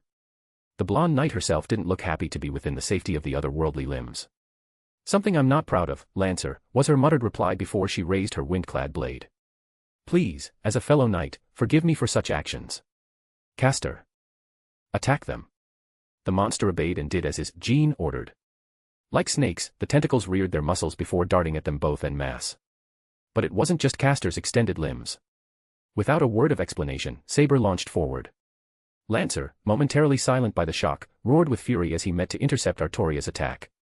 Regrettably, that left Avenger to deal with the horde of slimy writhing flesh whips. One after another, she sliced away. She managed to halt them from piercing Lancer's flank for the most part, but there was no end. Shoot, slash, or sever swathes of them as she might, Nobunaga's efforts did little to chip away at their numbers as they fanatically assaulted her from all sides. It was like the monks all over again. As she was cutting them down, Avenger contacted Lelouch and told him what was going on. "That's troublesome. Change of the plan. First, kill the monster, then either try to force Saber to escape or cut her down too." Nobunaga could see why killing Caster and his monster first was a better choice. She didn't want to imagine what kind of rampage a mad servant would start if his holy maiden was killed in front of his eyes again. Although, it would be funny to burn a foolish knight before Gilgamesh. Nobunaga poetically considered making the warlock relive the fiery tragedy with a dark chuckle. However, she had her orders. Avenger would execute the monster hiding the maniac before turning her righteous fury at the maiden knight playing at pretend. Arquebus rifles appeared around the redhead servant in droves. Lines upon lines of them fiercely resembled the formation she oft ordered of her men in the past. Noting the likely interference of the fool of a king, she told Lancer to hold off Saber while she would deal with the monster. The spear-wielding servant nodded right as she rushed towards the beast. Avenger charged, rifles following loyally behind her. As she jumped on top of one of the giant tentacles and continued on ahead, the firearms reminiscent of her famed fear-mongering tactics took aim. Her arquebus opened fire, shooting off all the smaller tentacles that tried to stop her. Any and every one of them splattered as soon as they tried to even block her path. With a mighty swing, she used her katana to cut the bigger ones. The red aura about her turned just as deadly as her weapons. Pouring more strength into every strike, the air surrounding her very form crackled with energy and power. It rippled and thrummed as she moved on closer to her foe. Something was about to awaken. Gilgamesh de Rice was going to die tonight. And a demon would be the thing the maddened magician would expect. While Avenger powered onto her target, D'Armwood was busy with his old opponent. However, unlike his previous duels with Saber, this time the Knight of Fianna wasn't feeling any sort of pride while exchanging blows with his fellow knight. Instead, Lancer was extremely disappointed by everything that happened up until now. This Grail War wasn't what he imagined. It wasn't what he wanted. D'Armwood wished for nothing but to prove himself and regain his honor. However, not like this. First, my curse started to affect my lord's future wife. Then we teamed up with that vicious woman, Avenger, and her dangerous master. And now this. I thought I would get a chance to fight for my honor. But, how can I do so like this? His master and that boy, nay. The demon in the guise of a young man, Lelouch Lampirouge, came up with a plan that would bring shame to any proud knight. But D'Armwood had no choice. He had to obey his lord. Avenger was a dangerous woman and Lancer knew that soon both she and her master would betray them. He didn't want to fight side by side with her but neither could he disobey his lord either. The only bright side to his plight was Saber who could understand his feelings for they, unlike all the others, were united in chivalry. Or so he had thought. Guy Dirge was stopped by the invisible sword that sent a blast of wind everywhere alongside the glow of her weapon. Saber had discarded her magic armor, remembering that it was useless against the spear, but kept her invisible air wrapped around her famed sword. The winds buffeted any would-be interloper tentacle that slipped past his regrettable ally's watch. This fight would be harder than their previous duels. D'Armwood lost his bid while the blonde knight knew about what his only spear could do. Not to mention, the giant monster at her back that Avenger was barely holding back now that she'd gone full throttle against it, leaving him behind with Saber. However, Lancer didn't care about anything about it. Nothing mattered anymore. He merely focused only on the servant before him as he shouted. Where is your pride and honor, Saber? How can you ally yourself with someone like Caster and his abomination? To stand against us when you know he poses more of a threat to all. As he spoke, several tentacles flew towards him but D'Armwood had a little issue cutting them down. His spear cutting through her sword's stealthy wind magic caused enough of a maelstrom that a mere sweep of his crimson lance pushed her back while similarly eradicating the damned monster's distraction. Raising his weapon, he aimed it once more at the woman he thought understood him the most. "Answer me, Saber." However, hiding behind another wave of the ugly creatures, Saber rushed forward and closed the distance between them. His spear cleared the rabble away but wasn't as effective when she got close enough. Try as she might, Saber failed to end this fight for the sake of them both, locking weapons once more and buffeting everything away with the raging winds. "Words cannot describe how ashamed I feel, Lancer," he heard her mutter through invisible air's torrential current. "However, I cannot go against the order of my master, no matter how strongly I disagree with him." Lancer stopped to stare at her for a second. "I can understand your disappointment with the actions of our lords, but it only means that I should put you out of your misery." He kicked her back, breaking the deadlock. As Lancer raised Gi Dirge in preparation for a follow-up, however, he froze. Wait, him? But, wasn't Saber's master the white-haired homunculus? While her opponent hesitated for unknown reasons, Saber spoke again. "I won't hold it against you for thinking of me as a failure of a knight, but it won't stop. I can't. Do what you must, and as will I, that being to strike you down, Lancer." As Artoria shouted, a giant tentacle burst out of the ground and raised her in the air. Now, standing on top of it, the King of Knights held the high ground as she raised her sword against the Knight of Fianna. She stated solemnly, albeit with reluctance apparent in her voice. "This will be our last fight, Lancer. So let us end this nightmare of a war." He said nothing and only glared at her. She could understand where this anger was coming from. This was wrong, it went against her creed, the creed of all knights she was meant to embody. And they both knew that. But Saber could do little except go along with her master's order, no matter how she felt about them. Without any words, her chariot in the form of the giant tentacle rushed forward. Lancer rushed at her as well. However, before it could hit him, Lancer slipped to the side, avoiding it at the last moment, and stabbed the beast's appendage dead center with his spear. Then, using it as a stepping stone, he jumped up, narrowly avoiding getting squashed and mounting her vantage point. Mere moments later, he was now on the same level as Saber. Their weapons crossed again, rending the air as his spear dissipated her sword's magical wind sheath into a wild whirlwind. Spying her gaze through the lashing wind whipping up her hair, he muttered back just as solemnly but struggling to hide his disappointment. "For the sake of your honor, or what is left of it, I swear to strike you down myself." The blonde smiled bitterly. She wasn't going to lose, but dying by the hand of the fellow knight would be the best death for her right now. However, no matter how low she was forced to act because of Kiritsugu, Artoria was going to win this war and would get her wish, no matter what may come. The two servants restarted their last duel. Deep inside, both of them resolved to end it, here and now.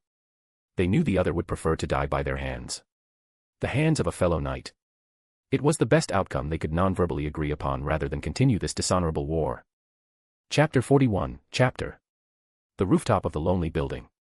Lelouch watched the fight between two magi. Tokiomi used his stave and fired one fireball after another, while Kenneth used his mercury as a shield. The magus from the west tried to use his best to attack, but Tokiomi wouldn't give him any openings. Kenneth was forced to use volumen hydrargyrum mainly as protection, a purpose it was fully designed for. But it didn't help that the blonde magus had no choice but to protect Lelouch as well, something Master of Avenger wasn't proud of. "Right now I'm a liability to Kenneth. He's being forced to use his all to protect me as well. If it wasn't for him, I would be dead by now." Kenneth couldn't effectively defend and attack at the same time.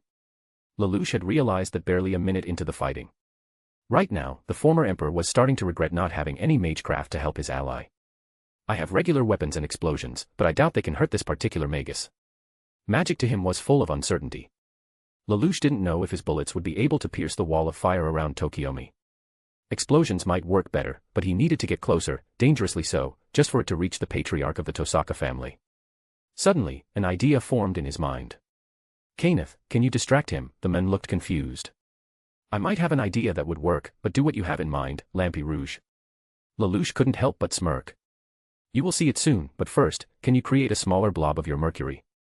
Now the Magi looked even more puzzled but decided to go along with the plan of his ally without question.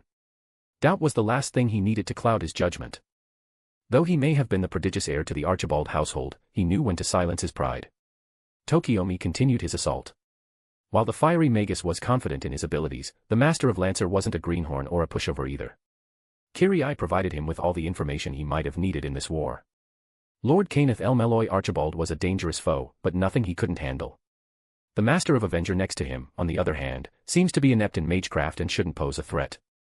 Maybe Tokiomi worried too much about it. Surely Gilgamesh was making everything complicated for him, but it wasn't an impossible task. His enemies were just one experienced magus and child. Tokiomi's lips curled up confidently. He could handle them.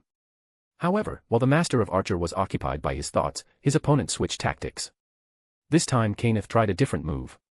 The half of his mercury shield changed into a long and thin ribbon in the shape of a whip that struck at the target, that being Tokiomi himself, with a whipping motion. Tokiomi was able to react fast and quickly increased the flame wall around himself.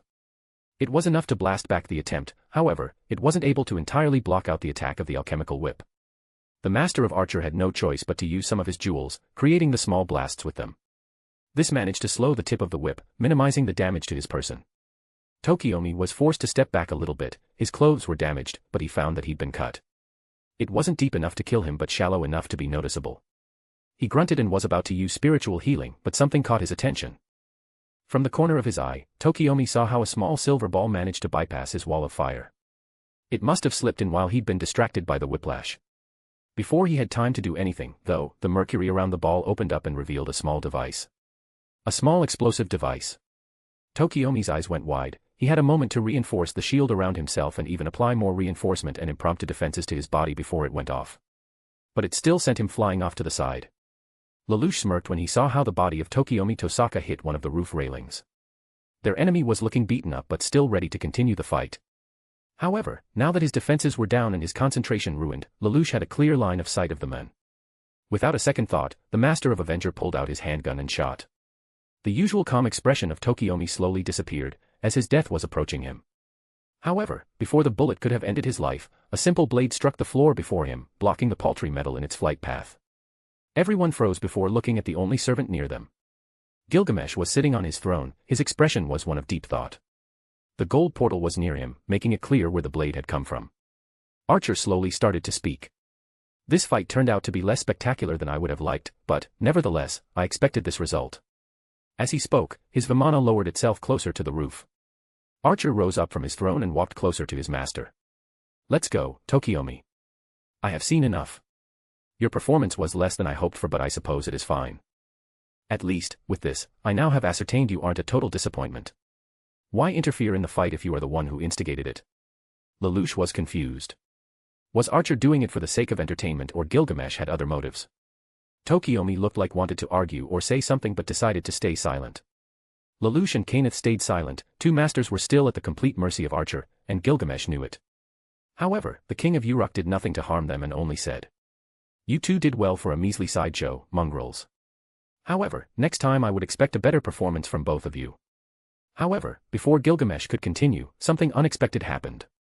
A dark figure jumped out of nowhere.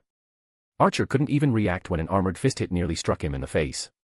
A couple of portals opened up, calling upon blades and axes, the flats of which was struck by the mad dog instead, causing their owner protected by it to be sent flying away. The other masters could only freeze as they recognized the servant who'd just arrived. Berserker. Tokiomi was already exhausted from his fight and didn't have the power to collect himself anymore. The Black Knight looked at the defeated men before focusing on two masters behind him. Lelouch didn't like this. Nobunaga was busy. He didn't want Kenneth to call back Lancer and leave her alone with Saber and Castor. However, his life was on the line. Archer was out of the picture at the moment, but Berserker might prove even worse. The arrogant king of heroes might have been a pain to deal with, but the was at least somewhat predictable. The Demon Emperor didn't know what to expect from a wild servant that took sanity as just an optional thing. However, it wasn't the fearsome heroic spirit that had their attention. A new voice spoke, breaking the dead silence. Tokiomi, at last. I found you. A hooded figure joined them on the roof. Lelouch couldn't see the face of the new person, but from how relaxed he walked up to stand next to Berserker, the hooded figure was most likely the last master he'd yet to personally meet. The master of the Makiri house had finally shown himself after all this time. Should we try to get rid of them? Kenneth stepped closer to his ally and whispered. His eyes never left the servant before them, but he didn't bother hiding the stare he had trained on its master before them. Lelouch thought about it carefully. Tokiomi isn't in fighting condition and his servant isn't here. Berserker and his master are clearly here for him, not us. The person spoke with venom and fury in his voice. Lelouch suspected that he had a personal grudge against the master of Archer. Perhaps leaving them alone would be the best idea. The master of Avenger suspected that the new guy wouldn't like them meddling in their personal issues. While he was thinking about the course of action, Tokiomi froze as he stuttered. Kariya. What happened to your face? The men now informally introduced laughed. Oh, you know, I had a reunion with my family.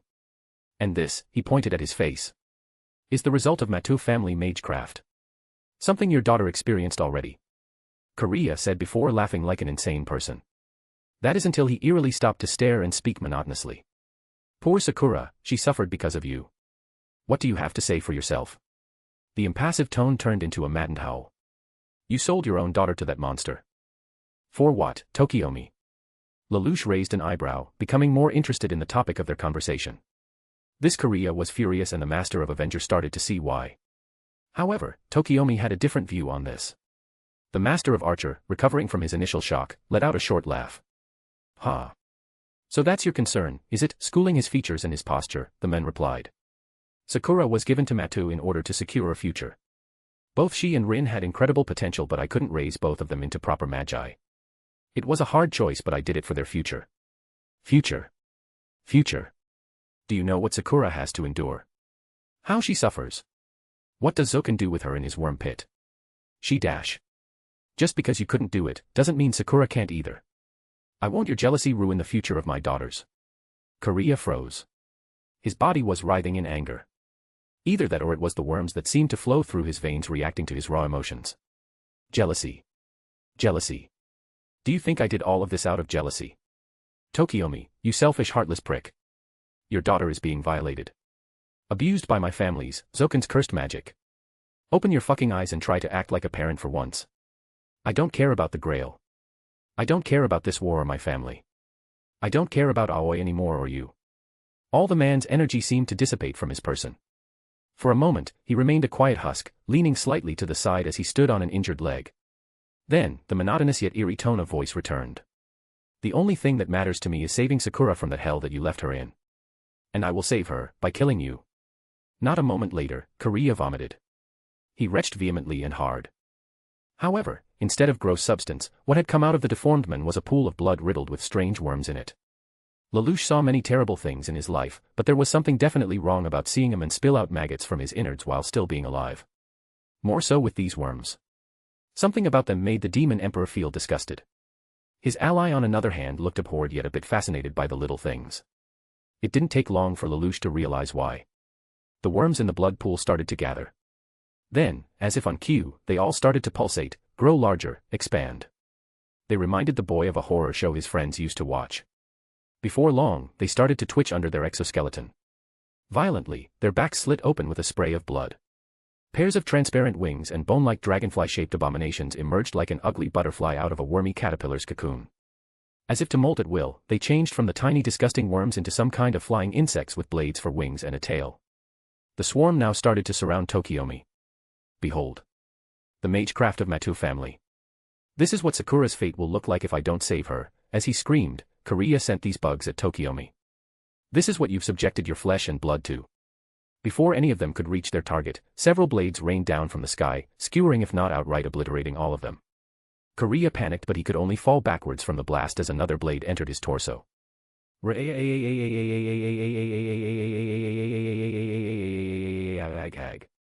Berserker seemed to take offense at that, roaring in unhinged fury as it sought out its master's attacker through its crimson-slitted helmet visor. He didn't have to look far as the maddened knight immediately tilted its body, ducking low as a wide-bladed axe that aimed to sever him at the waist flew overhead. The black knight reared its twitching gaze in the direction of the golden light. Archer was standing on the treetops. An expression furious enough to freeze hell itself was trained solely on the wild servant. Damn you, rabbit mutt. Though quite a fair distance away, neither Lelouch nor Kenneth was ignorant of the prideful king's rage. To not only dare bring me low not once but twice, you would attempt to mar my face with your disgusting hands. More weapons flew at Berserker. A bombardment of them rained on his position. In retaliation, the servant of insanity let out a howl as he leapt to the sky in an attempt to avoid the barrage of projectiles. But if the number of weapons was impressive to the demon emperor, the fact that the medieval weapons snapped about in the air and flew at their target like heat-seeking missiles had Lelouch's eyes bulging right out of their sockets.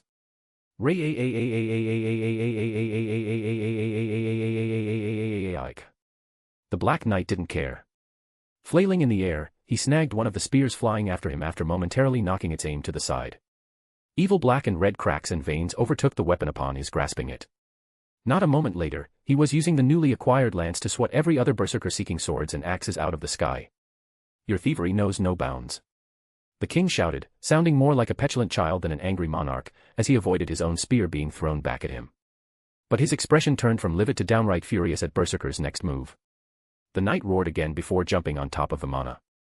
His shadowy noble phantasm overtook it all as Archer's aircraft changed its colors, turning from vibrant gold and green to a devilish black with red lines.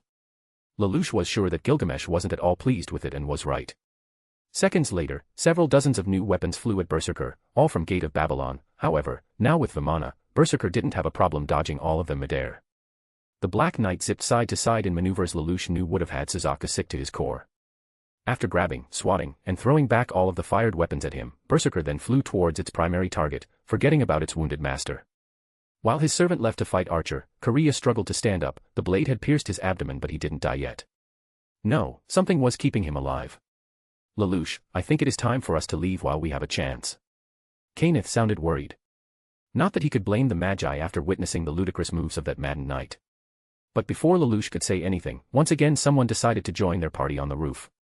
However, this time they knew this person. Kariya, finally. Tokiomi let out a sigh when his student appeared before him. The young priest stared at Lelouch and his ally. The master of Avenger finally decided that it was enough for one night. Berserker and Archer are no longer here but I don't think we can deal with the priest's son. Kenneth looked exhausted. He was the only one who could successfully fight off Tokiomi, but the Demon Emperor wasn't sure if he could keep up with the Fire Magi's former student as well. While they managed to catch the father off guard, the same likely couldn't be said of the Kodomine's son who was likely looking for revenge on them for patricide, if he was aware of it. I think you're right, Kenneth. It is time for us to leave. Lelouch nodded as Kenneth activated his volumen hydrodrum one more time. The mercury that was used for fighting never left its master. Ever since Berserker and his master appeared, Kenneth quietly called back every drop of his creation.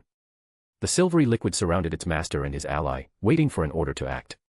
Once it received it, the mercury changed into a ball and surrounded both Kenneth and Lelouch.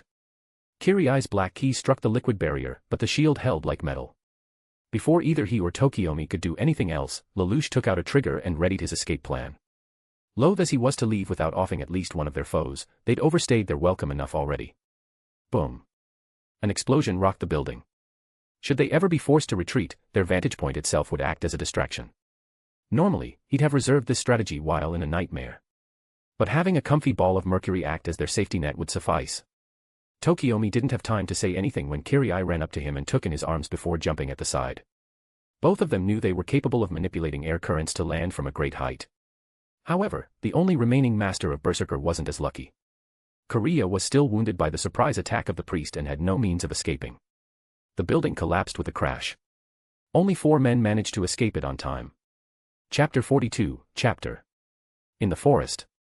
Saber and Lancer crossed weapons once more in a flash. Both knights too caught up their duel, remained permanently oblivious to their surroundings. To them, it wasn't as crucial as finally finishing their duel. No. But their resolve to right their wrongs burned harder than ever before, obliterating the ground around them, smashing and felling the trees and brush in their wake. However, it was easy to see where this was going. Lancer was fighting with only one spear against a foe who already knew about his tricks. Not to mention the giant monster that was helping her, of course. It would seem Avenger was able to draw its attention, albeit barely. The number of attacks from the beast dramatically decreased but didn't disappear entirely. Some of its tentacles would try to strike him but Armwood was sure that Castor and his pet were focused on Avenger while struggling to maintain some protection for his beloved Maiden of Orleans. I can't see her but I can hear gunshots. Whatever she is doing, it's working. Try as he might to hate her and her master, Armwood had to admit, the crimson-haired woman was no pushover if she was able to hold her own against this monstrosity alone. However, no matter what Avenger did to the monster, it wouldn't help him in his duel against Saber. Not when she held the advantage even without the tentacles that sought to distract him every now and then. The King of Knights was winning. Lancer had been forced to adopt a defensive style as her attacks became faster and faster. It would appear Saber wanted to finish this fight as quickly as possible. Her invisible sword would make strike after strike, exploding in the wind when he crossed it with his spear, but not giving him an opening to counterattack at her current range. His remaining spear was too long and wasn't as useful in close combat as Guy bid. And it wasn't as if Saber would fall for Guy Durge's one and only trick after being exposed to it twice over now.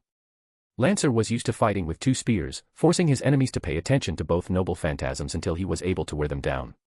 But now, it was he that was being worn down as Saber needed to worry only about one.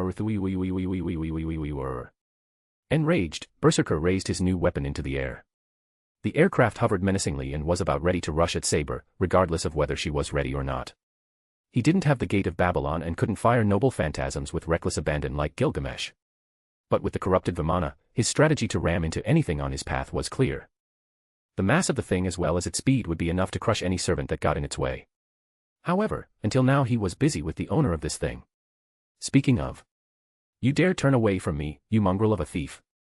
Dozens of weapons flew at Berserker and Vimana. The Black Knight had a moment to react and dodge every one of them. The wild servant roared as his crimson-slit visors focused on his earlier opponent. The arrogant king of Uruk looked pissed. Gilgamesh's treasure was stolen by the wild dog, again. He was getting tired of Berserker and him constantly using his treasure against their rightful owner. Wasn't he a heroic spirit as well? Where was his weapon? Such questions were irrelevant now. Archer tired with this thief.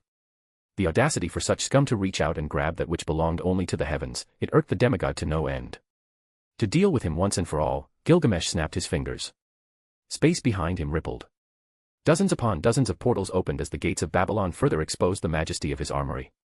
Holy weapons, divine weapons, noble phantasms of ancient times, all of them, were aimed at Berserker and whatever corrupted thing that had been his Vimana. At this point, the King of Heroes didn't care about destroying this treasure of his. Better belonged to no one than to a rabid mutt in his opinion. However, while Archer ready to unleash hell, neither he nor his target noticed the arrival of another. The boisterous conqueror made his presence known with raucous laughter. Ha ha ha ha ha ha ha. In a repeat of the docks, Iskandar laughed like a madman as his chariot crashed into Berserker, Vimana be damned. His bulls appeared to be made of tougher stuff than Archer's great vehicle as they rammed Vimana with their horns. Raidier.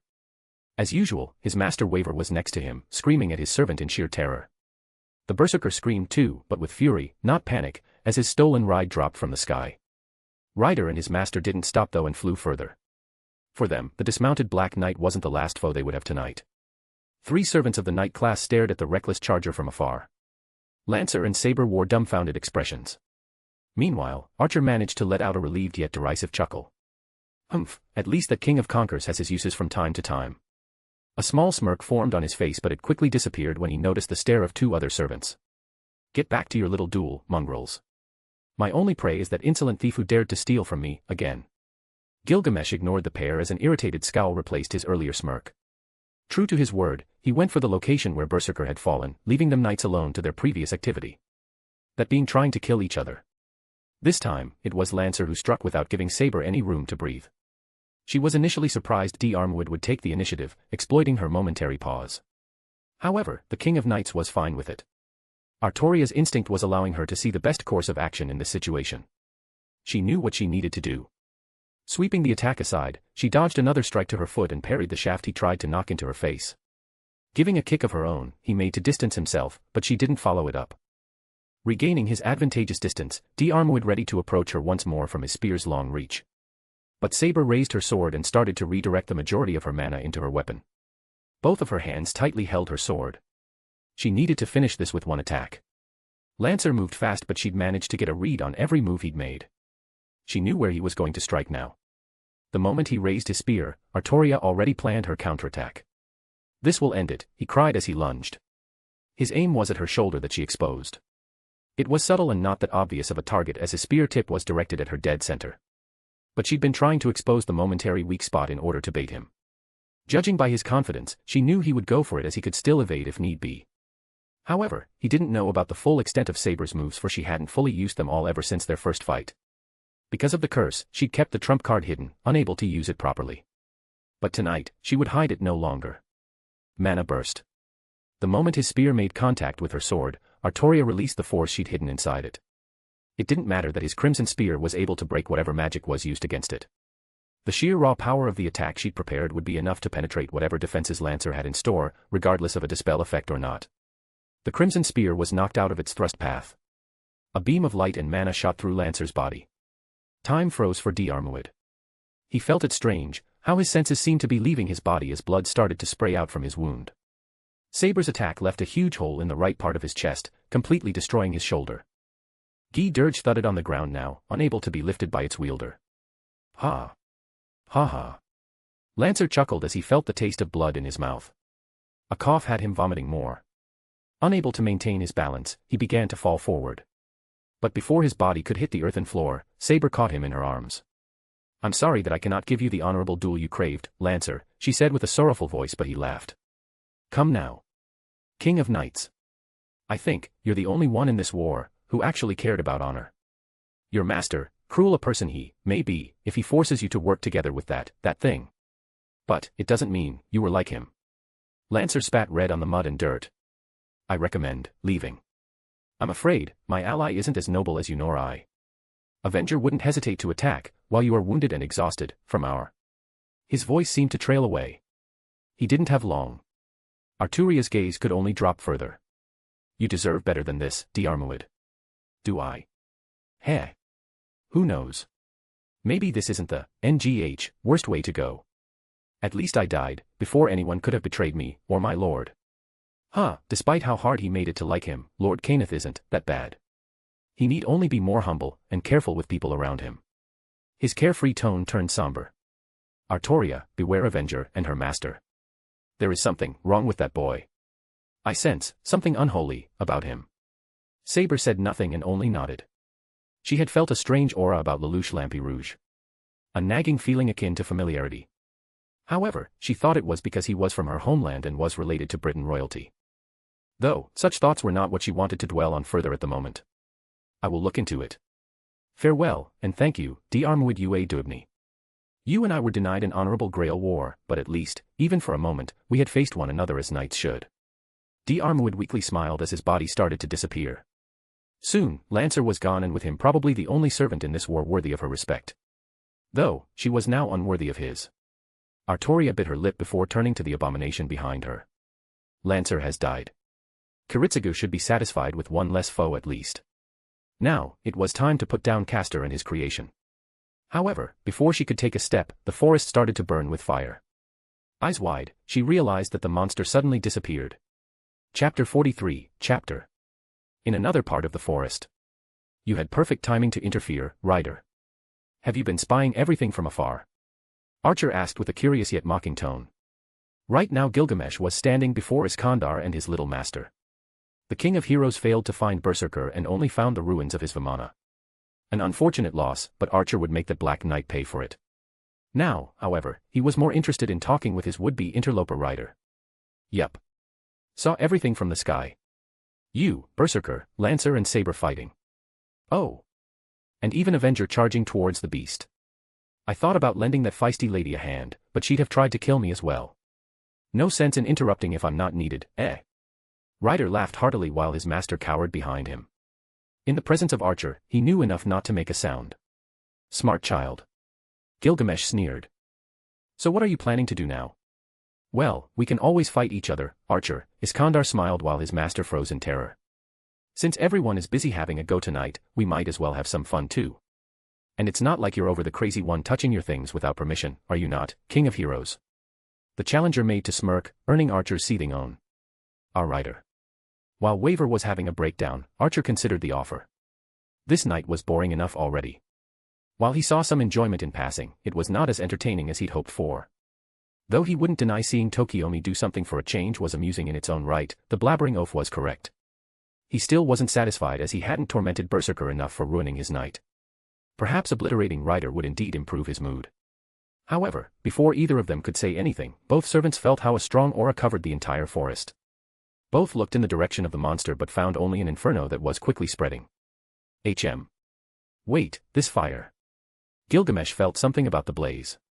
Something uncomfortable. He didn't like this. There was discomfort in having his patience tested, and then there was annoyance that a dog would piss on his belongings. But the flames, they were 1,000 times more vexing.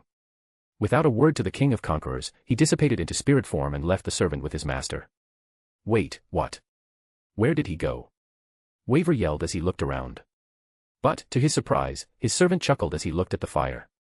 How interesting. Turns out there is something that could make even the King of Heroes afraid. Iskandar said as he stared at the fire, having a good guess who caused it. Boy, it's time for us to leave as well. What?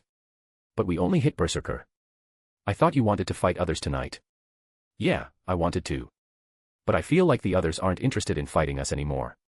Besides, I can feel that Lancer died a moment ago. Berserker most likely had run away along with his master. Archer probably too. And Saber. I don't really want to fight the girl tonight. Still feeling a little salty after our last exchange. Come, master. I'm sure the dinner your grandparents prepared is still fresh, I'm famished. Don't servants not feel hunger at all? Waver rolled his eyes as the bulky man snapped the bull's reins. Rider's chariot started to move and was soon flying off back to the city. From the distance, Waver curiously eyed the blaze taking over Einzbern's forest before looking away. Ah, whatever. At least Lancer is dead. Yet I suspect that Lancer isn't the only servant to leave this war tonight. Moments before the monster disappeared, Nounaga continued to shoot and cut any tentacle that the monster sent her. At this point, she knew what to expect from Castor's little pet. Like his master, this thing wasn't as mysterious as its origins and its attacks weren't very creative either. Simple strikes and whiplashes. There was even the occasional ambush or attempt to trap her. The main issues were the giant tentacles. Their mass and size proved to be dangerous enough for Avenger to avoid their attacks. Her arquebus rifles could deal with smaller ones. But blasting through a mass wall of pure regenerating flesh was another issue. Nobunaga cut down another group of tentacles as she made her way towards the main body. The closer she was, the more tentacles would appear. She could sense it. Castor was afraid, and rightfully so. She wouldn't leave anything once she was done with him. However, her thoughts were interrupted when she heard the voice of her master. Nobunaga, our position was compromised. We're following an escape plan. Lelouch's voice sounded calm yet cold. She nodded. Understood, I will head to you once Castor is dead. Hurry. We can't waste any more time. Use your noble phantasm if need be. Call me if you need me to reinforce you with a command seal. Avenger chuckled at his words. No need to waste command seals on Castor. I will handle it on my own. Trust me on that, Lelouch. Very well. I shall await your victory, Nobunaga, Lelouch said before falling silent once more. Nobunaga smiled with excitement. And I won't disappoint you, Lelouch. It was time to end this fight. With her master's current situation, as well as the expectations the boy placed on her shoulders, Nobunaga sallied forth. The tentacles tried to stop her, but Avenger wouldn't let them. Evasion, cutting them down, tearing through it all, she continued. She needed to be closer to the head of this thing as she wished for it to end. As Nobunaga approached closer, the monster became more agitated. Sensing her increasing and excited bloodlust, its attack started trying to be more unpredictable. But that was pointless. Even the Cthulhu-esque monstrosity was getting into a panic as its creator and host realized he was about to lose. She didn't bother worrying about herself. She was close. Stabbing its flesh with her katana, a murderous crimson aura consumed her body, appearing to immolate her form. With a furious voice, Nobunaga cried out. The Hajuan reborn demon king of the 3,000 great thousand heavens. The earth seemed to cry out as her noble phantasm took shape and form. Return all of me to ashes. Foo foo foo foo, ha ha ha ha ha ha ha. The world around her vanished. No longer was it the Einzbern forest situated next to Fuyuki city. Now, she and this monster found themselves in another plane, an alternate dimension. Everything around them was in flames. The ground was burnt red. The sky a bloody black crimson. This reality was different from what humans knew as hell, as everything and everyone in it was burning not in the flames of the divine, but the seething hatred of Oda Nobunaga herself. The warlord stood in the midst of the same temple where she'd been betrayed and killed. The one where she'd been burned alive. Now, this place was her reality marble, her own battlefield where she would burn anyone and mete out her vengeance as she saw fit. However, the temple wasn't the only thing in this reality marble. And soon, it appeared. The ground started to shake as something massive erupted from the earth. A giant human skeleton with 6 arms. Its empty eye holes glared at the abomination of Castor before it. It had no connection to Buddha or any of the gods of this world, but Nobunaga didn't care. It would burn like all the others. The giant skeleton rushed at its prey, all 6 arms started to tear limb from limb. Castor's monster tried to fight back, but its entire body was burning with fire that would never stop until there was naught but ashes left. Its regeneration, though impressive on the mortal plane, wasn't fast enough to heal in her mind's world. The constant blaze wouldn't abate. Nobunaga stood atop her demonic personification as it tore apart Castor's pet. The Demon King let out a chuckle that turned into laughter and ended up as a maddened howl for more. Kill, murder, massacre. I am the Demon King of the 6th heaven, Oda Nobunaga. As she laughed, her reality marble continued to burn the victim inside it. With each strike, each inferno, she got ever closer to the servant hiding inside the monster. Gilgamesh de Rice started to feel a little hot inside this thing. Trapped as he was within the creature he summoned, Castor could see the outside world. And it didn't look pretty. The red fire was a familiar sight. They were similar to those that burned his gene at the stake. They were akin to the devil's blaze that neither god nor man saved his beloved maiden from. Now, that same pyre surrounded him. Gilgamesh felt an emotion he hadn't experienced since that accursed day when they burned her on the stake. Fear. He was afraid. Not for his own life, but for the coming failure of his ever-seeing gene again. She was out there fighting, killing the other servants. Gilgamesh was happy when she called for him, to finally recognize him and call on his faithful aid, just like the old times. Still, he wasn't as much a fool as she thought him to be. He sensed regret within her. His gene was still unsure, and it meant she wasn't completely free from God's lies. He wanted to kill her enemies, to free her from this delusion. His senses became numb and Gilgamesh no longer could see or feel what was happening outside. However, deep down he knew that it would end soon. His new and dear friend, Ryunosuke, was safe. His master was away, far away from the conflict, the hell that engulfed this forest, but Castor knew he wouldn't see him again. Soon the white light entered the inner chamber where he was hiding. For a moment, Gilgamesh forgot about his worries and started to move towards the light. It was so pure, he felt like his gene any moment and saved him from this nightmare. He saw an armored hand that appeared from this light. Gilgamesh smiled, as tears of happiness started to fall from his face. This was her light. His salvation. Gee. However, his joy was short-lived as an armor-clad hand grabbed him. Gilgamesh froze as he immediately felt pain. This wasn't his gene. She soon started to enter his little room. All the while, Castor trembled with anger, with hate, with fear. This fire was no different from the one that took away his holy maiden.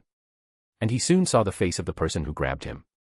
Instead of the innocent smile of a blonde little girl from the countryside of France, he saw the devilish smirk of a red-headed devil. A demon who brought carnage anywhere she went. No. No. No. He found you. The demon smiled sweetly as her flames started to engulf him. Gilgamesh wanted to scream but he couldn't utter a word. His organs started to melt. His skin bubbled and blistered. His face filled with suffering and anguish, teared and steamed all at once as he glared defiantly at that which obstinately stood in his way. He'd failed her. He'd failed his gene. Again. In his last moments, Castor, the Marshal of France, Gilgamesh de Rice experienced the hell he wished upon God himself. Sadly, God wasn't here for it was her domain. He cursed his faith as well as the demon's laughter which plagued his ears till the very end. Chapter 44, Chapter. The ruins of the building. Kariya helped his teacher to stand up. Tokiomi was wounded but still alive. Right now both of them were standing among the ruins of the blasted structure where the short fight between masters took place. The master of archer was exhausted and wanted to leave. However, the young priest was thinking about something different. He had other reasons to be there. I was certain he would appear here tonight. Kiritsugu Amiya. Kiriya's greatest interest in this war was absent yet again. Ever since the Grail War started, the young priest hadn't the time to seek out the Magus killer. He'd hoped that at least tonight he would appear, but luck wasn't on his side. Kariya let out a sigh as he stared at the horizon. This war is nothing but a hindrance. And now the teacher needs to be evacuated as well. Tosaka's manor wouldn't do. It was attacked once and it was devastated beyond relief. He was certain Avenger wouldn't hesitate to flatten it entirely the next time. The church wouldn't work either, but there were no other options. His father wasn't going to be happy with tonight's events, but Kariya was sure his teacher would reassure older Kodomine. Kariya, we need to leave right now. Tokiomi coughed as his student helped him to move. We need to find Rise and get command seals. Gilgamesh is starting to act too risky. I need more command seals to restrain him. Restraining that arrogant king. Kariya felt like laughing at such a ridiculous idea. Archer did what he wanted when he wanted. He already understood that by now, thanks to the numerous times when the King of Heroes appeared in his cellar and started to drink more of his wine collection. Still, because of conversation with His Highness Kariya started to think more about his desires, especially finding and learning what kind of man Magus killer was. Kariya, are you listening? Bang. Kariya didn't bother waiting for his teacher's body to slump. Immediately after a hole opened up in Tokiomi's chest, he sent a few black keys flying in the direction of the shooter. His eyes went wide when in the distance, he saw him. Kiritsugu Amiya was standing among the trees. Thompson contender in his hands. Kariya saw the look in his eyes. They were as cold and empty like his own. For some reason, the priest became excited and wanted to rush forward towards the Magus killer. He wanted to fight him. To learn if they were similar, but then someone stopped him. Kariya looked down and found his teacher was still pulling on his leg. The usual calm facade of Tokiomi Tosaka was gone. Now there was a face full of shock and anguish. At that time neither of them knew that the Magus killer used his most dangerous weapon, Origin Bullet. A simple weapon in its own regard, a powerful and deadly tool against a mage, they had yet to realize. They would never regenerate properly and the original function will be forever lost. While it would be bad for a living being to be hit by it, this bullet posed an even graver threat to magi. Once the bullet made contact, any and every magic circuit in use would short-circuit. It would destroy the active ones themselves but didn't stop there. As soon as they were rendered useless, they were haphazardly repaired, resulting in a messy jumble of hastily restored connections that was not the same as healing or mending. The result was permanent, unmitigated, and irrecoverable damage. Tokiomi couldn't even scream as the immense pain stopped him from crying out. His body would feel as if it was on fire. His circuits themselves would be misfiring and burning with uncontrolled prana. However, as Kariya looked down upon his suffering master, he felt something strange inside, something nice and satisfying. Kariya quickly stopped these thoughts and concentrated on reality. He looked back in the direction where Magus Killer was standing but saw no one. He lost his chance, but Kariya was now more focused on helping his teacher. He carried him back to the church. His father would surely know how to help Tokiomi. Under the rubbles of the crushed building, two masters were hiding inside the huge mercury sphere. After the destruction of the hotel where Kenneth was hiding, Lelouch saw the utility of his volumen hydrardrum. The rooftop was a good place not only because of the view it gave but also because they had a strategy to escape and bury other masters under it. Because of Kenneth's magecraft, they didn't need to worry about dying as they fell. The reliable metallic liquid would save them as it had done so right now. However, both masters were busy with different issues. Lancer is dead. Kenneth hissed. Anger and frustration started to consume him. The servant that he had summoned was now dead. His pride as Magi couldn't allow such a thing, but it happened. And what's worse, now he was buried under the building waiting for Avenger to rescue them. Or until construction workers would appear around his sphere that he would have to hypnotize them again. Calm down, Kenneth. First, we would need to focus on getting out of this thing. After that, you can worry about Lancer all you want. Lelouch said with a calm tone, but the Demon Emperor was concerned by the death of the spear-wielding servant as well. He and Nobunaga just lost a useful tool. While Lancer had lost his main selling point, the spear that could leave a permanent curse, the heroic spirit still had his potential uses. Even at a minimum, he was still a historically relevant fighter. Now, however, Lelouch needed to come up with a new plan to take down his enemies. He eyed Kenneth. Perhaps he would need to end this partnership sooner than he expected. His thoughts were interrupted by the noise outside the sphere. Soon they heard the familiar voice of the female daimyo. It is safe. You can get out now. Lelouch smiled when he heard Nobunaga's voice. Kenneth wasn't as happy as the young man, but the blonde magi disassembled the mercury sphere. Soon they saw the smiling face of Avenger. However, Lelouch noticed that his servant was tired and worn out. Avenger wasted no time and closed the distance between herself and him. Soon, Lelouch felt how she put her hand behind his neck and hugged him tightly. Good news, Castor is dead. Bad news, Lancer is dead too. Nobunaga said with a satisfied tone. But then, she whispered into her master's ear. I used my noble phantasm and I need to rest badly. Lelouch nodded wordlessly. He was about to suggest leaving when they heard something. It sounded like a man. Kenneth sent his mercury forward and soon it found something among the debris. Lelouch smiled when he saw a familiar face. Well, Kenneth. Lancer might be a lost cause, but it doesn't mean we've run out of servants to use, no. Perhaps, our new friend wouldn't mind helping us. After his little speech, I might know how to push him. He was so adamant about killing the master of Archer no matter what. He and his servant would be useful. Before them on the ground was lying down the deformed man, Kariya Matu. He was unconscious and wounded but he didn't die. The worms inside him wouldn't allow it. Even now they could see how they were moving under his skin. The man's face showed only pain, but despite this, he managed to say something. A single word that meant the world to him before he'd lost consciousness. Kara. Chapter 45, Chapter. Fuyuki City. Church. Fuyuki had only one church and, like many things in this city, it was related to the Moonlight World. This place was supposed to be a safe shelter for the masters should they lose their servants. But it hardly could be called safe anymore.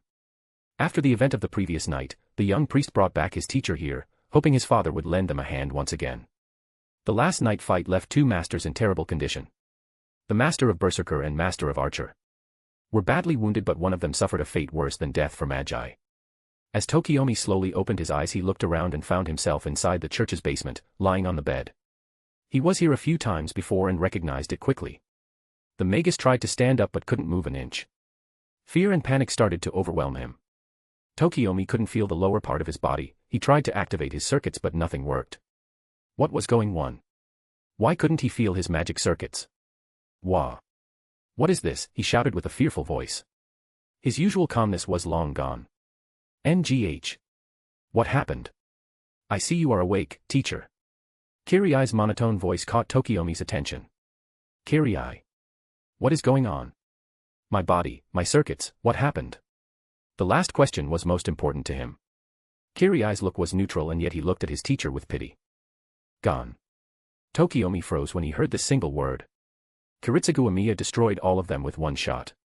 I tried everything I knew, but it appears that they ruined themselves, somehow. I don't know what Amiya did, but by the time I'd realized it, I couldn't fix anything. My condolences.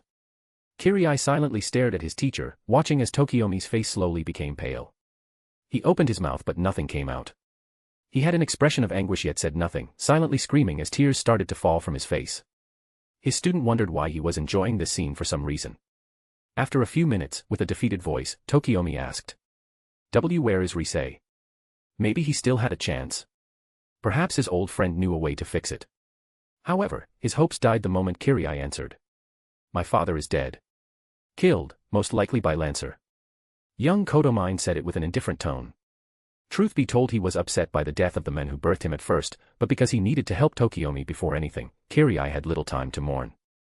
Besides, the sadness in his heart was soon replaced by the feeling of regret. Kariya regretted that he wasn't there when his father died. Not to intervene, no. But not being able to see it with his own eyes. The head of the Tosaka clan showed a more sorrowful expression. He lost not only his magic circuits but his best ally as well. The situation was getting worse with every moment. Tokiomi was afraid to ask about Gilgamesh, fearing what the arrogant king of Uruk had done while he was unconscious. Wait, what about command seals? Do we still have them? The ones he had were already too valuable, being less than the most of the other masters at that. In order to get more of them, Tokiomi had plotted the hunt for Castor in the first place. No. My father's arm was cut off and all seals were taken. Even that hope was dashed. The wounded Magus clenched his teeth. He needed these seals, especially now that he had less control over Archer. Speaking about the king. What of Archer? His Highness is outside, drinking whatever is left of my wine collection. Despite what happened with your circuits, your contract with him persists. Kariya said with a tired tone. His independent action allowed him to remain in this world without mana, at least for now. Tokiomi let out a sigh. At least his servant didn't do anything dangerous, but he was scared by Kiriya's next words. After some discussion, I and His Highness agreed that we can't leave a situation like this. You are in no condition to continue fighting, teacher. His Highness has no intention to back down and will start searching for a new master if nothing will be done. And so, Kariya slowly walked to Tokiomi. Teacher, with all due respect, your strategy has failed. The end result, your current state. The man wasn't rubbing the fact to his face. He was merely stating it. It didn't stop Tokiomi's already soured expression to sour further. We need to act quickly if we want to end this war. Break the contract with Archer and let me make a new one. Together we will end this war. Tokiomi said nothing but stared at his student with widened eyes. Kariya was asking impossible from him. He couldn't do it. It wasn't just about his pride as the Magus. Tokiomi didn't trust Kariya with Archer. Gilgamesh was acting rebellious and the younger Kodomine likely had no intentions of stopping him if needed. He was too callous, too indifferent, to be charged with such a responsibility. The current master of Archer started to notice that his student was a little bit too willing to work with Gilgamesh. Something happened between them. However, before he could say anything, Kariya said with a cold tone. I'm sure you will make the right choice. After all, in such conditions, you have no other options left, teacher. His own student was threatening him. And yet, Tokiomi couldn't say anything back. Aside from his damaged circuits, uncertainty, maybe even fear, paralyzed his body as he stared at the cold eyes of the men before him. Tokiomi didn't want to admit it, but he had no choice but to obey.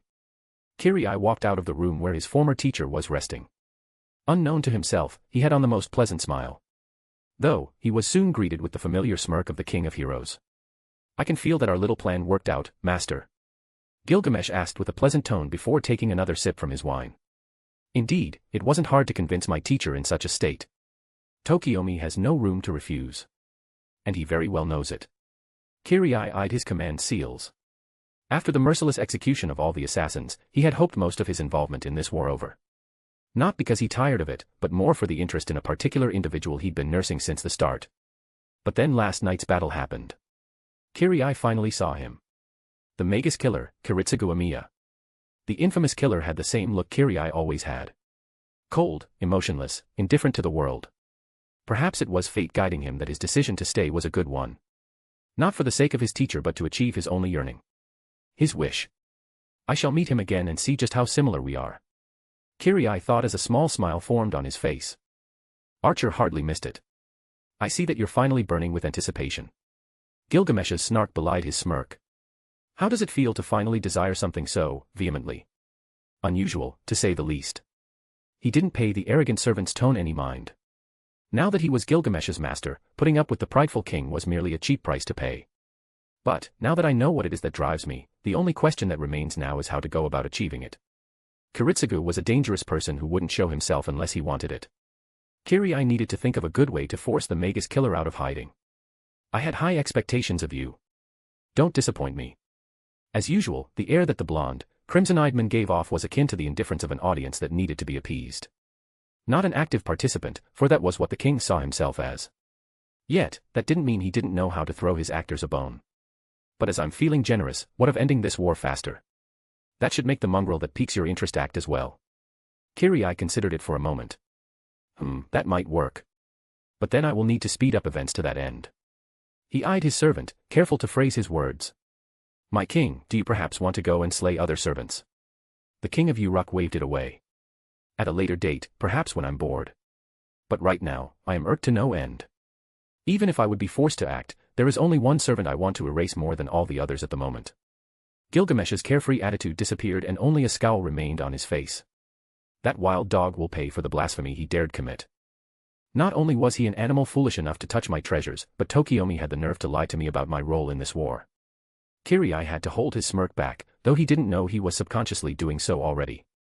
During their last night talk, Kariya finally decided to share information about the true purpose behind servant summoning. Glorified fuel to say the least. Gilgamesh wasn't pleased with this. It took Kariya quite a lot of patience and tactful convincing to stop him from killing Tokiomi right then and there. Not out of the goodness of his heart, no. Kariya had other plans with what to do with his old teacher. He is a liability in such a state, but I might have use for him. Not to mention, His Highness might enjoy it as well. Kariya thought how amusing it might be if one master saw Tokiomi in such a state. A sadistic smile appeared on his face. My king, perhaps I have a solution for your resentment. As well as maybe a bit of a show for your entertainment. After all, they didn't need the men anymore and he needed to appease his new servant's temper. There was also the fact that Kariya wanted his revenge. Killing 3 birds with 1 stone like this made Kariya anticipate it even more. Chapter 46, Chapter Unknown Location. Kariya slowly opened his eyes. Wait. Eyes. The master of Berserker quickly blinked, his damaged eye was working again. However, his short moment of happiness ended when he looked around his surroundings and froze. He failed to recognize anything. Everything around him was red. He couldn't see the ground but Kariya was able to walk around. Around where, he didn't know. It was otherworldly, almost ethereal. He then noticed that his body was working fine as well. No pain. No limping of his leg. Hell, he felt as if he'd awoken from a terrible nightmare. What happened to his crestworms? He didn't understand. Where was he? What was this place? Was he dead? Was this place afterlife? No. No. No. I can't die yet. Sakura is still in Zoken's hands. I must save her. He panicked and started to look around, trying to find anything that could have helped him to get out of this place. However, it was all for naught. Trapped in a world of red and nothing else, there was little he could do but run into the endless crimson that resembled blood yet not. Kariya couldn't come up with an idea of escape. If he was under an illusion, more so. He wasn't a talented magus and didn't know any magecraft that might have helped him at the moment. The despair started to slowly fill him as he struggled to find a way out. But soon, he saw something. He saw him. Far away from him stood an armored figure. Its back was to him. Clad in black, eerily still and unmoving, Kariya quickly recognized the figure. It was his berserker. But before he could even say anything, the mad servant turned to him. Armor seemingly creaking as a glance was shot over his shoulder. Kariya froze. The Black Knight turned to face him, but just as quickly started walking towards him. Thud after thud, clanking footfalls after clanking footfalls, the maddened knight came ever closer. Crimson vision slits trained on the whimpering men. Kariya didn't move. The fear wouldn't let him run or escape. And even if he could, where was he to hide in this bloody world? Soon Berserker was standing before him, looking down at the man who was supposed to be his master. The Black Knight said nothing and only stared at the false magus before him. Both servant and master stared at each other for a minute, neither making any noise. Kariya felt anxious. What's going on? Why is Berserker in this place? However, these thoughts were soon replaced by an important question. How do I get out of here? He couldn't stay here, wherever here was. Kariya needed to save Sakura no matter what. He didn't want to think about what Zoken would do to her. He had only one option. With a clenched fist, the Matum Magus shouted. Berserker, get us out of here. We must save Sakura. Kariya stated. Demanded. Begged. Please, I need to save her. The Black Knight stared at his master. He didn't move or let out any sound. But deep down within him, the old knight felt something he didn't feel in years. His mad enhancement was hindering his mind, but even despite it, something awakened inside him. Something from the days when he was a proud warrior who helped those around him. Before he committed atrocities, before he went against his king. Before the Knight of the Lake lost himself and his chivalry to the void that was insanity and guilt. His body started to tremble. The Black Knight slowly looked down at his hands, searching through his memories in an attempt to remember the last time he did something worthy of being called a knight. He was a monster, someone who killed his own friends. His brothers in arms. His family. And yet, maybe even like this, could he save someone?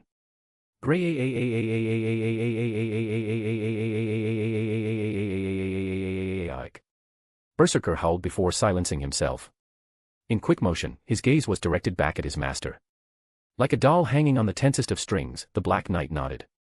Armor creaked in the place of a voice. Kariya couldn't believe it. It was the first time the mad servant responded to a command or request that didn't involve killing someone. Granted, he didn't order Berserker anything else besides killing until now, but still. Kariya didn't notice how a smile formed on his face. However, before he could do anything, the crimson world around them started to disappear. Cracks formed like black webs, eroding the walls, the sky, then finally the ground beneath them both. The last thing he saw was his servant, who kept staring at him from where he floated off in this endlessly blackening void. Despite the helmet that was in the way, Kariya felt as if he'd received something akin to a reassuring look through the less glowing vision slit. When Kariya opened his eyes again, only to find himself lying on a medical bed. He looked around and found himself inside some kind of abandoned building, if the broken windows and shattered walls were any evidence. The next thing he noticed was the fact that he felt rested, actually rested. Usually, his crest worms wouldn't leave him alone, constantly moving under his skin, tearing away at his organs and attempting to worm their way through his arteries, but right now Kariya couldn't feel any movement from them. It was a pleasing change. Still, unlike the red world he'd woken up in earlier, his eye was still damaged. Worse still, despite the respite he felt, he had trouble moving parts of his body. It would seem that his physical condition had only partially improved. "I see you are awake, Matu." Kariya turned towards the voice and saw a blonde man. He tried to remember where he had seen this man before but couldn't remember anything. "What's with that look? Don't tell me you don't know who I am. You were one of the masters from the previous night." The choice of past tense must have offended him, as the blue-clad nobleman's eye twitched, as did his sneer. "You were the one to face Tokiomi. You just about bested him." That was said with a pleasant tone. That bastard was in pain. Heh. It was something Kariya remembered very well and would likely relish in dreams to come. Not that it was important to note how twisted his way of thinking had become. Kenneth recomposed before he spoke again. "A weird detail to remember, but you are correct. Right now you're enjoying the hospitality of our little base of operations." He coughed into his bald fist before continuing. "Since you seem less like a magus and more of another plebeian dragged into this war, allow me to introduce myself.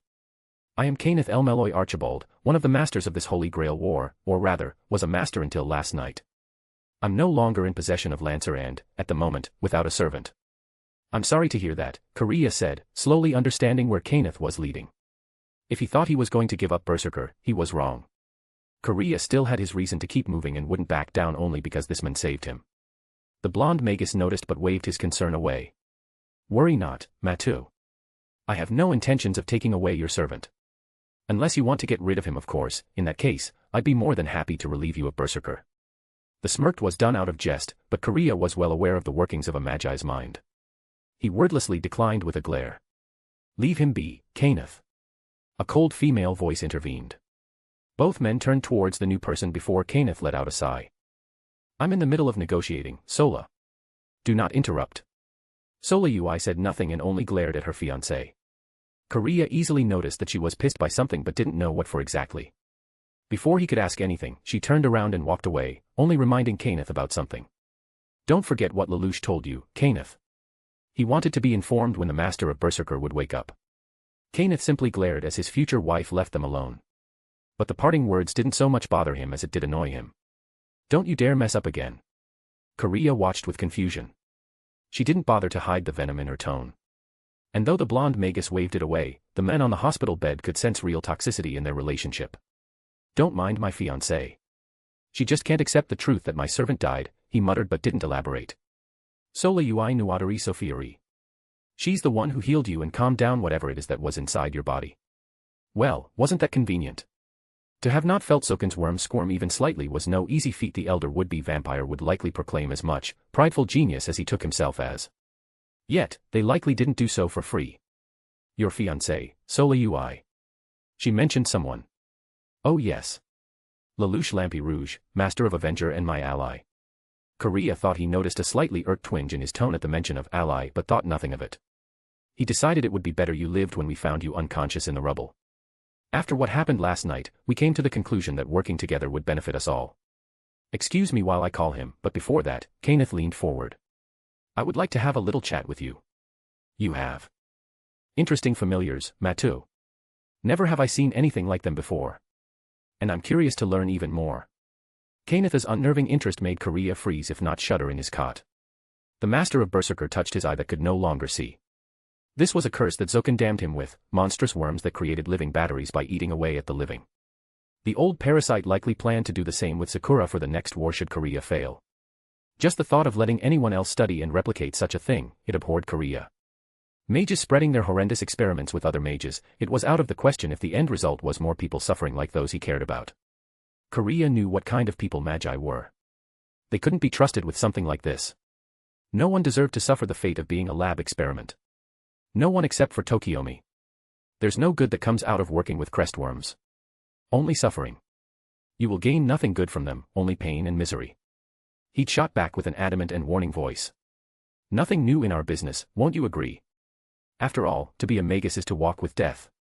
And though you seem to be inexperienced in our ways, you seem just as comfortable to walk towards it, if your body's state is anything to be concerned. Kenneth heartily chuckled like he'd been told a funny joke. Well, it was merely a suggestion. Do as you please. Despite the carefree nature of his taking Kariya's rejection, there was still the sickening air that he sensed in all who dabbled in magecraft. A gross aura that resembled the bile flowing through Zokan's veins. He would never agree to work with a magus like Kenneth El Meloy Archibald. He was the stereotype of a magus that Kariya abhorred. Yet, there was something to be pondered on. Lelouch, I remember there was some kid on that roof. Was that him? For a child to be pulled into the war, he barely looked past his teens. But then again, the master of Rider, the servant that intervened in Berserker's attacks on Tokiomi's archer, looked just as young, didn't he? Ignoring the age, the fact remained that this Lelouch person was yet another master in the Holy Grail War. Another magus. Can I trust these guys? No. Of course, not. They're magi. All of them are alike. Ruthless, disgusting. This Archibald, he's without a servant. I can just order Berserker to kill them and leave, but the mention of having a common foe was not lost on Kariya. It must be Tokiomi. I tried to kill him but almost died because his servant saved him. Maybe working with another servant isn't a bad idea after all. If only to take down that bastard at least. Kariya wasn't a fool, these people helped him only because they wanted something in exchange. Still, he might need help to take down Archer and the aforementioned bastard next time they meet. And should things turn sour, well. He was confident Berserker could take care of Avenger if needed. He coldly stared at the servantless magus giving him an expectant look before asking. You want help to take down Archer? When Kenneth didn't make to refuse but smile instead, he added. If your aim is Tokiomi, I don't mind negotiating. But not right now. Give me some time to rest. Kariya needed some leeway, an opportunity to think about himself especially. Now that the crestworms were asleep, his mind was clear for the first time in a long while. He could close his eyes and take a deep breath. For the first time since the beginning of the war, he was able to honestly relax, in the company of potential enemy masters be damned. Chapter 47, Chapter Fuyuki City. Shinto. Shinto was the newest district in the city. It was the beginning of a large-scale redevelopment project funded by the local government to build a modern business district. The locals wanted to give their city a new look, make it modern. So far it wasn't fully completed but already had features like a park and shopping center in front of the train station. While all of them weren't finished, people were already milling about these places en masse. And of course, Nobunaga wanted to visit them too. Lelouch sighed as he followed his servant inside the shopping center known as Verde. Personally, he didn't want to be there, but after last night, the redhead woman deserved some rest. Not to mention, at the moment, their new friend was still unconscious. There was also a chance the Mad Knight would attack servants if they came too close to his master. Lelouch didn't want to risk having Berserker attack Nobunaga. He needed to gain new allies, not lose his only reliable one in this war. And since Lancer was dead, Kenneth was the optimal choice to leave Kariya with. No doubt, Kenneth will try to make a deal with the man once he wakes up. And only after that, he will call us. Such was atypical for any schemer still aiming to win this war, regardless of the fact he had a servant or not. Kenneth still had his command seals as well as the spares they exploited from the priest as well. Lelouch didn't expect it to happen, he was counting on it. Still, I know that this Kariya wants to kill Tokiomi badly. Something to do with this Sakura kid who was sold off. Even if Kenneth will try anything funny, I can counter it. Without Lancer, Kenneth wasn't as useful to him as before. They both knew it. The Demon Emperor was sure the British Magus would try to make a deal behind his back to get one over him, but Lelouch didn't worry about it too much. After all, Kenneth's own fiancée was still furious at the Magus. I'm sure Soleil won't forget our little chat. What are you smirking about, Lelouch? He schooled his features before turning towards his own servant. Nobunaga was in her casual clothes, ice cream in her hand. After testing it once, the Demon King quickly fell in love with the cold dessert. Not war-related business, I hope. I'd rather you didn't ruin our outing with such thoughts. What else can I think about? He said with a light sigh, knowing where she was coming from but pointedly going at it at his own pace despite it. We must use this time to come up with a plan to deal with other servants. Now that Castor and Lancer are dead, our biggest obstacle is. I get that it's important and all, her interruption had him blinking. But, Lelouch, you need a little break too. Leave it to the servant to be able to gauge the obvious. Replying, he shrugged back, I thought we're only here because you need to rest up after using your noble phantasm. Her noble phantasm, Papia's metamorphosis, was a highly unstable reality marble. Her words, not his, as he wasn't even aware of the true extent of what reality marbles were capable of. It was a type of attack akin to powerful bursts of strength and mystical energy, not a fairly sustainable assault. Although powerful in its own right, Avenger could only reveal it for a short period of time, hence Nobunaga having a hard time using it too often. However, it wasn't an issue of mana according to her. Nobunaga never felt like she was running out of magical energy with Lelouch. She was a little confused on why Lelouch never felt drained from her mana consumption, especially after Avenger used her most powerful trick. Yet Lelouch didn't know either. Being an outlier of this world, it was natural he'd be lacking in knowledge about the nature of his relation to magic. Asking Kenneth about it might be risky. If the Magus learned that her Lelouch had enough mana to fully supply Avenger yet not know how to fully comprehend such inadequacy, he might try something dangerous. Going behind their backs was a given. They were rivals as well as allies in this war. But to allow it to happen because of a slip of tongue wouldn't be permitted. Then again, perhaps Avenger's master had secrets that even he wasn't aware of. He had been plopped here from another world after all. Such intricacies like the difference between his current body and the former he died in were still unanswered questions even to himself. However, it didn't change the fact that she, and by extension, Lelouch as well, deserved a little rest. Come on, Lelouch. Relax a little, will you? You're the one who did all the hard work yesterday, Nobunaga. Compared to yourself, I haven't done much to warrant lazing about. Nope. Avenger simply said while her master stared at her with blunt confusion. What? We both need a day off, so don't try to convince me otherwise. Her persistence prevented him from asking anything else. Avenger smirked before taking his hand and walking ahead of him. Lelouch tried to stop her but she wouldn't listen. Castor, Assassins, and Lancer are already gone. Neither Saber nor Rider will bother us in the middle of the day. And that gold bastard would most likely still be pissed off and looking out for Berserker. No one will care about us unless we provoke them or until nightfall. Take this moment to relax, why don't you? I want to enjoy it with you as well. But why, was the only question he had. Nobunaga stopped and glanced at him. Lelouch was taken aback when her stare was less the smirk of the foolish daimyo and something warmer, a worried gaze, so to speak. Because I saw what happened the last time you pushed yourself too far, Lelouch. Tapping her head, he realized what she meant. Say what you want, but I don't want my master to do something so risky. Lelouch's expression stiffened before letting out a sigh. You're talking about Zero Requiem again. No matter what he said to her, his servant wouldn't be convinced. She nodded. You need to stop and enjoy yourselves while you can. I know what fatigue does to a man during war. Taking what rest you can is important, especially during conflict. Wise words of advice came from one who was just as, if not more, experienced in leading as he. During her life, Avenger made sure her armies were in top condition during her campaigns. Of course, it wasn't always the case. Either circumstances prevented it or her temper would force soldiers to fight without end, but right now Nobunaga had a moment and desire to relax. She would very well make sure Lelouch did too. Her master wanted to complain, but he suspected his servant wouldn't take refusal for an answer. Lelouch let out yet another sigh before silently following after her. Both of them made their way deeper inside the shopping center. It was still a day and this place was full of people. Many stopped to look at them. In the eyes of simple folk, both Lelouch and Nobunaga not only appeared to be foreign tourists, but they also looked like a couple of models. Neither demons paid them any mind, continuing to walk on. Soon they found themselves in front of a record store. Lelouch didn't find anything unique about this place, but Nobunaga couldn't help but stare with amazement at everything on display. He had little choice when she dragged him here, and even less when she eagerly brought them inside. He had to admit, it was a funny sight. The famous Japanese daimyo was looking around this place with sparkles in her eyes. However, what caught her attention was the music that was playing inside the store. She asked the nearest staff member.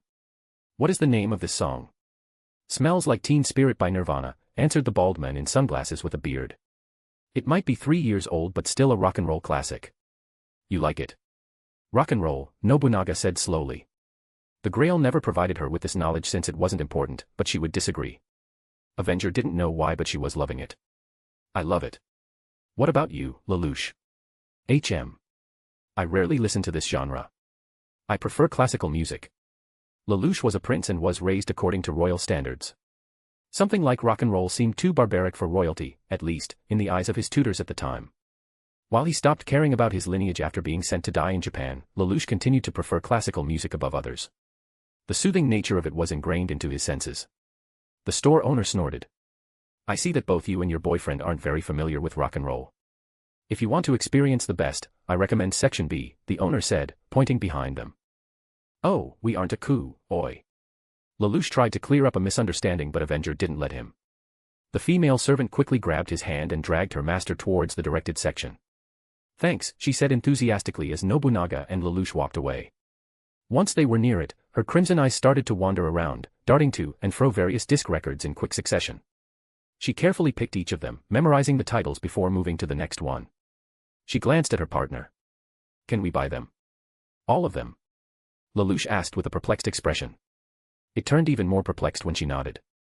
Glancing at the cost of one and mentally calculating the total had the boy biting his tongue. "They aren't cheap, you know. Not to mention we don't have a gramophone for them." "Oh," Nobunaga looked down before quickly adding with a mumble. "We can steal them." She was a ruler of Japan and everything belonged to her, so there was nothing wrong with taking it. However, Lelouch gave her a pointed look. The daimyo sighed dejectedly at the upright moral he wordlessly upheld. "Fine. I won't steal them." As she started putting them back on the shelf one by one, she heard a tired exhalation from the boy. They should have something else." "Wait here," Lelouch said before walking back to the owner. Nobunaga watched as they talked about something. The older man nodded and left.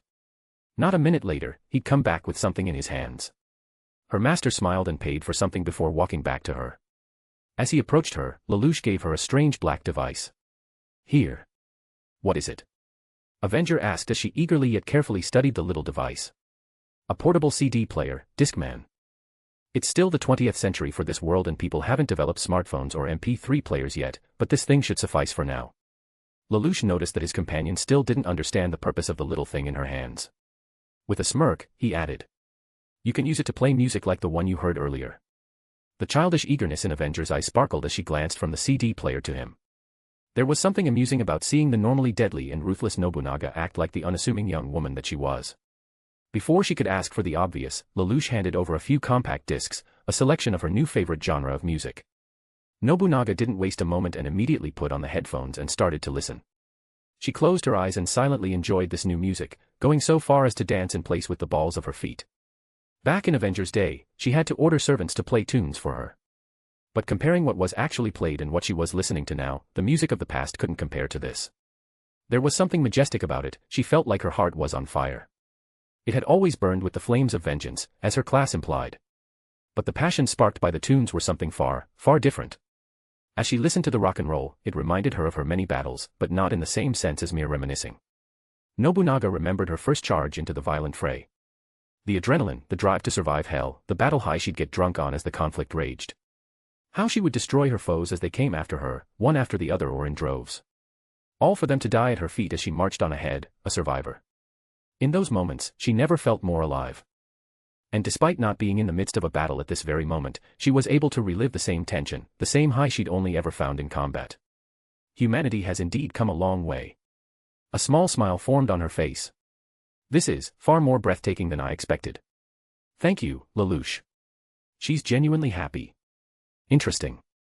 But unlike Nobunaga, who was lost in sentimental reminiscing, the boy's logical and analytical mindset was yet to relax anytime soon as he studied the servant's odd reaction. Then again, I suspect many famous historical figures would be amazed by modern technological achievements. He wondered how Thomas Edison would view the world now. Hell, he wondered how both Edison and Tesla would react should they see the world applying not just one but both their ideas. His lessons in Ashford Academy certainly impressed upon him and his fellow students that the grand innovations of the present would no doubt shock those of the past. That Oda Nobunaga, a simple warrior-turned-conqueror, would be impressed by the vast cultural changes her once feudal homeland underwent through participating in the globalized economy should come as no surprise. You're welcome. You can enjoy yourself as much as you want. You deserve it after winning for us last night anyways. Lelouch smiled before his eyes caught something. Say, are you hungry? Nobunaga blinked but nodded. Besides breakfast and the delicious yet unfulfilling trap that was ice cream, she hadn't had anything else to eat. Her master smiled, this time taking her hand and leading her towards a special place.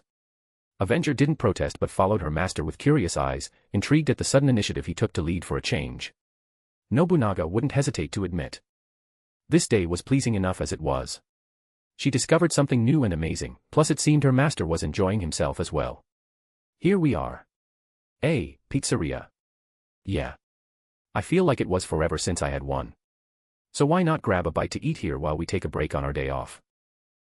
I saw another pizzeria when we were buying me clothes and was curious to taste one. She hummed with hardly restrained interest. Even after getting her a tasty frozen treat, there was no hiding her curiosity for this world's cuisine. Very well. Let us see how good this delicacy from abroad really is. That a foreigner-looking woman would loudly proclaim that about a product that had grown into a cultural staple of her homeland after decades of Western influence was, quite odd, to say the least. Still, Lelouch followed the eager woman.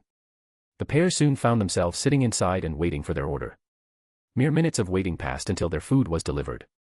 Nobunaga could hardly contain her curious stare brimming with interest. She carefully examined a slice of pizza, cautioned by Lelouch to mind the dripping of the still warm and melted cheese. Slowly taking a sniff, she finally took a bite. Her eyes went wide as she immediately started to finish that one slice with gusto. It didn't stop there as she quickly grabbed another and scarfed it down. It was only by her seventh slice that Avenger stopped and looked back at him to ask. You want some? A bit too late for her to offer when there was only one slice left. Regardless, Lelouch decided to taste and see how good this world pizza was compared to his own. The Demon King made it a point to not be totally greedy and ask after all. The Demon Emperor wouldn't criticize her awkward sense of generosity as he took a bite. A melancholic smile formed on his face. Lelouch couldn't remember the last time he had pizza. His green-headed pizza lover friend hardly ever left any for him when she ordered one. And even though he'd ordered his own on occasion, should she ever intercept the usual delivery guy, there was no way he'd ever get his money's worth. It took him eating halfway through his pizza slice to suddenly freeze in his thoughts. I never took C.C. to a pizzeria or on a real date at all, haven't I? Forget hanging out to eat, just being seen together was a set of red flags he never wanted to trip. Not in the beginning, and certainly not after she restored his memory. Even till the end, when it was just him, her, and Suzaku working together to bring the grand conclusion to his plan, there hadn't been any time to relax. Not like he was doing now, anyways. A wry sigh and smile escaped him. Well, just another regret to add to my list. Neither the warlock nor the witch ever needed to do such things. But despite not being an item at all, Lelouch felt like it would have been a good way to express his appreciation to the enigma that was CC. It wouldn't have been worth much, compared to all pizza she ate in her long life, but it might have done well enough as a parting farewell. Not that he'd been sentimental enough to say goodbye to her. Although, C.C. wouldn't dare eat here a second time. As he finished his slice of pizza he silently mused. No doubt she would complain about the taste and demand I take her to a better place. Regrettable as that may be, I wouldn't be able to hear her anymore. Can't believe I missed that woman's snarky retorts. One only realizes the value of what they have when they lose it. While CC herself was someone he undoubtedly cherished, both as a person and an accomplice, her snappy attitude was one of the few things he thought he'd never get enough of. Are you okay? Nobunaga suddenly asked with concern in tone. Lelouch blinked before she continued. You look gloomy. Remembered something about your past? Lelouch paused before looking at the side. I think I'm starting to understand why people tell kids to enjoy their youth while they can. So many missed opportunities. So many things I could have done but never did. Lelouch smiled as he said so quietly, still looking at her. The Demon Emperor didn't want Nobunaga to see him in such a state. Sorry, for the moment of weakness. However, Nobunaga said nothing. When she carefully placed her hand on his face, however, that had Lelouch frozen stiff for a moment. He only relaxed soon after noting the warmth of her expression as well as that on his skin. She slowly and gently turned his head to fully face hers. A small smile formed on Avenger's face as she spoke. Look at me, Lelouch. You miss those times, the people who were with you, I can tell it. That means they mean a lot to you. He frowned at her choice to bring this up again. We spoke about it before. We agreed that I wouldn't allow my past to slow me down. Despite saying so, she could still see the sadness in his eyes. Didn't matter how hard he tried to feign indifference, the boy sat before her could hardly cover for his sentimentality. No, we have agreed that we will win this war as partners, Lelouch. I saw your former life. You wanted to create the future the way you saw it, and that's beautiful. But know this, Master. That doesn't mean you can't look back at your past with fond memories. Avenger smiled. Despite what happened between her and the Autor clan, the red-headed woman will always remember her childhood with a fond smile. She was indeed the fool of Owari after all. The people you made connections with, the time you spent with them, the bonds you shared. No matter how they ended, these happy moments will always stay with you. You can't change the future without acknowledging the past.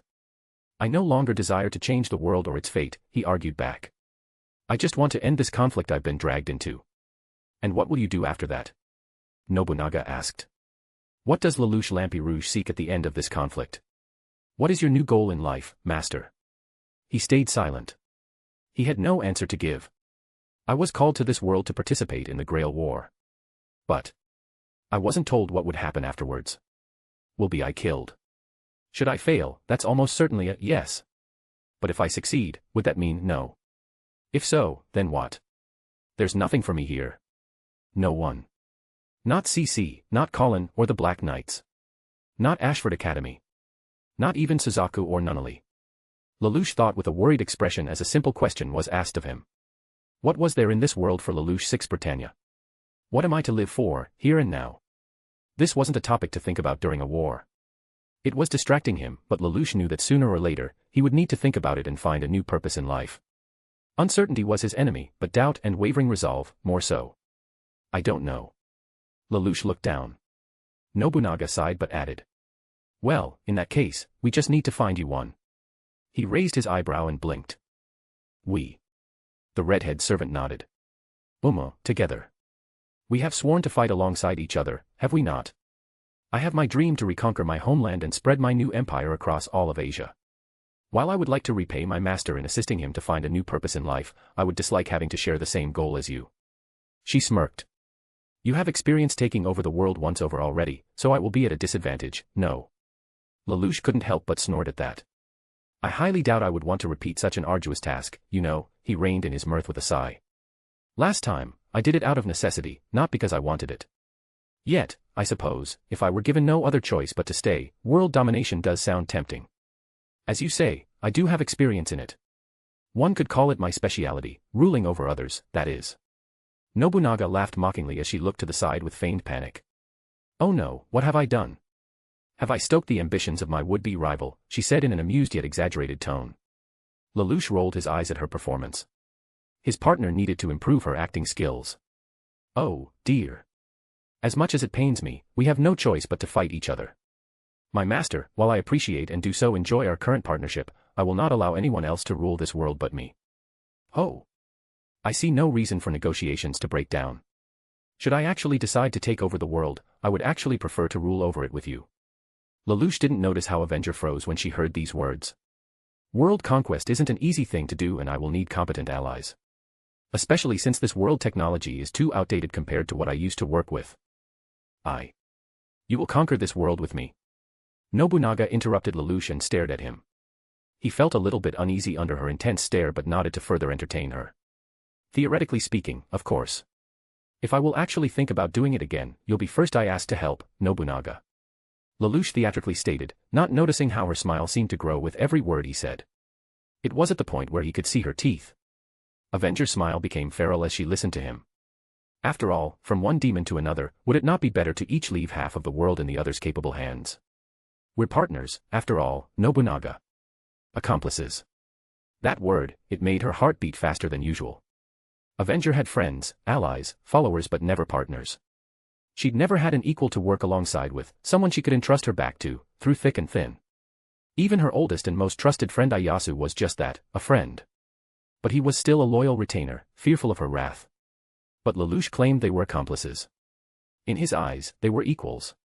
Because of those words, she was feeling the fire in her heart. One burning far more passionately than her battle high or her newfound love of music. And she was definitely going to make Lelouch take responsibility for it. With a low and heated tone, she asked. So, is this a proposal? Her red eyes never left his purple orbs. Studying his every move, waiting on his bated breath, she eyed him like a hawk. But distracted by his reminiscing, Lelouch was none the wiser. He hardly registered the difference in her tone. Yet, considering his words, as well as his current predicament, he felt his response more than appropriate. The demon emperor remained oblivious to the hidden meaning behind his fellow demon's words and nodded. Sure. Why not? Working with Oda Nobunaga herself will be the best course of action. In his mind, now and in the future, they were already partners. A forced partnership initially, it may have been, but a mutual one, it was today. Lelouch didn't really care how she wanted to call it. For him, fundamentally, it was all the same. Partners, accomplices, they were in this together, for better or worse. Allies, both in the middle of a battlefield and off of it. And yet, despite meaning well, the former emperor of Britannia didn't understand the gravity of his words. Unbeknownst to him, Nobunaga felt ecstatic. Her face momentarily flushed a furious crimson as red as her eyes and hair. She was hardly able to prevent herself from staring at him with a hungry smile. But the poor fool of a boy took it as a simple embarrassment for having her would-be joke called out. It mattered little, for he would soon find out the true meaning of what she had in mind. Their partnership would be made clearer in the future. For now, though, Lelouch was silent while she didn't stop intensely staring at him. Soon, he let out a fake cough. Well, since we've finished here, why not go somewhere else? I highly doubt just shopping for music and food would hardly count as a break for you, no. Of course. Avenger happily hopped to her feet. The fact of why she was still gleefully smiling like a fool remained elusive to him. Once they left the pizzeria, she took his hand with a tight grip. Confused, Lelouch made to stare at her inquisitively, but she merely gave him another smile. Not knowing what to make of it aside from Avenger just enjoying herself, he decided to ignore it. He was aware that his servant liked to be a tease sometimes. Unlike a certain pizza addict, she was more forward about it too. But as they had a day off, he let it go. Nobunaga could have fun as much as she liked. Though he wouldn't say it aloud, Lelouch thought his servant could use some time to herself acting as a regular human would. Despite how she normally was, being free from fighting a war seemed to suit her far better than he could have assumed possible. Or, at least that's the conclusion he came to with her currently carefree smile. The two of them left the shopping center and made their way towards the bridge. With more people came more staring. However, Avenger didn't seem to care. Smiling like a proud child as she held onto Lelouch by the hand, she continued to lead him on their merry way. As they walked aimlessly, a thought came to Lelouch. It was a bit late to be bringing up now, but he had realized it might be a little inconvenient to call his servant by her name or even her class out in public. She'd rarely referred to him as master since they started going out in public, only doing so when they were speaking quietly to themselves. Though he didn't think about it before, perhaps having some sort of alias wouldn't be such a bad idea. What are you thinking about, Lelouch? Avenger noted his silence and called him out.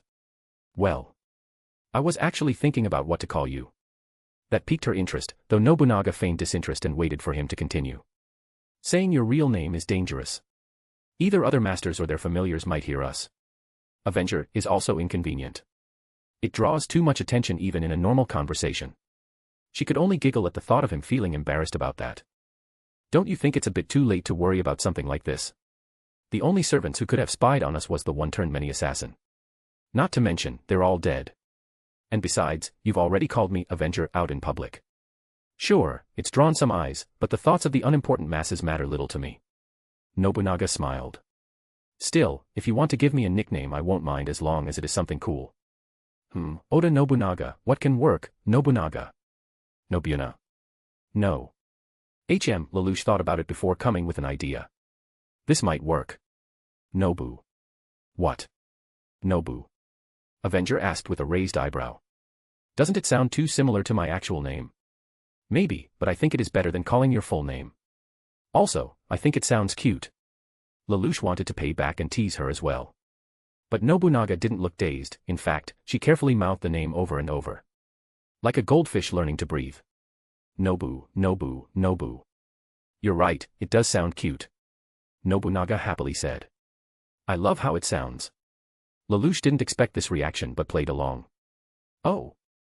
Then, you're very welcome. What? Did you think I would be embarrassed, Lelouch? I do have a side that likes cute things. Avenger leaned closer and whispered in his ear. Adorable boys like you are included in that. He momentarily froze and stared down her predatory eyes. Nobu laughed at the sight. The former emperor who cruelly took over the entirety of his world was taken aback by mere words. There was no way he wasn't as adorably cute as she admitted him to be in her eyes. However, now that she thought about it, Lelouch had a nickname as well. A wicked smile formed on her face as she stared at the theatrical man who hardly cringed at the thought of creating the masked character called Zero. You know, Lelouch. Now that I think about it, calling you my master out in public isn't normal either. People might get the wrong idea. You might need a nickname too. How about I will think about something for you? Honestly, she didn't care what others thought about them, only his opinion was important to Nobu. Her spine tingled ever so satisfyingly just thinking of her nickname. Still, she knew something else would feel better, especially since it reciprocated the favor whilst also teasing her adorable master. Well, Lelouch knew she had a point there. While it wasn't as inconvenient, calling him by his name alone made him far more distinct than Avenger or Nobunaga would be to the common folk. After all, how common was a Lampi Rouge in this world anyway? I see no problem. And, I guess it is only fair. I'm glad that you think so too. Nobu's smirk widened as she leaned closer, hands hidden behind her back. Lulu.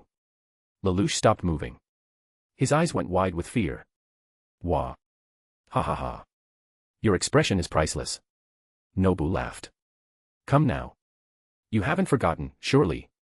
You dream of my past as frequently as I do yours. That includes memories during your rebellion as well as before it, Lulu. Her master didn't like it. She could guess by the sight of his little pout. It earned more of her giggles.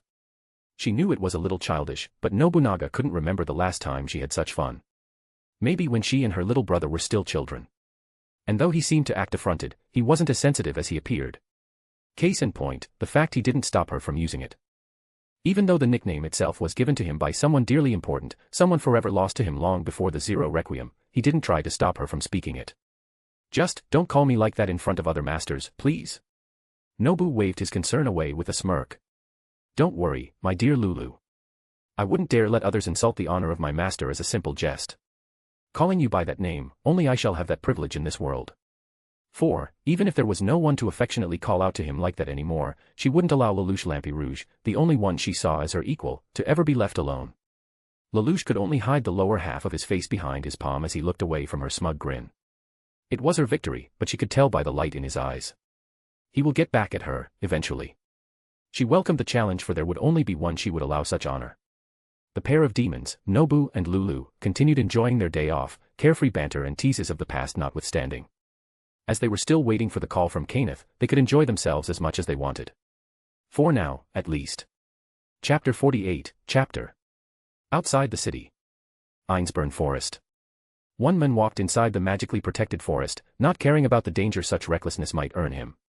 He was too drunk to care about anything anymore, apart from his grief, that is.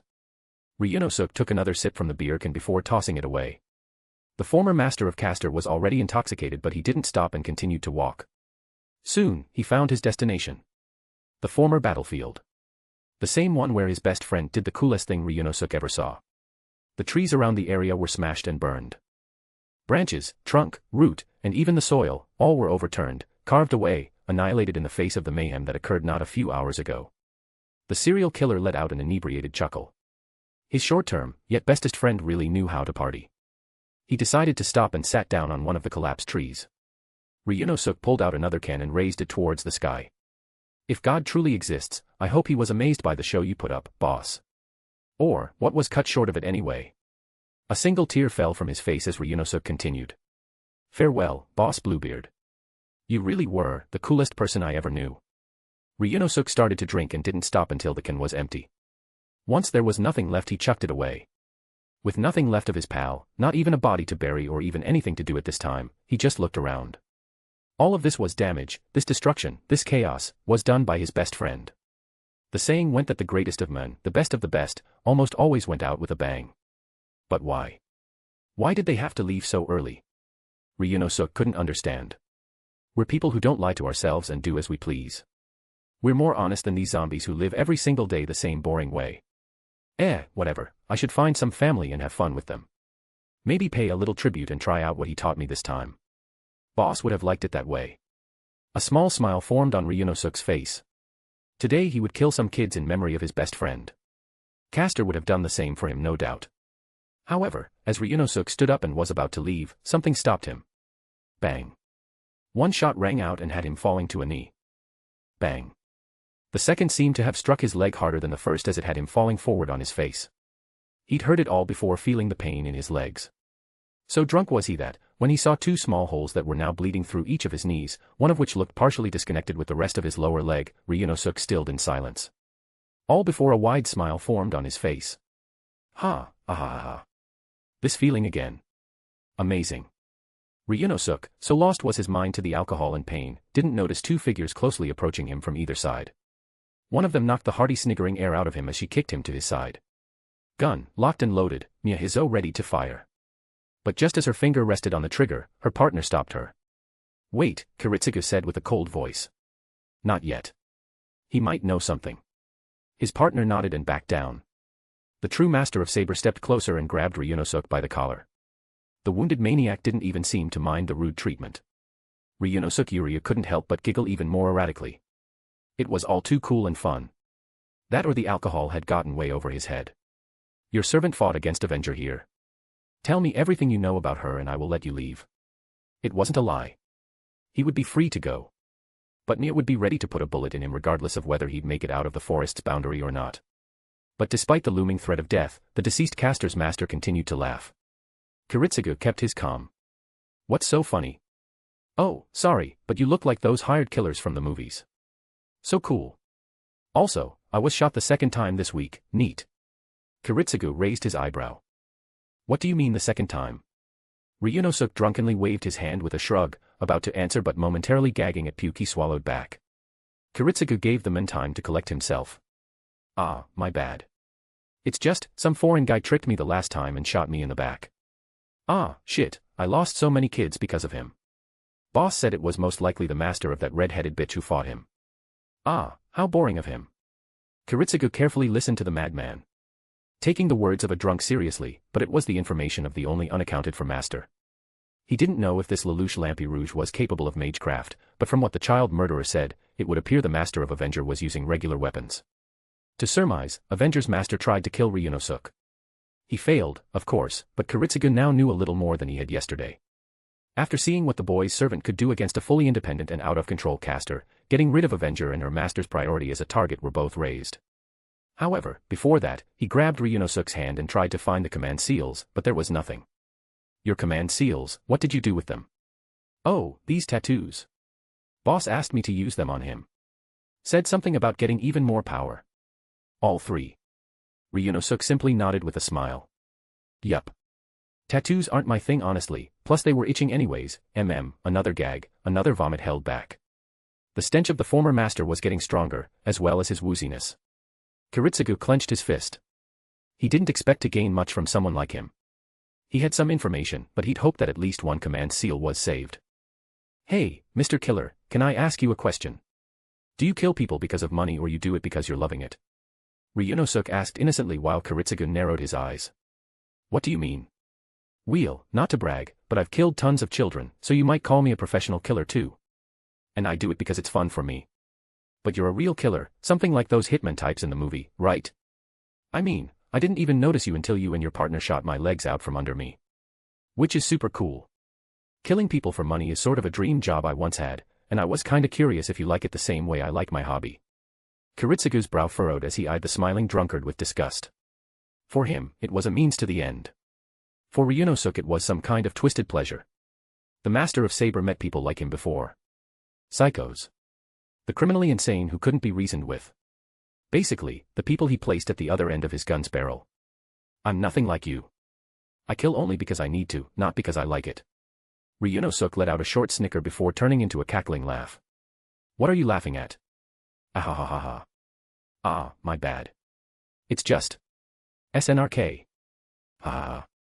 Realizing he was getting to the end of his listener's patience, the drunk stated. Then, why do you have the same eyes like me? He smirked. You have that lost, dead look in your eyes. Like you've seen it all but are just bored as hell. You look just like me when I look at myself in the mirror every day. You're wrong, was the flat reply. We're nothing alike. I kill because it is the only way to fix the problem. People like you cannot be treated and are too dangerous to be left alive. I'm only doing my best to improve this world. You're nothing but a deranged child killer. But soon this world would be free from the likes of him. Until Kiritsugu learned about the existence of the Grail, his only method to deal with such people was simple, culling them. However, now that he aimed for the Holy Grail, it need not be the same anymore. He need not kill a single person after this war was over. The Master of Saber was sure the artifact would grant him his wish of a peaceful world. So long as he paid the price of winning it, then. Are you going out killing the bad guys then? Come on, Mr. Killer, don't be silly. That's impossible. Ryunosuke smirked. Only kids and weekend cartoon heroes think like that anymore, you know. What makes you think so? Because there are dozens of people like me who just want to express themselves in various ways. Some of us are born like this, others, like the boss who suffered because of crappy people like the ones who executed his saint friend, are made. We're like this because society let us become like this. You call us freaks, but we're simply doing what we love. How a drunkard could drone on about philosophy was beyond Kiritsugu right now.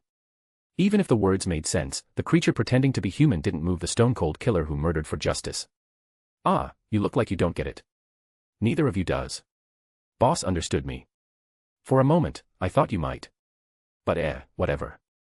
For a moment, Kiritsugu though the madman's rant over. Then, he spoke again. You know, even if you want to get rid of us, all you can do is try, yeah. I mean, even if it's someone as cool and cold-hearted as you can't get rid of all of us bad apples. I don't need to. The Holy Grail will grant me my wish. It was his and Iri's dream. A world without war and violence. A world where the likes of his father would have never done their terrible experiments. A world where Shirley would have lived in happiness, knit suffer until her untimely end. Kiritsugu was going to win this war and make that dream into reality, no matter what it would cost. He knew that he would lose his wife no matter what, but they're both willing to do it for the sake of his dream. For the sake of Ilya, and a future their daughter could live in without a care in the world. The Grail will do it. Kiritsugu was sure of it. Geez, Mr. Killer. I didn't know someone like you could be such an idealist. To believe something like that so easily. Wish-granting thing. Pfft, nothing but a scam. You can't just hope for something to give you everything you want. That sounds too good to be true. Then again, it seemed the same could be said for the boss. Had he not been distracted by that blondie girl, that bitch, and her boring master would have been dead and boss would be alive to agree with me again. Ha. Ah. Ah. Life's such a bitch, It always takes and takes. The one moment you try and enjoy yourself for once, it ends up crashing down on you from high heaven. All to say that you can't have what you want. I guess that's why you keep clinging to an impossible dream, You haven't failed as spectacularly as the rest of us freaks of society yet. Is that so, Mr. Killer? Ryunosuke started to drone on while laughing his intoxicated mirth away. Kiritsugu only glared at him. He was done with this conversation. The Master of Caster had nothing left to offer. Not to him nor the world. Mia, Kiritsugu called her and silently walked away. His loyal assistant walked towards wounded Ryunosuke and aimed her gun against his head. The man on the ground didn't look scared at all, in fact, Ryunosuke became enthusiastic. Did I hit the nerve, Mr. Killer? Heh. Ryunosuke, tired and all out of laughter, stared at the barrel of the gun. Kiritsugu didn't bother with the men as he smiled one last time. Guess I'll see the boss sooner than I expected. See you later, Mr. Killer. You too, Miss Quiet Scary Eyes. Bang thud. Kiritsugu ignored the sound of grating dirt as he continued his walk towards the castle. Mia would take care of the corpse as well as any evidence that remained while he focused all his attention on the remaining masters. Yet, despite designating most of his rant as the ravings of a lunatic, something about Ryunosuke's words didn't sit well with Kiritsugu. He knew why he was doing it and nothing would stop him. Impossible as it would seem in reality, the fact he was seeking out the Grail should have been enough to annul that impossibility. He wouldn't back down now. He sacrificed too much to get to this point. So many were killed so Kiritsugu had a chance to achieve his dream. Reality wouldn't fail him anymore, for the Holy Grail will do it. He would make sure it did. This isn't a blind hope, I will make this world peaceful no matter what, he repeated to himself in particular. As if stating it would reassure him in his path of blood. They say the path to hell was littered with good intentions. Coinciding with that, the road to heaven was paved with sacrifices and blood. If he was to go to hell for the sake of world peace, then so be it.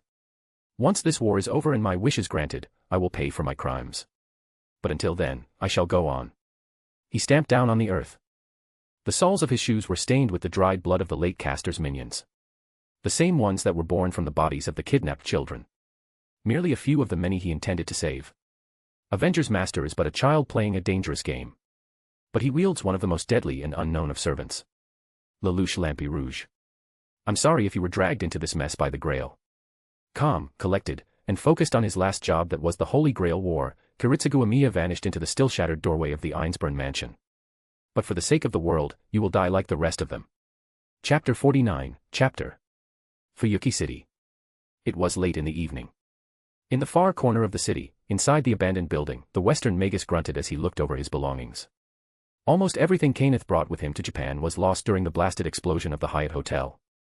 The future head of the El Meloy family lost many of his personal mystic codes. He no longer had the tools he prepared specifically for winning the Holy Grail War. That included his own servant. It was the most devastating blow. Not because Kenneth cared about Lancer. Quite the opposite. He despised the male servant because of his curse's effects on Sola Ui. D'Armuid Ua Dubni, or D'Armuid of the Love Spot. Had the curse been able to affect the master of Saber, or maybe even just Saber or Avenger herself, it would have been fine. In fact, it would have been a great advantage for his servant to be able to woo others to their side. Yet instead, the nobleman Magus had been given the misfortune of the accursed mark only having the nasty effect of turning his beloved fiancée against him. Even now, after Lancer had long passed. Keh, even to the end. Useless mutt. But while Lancer's death appeased Kenneth's irritation of the fact, it also complicated his position. I don't have a servant. Normally, continuing fighting in such a situation would have been foolish. But I cannot admit defeat. Not like this. There were many reasons why Kenneth couldn't just leave war like this. Besmirching his family's name for one. It would forever tarnish the long-lived name of the Archibald family. Not to mention, he wouldn't ever be able to endure the shame for the rest of his life. Right now his chances of winning this war were low. Worse still was the lower chances to survive the accursed ritual. Dying during the Grail War was one thing. It was expected and a valiant outcome for participants who struggled to the end. But that was if one was willing to die for such an honor. But, admitting one's defeat was a different matter. Clock Tower inner politics were brutal and had no place for mercy. Many people, including those within his own family, would like to see the rising star of the El Meloy family fall from grace. If he returned to London with empty hands, it would lead to a lot of problems. As the future head of the El Meloy family and the Lord of Mineralogy Department in Clock Tower, he had many enemies. Even amongst his own blood. If he didn't die here, he was certain they would use his defeat in the Grail War as an opportunity to destroy his reputation and position within the moonlit world. Death or dishonor. Either path would be the end of him. And then there is Waver Velvet. Losing to other first-rate magi is something that can be understood, but surrendering while my own student continued to fight. That is the worst possibility. No one will forgive it. Kenneth certainly wouldn't.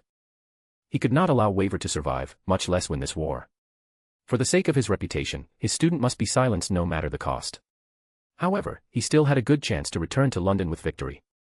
The Magus killer, Kiritsugu Amiya, was an infamous individual, more so in the magic community. Feared and hated, every Magus knew of him. Should Kenneth be the one to slay him, no one will question his defeat in the long run then. In fact, it might win him favors among other lords within Clock Tower.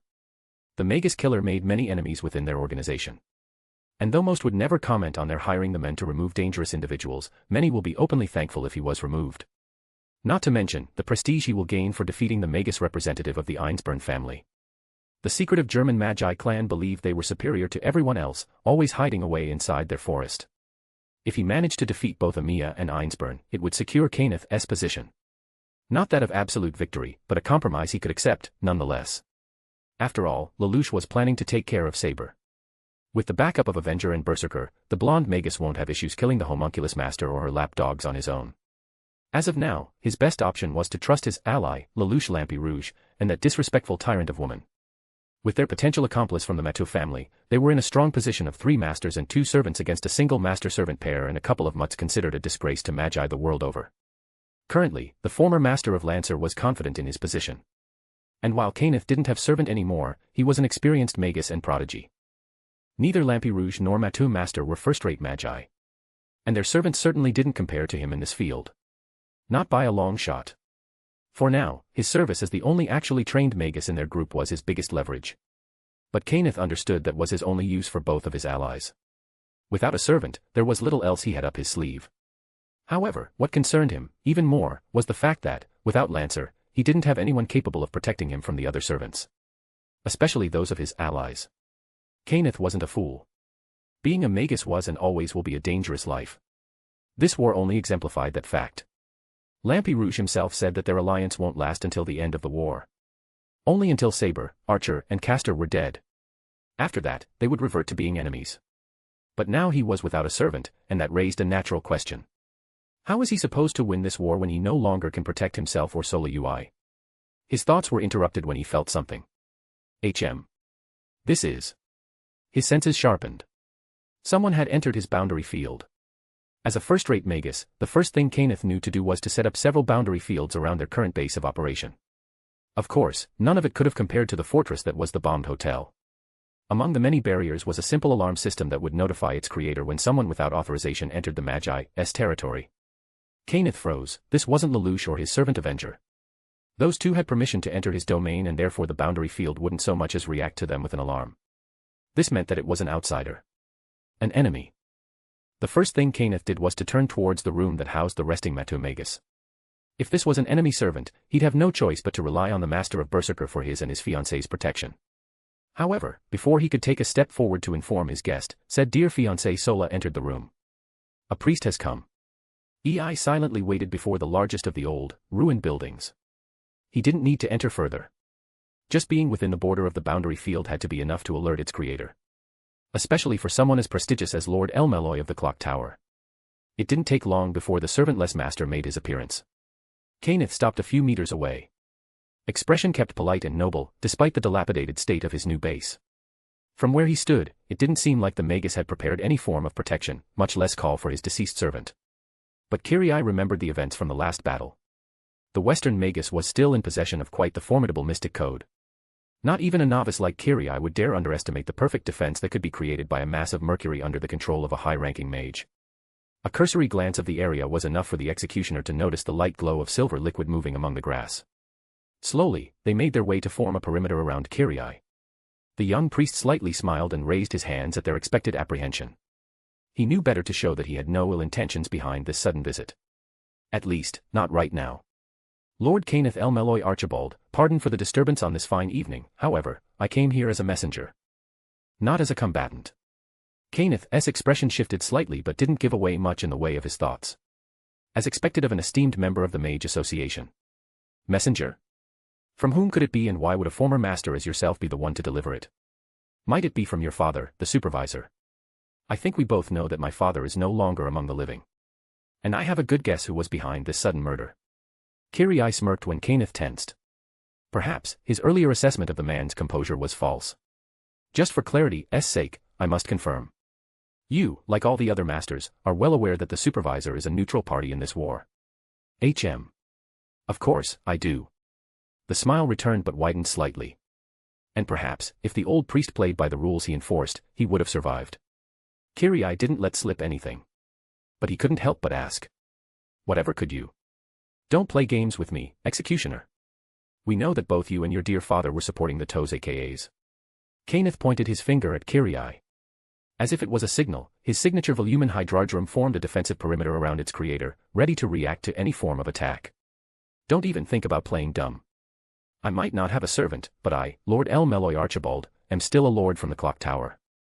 You misunderstand me, my Lord Archibald.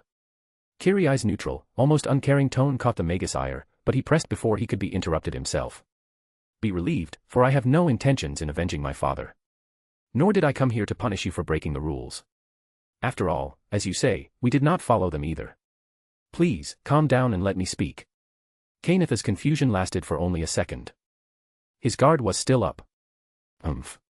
If you didn't come for that, then what is it that you want, priest? As I said, I am just a messenger tonight.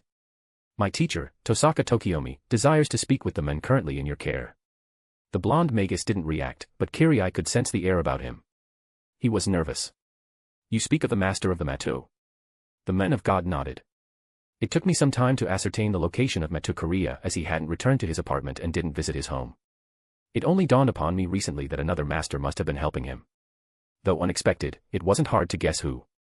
If you don't mind me saying, your ally, Lelouch Lampy Rouge. He is quite an unusual magus. Kariya smirked and gleaned more anxiety from the men before him. Kenneth still said nothing, but anyone could tell. Even the most prestigious magus participating in the Grail War was just as perturbed about the boy as the rest of them. No matter. That wasn't what he came for anyway. Moving on. I came only to pass the letter from my teacher, nothing more. And why would the Tosaka want to chat with the men who almost killed their master? It seemed out of the blue to ask, but Kariya couldn't fault the men for digging. He was aware the Lord of the Clock Tower needed as many allies as he could get, having lost his only one. Family matters, I believe. An unexpected matter had appeared. Something that involves both Matu and Tosaka clans. The magus' frustrated curiosity was masked with slight irritation. And this matter is about. Classified, Kariya replied. A small smile formed when he registered the grimace on Kenneth's face. Pardon me, as I was not privy to the details. And even if I were to know, I'm afraid it has nothing to do with either you or the Master of Avenger. I would politely ask that you stay out of this. Oh. Do tell, why should I? As far as I stand, Matu's master is currently my guest and is enjoying my hospitality. This invitation sounds suspicious, so pardon me as well. The mercury pools all rippled and started to bubble. Like they were readying for an attack, or it was an attempt at intimidation. However, as a kind host, I wouldn't want any harm to endanger the life of my guest.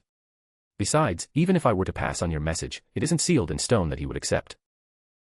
He might prefer to refuse such talks with the Tosaka being, I don't know, these two not having the best of relationships. That is true. Kariya nodded but wasn't at all perturbed by the stubborn nobleman. And that's why my teacher asked me to pass this as well. Pulling out a scroll, he threw it before Kenneth. Volumen Hydrargyrum's defensive form shot out a silver tentacle that caught it midair. It then tenderly undid the seal and revealed its contents to its creator from a safe distance before bringing it closer when it was clear it wasn't a trap. Kenneth's facade of composure slowly vanished as he continued to read it. The man's eyes were as wide as marbles by the time he was done. This is. Indeed. My teacher has signed a self-Geass scroll. Geass, the holy oath, one of the worst curses in magecraft. For those who aren't magi, it was nothing but meaningless scribbles and intricate patterns on a high-quality calfskin parchment. But to any mage, it is a curse. One that directly binds the magic crest of the target and signer to fulfill the terms and conditions of the agreement written within. As the signature of the declarer is signed in blood and infused with magical energy, it is bound both by blood and soul. This contract, not only was it absolute, but it also couldn't ever theoretically be erased, resisted, or lifted, even after one has fulfilled the agreement within or if the signer dies. Truly, an eternal binding contract. Though not a true magus by any sense of the word, Kariya was aware it was a very dangerous magecraft made for a society where treachery and betrayal was a common occurrence. Even the most distrustful of magi needed something that offered the maximal concession. One in which betrayal was never going to be an option. Kenneth quickly let go of the scroll. Kariya would have thought the men a bit too superstitious, knowing that some considered even holding one as a bad omen. But as a priest, he couldn't be one to talk, no. The scroll was caught and delivered back to him by another silver tentacle. Apparently, the magus drew the superstitious line at Volumen Hydrargyrum. Meeting gazes with the massive Mercury's creator, this time, Kenneth showed more polite concern. Albeit forced, but concern, still. I see that Tosaka doesn't play around. Self-Geass. By the root, I would say it is both insanity and foolishness combined into one. My teacher simply acts as he sees fit. It is not in my position to comment. Kariya had to stifle a chuckle there. Not that Tokiomi was in any position to say anything either. Taking a bow, he hid the nasty grin that was overtaking his lower face. This contract is hereby signed by and with the blood of my teacher. By its terms, I reiterate that it guarantees the safety of Matu Kariya, master of Berserker. My teacher, Tosaka Tokiomi, swears an oath that neither his servant nor himself will harm Matu Kariya in any way. Managing to rein in his mirth, the priest raised his head to meet the magus gaze once more. So long as he will be willing for a peaceful conversation, of course. Kenneth quickly noticed the loophole. However, it says nothing about you. While that may be true, I am sure you know that there is little I can do against a servant. Not by himself anyway. Let alone, someone as dangerous as Berserker. Kenneth's expression was one of careful contemplation. To him, it may as well be a good chance to get rid of Archer. Lampy Rouge and Avenger would no doubt think the same as well had they been present. It was as best an opportunity as they could ask to deal with their biggest obstacle in this war. Kariya was aware of it as much as Lord Archibald was. The question now was, how much does he think I realize this as well? You must realize that while I don't mind staying out of this, my other ally will have his own ideas on the matter. The Magi's answer was broad and open to interpretation. Kariya answered back. In that case, I have something else that might occupy young Lampi Rouge and his servant, Kariya said, tossing another paper. This time it was non-magical. Kenneth's mercury tentacles captured it just like the earlier scroll. And what may this be? The address of Amiya Kiritsugu's new base of operation, Kariya replied, failing to notice the light in Kenneth's eyes. Consider this as payment for your cooperation. My teacher merely asks for one night to speak with Metu Kariya. Surely, the Magus killer will be of some interest compared to a family issue with him being a bigger fish to slay for your community. Is that so? There was something slightly odd about Kenneth's suddenly indifferent tone, but Kariya couldn't place it. But the man's follow-up was something Kariya knew to respond against. In that case, would you care to tell me what exactly is stopping us from going after your teacher first, then later visiting the Magus killer with this address you so kindly provided for us? You would be fighting the King of Heroes who, may I remind you, doesn't like it when others disrespect his hospitality. While the Master of Avenger and Metu Kariya might have servants ready to protect them from the wrath of his highness, could the same be said of yourself, Lord Elmeloy? A small mischievous smile appeared on Kiriai's face when he caught the insulted smirk of the mage. You no longer have a servant to fight for you, and I highly doubt other servants would prioritize your life above their masters. I trust you wouldn't try anything ridiculous while at a disadvantage. Someone of your caliber should very well know their place in this matter. Even if they attack, it doesn't mean everything will go as they want. Archer was powerful and wouldn't go down without a fight. Well aware of the haughty king's personality, if they tried, they would die trying. Lelouch and Kariya had servants to protect them, but Kenneth didn't. Gilgamesh didn't even need to shoot one of his weapons at him, merely draw his gaze. The Western Magus would be done for, either by Tokiomi if he was still capable, or him if it came down to it. On the other hand, both the Magus killer and Saber would be an easier target compared to Archer. Besides, who knows if he will have such a chance to strike at Amiya again. The Magus killer is a very careful person. Next time, neither he nor Einzbern might be there. Especially if someone would alert them about a possible attack. TCH. Kenneth clicked his tongue. With this, it was clear. Tosaka Tokiomi, or so it would appear, preferred that no one would interrupt them. Insinuating that it'd be more difficult to find and hunt down Amiya would also imply that the Tosaka wouldn't be so. With the necessity of going after Tokiomi and Kariya himself later, planting the seed was sure to make it an appealing bait. Very well, I will pass on your message. Kariya appreciated it, truly. Thank you, Lord Elmeloy. Still, it pains me to see such proud Magus be reduced to assistant. What did you just say? It was a jab at insecurities. And he was glad he was right on the mark. Apologies. I was just thinking about your situation. Without a servant, at the mercy of your ally who I understand to be just a boy with quite a powerful servant of his own. Apart from your extensive experience in magecraft, I cannot seem to pick up why they would ally with you. More so when you are less capable in a fight against other servants. Kariya was sure his small smirk rubbed Kenneth the wrong way. It is practically shown in the way the man's temple started bulging with veins. It is difficult to imagine how you might get out of your situation alive. Well, you have my condolences. And my prayers. You do well to hold your tongue, knave. I might not be in the best position at the moment, but I am still one of the Clock Tower Lords. This temporary setback. It will not stop me. Forgive my careless remarks. Kariya politely nodded, noting the man's lacking self-control. Your confidence in the matter is inspiring to say the least. However, Lord Elmeloy, even you must realize when it is important to have an alternative, an escape strategy if you will. You dare. Kenneth seemed about ready to snap, but he stopped. The look on his face was exactly what Kariya wanted. Wait. There is another reason why you come here, is it not? I doubt a priest such as yourself would dare mouth off so much for a mere delivery. Said priest smiled. For someone of your talents to die in this war will be a tragedy. Let's just say that, as a member of the church, it is still within my duties to help masters without a servant of their own. I and my master understood why it is important to have a good relationship with someone like you. And that is why. Kariya pulled out a second self-guise scroll and immediately tossed it over. We decided to extend a helping hand. However, be warned that our assistance only extends to you. Regrettably, the young Master of Avenger is not permitted such a privilege, for his status as a novice mage can't be outweighed by a lord such as yourself. Kenneth took the second cursed scroll to read. Once he finished, the blonde magus made to momentarily consider the offer. From the stare he directed at Kariya, the men knew Archibald was aware of what this offer would mean for them in the near future. Divide and conquer. A strategy is as old as time. But despite the backstabbing nature of it, it was nevertheless effective. Still, would the men do what the contract asked of him? But of course.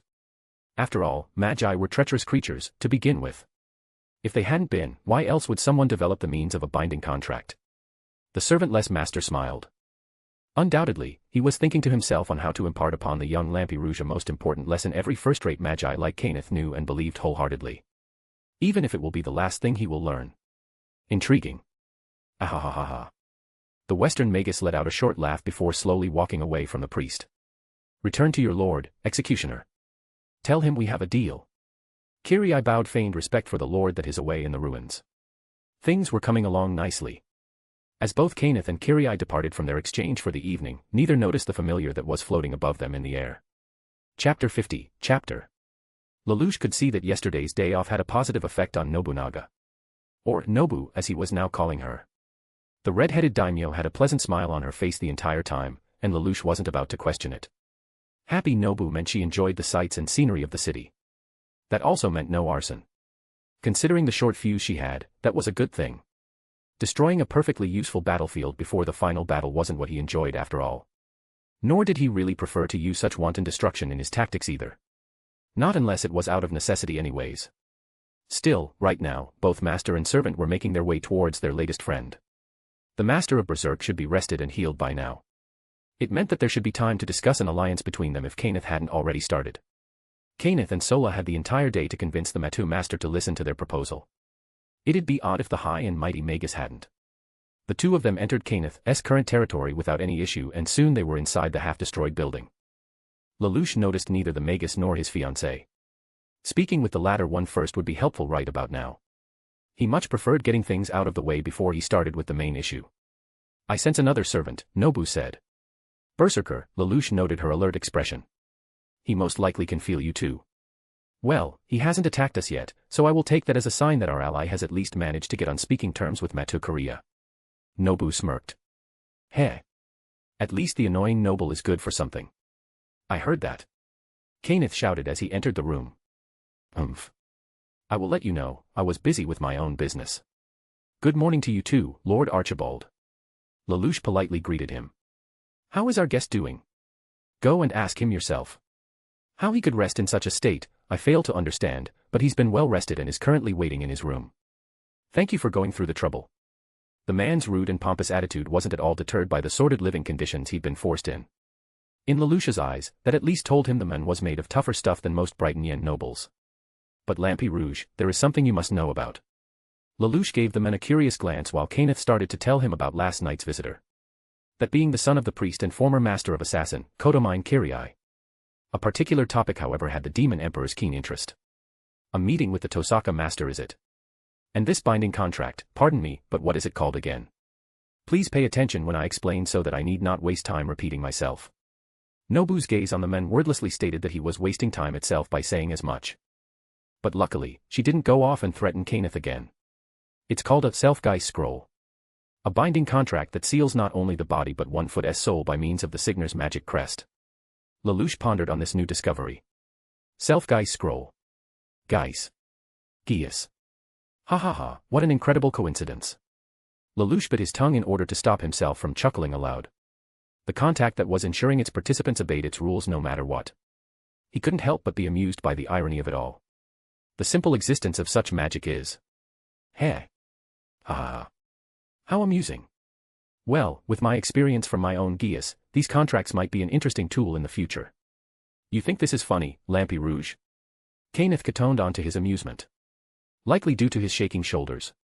It seems the man wasn't much of a fan of Geist scrolls. The cursed contract was feared among magi for a reason. There was nothing worse than cursing your magic crest and dooming the legacy of your family. Sorry. I don't mean to mock you. I just remembered something from the past. Lelouch replied with a small smile. So, Kariya gave you a Geist contract and the address of Amiya Kiritsugu. I indeed. Coughing into his bald fist, the Magus recomposed. I propose we go after the Magus killer first. Taking him out right now will make the rest of the war easier.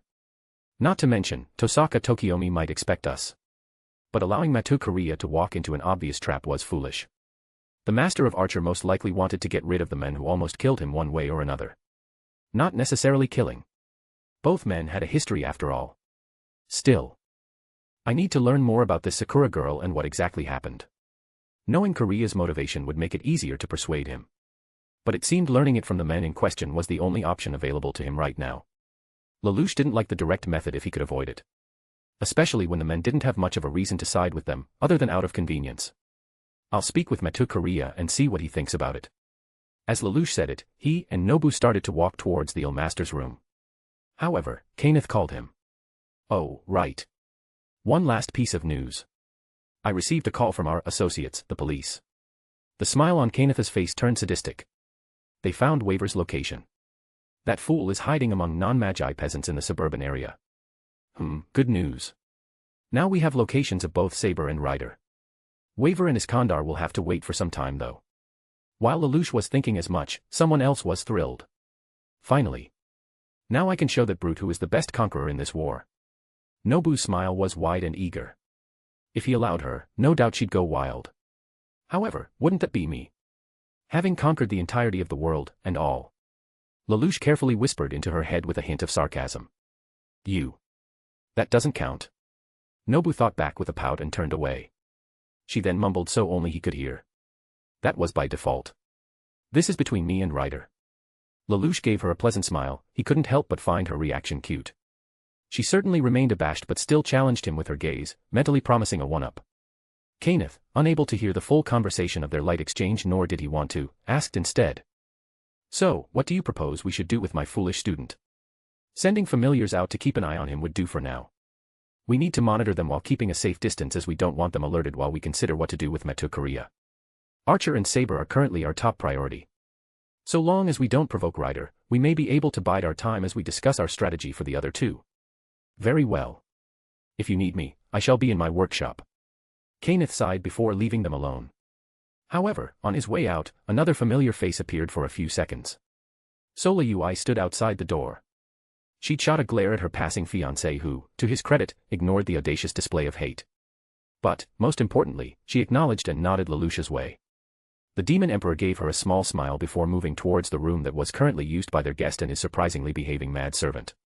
Lelouch and Nobu were standing in front of Kariya's little room. Nodding once to her, his partner's face darkened before being enveloped in crimson light. She'd changed into her battle attire in a flash and was standing ready in front of Lelouch. Grasping the doorknob, she twisted it tentatively and pushed. Both demons eyed the room's occupants. Chapter 51, Chapter. Kariya Matu was still lying on a medical bed looking healthier compared to the first time Lelouch saw him. However, what immediately attracted their attention was the Black Knight standing next to him. Not menacingly or at the ready. Just there, standing. If it wasn't for the black aura he exuded, he could have been mistaken for a prop. Berserker didn't have any weapon on him but his fists were clenched and the air about the mad servant told Lelouch he'd be ready to act should they do anything untoward. To this end, Lelouch slowly raised his hands. Matu Kariya, we only come here to talk. The white-haired man who looked like he could have died and been brought back to life stared hard. The raven-haired boy stared back. The adult didn't answer nor had he shown any signs of comprehension. The great pupil of his dead eye didn't help. Avenger didn't move but her hand remained firmly on the hilt of her katana. After a short silence, Kariya's head slowly nodded towards his servant. Berserker. The still Black Knight finally made signs of movement. Armor clinking slightly, it let out a low guttural growl before taking a step backwards. It wasn't much for keeping distance, but Nobu did the same and even let go of her weapon before allowing the two masters silence to chat. Lelouch Lampy Rouge, Master of Avenger. A pleasure to meet you. The former monarch gave his best fake smile. Kariya Matu, Master of Berserker. The older man wasn't as keen on politeness as his cold tone impressed upon the boy. I was told by that man that you're interested in killing Tokiomi. Right to the business, is it? Very well. Lelouch nodded, dropping the pleasantries. Indeed, Tosaka Tokiomi and his servant pose a great threat to us and must be taken out. Having sat back all this time, watching us tear away at each other, he's conserved most of his strength as well as keeping most of his cards hidden. His servant, Gilgamesh, on the other hand, doesn't seem to share the man's taste in strategy and was quite eager to fight other servants. Lelouch eyed the man who had yet to react to anything he said. But he could see the thirsty look in Matu Kariya's working eye. He wanted him to stop stalling. And, well, after what Berserker did in the forest, not to mention his prior encounters with the King of Heroes, I believe you two will be the first target on his list should Tosaka change to a more aggressive stance. I could say that he is welcome to try, or so I would, but last time didn't work out so well for me. Something you, as my apparent saviors, can attest to. Admitting he was weak to what should have been an enemy didn't seem all that difficult for this man before him. Lelouch wondered if he the men had no pride, or rather, chose not to show it. Don't give me that look, kid. You don't need to pity me when even I know I'm a beaten dog. I don't mean to imply so. I said save it. Matu Kariya snapped before going back to wordlessly brooding again.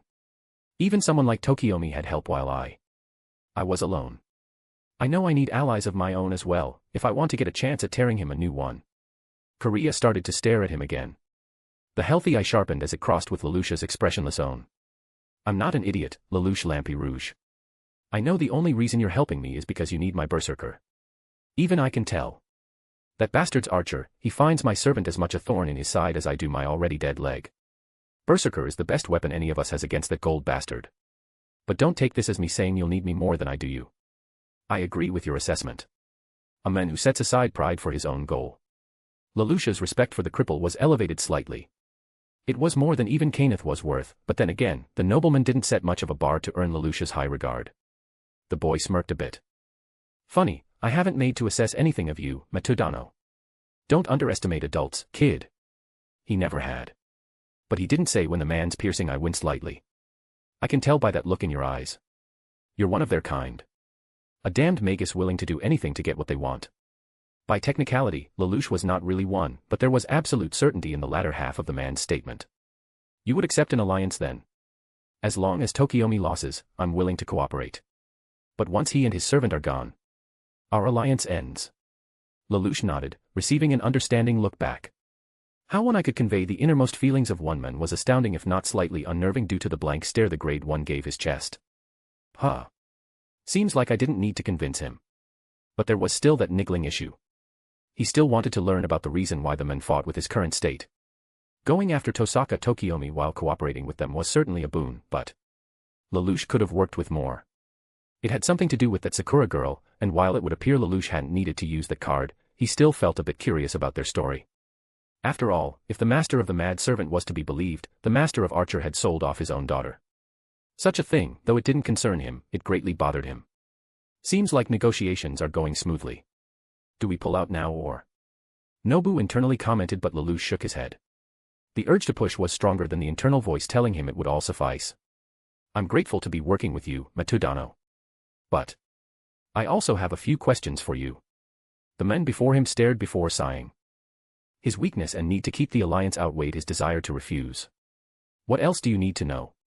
Will it be all right if you could humor my curiosity?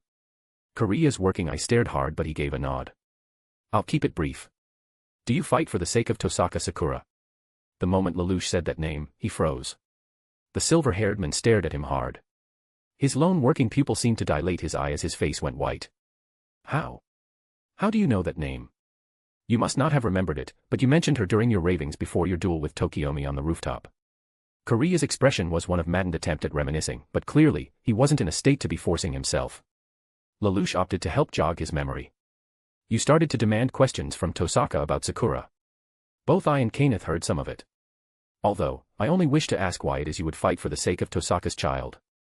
The shaken man said nothing but turned away. Amidst labored breathing and attempts to calm down, he bit his lip. Lelouch's eyes focused on a sudden twinge. He'd noticed movement. Something had squirmed, moving under Kariya's skin. Just as he started to think what it could be, Kariya let out a silent yet pained growl before breaking the silence. What difference does it make to you? Don't you all fight to achieve your wishes? Kariya sounded tired. But more than that, he sounded like he was losing it.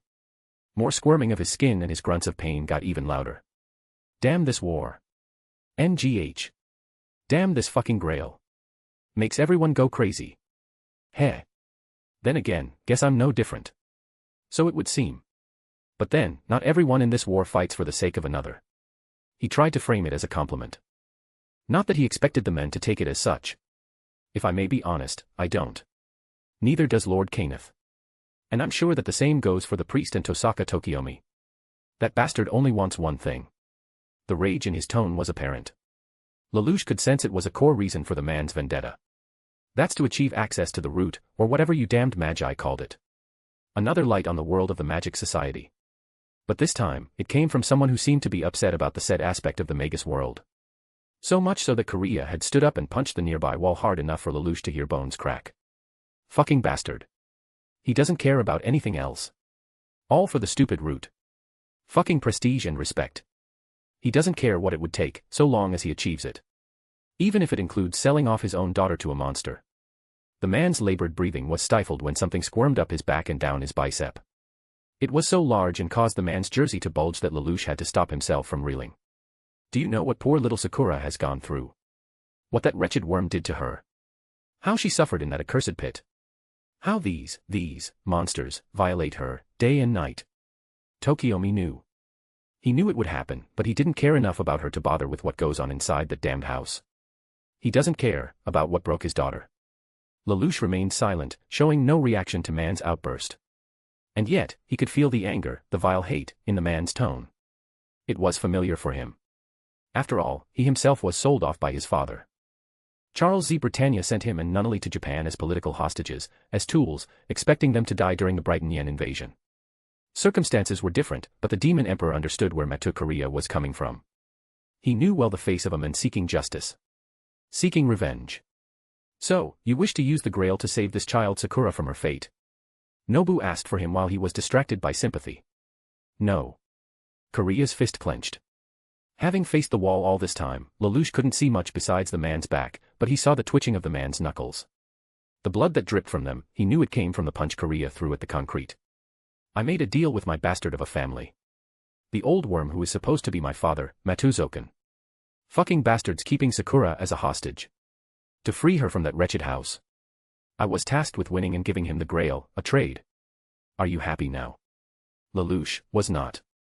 He was certainly satisfied with knowing, but he thought about something. That being his mission. He was told to make sure no one wins this war or get a wish. While that in itself prevented him from handing over what Kariya wanted, Lelouch didn't think it a hopeless conclusion. Kariya didn't have a wish for the Grail, to begin with. Instead, the sickly man needed it to trade for a little girl. That meant he could be able to try and win Kariya's full loyalty simply by helping him save Sakura without the Grail. It wouldn't conflict with his mission if he could just retrieve the kid or get rid of the one holding her captive. He could intervene in this matter and gain Berserker's power simply by resolving this case. But there was still a question. Why should I intervene? It was easy to see that Kariya had little love for this Zokan figure. Lelouch knew what it was like to hate one's parents and wish them death. But just because he could sympathize did not mean he should lend them a hand. I have nothing to do with this family drama. Even if Kariya doesn't want Grail for himself, he doesn't seem too keen on letting me offer aid. And, if his father was indeed willing to kill off Sakura so easily, that meant he still needed to at least obtain the Grail. That would also imply letting Nobu die, and he was definitely not about to approve that. I'm not a saint. I can't just go around helping everyone. Especially when this man will most likely turn on me as soon as our common foe is killed. But leaving someone to a similar fate is. Lelouch had killed his parents for what they did to him and Nunnally. No, he murdered them for their continued plans even after. They were evil in every sense of the word. But, this man just wanted to save a little girl from a life full of suffering. A desire to protect and achieve his vengeance was a familiar one to the Demon Emperor. After all, the world fell to his grand ambition, all for the sake of the one true family he had left. She is currently with your family. If so, why can't you try to break her out by yourself? Nobunaga asked the obvious, going so far as to jerk her head at the only one who'd kept his silence till now. Don't tell me that pile of junk over there is useless for killing things you need dead. It isn't so easy. Zokan is a strong magus. He may call himself my father, but he's way older and far more experienced than he lets on. Another immortal. Lelouch wondered if there were more coincidences he should be worried about. He even has his little abominations inside me. Worm familiars. They were made to enhance my abilities, to control, or at least supply Berserker with the mana he needs. That bastard still has control over them. If I try to act against him, he could just order the worms inside my body to eat what's left of my vital organs and be done with it. Or worse. These worms? Lelouch asked inquisitively. Crest worms. Ack. Kariya said with all the venom he could spit. Alongside blood. It's the Matu family magic. They violate and merge with their victim to feast on the user's bodily fluids. It potentially gives a boost to the user's mana but must subsist on their host's body until they die. Quite a vile system. The boost, he could understand, but if it weakened one's own self to the extent Kariya was suffering, Lelouch wondered how such inefficient magic could be considered helpful. Originally, Sakura was meant to be trained in my family's magic. Kariya continued. She was supposed to wait and win the next Grail War since, well, my family's lacking a proper representative. But I.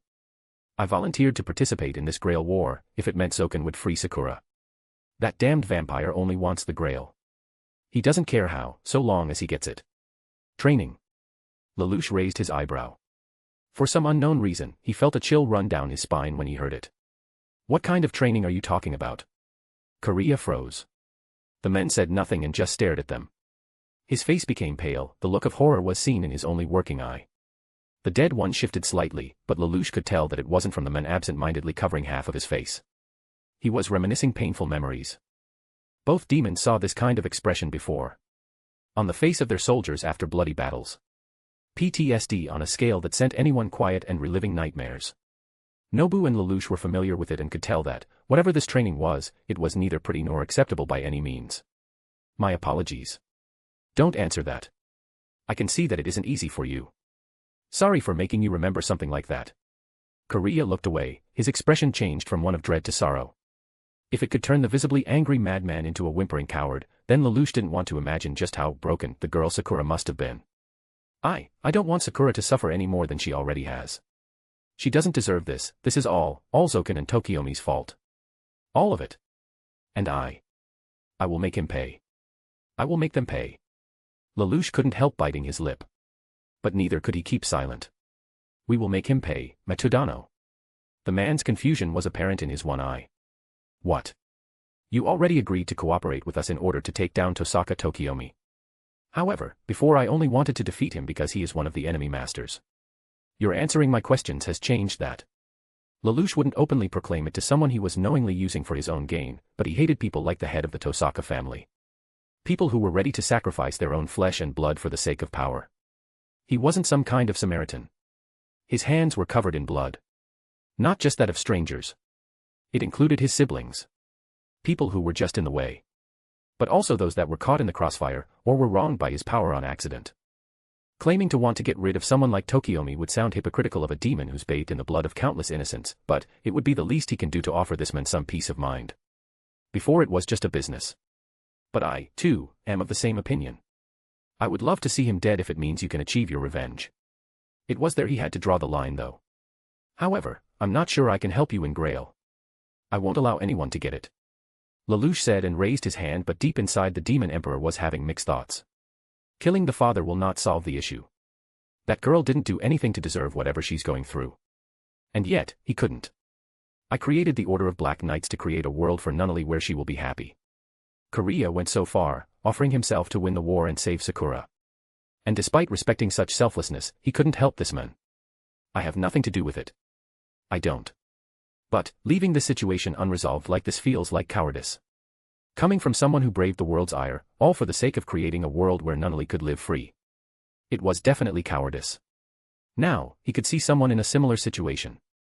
Someone else was doing the same, fighting so the ones they cared about could have a brighter future. Could he just close his eyes and forget about it? Yes. That was a given. Lelouch and Nobunaga can just use Kariya as another tool against Tokiomi and either kill him themselves or allow other masters to do it. Hell, they could even put the men out of his misery as soon as his purpose was served. Going down this path was the safer bet, an easier option in achieving his overall goal. But the easy way. Isn't it so boring? Kariya must have been staring at him hard. The look the men gave him was filled with hesitation, but he spoke anyway. If you can help me kill Tokiomi, that'd be enough for me. What comes after, we shall see. Lelouch, seeing the man's eyes, or eye, decided. Offering a hand, he replied. We will take down that bastard. This I promise you. The sick man was hesitant, but he shook Lelouch's hand. Thank you. Lelouch wasn't done. But as your temporary ally, I feel like saving Tosaka Sakura from the Matsu family is a matter of importance as well. He said it with such a confident smile that both Nobu and Kariya could only gawk at him with surprise. It felt a bit too cheeky to even ask. What? Nobu started. Just now. What did you just say? Kariya ended. Lelouch wondered who was whose master here. You said so yourself, did you not? That you don't want the Grail for yourself. In that case, I don't see why I shouldn't lend a helping hand to rid you of the other obstacle in your way. Even I find involving children in such horrendous schemes such as this, distasteful. He had a crippled sister. That alone was enough for him to feel involving children in anything bad was wrong. Still met with disbelief, not just by his own servant but by the men still sitting on the floor, he asked as he pulled the man up to his feet. Tell me, Matu Kariya. If I aid you in saving Sakura, will you continue fighting in the Grail War? No. Was his immediate answer, although he needed a bit of help staying on his feet. I won't. Really. Lelouch obliged the man his shoulder, trying not to think of the wriggling he felt through the man's jersey.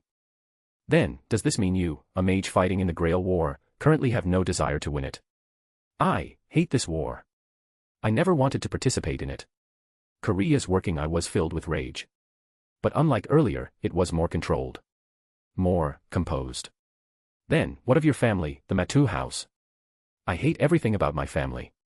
Zoken can eat shit for all I care. My only reason for joining is to save Sakura. The man reaffirmed his goal. His hardened expression and struggle to stand in defiance of his crippled leg proved that. However, his expression softened soon after. But are you serious? Do you really want to help me? If it means helping to save a little girl from injustice, then yes. Besides, I was originally a normal person before all this, not a proper magus, so I too don't like what has happened to her. To be honest, he was being truthful in accordance with this world's standards. He was just another normal human being until he was dragged into this mess. I still won't allow you to get Grail, but if you can achieve your goal without it, then there's no sense in me not helping you. I achieve my goal, you with yours. Everyone wins. Won't you agree? Kariya didn't say anything and only stared at Lelouch for some time. The master of Berserker couldn't believe it. For someone to suddenly want to help him and Sakura. It would most certainly be impossible. But Lelouch stood strong, not ever deceiving the men he made a deal with in this room. He was even confident in his ability to assist him. But of course, Kariya still had his doubts. Zoken isn't a human. He is a monster who survived for centuries. Nothing can kill him. Lelouch would beg to differ, having 2 immortals in his body count already. But still, Kariya's words were not to be taken lightly. After all, he was a man who'd wanted yet was unable to rebel for the longest time. Surely, he'd tried and failed countless times already in trying to think up ways to kill the man who called himself his father. With fear and trauma on his shoulders, however, they were limited to thoughts, not action. Making even an attempt was nothing short of an impossible dream. Especially with the worms coursing through his body. I can't. I can't do it. Of course, the daunting task would force him to cower at the last minute. I just need to give him what he wants. Once I do that, he'll free Sakura or he will just continue to torture her. Commented Nobu and reinforcing the exact mentality Lelouch needed. If he is someone you fear so, what makes you think he would keep his word? The moment he gets his hands on the Grail, Matuzoken will have no use for you, someone he considers less than an insect. Or a worm. Lelouch didn't want her to go too far, but thankfully, Nobunaga knew how to speak and kept her charisma from overpowering her words. When that time comes to pass, what will you do, Matu Kariya? A puny, insignificant human like yourself cannot stand against him. What then will happen to the poor girl unfortunate enough to be given false hope by your cowardice? Your weakness. The lack of response answered her question. Lelouch took over from there. You know this too, don't you, Kariya? If you let him win, then there's no running from it. What else can I do? Kariya screamed and slammed his bleeding hand onto the cot. When that didn't elicit enough pain, he flipped it over in anger. The bed slammed onto the floor near the unmoving berserker that eyed its master through the crimson visors. I'm not a magus. There is nothing I can do. Winning this stupid war, it's my only choice. The tears, the whimpering, it was all indicant of Matu Kariya's fear. His inability to do anything. How quaint. Lelouch himself felt like that once. A long time ago, before he gained his power. You never know. Rebelling against your parents is quite easy once you get the hand of it. Lelouch tried to suppress his smirk. If you wish to succumb to fear, go on. Give him what he wants. Surrender to his whims. Lelouch leaned in to whisper. But know this. You'd be forfeiting not just your life, but the girl's as well. Sakura, realization dawned on the man's face. He was made aware of what was on the line here. Now, he just needed a little push in the right direction. If you want to save the girl, you will have no choice but to fully commit to your alliance with me. I can save her. I will help you save her. If you would only let me. Pulling away, he gave the man space to think, but he wasn't done. But, should you choose this path, you must aim for nothing but absolute victory. You cannot allow fear and doubt to cloud your resolve. If you would see her saved, you must see this through to the end. A witch once asked him a question in his past life. Can you do what it takes to win, Lelouch? No matter how many will die, friends and enemies alike. He always answered that he would have his victory over Britannia, no matter what it would take. It was always easier to answer, but never to commit. Hesitation came in many forms after all. Death of a friend's family. Death of a friend. Death of family. If he continued down his path, how many more would die? How many would he inadvertently sentence to a life of suffering? Before Suzaku was turned against him, before Euphemia died by his hand, Lelouch hadn't ever truly had an answer to that question. Now though, he wasn't the same naive boy who thought he could achieve everything he wanted without sacrifice. The former face of rebellion could sympathize with why Kariya was hesitant. He'd experienced it himself before. To suffer on his own was no issue. To allow those he cared about to suffer, that was worse than hell. However, if I am going to save this little girl, I cannot allow anything to make my allies hesitate. I cannot allow him to be weak. Matu Kariya, if you are unsure of my intentions and ability to help you, how about I prove it to you with my actions? Lelouch pulled the self-guise scroll Kenneth had given him. What is this? Kariya eyed the scroll warily. An invitation from Tokiomi, Lelouch replied, causing Kariya's eyes to grow wide. He quickly snatched the parchment away and read the entire message. It seems that after your last chat, the Master of Archer wants to speak with you about family matters. Not exactly difficult to guess what the main topic of discussion will be. Sakura. Kariya's breath hitched, but after a moment of silence, he sighed. This is a trap. Obviously. Both Nobu and Lelouch said in unison with knowing stares. Kariya's expression though, it mellowed slightly before snarling. That bastard. He never cared to begin with. To bring this up now. A change of heart may as well be the perfect bait, Lelouch added. For someone who was so consumed with rage last night, making the right choice would be difficult if presented quite the ludicrous offer. If Tokiomi wants to bring me this close, just to toy with me, he is welcome to try. I'll show him what happens when you mess with me. Kariya's good eye glanced at Berserker. The seemingly impassive suit of armor suddenly groaned and creaked, reacting in approval, or eagerness, to his master's desire to hunt. Nobu let out a short laugh. Such confidence in face of danger. Both admirable and foolish. You can't go into an obvious ambush without a plan. Kariya wanted to say that it won't stop him, but his expression mellowed out once more. He was quick to remember his last failure. He certainly was no fool, knowing to think before leaping into the fray. The white-haired man let slip a long sigh. A very, very tired one. You're right. I will need your help. And you will get it. Lelouch nodded with a pleasant smile. As promised, we will help you and prove that we can save Sakura. Kariya chuckled, but he wasn't optimistic. You don't even know her. Do I need to personally know the person who is suffering because of others? It is my choice. Assisting you is merely something I decided on my own. Only I can choose to change my mind. Lelouch said and placed a hand over his chest. If I put my mind into something, I will achieve it no matter what. And right now, that includes helping you and Tosaka Sakura. What are you? Some kind of superhero? Lelouch waved away his comment. Me, a hero. Please, Lelouch no longer wore that mask, but some things didn't change. He still made to declare with his head held high. Call me a man of miracles, for that is what you need. In exchange for excusing yourself from this war, I shall perform unto you the miracle of the girl's salvation. It was too good to be true, but Kariya had no reason to decline. Not anymore. He had everything to lose either way. Even if this young man before him wouldn't be able to back up his words, Kariya could always fall back onto Zokan's deal. Saving her through someone's help, or saving her even if it meant his dying breath, what did it matter? However, a small part of him wanted to believe that Lelouch could actually do it and save Sakura. For even if there was little guarantee of success, victory by the boy's hand meant absolute salvation for the child trapped by Zokan's cage. First things first. Kariya eyed the scroll in his hand once more. We need to get rid of Tokiomi and his archer first. Indeed. Lelouch nodded. I have an idea how we can do this, but first, we will need to speak with Kenneth. And Sola. Lelouch sent an order to Nobu who nodded and moved into spirit form. With Kariya's compliance, there was little need for him to keep his guard up. The men needed him just as much as he needed Kariya's Berserker. This would work. While his partner will be getting a report from an unhappy fiancé, the two masters could speak about the upcoming battle. Tell me, Kariya. Have you ever worked with plastics before? The man in question tilted his head to the side and, for a second, his working eye winced with a concerned look. I mean these ones. Bringing out a small object from his pocket, he laid out the sample for the adult to check. Again, the good eye winced hard to study what had been placed before him. It was only after a good minute did Kariya's confusion turn from befuddlement to pure shock. What made the stare the men gave him worse was the fact that the dead eye made him squelch slightly. Not that the owner noticed. Chapter 52, Chapter Fuyuki City. Church. Kariya looked at the supposed holy place with a heavy dose of anxiety. The only church in the Fuyuki area looked quite intimidating at nighttime. It didn't help that it was quite far from the city. The remote and quiet hill was quite the ideal place for exchange between mages to occur. The master of Berserker let out his umpteenth sigh before walking forward, past the front gates and towards the front door.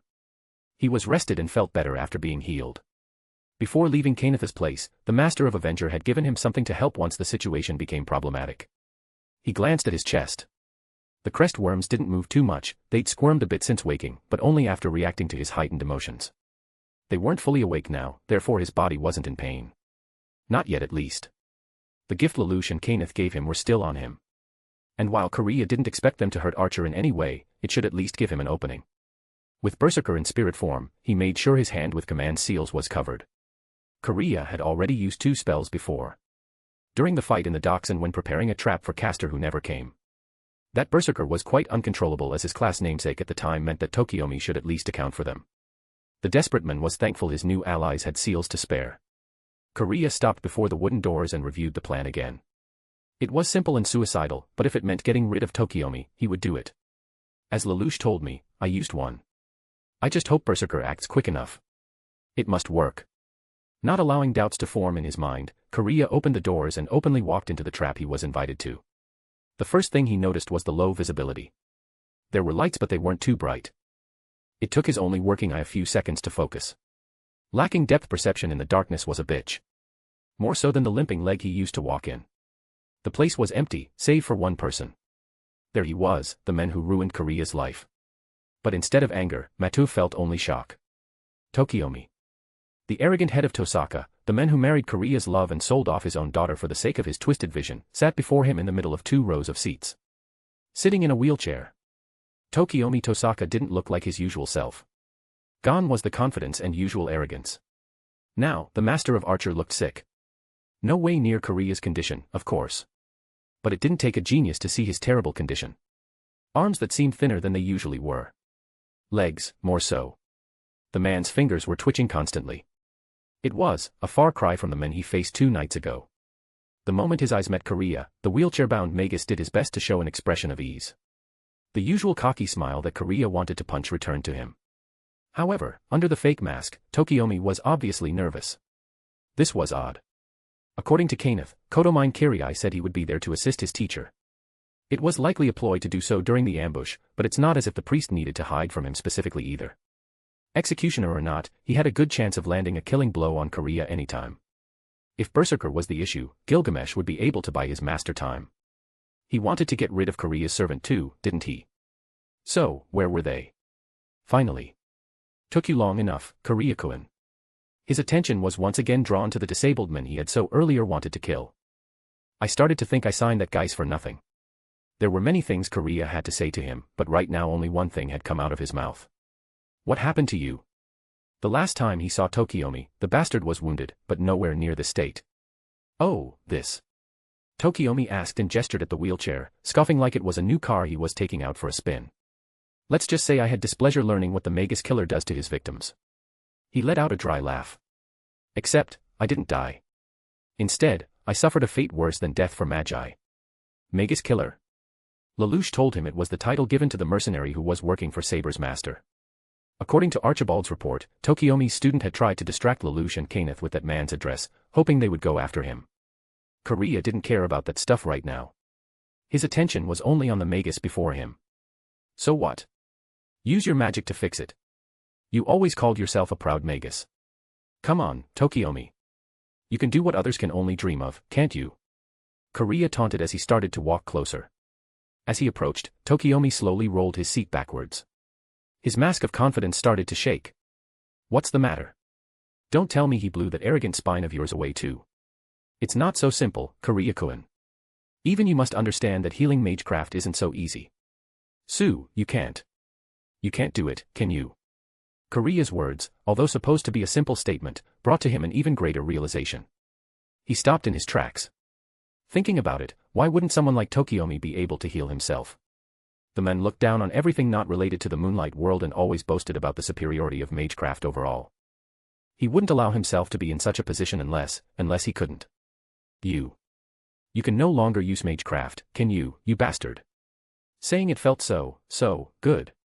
He was feeling so euphoric, he didn't even mind that he nearly tripped a bit in his excitement. Ha. Ha ha. Ha ha. He also couldn't help himself from laughing at the irony of it all. Using his shaky grip, Tokiomi rolled back again. Constantly looking at the sides, it was as if he was desperately trying to look for his student and servant. Kariya and Gilgamesh were, strangely, still absent when they were supposed to be protecting him. That worked well for Kariya.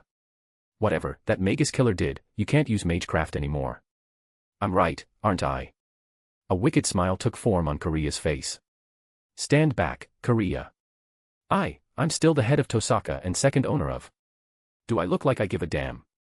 Before the cropped Magus could finish, Kariya put all the strength he could muster into his arms and grabbed onto the wheelchair. Tokiomi froze, the mask of confidence was gone and Kariya saw the horror on his face. His smile grew feral. Who cares about any of that, he asked, the smile hiding away his anger and frustrations. You no longer have magecraft. Right now, you're no better than the regular people you look down on. Part of the rabble, aren't ya? Kariya's eyes fell to the man's arms that struggled to even grasp tightly on his own. No. In fact, you're even lower than them, Tokiomi. You can't do jack shit on your own anymore, can't you? Seeing the men who took everything from him in such a pathetic state was satisfying.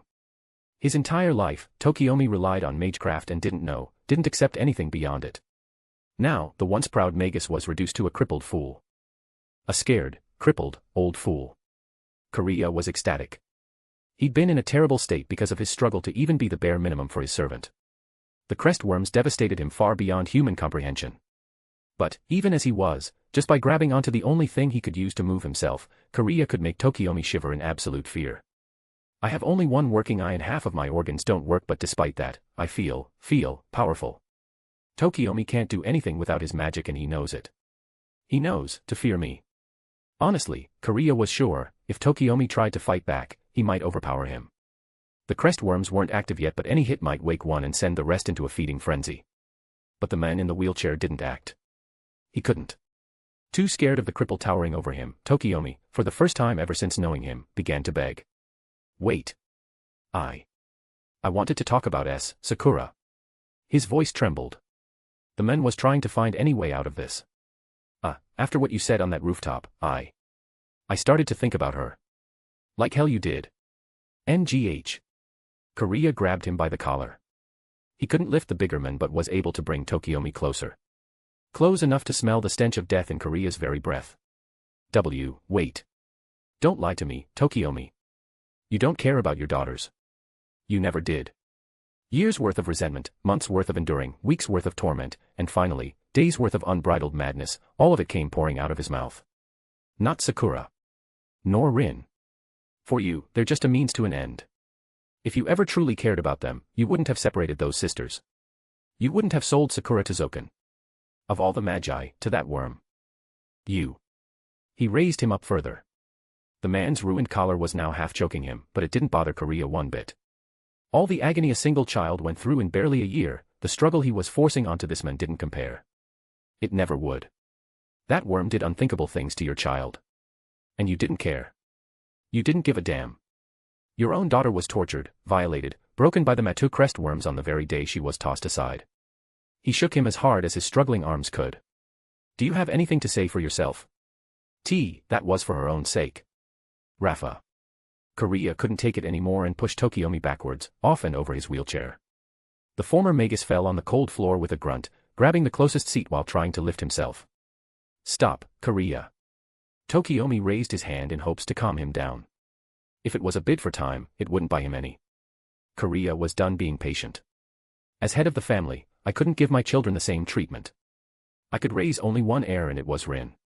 Sakura's talent would have gone to waste had she stayed. Neither of my children would have ever reached their full potential under my care. Not at the same time. This way, they will be magi first and sisters second. I wanted them to be prepared, for when the next Grail War will start, so neither would hesitate to nurture themselves, to grow, to fight each other. Is that your sick idea of parenthood? Raising them to be ready for a battle to the death? Kariya roared as punched the already down man further into the ground. That's your excuse? That's why you sold her off to a monster who feeds his family to the worms for the sake of immortality. Your child lost the very light in her eyes because of these creatures and you call it better treatment. Was Sakura's suffering your idea too? I was confident Sakura could handle it. She's a daughter of a magus. She's a natural-born talent not seen in. She is a child. Kariya roared, punching the man's face in for every word as he further lost his rationality. He then grabbed Tokiomi's throat. Kariya put all the strength his sick had and started to choke Tokiomi.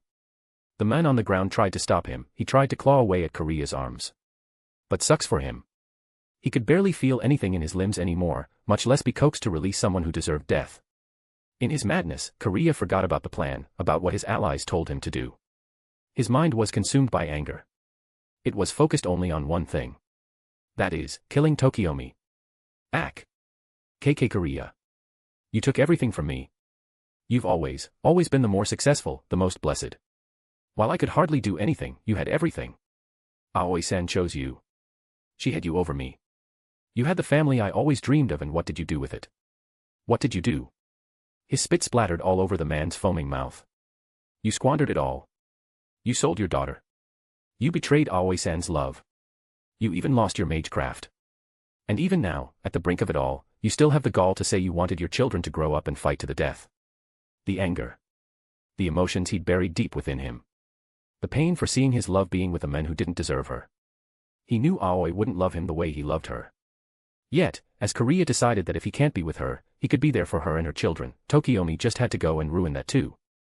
Unforgivable. It was beyond outrage. It was insanity. Unforgivable. Please, Kariya, ack. Stop. Tokiomi was in agony. He'd always thought of Kariya as nothing more than a pathetic bug. Kariya had seen it in the way the men looked at him. But now, he was begging him to spare his life. All this hate he'd built up over years. Tokiomi, Zoken, the worms, the war, Kariya was done with them. Kariya was over this madness. It should have been my life. Not yours. Please, the men begged.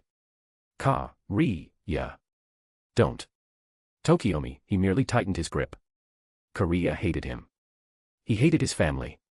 He hated his life. He endured it for Aoi. When that was unacceptable, he endured it for Rin and Sakura. He suffered for the sake of his daughter when he should have been the one to keep her safe. But, because of Tokiomi, because he now had the power, no more. No more. No more. Die, he muttered under breath. Die. Die. Die. He repeated it again and again. From a low growl to a guttural roar. For a moment, he thought he heard the faint sound of something snapping. If there had been, it likely would have been what remained of his sanity. As he pressed further, the resistance from the men under him started to weaken out. Soon, he stopped struggling entirely. Tokiomi's arms limped and fell to his sides. It was then that Kariya's strength finally gave out and his grip loosened. Although free, the men didn't move. He simply lay under Kariya. His pupils froze in abject fear, his last expression was one of pain and humiliation. Even in death, all Kariya could see was the worthless, pathetic face of a man he envied. But, for the murderer who'd achieved his lifelong desire, he was still trying to process what just happened. After all, I did it. I killed him. I finally killed Tokiomi. Ha ha. Ha ha ha. Ha ha ha ha ha ha. He felt like shouting. He felt like celebrating. He finally did it. After all these years he actually did what he always dreamed of. Kariya killed the one who stole his life, his happiness. At long last. Indeed, you killed a weak and crippled man who couldn't fight back. Congratulations. The celebratory laughing was cut short. The arrogant tone of the voice had Kariya's gaze on the ceiling, focusing on someone standing on the chapel's second floor. Then again, this is probably the best a mongrel like yourself can do. There, standing in one of the church's inner balconies, two figures sat watching him. The young Kodomine and the blonde servant sporting regular clothes had been sitting there, watching the show from above. The blondie, Archer, rose up from his seat and started. This was better than I expected, Gilgamesh said with a satisfied grin. Not the fierce battle between two rivals I anticipated, but to hear a madman's ravings. Although crude, it is passable every now and then, Kariya. Kariya's mouth was agape. What? Ah, here I was, hoping Tokiomi would put up at least a good show of resistance. But sadly, this was as far as someone as pitiful as he could go. Ha ha ha. Gilgamesh laughed. Rejoice, mongrel. You, a walking corpse filled to the brim with rotten maggots, managed to entertain me. Even if it lasted only a few moments, be honored to have earned my amusement. Now, call upon your mutt so that I may top off my evening wine by slaying that rabid dog. Now that adrenaline left Kariya's body, he started to think again. Wait, didn't Tokiomi sign a Hayaz? Why didn't Archer attack him the moment Kariya jumped on his master? What was going on? My lord. Kariya stood up and bowed to the servant of all people. It appears that he's been left stupefied by tonight's happenings. Perhaps, I may clarify with him so that your entertainment may continue post-haste. Granted. But hurry up before I finish this glass, lest my patience runs thin. Gilgamesh nodded while taking a light sip of the half-empty champagne glass. I see that you're confused, Matu Kariya. Kariya started again but stared down on Kariya's form with a smug grin. It is understandable. To cut a long story short, my teacher wasn't the one who called you. But, the Geass, still reeling but managing to piece things together, Kariya spoke. Tokiomi, my former master, could do little in his position, as you've no doubt ascertained with your bare hands. So he did as I told him to. Kariya said with a cruel smile. He wasn't fit to be a master of his highness any longer. So I took upon this role myself. You, betrayed, Tokiomi. Kariya shrugged. Call it what you believe. You, however, did get what you wanted, isn't that correct, Matu Kariya? The one responsible for your suffering is dead. Tell me, how does it feel? After finally ending it, after killing the men you most despised. How does vengeance feel? Kariya looked down at Tokiomi's lifeless corpse. He finally got what he deserved, after all this time. There was only one answer. It feels amazing. Is that so? Kariya smirked. I'm curious, will I feel the same way when I kill Amiya Kiritsugu? When the men downstairs didn't know how to answer such a question, Kariya cleared his throat. Moving on. Now, where are your allies? What are you talking about? Don't try to fool us, mongrel. Glass shattered as Gilgamesh discarded his empty wine glass to the floor near Tokiomi's face. The servant himself didn't seem at all bothered by maiming the face of his deceased former master. Now. Out with it. We're well aware Lelouch and his lackeys will attack us. Gilgamesh had on an expression that looked forward to killing both Berserker and Avenger. Knowing one of the two servants was a major pain in the Goldie's ass since the start of the war, Kariya finally snapped out of his victory high. He didn't even flinch when the king addressed him again. So, mongrel. Drop the act. What is their plan? They prepared something outside the church, had you not? What's your move? Where is your trap? Move. All the pieces clicked back into places. All the conditions had already been cleared. Lowering his gaze to the floor, Kariya's voice echoed all over the chapel walls. Trap? Where, you ask? Heh. He-hey. Ahahaha. Hearing it once was acceptable as insanity is a flavor best tasted rarely. But this just spoils my mood. Kariya was suddenly subjected to criticism by the king on his work as the madman continued to lose it. Any more of this, and even your precious wine wouldn't be enough to appease me, Kariya. Apologies, my lord. Kariya bowed with a modicum of respect, but he followed up with an initiative that his former teacher lacked dearly. Let me handle it. Hopping down to the floor below, Kariya smashed the stone, earth and glass fragments with the sole of his boots before grabbing the deranged, laughing lunatic by the fringes of his graying hair. 3 sets of black keys were drawn, all blades on the man's neck who, despite the threat of immediate death, continued to laugh. Even Kariya was starting to bore from this. Answer me, Matu Kariya. What are your allies up to? What did Lelouch Lampi Rouge and Kenneth El Meloy Archibald do while they had you distract us with this farce of a revenge plot? Hee. Farce, the men suddenly spoke, only good eye meeting Kariya's own while the dead one stayed on Kariya's own reflection against the blades.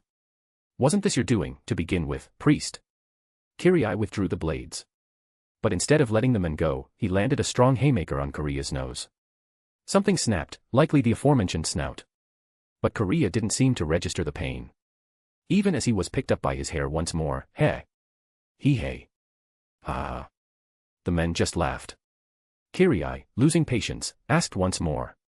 What's so funny, Matu Kariya? You guys were looking for a trap, yeah. At this reply, Kariya tugged on his coat. With his one good arm, he pulled out a small box that vaguely resembled a detonator. Well, I'm that trap. Kariya's eyes widened upon hearing a click. It was followed by an explosion that rocked the chapel to its very foundations. Hope you enjoyed this chapter. Kariya finally got his revenge while Tokiomi got what he deserved.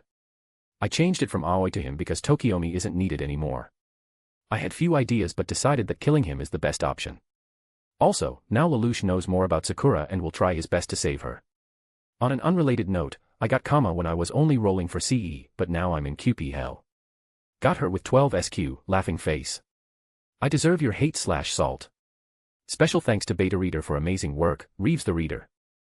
Anyway, until the next chapter. Chapter 53, Chapter Fuyuki City. Despite what the boy had claimed in confidence, Kariya had still been doubtful he'd survive Lelouch's crazy idea. Usually, when your role was to be a suicide bomber, chances of living through the resulting explosion would be minimum, 0 for all accounts. However, that was where Magecraft, and Kenneth Archibald for that matter, came in handy. NGH, grunting in light pain, he managed to sit himself up. Kenneth's volumen hydrargyrum had done its job protecting him, as proven by the silver cocoon that retreated back under his burnt clothes. But regardless of the relief, the fact Lelouch had readied plastic explosives for him to use in the first place was a highly concerning mystery. That kid. Did he make it himself? Or? Such thoughts were waved away as he managed to get up and assess his surroundings. The holy building that once housed the arbiters and frauds of the war wasn't in good shape. The vest Lelouch had made for him wasn't too powerful, or so it was according to the British master. Kariya begged to differ. Quickly looking to the sides, the church was missing one wall, a giant hole was all that was left of the right side. Everything within from the altar to the seats were shattered ruins. Half of the pillars were destroyed. The light of candles had either been extinguished by the blast or had joined the small pyre amidst the rubble. All this destruction, and it was only partly caused by Magecraft, no. It could be said that Magecraft itself wrought this destruction in the first place. Kariya still didn't know why he agreed on it. He detested Magecraft for the hell it put him through, be it by his own family or those he loved. But, going into this and caring little about his life, if it meant taking out Tokiomi and saving Sakura, he would do anything. Even stain his hands with that insufferable power that corrupted all it touched. But, in the end, Magecraft had saved him. Not just that, but it made his victory easier. Eyeing the leftovers of the former Magus in charge of the entire Fuyuki area that had scattered all over the church, Kariya felt his insides churn. But such voices for victory would be for later, when he'd saved Sakura. All in all, the simple plan to distract their foes had proven effective. Bar the fact it was insane from the get-go, Kariya could see this as an absolute win, more or less. Neither Gilgamesh nor Kariya were within sight. Considering the proximity of the priest, he might as well have had the front row seat to the faux house of worship's destruction. Just the thought of anyone surviving had Kariya looking down at his own body. His clothes were a lost cause. Thankfully, he could still feel the liquid armor that completely covered his body and absorbed the blast. Now that the suicide vest and his jacket were gone, he felt the weight on his shoulders both physically and literally lifted off of him. Maybe, after this, he could go invite Aoi and Rin to a walk. As he'll be bringing Sakura, they'd likely enjoy it. To think, you'd choose to pack explosives. Kariya's tired yet maddened gaze narrowed. The smoke hadn't fully cleared yet, but as the dust settled down the corner of the altar furthest from the giant gaping hole, he caught sight of someone he didn't expect to live. Kodomine Kariya looked like he'd seen better days. The executioner was still in one piece, but the same could not be said for everything else about him. His clothes, reinforced and made with protecting their owner as a high priority, was still unable to match the point-blank explosion. The church's gear was in tatters all about him. And, with how he was likely thrown back by the blast into one of the shattered pillars, the man was sporting wounds all over. Pieces of wood and marble had pierced his back and were sticking out of various parts of his body. A bleeding cut on his forehead covered half of his face in red liquid. Considering the red pool gathered under him, the new master of Archer had lost a lot of blood and was heavily injured. And yet, despite his grievous state, he continued to stand tall. He didn't scream or panic. Quite opposite, Kariya maintained a calm expression and was trying to slow down his breath. His hands were busy covering the open wounds, a small light shined about him as he tried his best to use a healing spell. Yet still, the eerie calm about his expression was enough to unnerve the cause of this destruction. Kariya wondered what he should do now. Based on the man's wounds, sending Berserker at him would end it all, but he didn't get a chance when he heard a familiar arrogant king. Such an unpleasant visage, for you, Kariya, came Gilgamesh's bored comment. Stood up above on the balcony and looking down on it all, Archer didn't appear to have been affected by the explosion at all.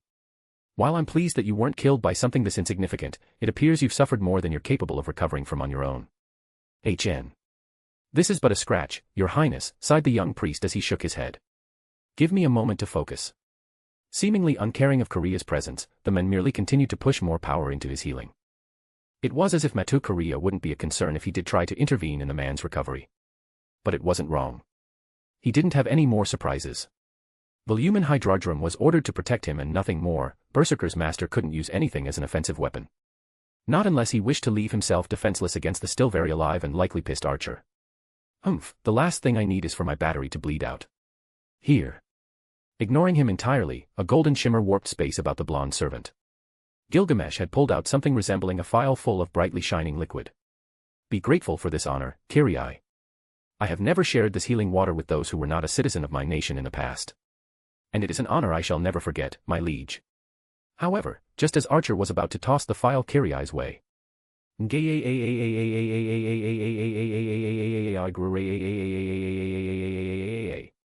the blackened knight appeared out of thin air and crashed the wall behind Archer. In his left hand was something akin to an axe. But in the mad berserker's hands, it turned into a veined and bloodthirsty hatchet that sought murder. Gilgamesh reacted quickly and evaded the reckless swing that crushed his side of the balcony. You finally show yourself, you mangy cur. Fleeing with wisps of dust and smoke, the king glared with a furious smile. Gone was his normal clothing as his golden regalia shimmered into being. While Berserker roared in response, the king of heroes hissed back with an arrogant scowl. Very well. If you want to die by my hand so eagerly, then let it not be known that I am a gracious ruler.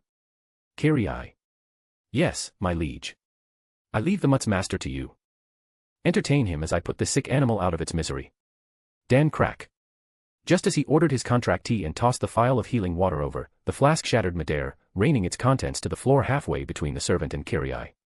Both the priest and archer glared at the distance from where the shot had come from and neither were able to maintain their composure for a moment. That bitch. Never had Kariya heard the arrogant king sound so unsettled before as he made to retreat from Berserker further. A shimmer of portals opened up, but none were trained on his immediate attacker. Instead, they fired off a pair of swords in the distance, towards the trees at the far edges of the church's territory. A loud clang shattered the peaceful night air as the attack was blocked entirely. Katana and rifles forming 2 rows about her had done their job. Even from such a distance, Kariya could sense that woman's demonic smile. Avenger had managed to position herself as planned. Arrogant little. Gilgamesh immediately reopened the gate of Babylon and was about to fire a larger barrage of his treasures at her. That is, he could have, if not for Berserker intervening. Not just a bitch, but also this mutt. The Black Knight ignored the king's complaints as he rushed at the golden servant. Brandishing his axe with grace veiled by senseless violence, the first few strikes were aimed for Archer's head. But although he was a king, he wasn't a novice fighter and knew well how to dodge the assault. Ducking, weaving back, Gilgamesh relented more ground as a scowl appeared on his face. That fact that he was on edge due to 2 worthless curs had him at the edge of his patience. The insects didn't even deserve the honor to fight him as an equal. And yet, he had no other option but to retreat further. It didn't help that Avenger wasn't only satisfied with watching but joining in, making accurately predicted shots that had Gilgamesh actively defending with the flats of his ancient axes and legendary shields. And due to Berserker's ability in corrupting his weapons, Archer couldn't keep them up for long without risking the madman from stealing from him again. A one-sided match that had the king of heroes on the run. A pathetic sight indeed. It didn't help that Kariya was currently wounded and was useless at the moment. Killing the master of Berserker could have helped him in at least slowing down the rabid servant. But Kariya did the best he could to hide away behind whatever barricade he could find, keeping himself behind Berserker at all times as well as remaining as far away from Kariya as possible. That didn't stop Gilgamesh from trying to take out the little husk of a worm. A golden portal opened and immediately shot a weapon at the sickened master. Considering he didn't bother aiming it, the shot would have likely missed. But being a noble phantasm that inspired the legend of a spearman of Greek origins, it would do enough to just hit near him to do severe damage. If only Berserker would remain mindless as his namesake and ignore his master's plight. But it turns out even the insane servant still had a conscience. With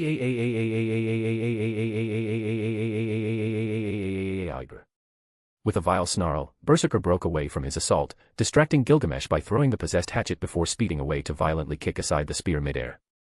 Dang. Ku. You cur. Gilgamesh despised how such a beast could be called a heroic spirit.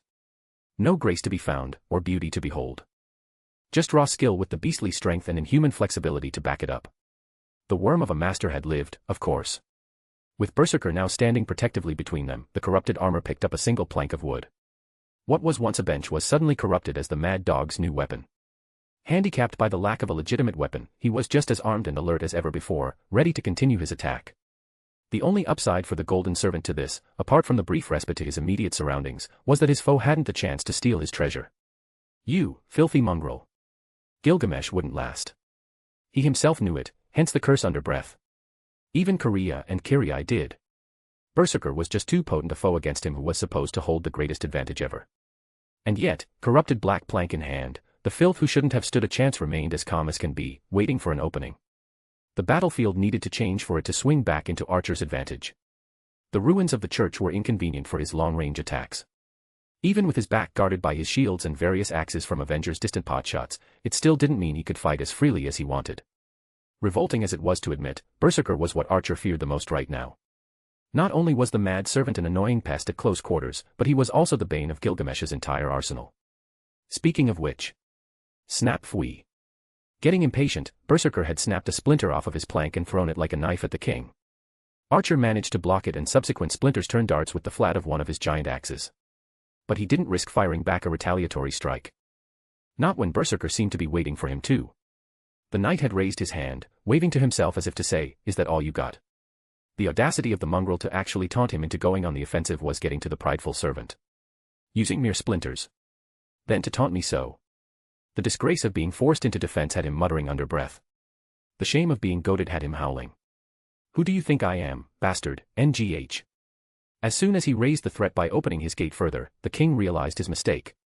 He wasn't as quick to react to Berserker rushing him. From where he stood on the first floor, it would have at least taken him a few seconds to launch himself back into melee range. But as soon as the blades of Gilgamesh's armory appeared, the ground beneath the knight shattered as he rushed at him at tremendous speed. The King of Heroes didn't have a moment to dodge but was able to open another gate and pull out another treasure. Instead of using a real weapon, he opted for something that wouldn't pose much of a threat against him at all. Oddly, it was a great shield he never knew he owned that he used to block Berserker from his sight. Gilgamesh loathed losing.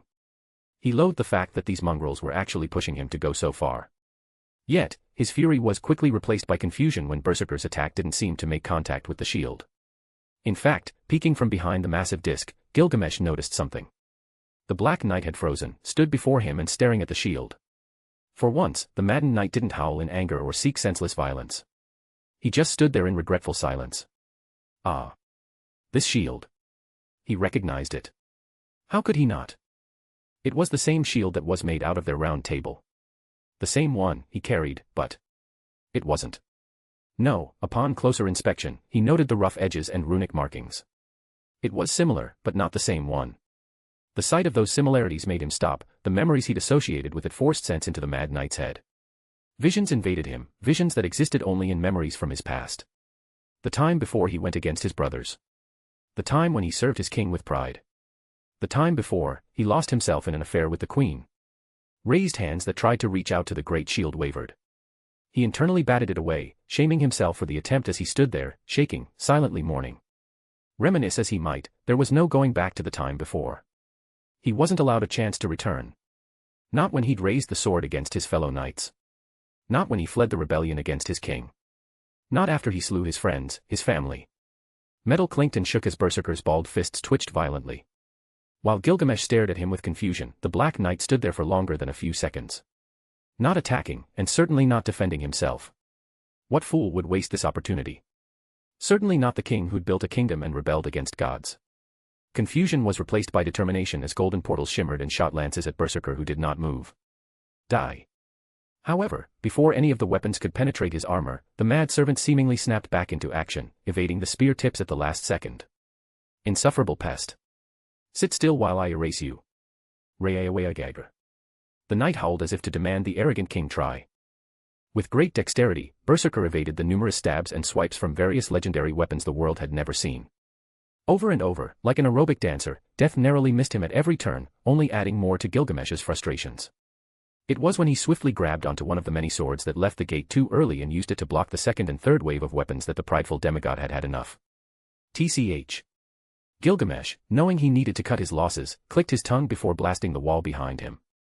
More shields and the flat of axes spun and spread around him as he escaped into the air. The golden servant was buffeted but not deterred by Avengers' rapid-fire shots pinging off of his defensive barrier.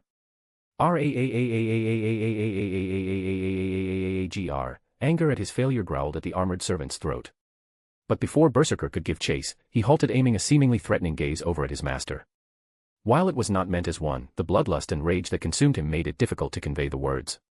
The command to protect Kariya was still active and he couldn't leave unless his master was safe.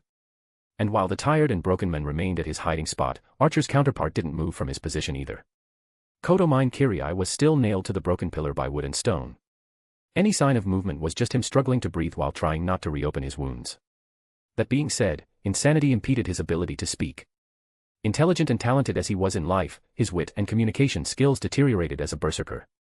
The Mad Knight of the Lake could only stare at his master, the men to whom he made a promise.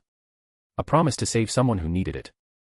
Matu Kariya only blinked once before understanding what it was his servant sought with the blank gaze behind the eerily glowing crimson visors. Go, the men commanded with a light cough riddled with saliva and blood. Having fallen back to lean against what was left of a shattered pillar, the worm-riddled martyr reassured him. I'm fine. Finish this and murder him, Berserker.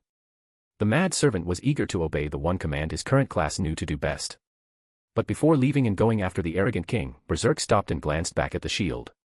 It had been discarded the moment Archer realized he was distracted by it. And though it would serve well as a tool, he hesitated to corrupt it like he had all his other tools. It wasn't the same one, but it was too similar.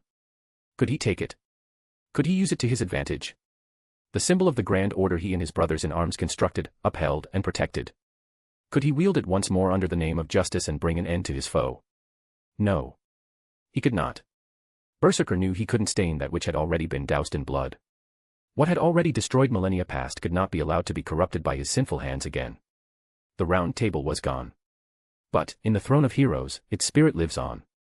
For him, the dishonorable adulterer who betrayed and killed that order's believers, its people, to stain that legacy once more, was beyond pardonable.